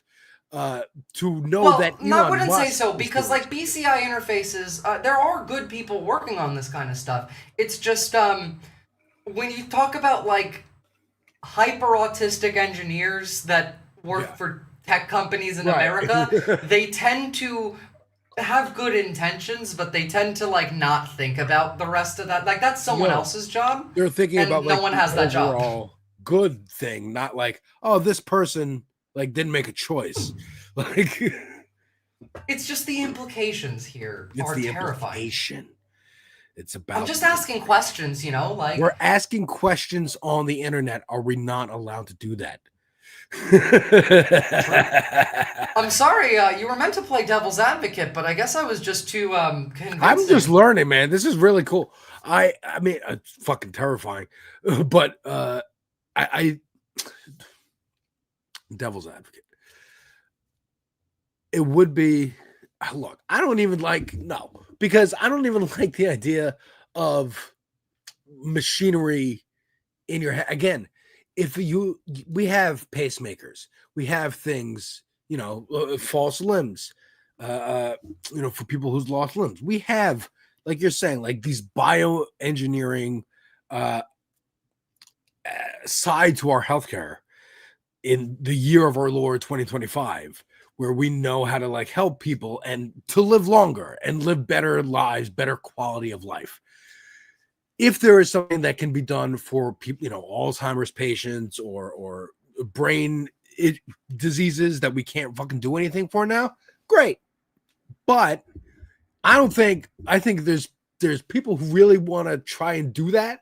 And there's people, and then, gradations in the middle, but then there's people like Musk who are just like, I promised that we'd get to Mars like 10 years ago. Yeah, well, we're never going to erase Mars. that memory from your head outright, so that you don't ever have to make fun of him for it again. Like they wish, and I really think you're right. Like long-term goal, if Elon gets what he wants, he'd be able to like erase the memory of you thinking he's a loser, and that's every fucking incel weasel dork's goal is to be able to convince everybody that they're cool, or program it into you. But this I think right in here, the short term, the investors are just like, fuck it, we'll make money. Oh, We'll just make money making big promises.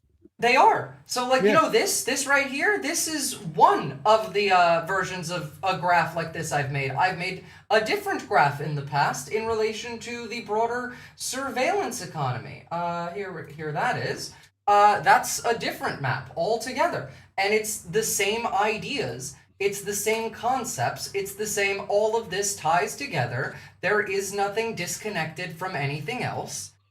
This right here being the bottom to up scaling of like payment processors, your identity, your biometric data, moving up through like your city's cameras, your real-time traffic monitoring, your facial recognition cameras, your license plate cameras, video analytics, going into like enterprise data, school children data. That's all being teach me a little bit about that, because like I just know, and this is me thinking like, oh, I know what's going on, is I know that like our IP addresses, everyone in my household, IP addresses talk to each other, and they all talk to the IP addresses of everyone else in the building and on my block and whatever in the neighborhood.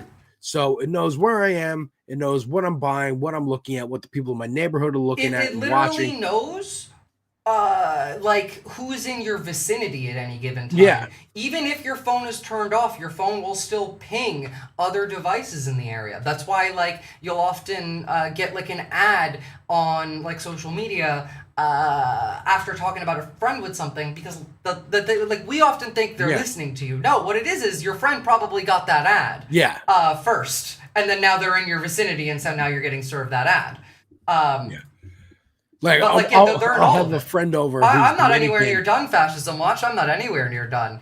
We got all your biometric. This is the bottom of the map. Biometric data, payment processors, identity rails. All of these move up through the cameras, through the AI, like, facial recognition. Your age verification to get on social media is going to be there. Then we have schools, like all of your kids' educational data, like what they learn in school, what their grades are, any maybe reports that were written up about them, like behavioral ones. I'm sure they're scraping all. They are scraping all this. Grok is in the fucking government it's not even matrix scraping all of this. These all it's just these all necessarily funnel up anyway into the same general, it funnels up to about here, or rather here, no matter what on its own, and then from there they'll take it even further. And you know what? Let me play a little devil's advocate here too. Positively devil's advocate with the win of Mamdani and what that signals and the blue wave that we just experienced, aside from Omar Feta in Minneapolis. That one I'm disappointed by. But it really goes to, this was, yes, an online campaign, a lot of social media, as Andrew Cuomo criticized. He thinks Zoran just won because of social media, but it's not that. It's the guy was on the street talking to people. And that is something they still cannot fully fucking Zoran Mamdani surveil. needs to go the fuck to sleep. 7 a.m. The day after he won, he's out there making a video. Go to sleep, my guy. I know. You won. But but just his going out and meeting people, touching grass is something that, they can surveil it because they got satellites and there's camera on every building around it, but they cannot account for that people power. They cannot account. They kind of can. Not yet. But they theoretically should be able to soon. Because, again, all of this data goes to the same places. Then you got your payment processors again, but this time in relation to your DNS hosts, Namecheap, ICANN, GoDaddy, your domain hosts, Cloudflare, Takami, Fastly, AWS, CloudFront, Azure. This is not even a full list. I'm missing quite a lot here. You got your app stores. This is only a list slept of 2.75 hours. Places where they're gathering data about you. Yes, where they're pulling it from, basically. Okay. Law enforcement, body-worn tech, so Axon and Motorola WatchGuard. Again, they're the companies that build this tech and also, responsible for holding on to it. Thank you, Fascism Watch. We got your records, through all of these, Relativity, Tyler Odyssey, Safety, Quartz, Motorola Solutions. Then you got Palantir Gotham, who is the one who's responsible. Palantir's Gotham. I hate that they named it that. I hate that those fucking nerds it's because named it their after job, Lord of the Rings and Batman. Their Batman one is specifically to keep track on you. The Lord of the Rings one is to keep track on everybody. This is for you. Then we get to the border and immigration side of things, and this is where it starts to get bigger. All of these agencies all give their data up the line. Palantir, ICM, Anduril's Sentry/Borders, Cellbrite, and Parabon. These are all big military stuff. Anduril is making autonomous weapons for Ukraine and for Israel. How do those autonomous weapons, when you say that, how does that work? Pretty easily, in fact. Right now, primarily the ones in Ukraine are being used to it's a drone tank that someone's controlling with a controller somewhere else, kinda, or yeah. just it goes on its own? Bit of both. So there's ones with controllers. They're currently used to lay mines. They're used to evac wounded soldiers off the front lines. Okay. Maybe even bring gear and stuff in through. We are mounting weapons on them as well. For example, we have the little robot dog that we've mounted a flamethrower on the back of that I've shown a few times. Oh yeah. That kind of stuff. Anduril also makes AI-controlled like missiles, and That's like good. automatically AI-piloted drones, and also AI-controlled submarines. All fall under like Anduril's. And when you say AI controlled, like they're given like you need to. Here's your They're mission. given instructions and, then it just and they do their goes. thing. Okay. Yeah. China has these too. And they're theirs are, successful. They're not bumping into things and like blowing up by accident.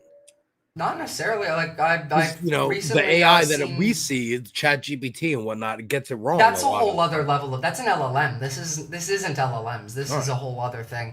I recently watched one of the water versions, like their boat drones and submarine drones they have. I've seen them being used by Ukraine to hit like Russian ports in the Black Sea, for example. They're fairly good at their job. They've been in use for a little while. Yeah, this isn't the spooky part, really.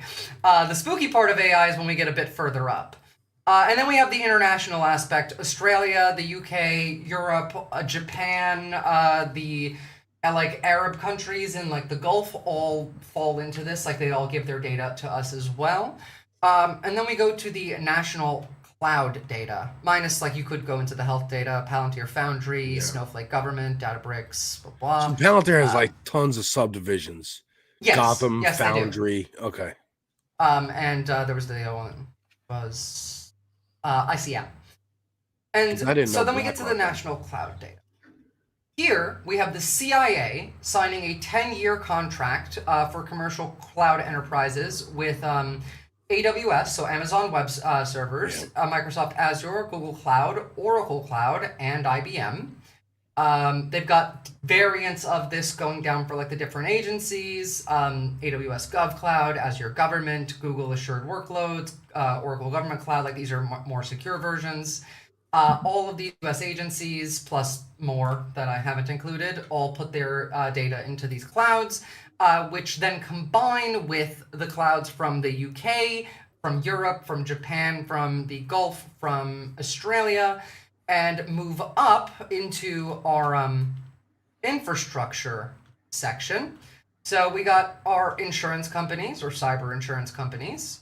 We got the undersea cables, and who owns them? Companies like Google, Meta, Microsoft, blah, blah, blah. By the way, like these are also like on many levels. Like here is one, another chokehold section, like a throttle rather, is here. Like if any of, let's say, these DNS hosts go down or any of these domain hosts go down, that affects everything Yeah, else. because like what we've seen in more recent years, AWS down, trending AWS on went down Twitter. last week. Yeah, it went down last week, and a bunch of companies like the government, The also entire has to east be like, coast of the US went down.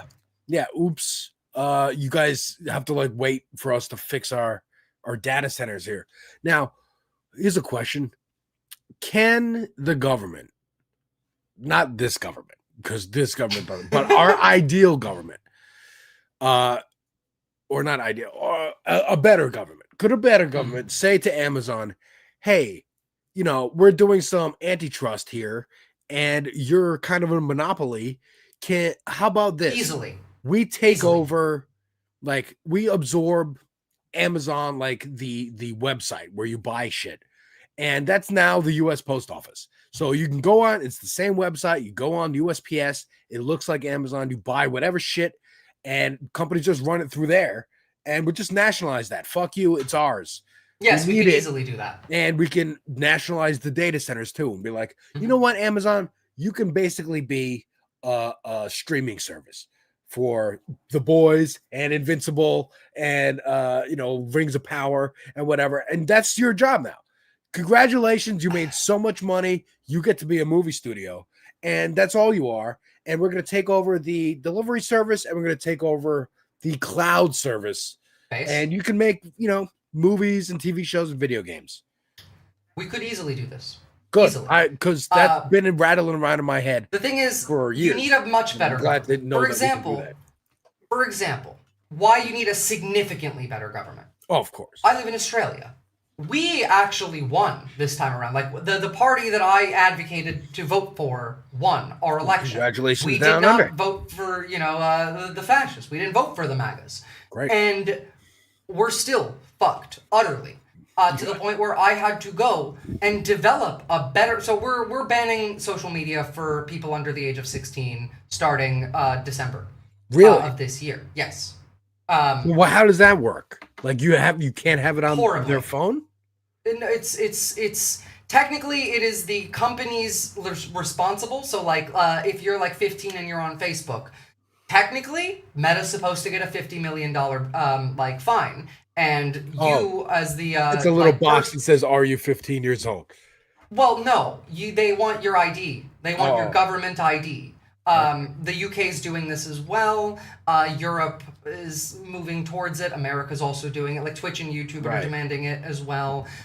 So I went to an elected official here. Albanese, the blue Australian MAGA. Well, I mean, again, like the liberals here are the right. And the Labour government here is the left, and our Labour government is far better than the UK's Labour government. Okay. Like the UK's Labour government is the Liberal Party. Ours isn't. Now, it's not doing much better than, Alternative. But essentially, part of this deal, like part of this bill, is these companies, initially actually it was better. They made it worse somehow. Now, don't have to provide any proof, like they don't have to provide any evidence for what they consider to be a underage account. They can just delete the account outright, openly. They just delete it overall, and they just don't have to provide any proof of it. Meanwhile, like the $50 million fine is also now essentially just symbolism, because if they don't have to provide proof, they just have to do their best efforts, then there's no way to like give them that fine. Right. But that Plus, data, that's a drop in the bucket anyway. yes, but your ID data gets given to actually one of the ones on this list, way down here. Oopsie, that's not the right screen. I don't know where that happened from. It's actually this one. It's going to an Israeli firm. Surprising nobody. Yeah. Actually, I did not write it on here. It's just like a bunch of numbers, and it's weird. I'm not gonna like say it, but regardless, like it goes to Israel, and that data is very easy to hack. For example, Discord recently got hacked, and a whole bunch of users' data got leaked from Discord, including credit card information and government IDs. That data was ID verification data for age verification. That's the data that got leaked. So I had to go to an elected official and provide them with a plan. I said, you can do all of this, but smarter, better, optically more popular, and cheaper. And they don't want it. I followed up. They're just not answering. Instead of providing like your actual government ID, you could go to the DMV or the post office, and you could have a randomly generated hash key that encodes your ID into it. We already have this tech. That's what's on your phone. That's what tells the App Store that you're not using a hacked version of an app, for example. Or take it a step further, make it PGP, where only half of it is ever publicly available. And to confirm it, like I offered, like I picked out current government contractors that make technology, current government contractors that are like ones that it was AU10 TIX, thank you. Ones that like host data servers. I'm like, you could build this with Australian companies, make jobs for Australians, keep the data in Australia. I provided evidence of national security risks of like the Russian government, the Iranians, the Chinese being able to use this to influence America because of how weak social media companies are. No, none of it. They don't care. You know, I am so glad you're on our side. You are so smart and collected all of these, like, you know, the intricacies of it. You know how you are presenting. You are Jeff Goldblum in Independence Day, going, I know how to solve this problem. I just need to get it into the hands of people who are going to be able to do this stuff. If only people would fucking listen to me. We don't have Bill Pullman as a president right now. Just make Saran Mamdani the God Emperor of the world. I mean, for real, he'll do it. I was watching Amadeus earlier because I'd never seen it before. It's one of my wife's favorite movies, and the Holy Roman Emperor is in this movie, and it just made me start thinking about like all these companies are just kings and lords and ladies. Well, funny but you should mention international. that. They're floating around. They don't own land anymore. They own like your mind and just like stuff you need, like healthcare and fucking electricity and whatever the fuck. And Funny the internet. you should mention, considering what I please. decided to call these. Sovereign platform. See, I called them countries. We need you. We need you on our side, Visora. Also, I could definitely see me being a fucking demon if I was on the other side. That's but me it gets too. worse. It gets worse. It gets worse. This right here is our saving grace. Sorry, Taiwan. I hate to do this to you, but I actually do hope now that China does take Taiwan, because if we get cut off from Nvidia's chips, all of this comes crashing down. I wanted to ask you about China, and I only got like 15 minutes or so left, so let me get this question. Oh shit, do we? No, My bad. I do. You can keep going as long. I don't know how long you go usually, but We're supposed to talk about the boys. I mean, we'll touch on it. We got time. I wanted to ask you about China. You said that China was ahead of us in a lot of ways when it came to Neuralink and whatnot. Xi Jinping. I don't know how, is he good in, like, is he Putin? Is he Trump? Is he one of these like lunatic fucks? Or is he like Mitt Romney, like bad, but like standard bad? This is how I think of politics. I think of when I think of Xi Jinping, and I had to compare him to like an American. I'm gonna have to go back a little bit further. He's basically Kissinger. Okay, not good. Yeah, he's not a good person at all, like by any means. No, I mean, but he is far smarter and more capable. Right. Okay, that's what it seemed like to me. Because again, I could see the weakness in him when like South Park gets banned in China for making episodes comparing him to Winnie the Pooh or whatever, because he personally hates that. So he banned Winnie the Pooh from China, and it's like, yeah, you got that like boomer weak streak of like selfish ego and whatever, but you do seem more capable.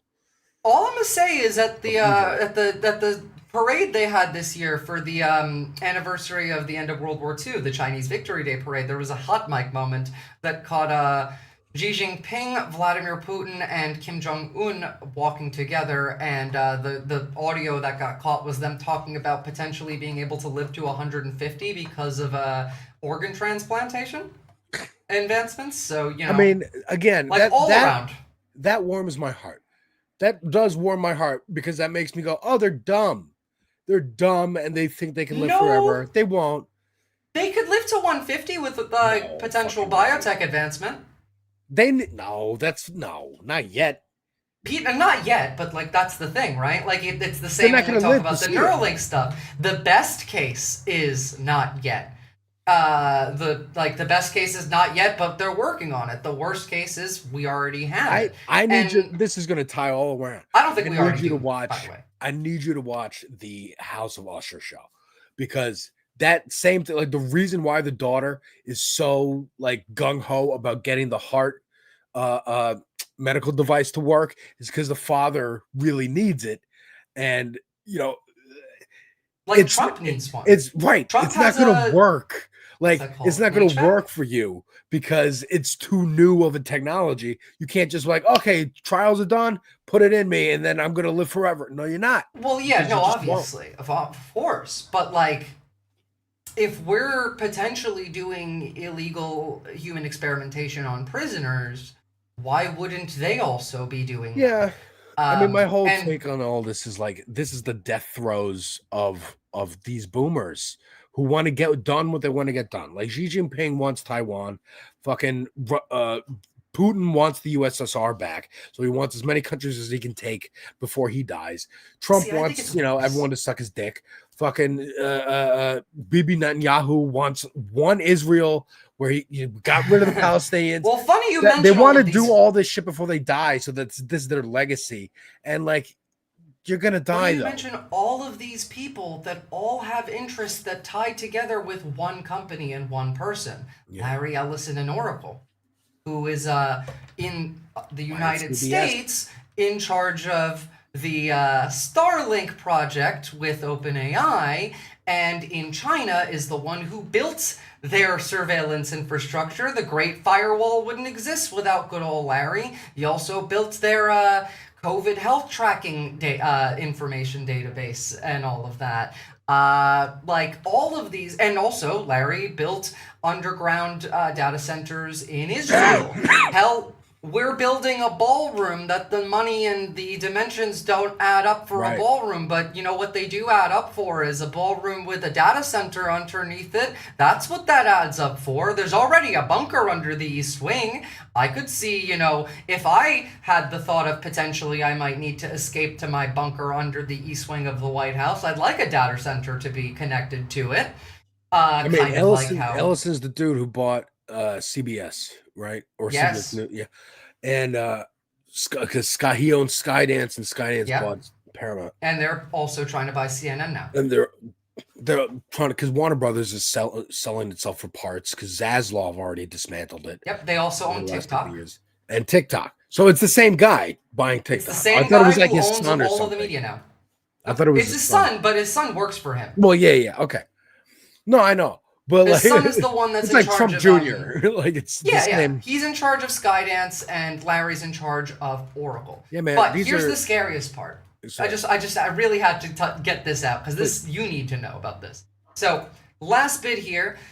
Your energy bill, your water usage, all of that data all gets used into here as well. We've already seen people getting falsely rated by the police in like California because their electricity usage was too high, that they thought that they may be like making drugs. It ended up being someone who had a medical device. Wow, Yes, interesting. Really.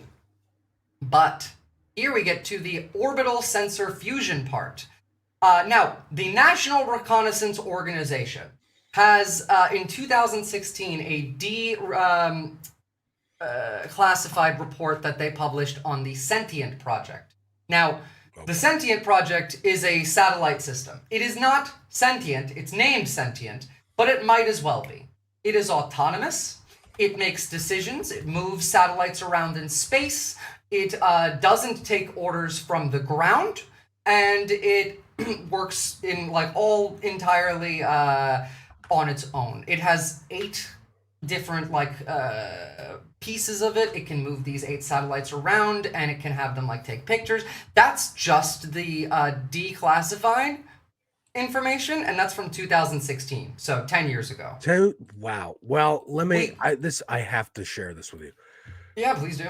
Please do. This immediately made me think of Brother Eye from DC Comics, created in 2005 for Infinite Crisis. This is a satellite that Batman builds because he's all paranoid, and it's basically, it came out in 2005, so it's about like the Patriot Act and all that fucking shit, but taken to a comic book level extension where Batman thinks he's doing good, and actually this thing starts getting a mind of its own and decides who's going to be a criminal and whatnot, and creates like soldiers to go get them.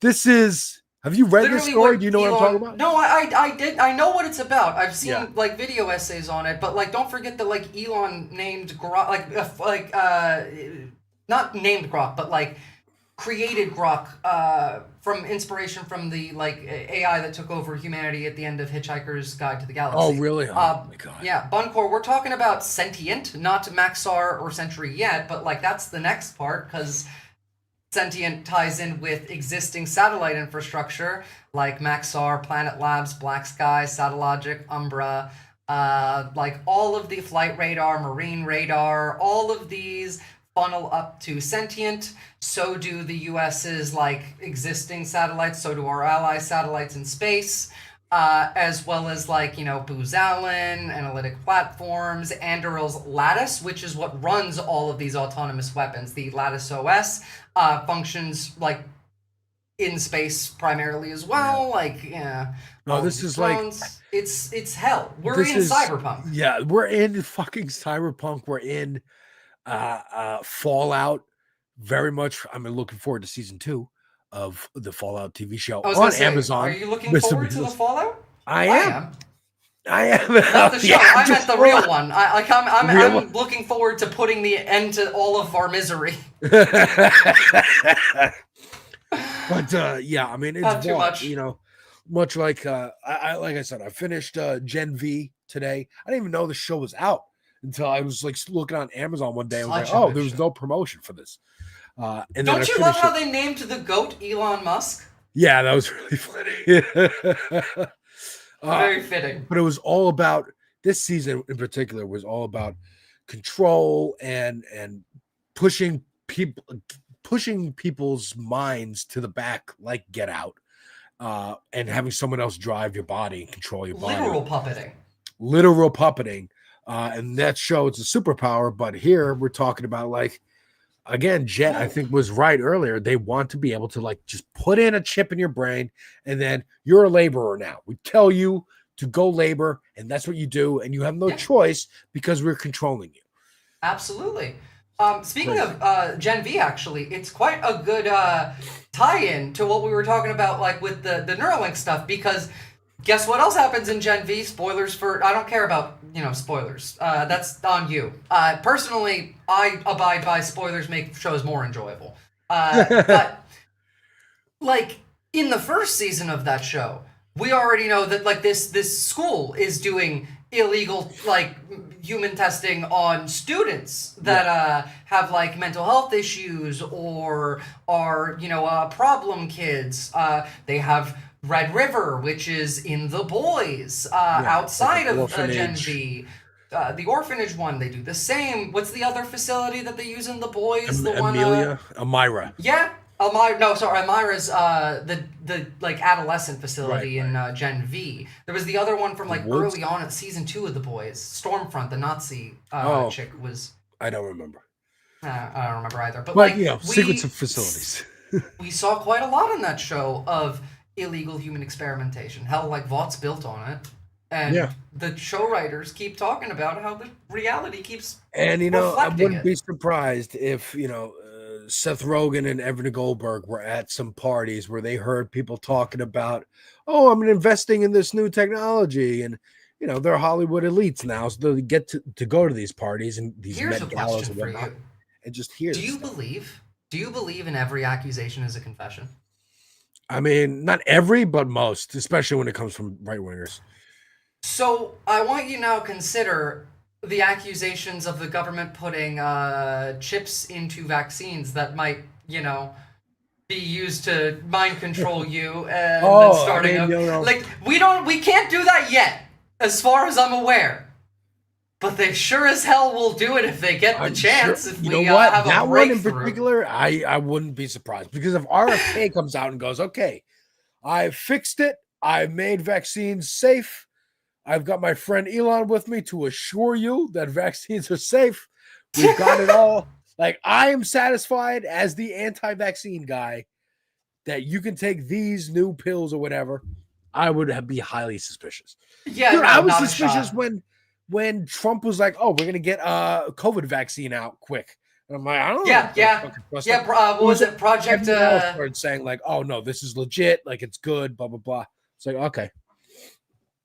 I can see it. I can see them wanting to do that specifically for the lulz, even.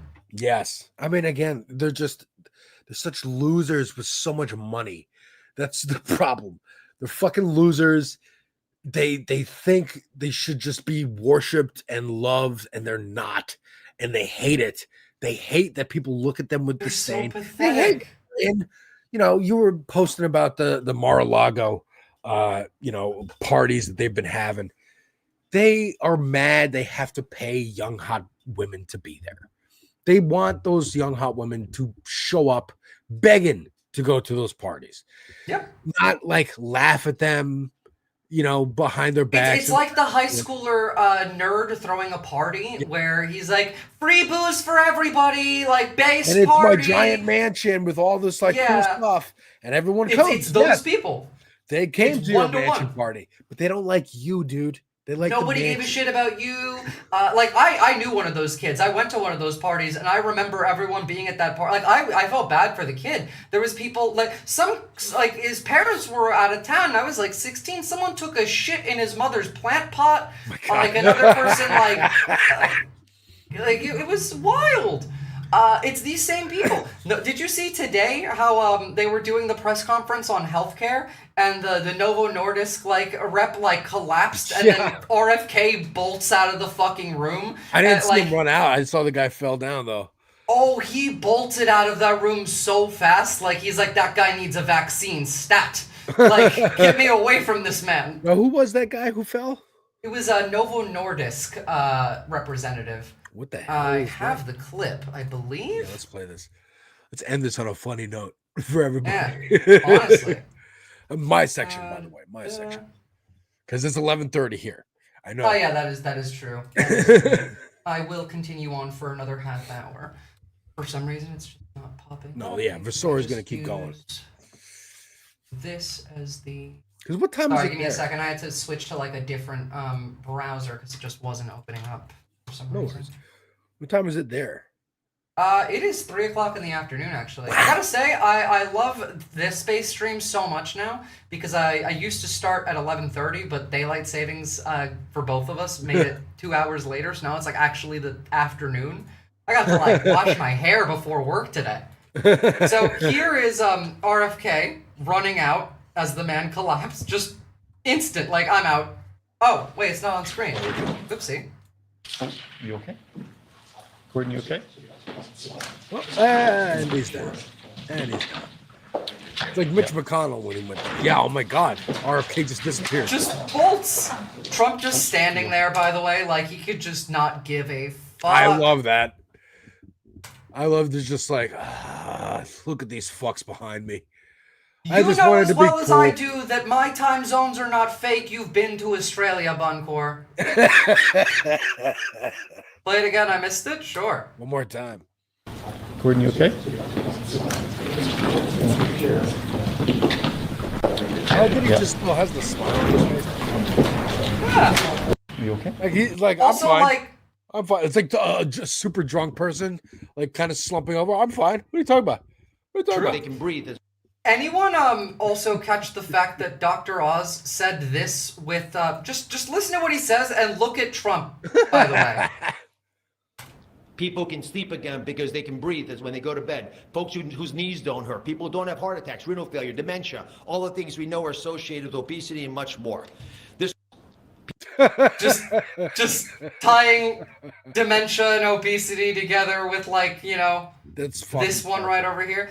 By the way, again, I remember when Dr. Oz used to be a real doctor. This man operated on family members of mine before he started trying his hardest to look like Donald Trump. Because he painted his skin, he put on the suit, he's full grip. This man used to be a real doctor. I mean, I believe you. I never trusted him because he was a TV doctor on Oprah. And before that too. That was the start of the grift. He was a brain surgeon. Then he became a TV doctor. Ben Carson did the same thing, and they're both getting their bags now. Yeah, they're both getting their bags. But Visora, thank you so much for having me on. I'm glad I was able to join and learn so much about the terrifying shit that's happening in our world. But we need you on our side. We need you on this space. I want to get Ole Lauren to talk with you about prisons and carceral reform. I want to get you with Ben Dixon talking about AI and the good uses of technology and whatnot. So interesting, folks. We don't talk about this kind of stuff anywhere near enough because it's scary, it's uncomfortable. It's scary, and a lot of people don't know that too, but we also have that fear that it's not proven. So am I gonna get I mean, to be fair, am I gonna get called a conspiracy? Might as well be proven. Yeah, they framed it so that everything is gonna be framed as a conspiracy theory for us because they made like it normalized to do that. But And as I Sam couldn't Cedar give once less of a said, fuck. if Alex Jones didn't exist, the CIA would have created him. Who's to say they didn't? Who's to say they fucking didn't? Folks, that's it for me on this. Good luck trying to go to sleep tonight. Yeah, I'm gonna need it. Thank you so much for that was a lot of fun. I'll catch you next time. See ya. Absolutely. But guys, I feel like we could finish off with that graph of where all of our data from these cameras is leading up to. Finish off with, the satellites that are constantly surveilling us, the corporations that you are already working for. Again, like, they've already enslaved you. They have all, like, there is no escape from this system on this planet, barring, like, the entire collapse of it.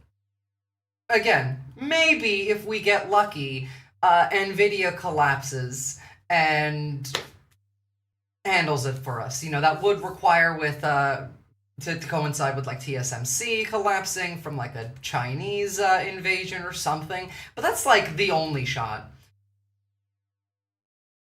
I constantly get pissed when I see those plate readers flashing at me, and you should be. I'm so scared to think. I think I need to read about it. Well, finding like information to read about it is also scary, because remember, everything it ties together, right? Like Google, Meta, Microsoft, Amazon. First of all, your operating system is spying on you. Are you on Windows 10, Windows 11? Everything you do is spied on. If you're on Windows 11, I mean, like, they're taking screenshots of your monitor every 10 seconds. If you're on Windows 10, every key you type is a key locker. All of that ends up in the same place. All of that ends up at Palantir, whose job it is to predict things, predict crime before it might happen. Apple is squeaky clean. Don't think that they are. No, they're not. First of all, like private relays, Apple is increasingly cutting out the protections that you have, but also, like, it is illegal to produce any kind of chip in the United States for these that don't already have a backdoor. You could be on Linux. They're still spying on you because your Intel chip has a backdoor in it. Your AMD chip has a backdoor in it. I promise you are on a list, and if you ever look this up without some serious legwork, you're on a hell of a list. True. 100% true.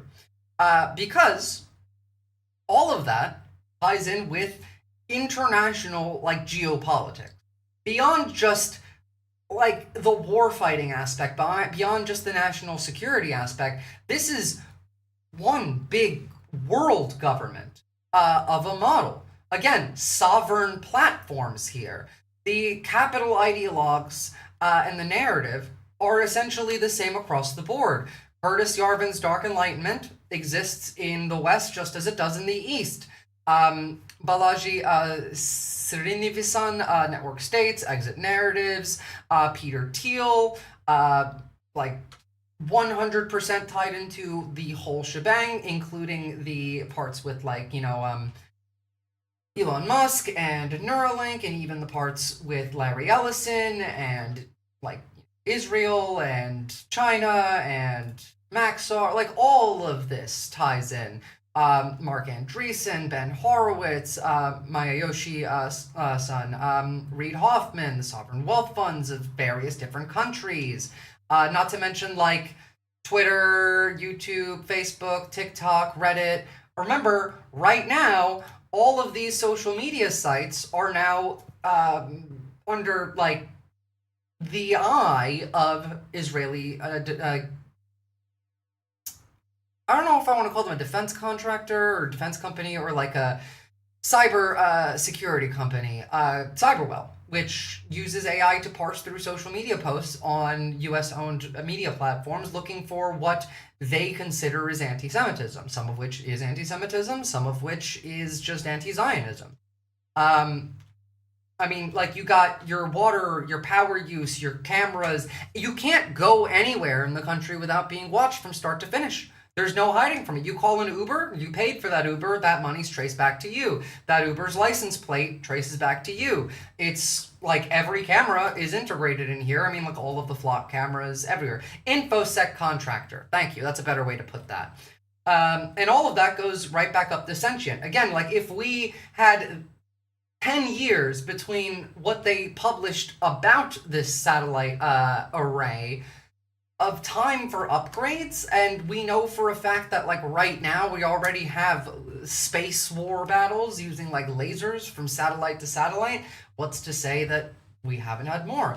I mean, it makes sense, right? Like this is one of the few times in history in which control of the world could be in a few like person's grasps. If the conditions allow it, someone will take advantage of it. I agree. Beyond that though, like we are actually going to witness two different cyberpunk futures, one in the East and one in the West. The West being far more cyberpunk, the East rather being far more cyberpunk built around like control, like the neon lights, the mega cities, like look at China's nightlife, whereas the West being much more chaotic, more of like a dark, damp, broken night city vibe. And both of these tie to like the governing principles and ideologies of both sides of like the East and West divide following World War II. The East was far more damaged, and the West won. And so like there was that difference. Dune is a reasonable like comparison, though like again like the computers don't exist in Dune. The West is going to be Mad Max, China's going to be cyberpunk, and in the UAE it's going to be Neo-Persia. Well, I think a better way to put it, I think at least the way I would phrase it is oh, have a good night reference frame, is the East has a more Orwellian model, whereas the West has a more Huxleyan model.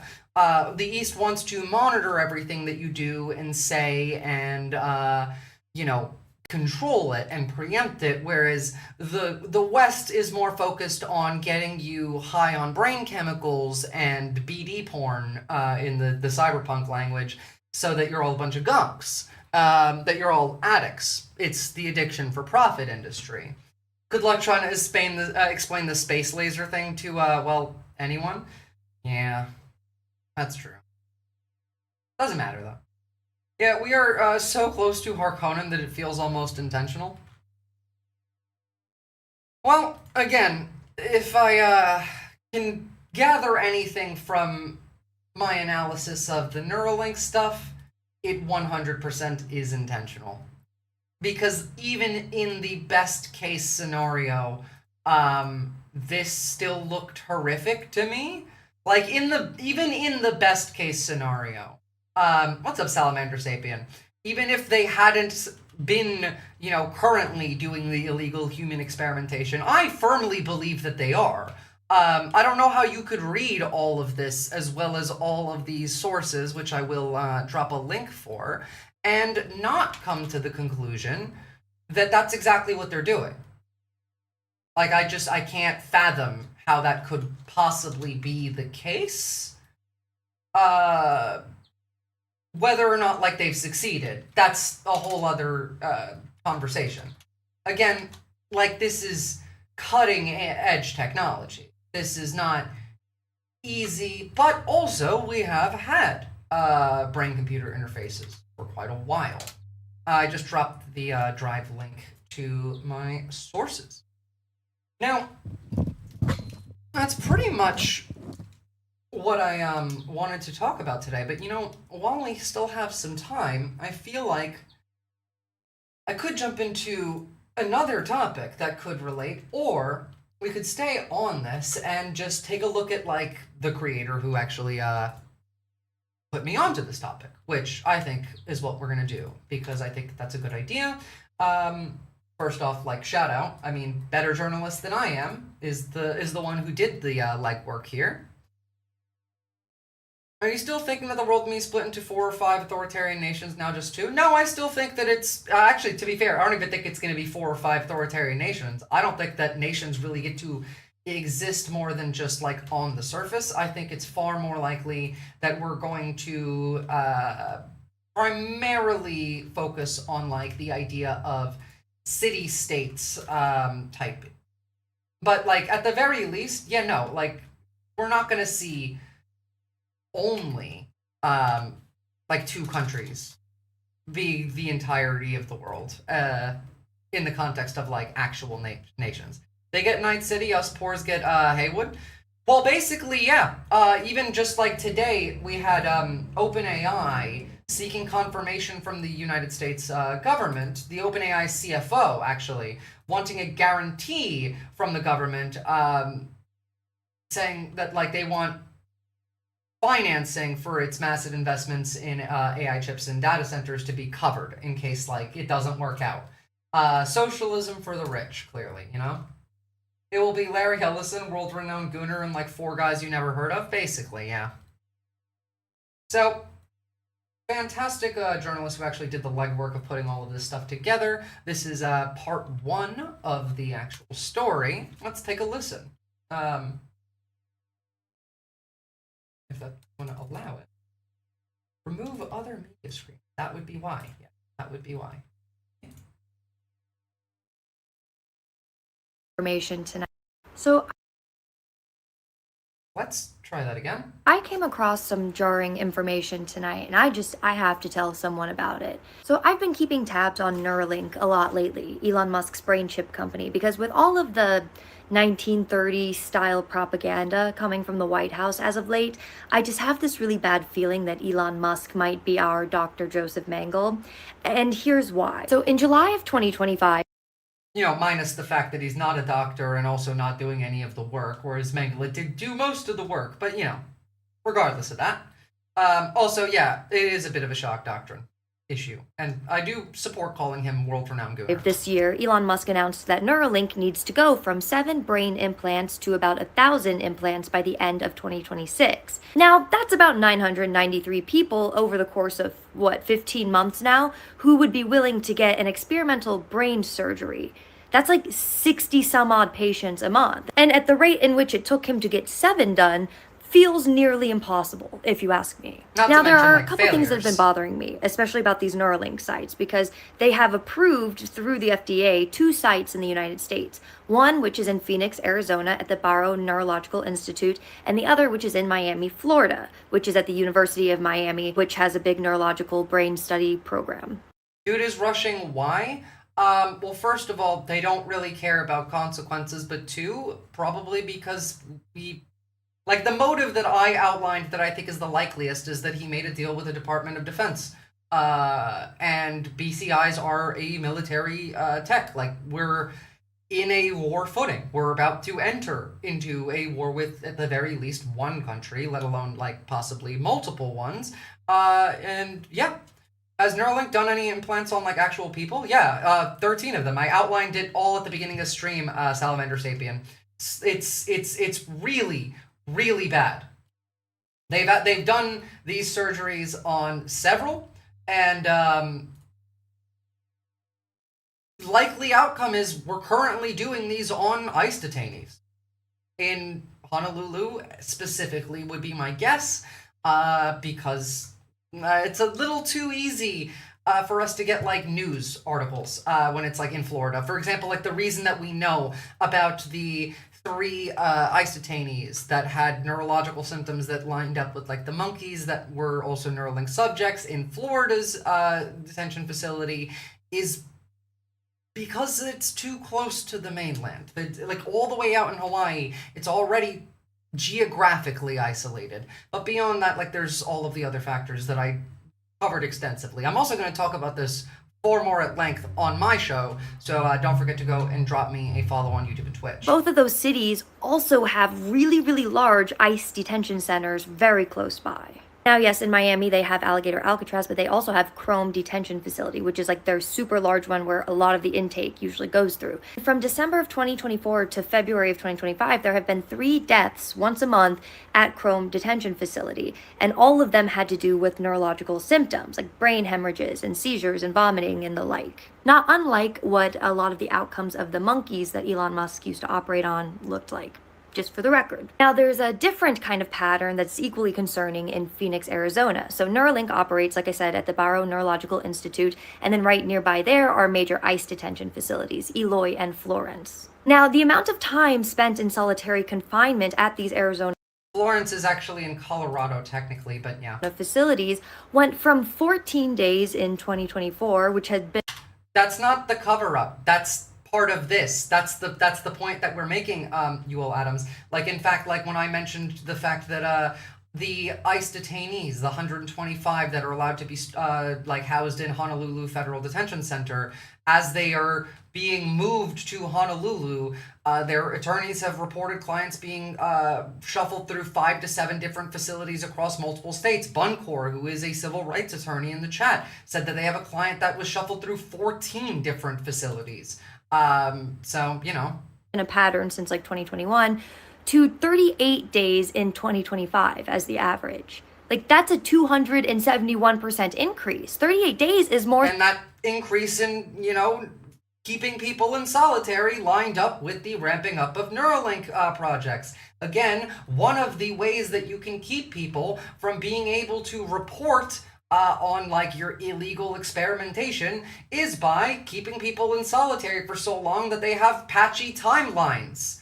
If you don't know what time of day it is and how much time has passed, then you're going to have a lot more trouble keeping track of, well, like, when did things happen? What order did they happen in? Than a month with no witnesses, no oversight, no documentation of what's happening. And all of this just so happens to be going on and increasing right when Neuralink is also trying to desperately scale up their operations so they can stay competitive with other countries. So those patterns have been bothering me for quite some time now, right? Especially with the alligator Alcatraz now, like, missing hundreds of detainees that have no record, and like all of Auschwitz, by the way, and I do think that it's several hundred, like it's almost 1,000. Yeah, a lot of these people have no documentation. They're not even showing up in facilities that they're being checked in. That's on purpose. But like, these are cases that there is documentation for, like the increase in Arizona, like immigrant detention centers seeing like increases in solitary confinements. Like that was reported by Axios on October 8th. The increased medical emergencies at Chrome as immigrant detention swells. That was August 29th of this year. Like, there's a reason that moving people off to, like, I don't know, a more distant area is useful for them in this case. So I decided to dig a little deeper tonight, and I went to usaspending.gov, which is this website where you can search for all of the federal contracts that are made public. So you can search for anything related to, I don't know, the Department of Defense and neurosurgery, for instance. And that's when I noticed something kind of weird happening, because Honolulu kept coming up a lot. Well, there is documentation that they're doing experimentation. I've already shown that. Like, we already have that documentation. We have them like requesting FDA access to be able to do human trials, getting rejected and then getting approved. Like, all of that is right here. Where is it? Go. FDA's initial rejection in 2022, citing the risk of the implant's lithium battery overheating or leaking into the skull, the possibility of tiny electrode wires migrating within the brain and causing damage, and the fact that, admittedly, like Neuralink's self-admitted inability to remove the actual device from the brain without brain damage. Then leading to, in May 2023, under the Biden administration, the FDA approving Neuralink for human trials, even though the FDA gave no public detailed explanation as to what changed, and Neuralink didn't publish any new safety data or announce any major highlights. And then you saw, like, when they started doing, like, the human trials, their first human test subject already had an issue. Like, their implant fell off. And they fixed it with a software fix rather than a hardware fix because they didn't know how to. Arbaugh's 85% of the electrode threads in Arbaugh's implant detached from the target brain tissue soon after surgery. The hardware issue remained unresolved. The Neuralink was fixed by software amplifying signals to the remaining threads, and then they continued going. Now this is in several countries. As Putin's plan through Trump to destroy the USA power, reputation, also money reserves, also Xi's plan, but like, yeah. Again, like, we have the 3 detention, like the 3 deaths at the Chrome detention facility.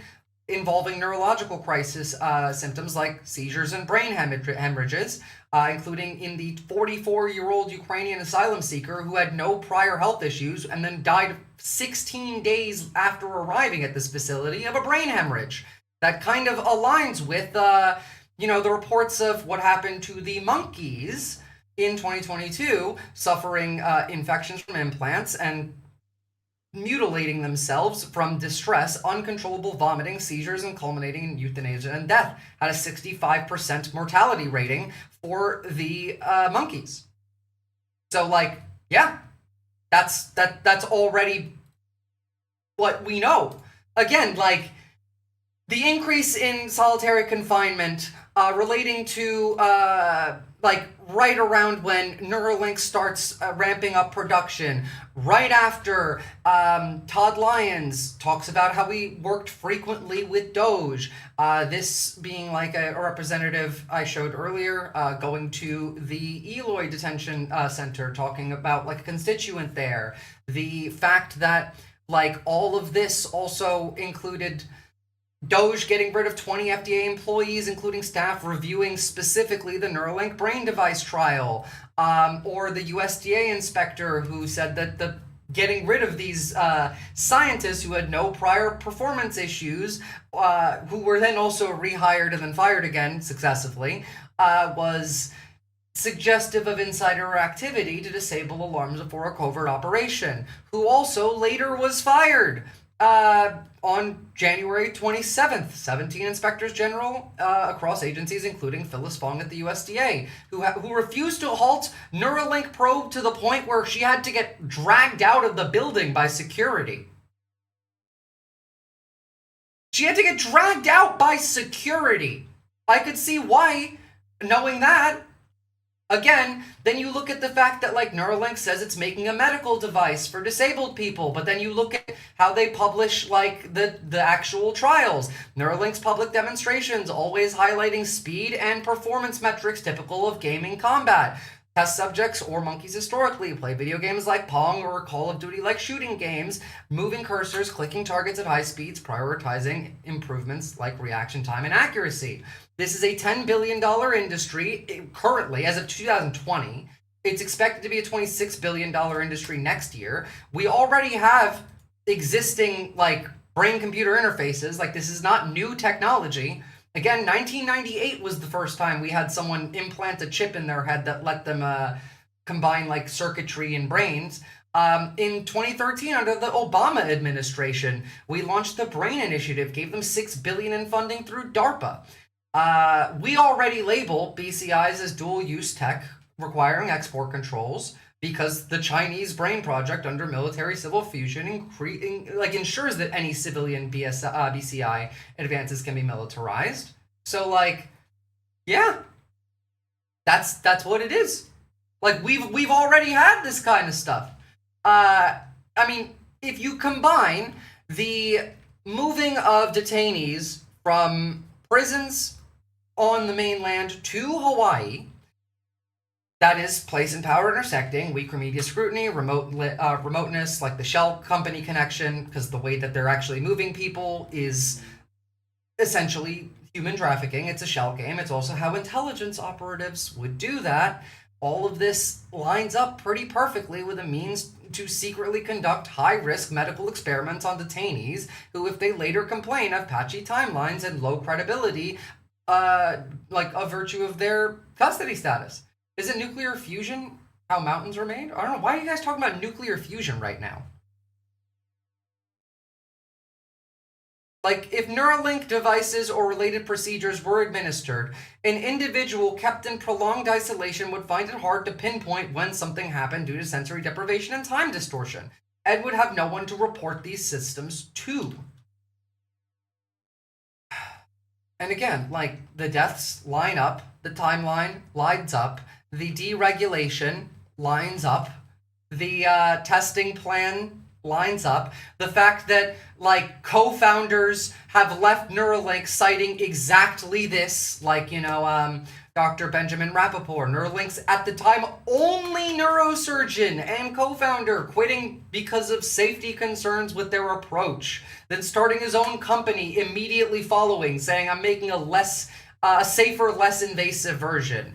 5 to 8 of the founders leaving. The president and another co-founder then the next year in 21 leaving with top engineers, citing principled refusals to continue with what Neuralink was doing due to unethical safety disputes. Not to mention the fact that Elon Musk literally said he would go to jail if Kamala Harris won.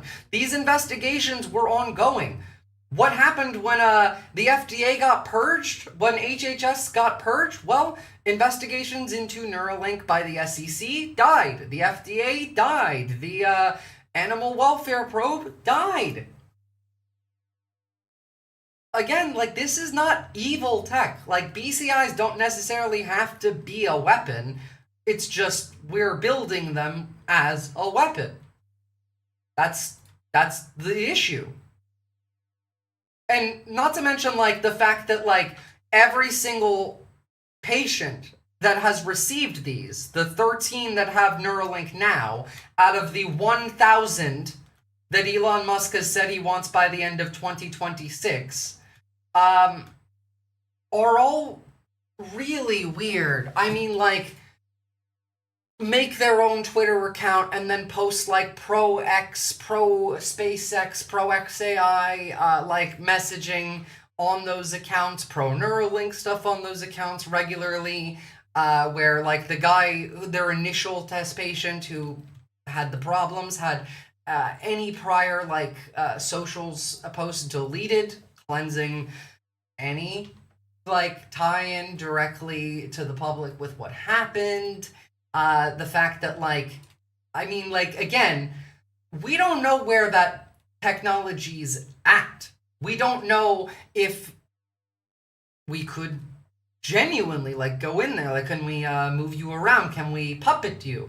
But if you tie that to the research that's being done in Germany into cybernetically enhancing and engineering drone robot swarms, and you tie that with the same type of, like, it's all the same thing. It's all around the world. It's the same technology developed across the board.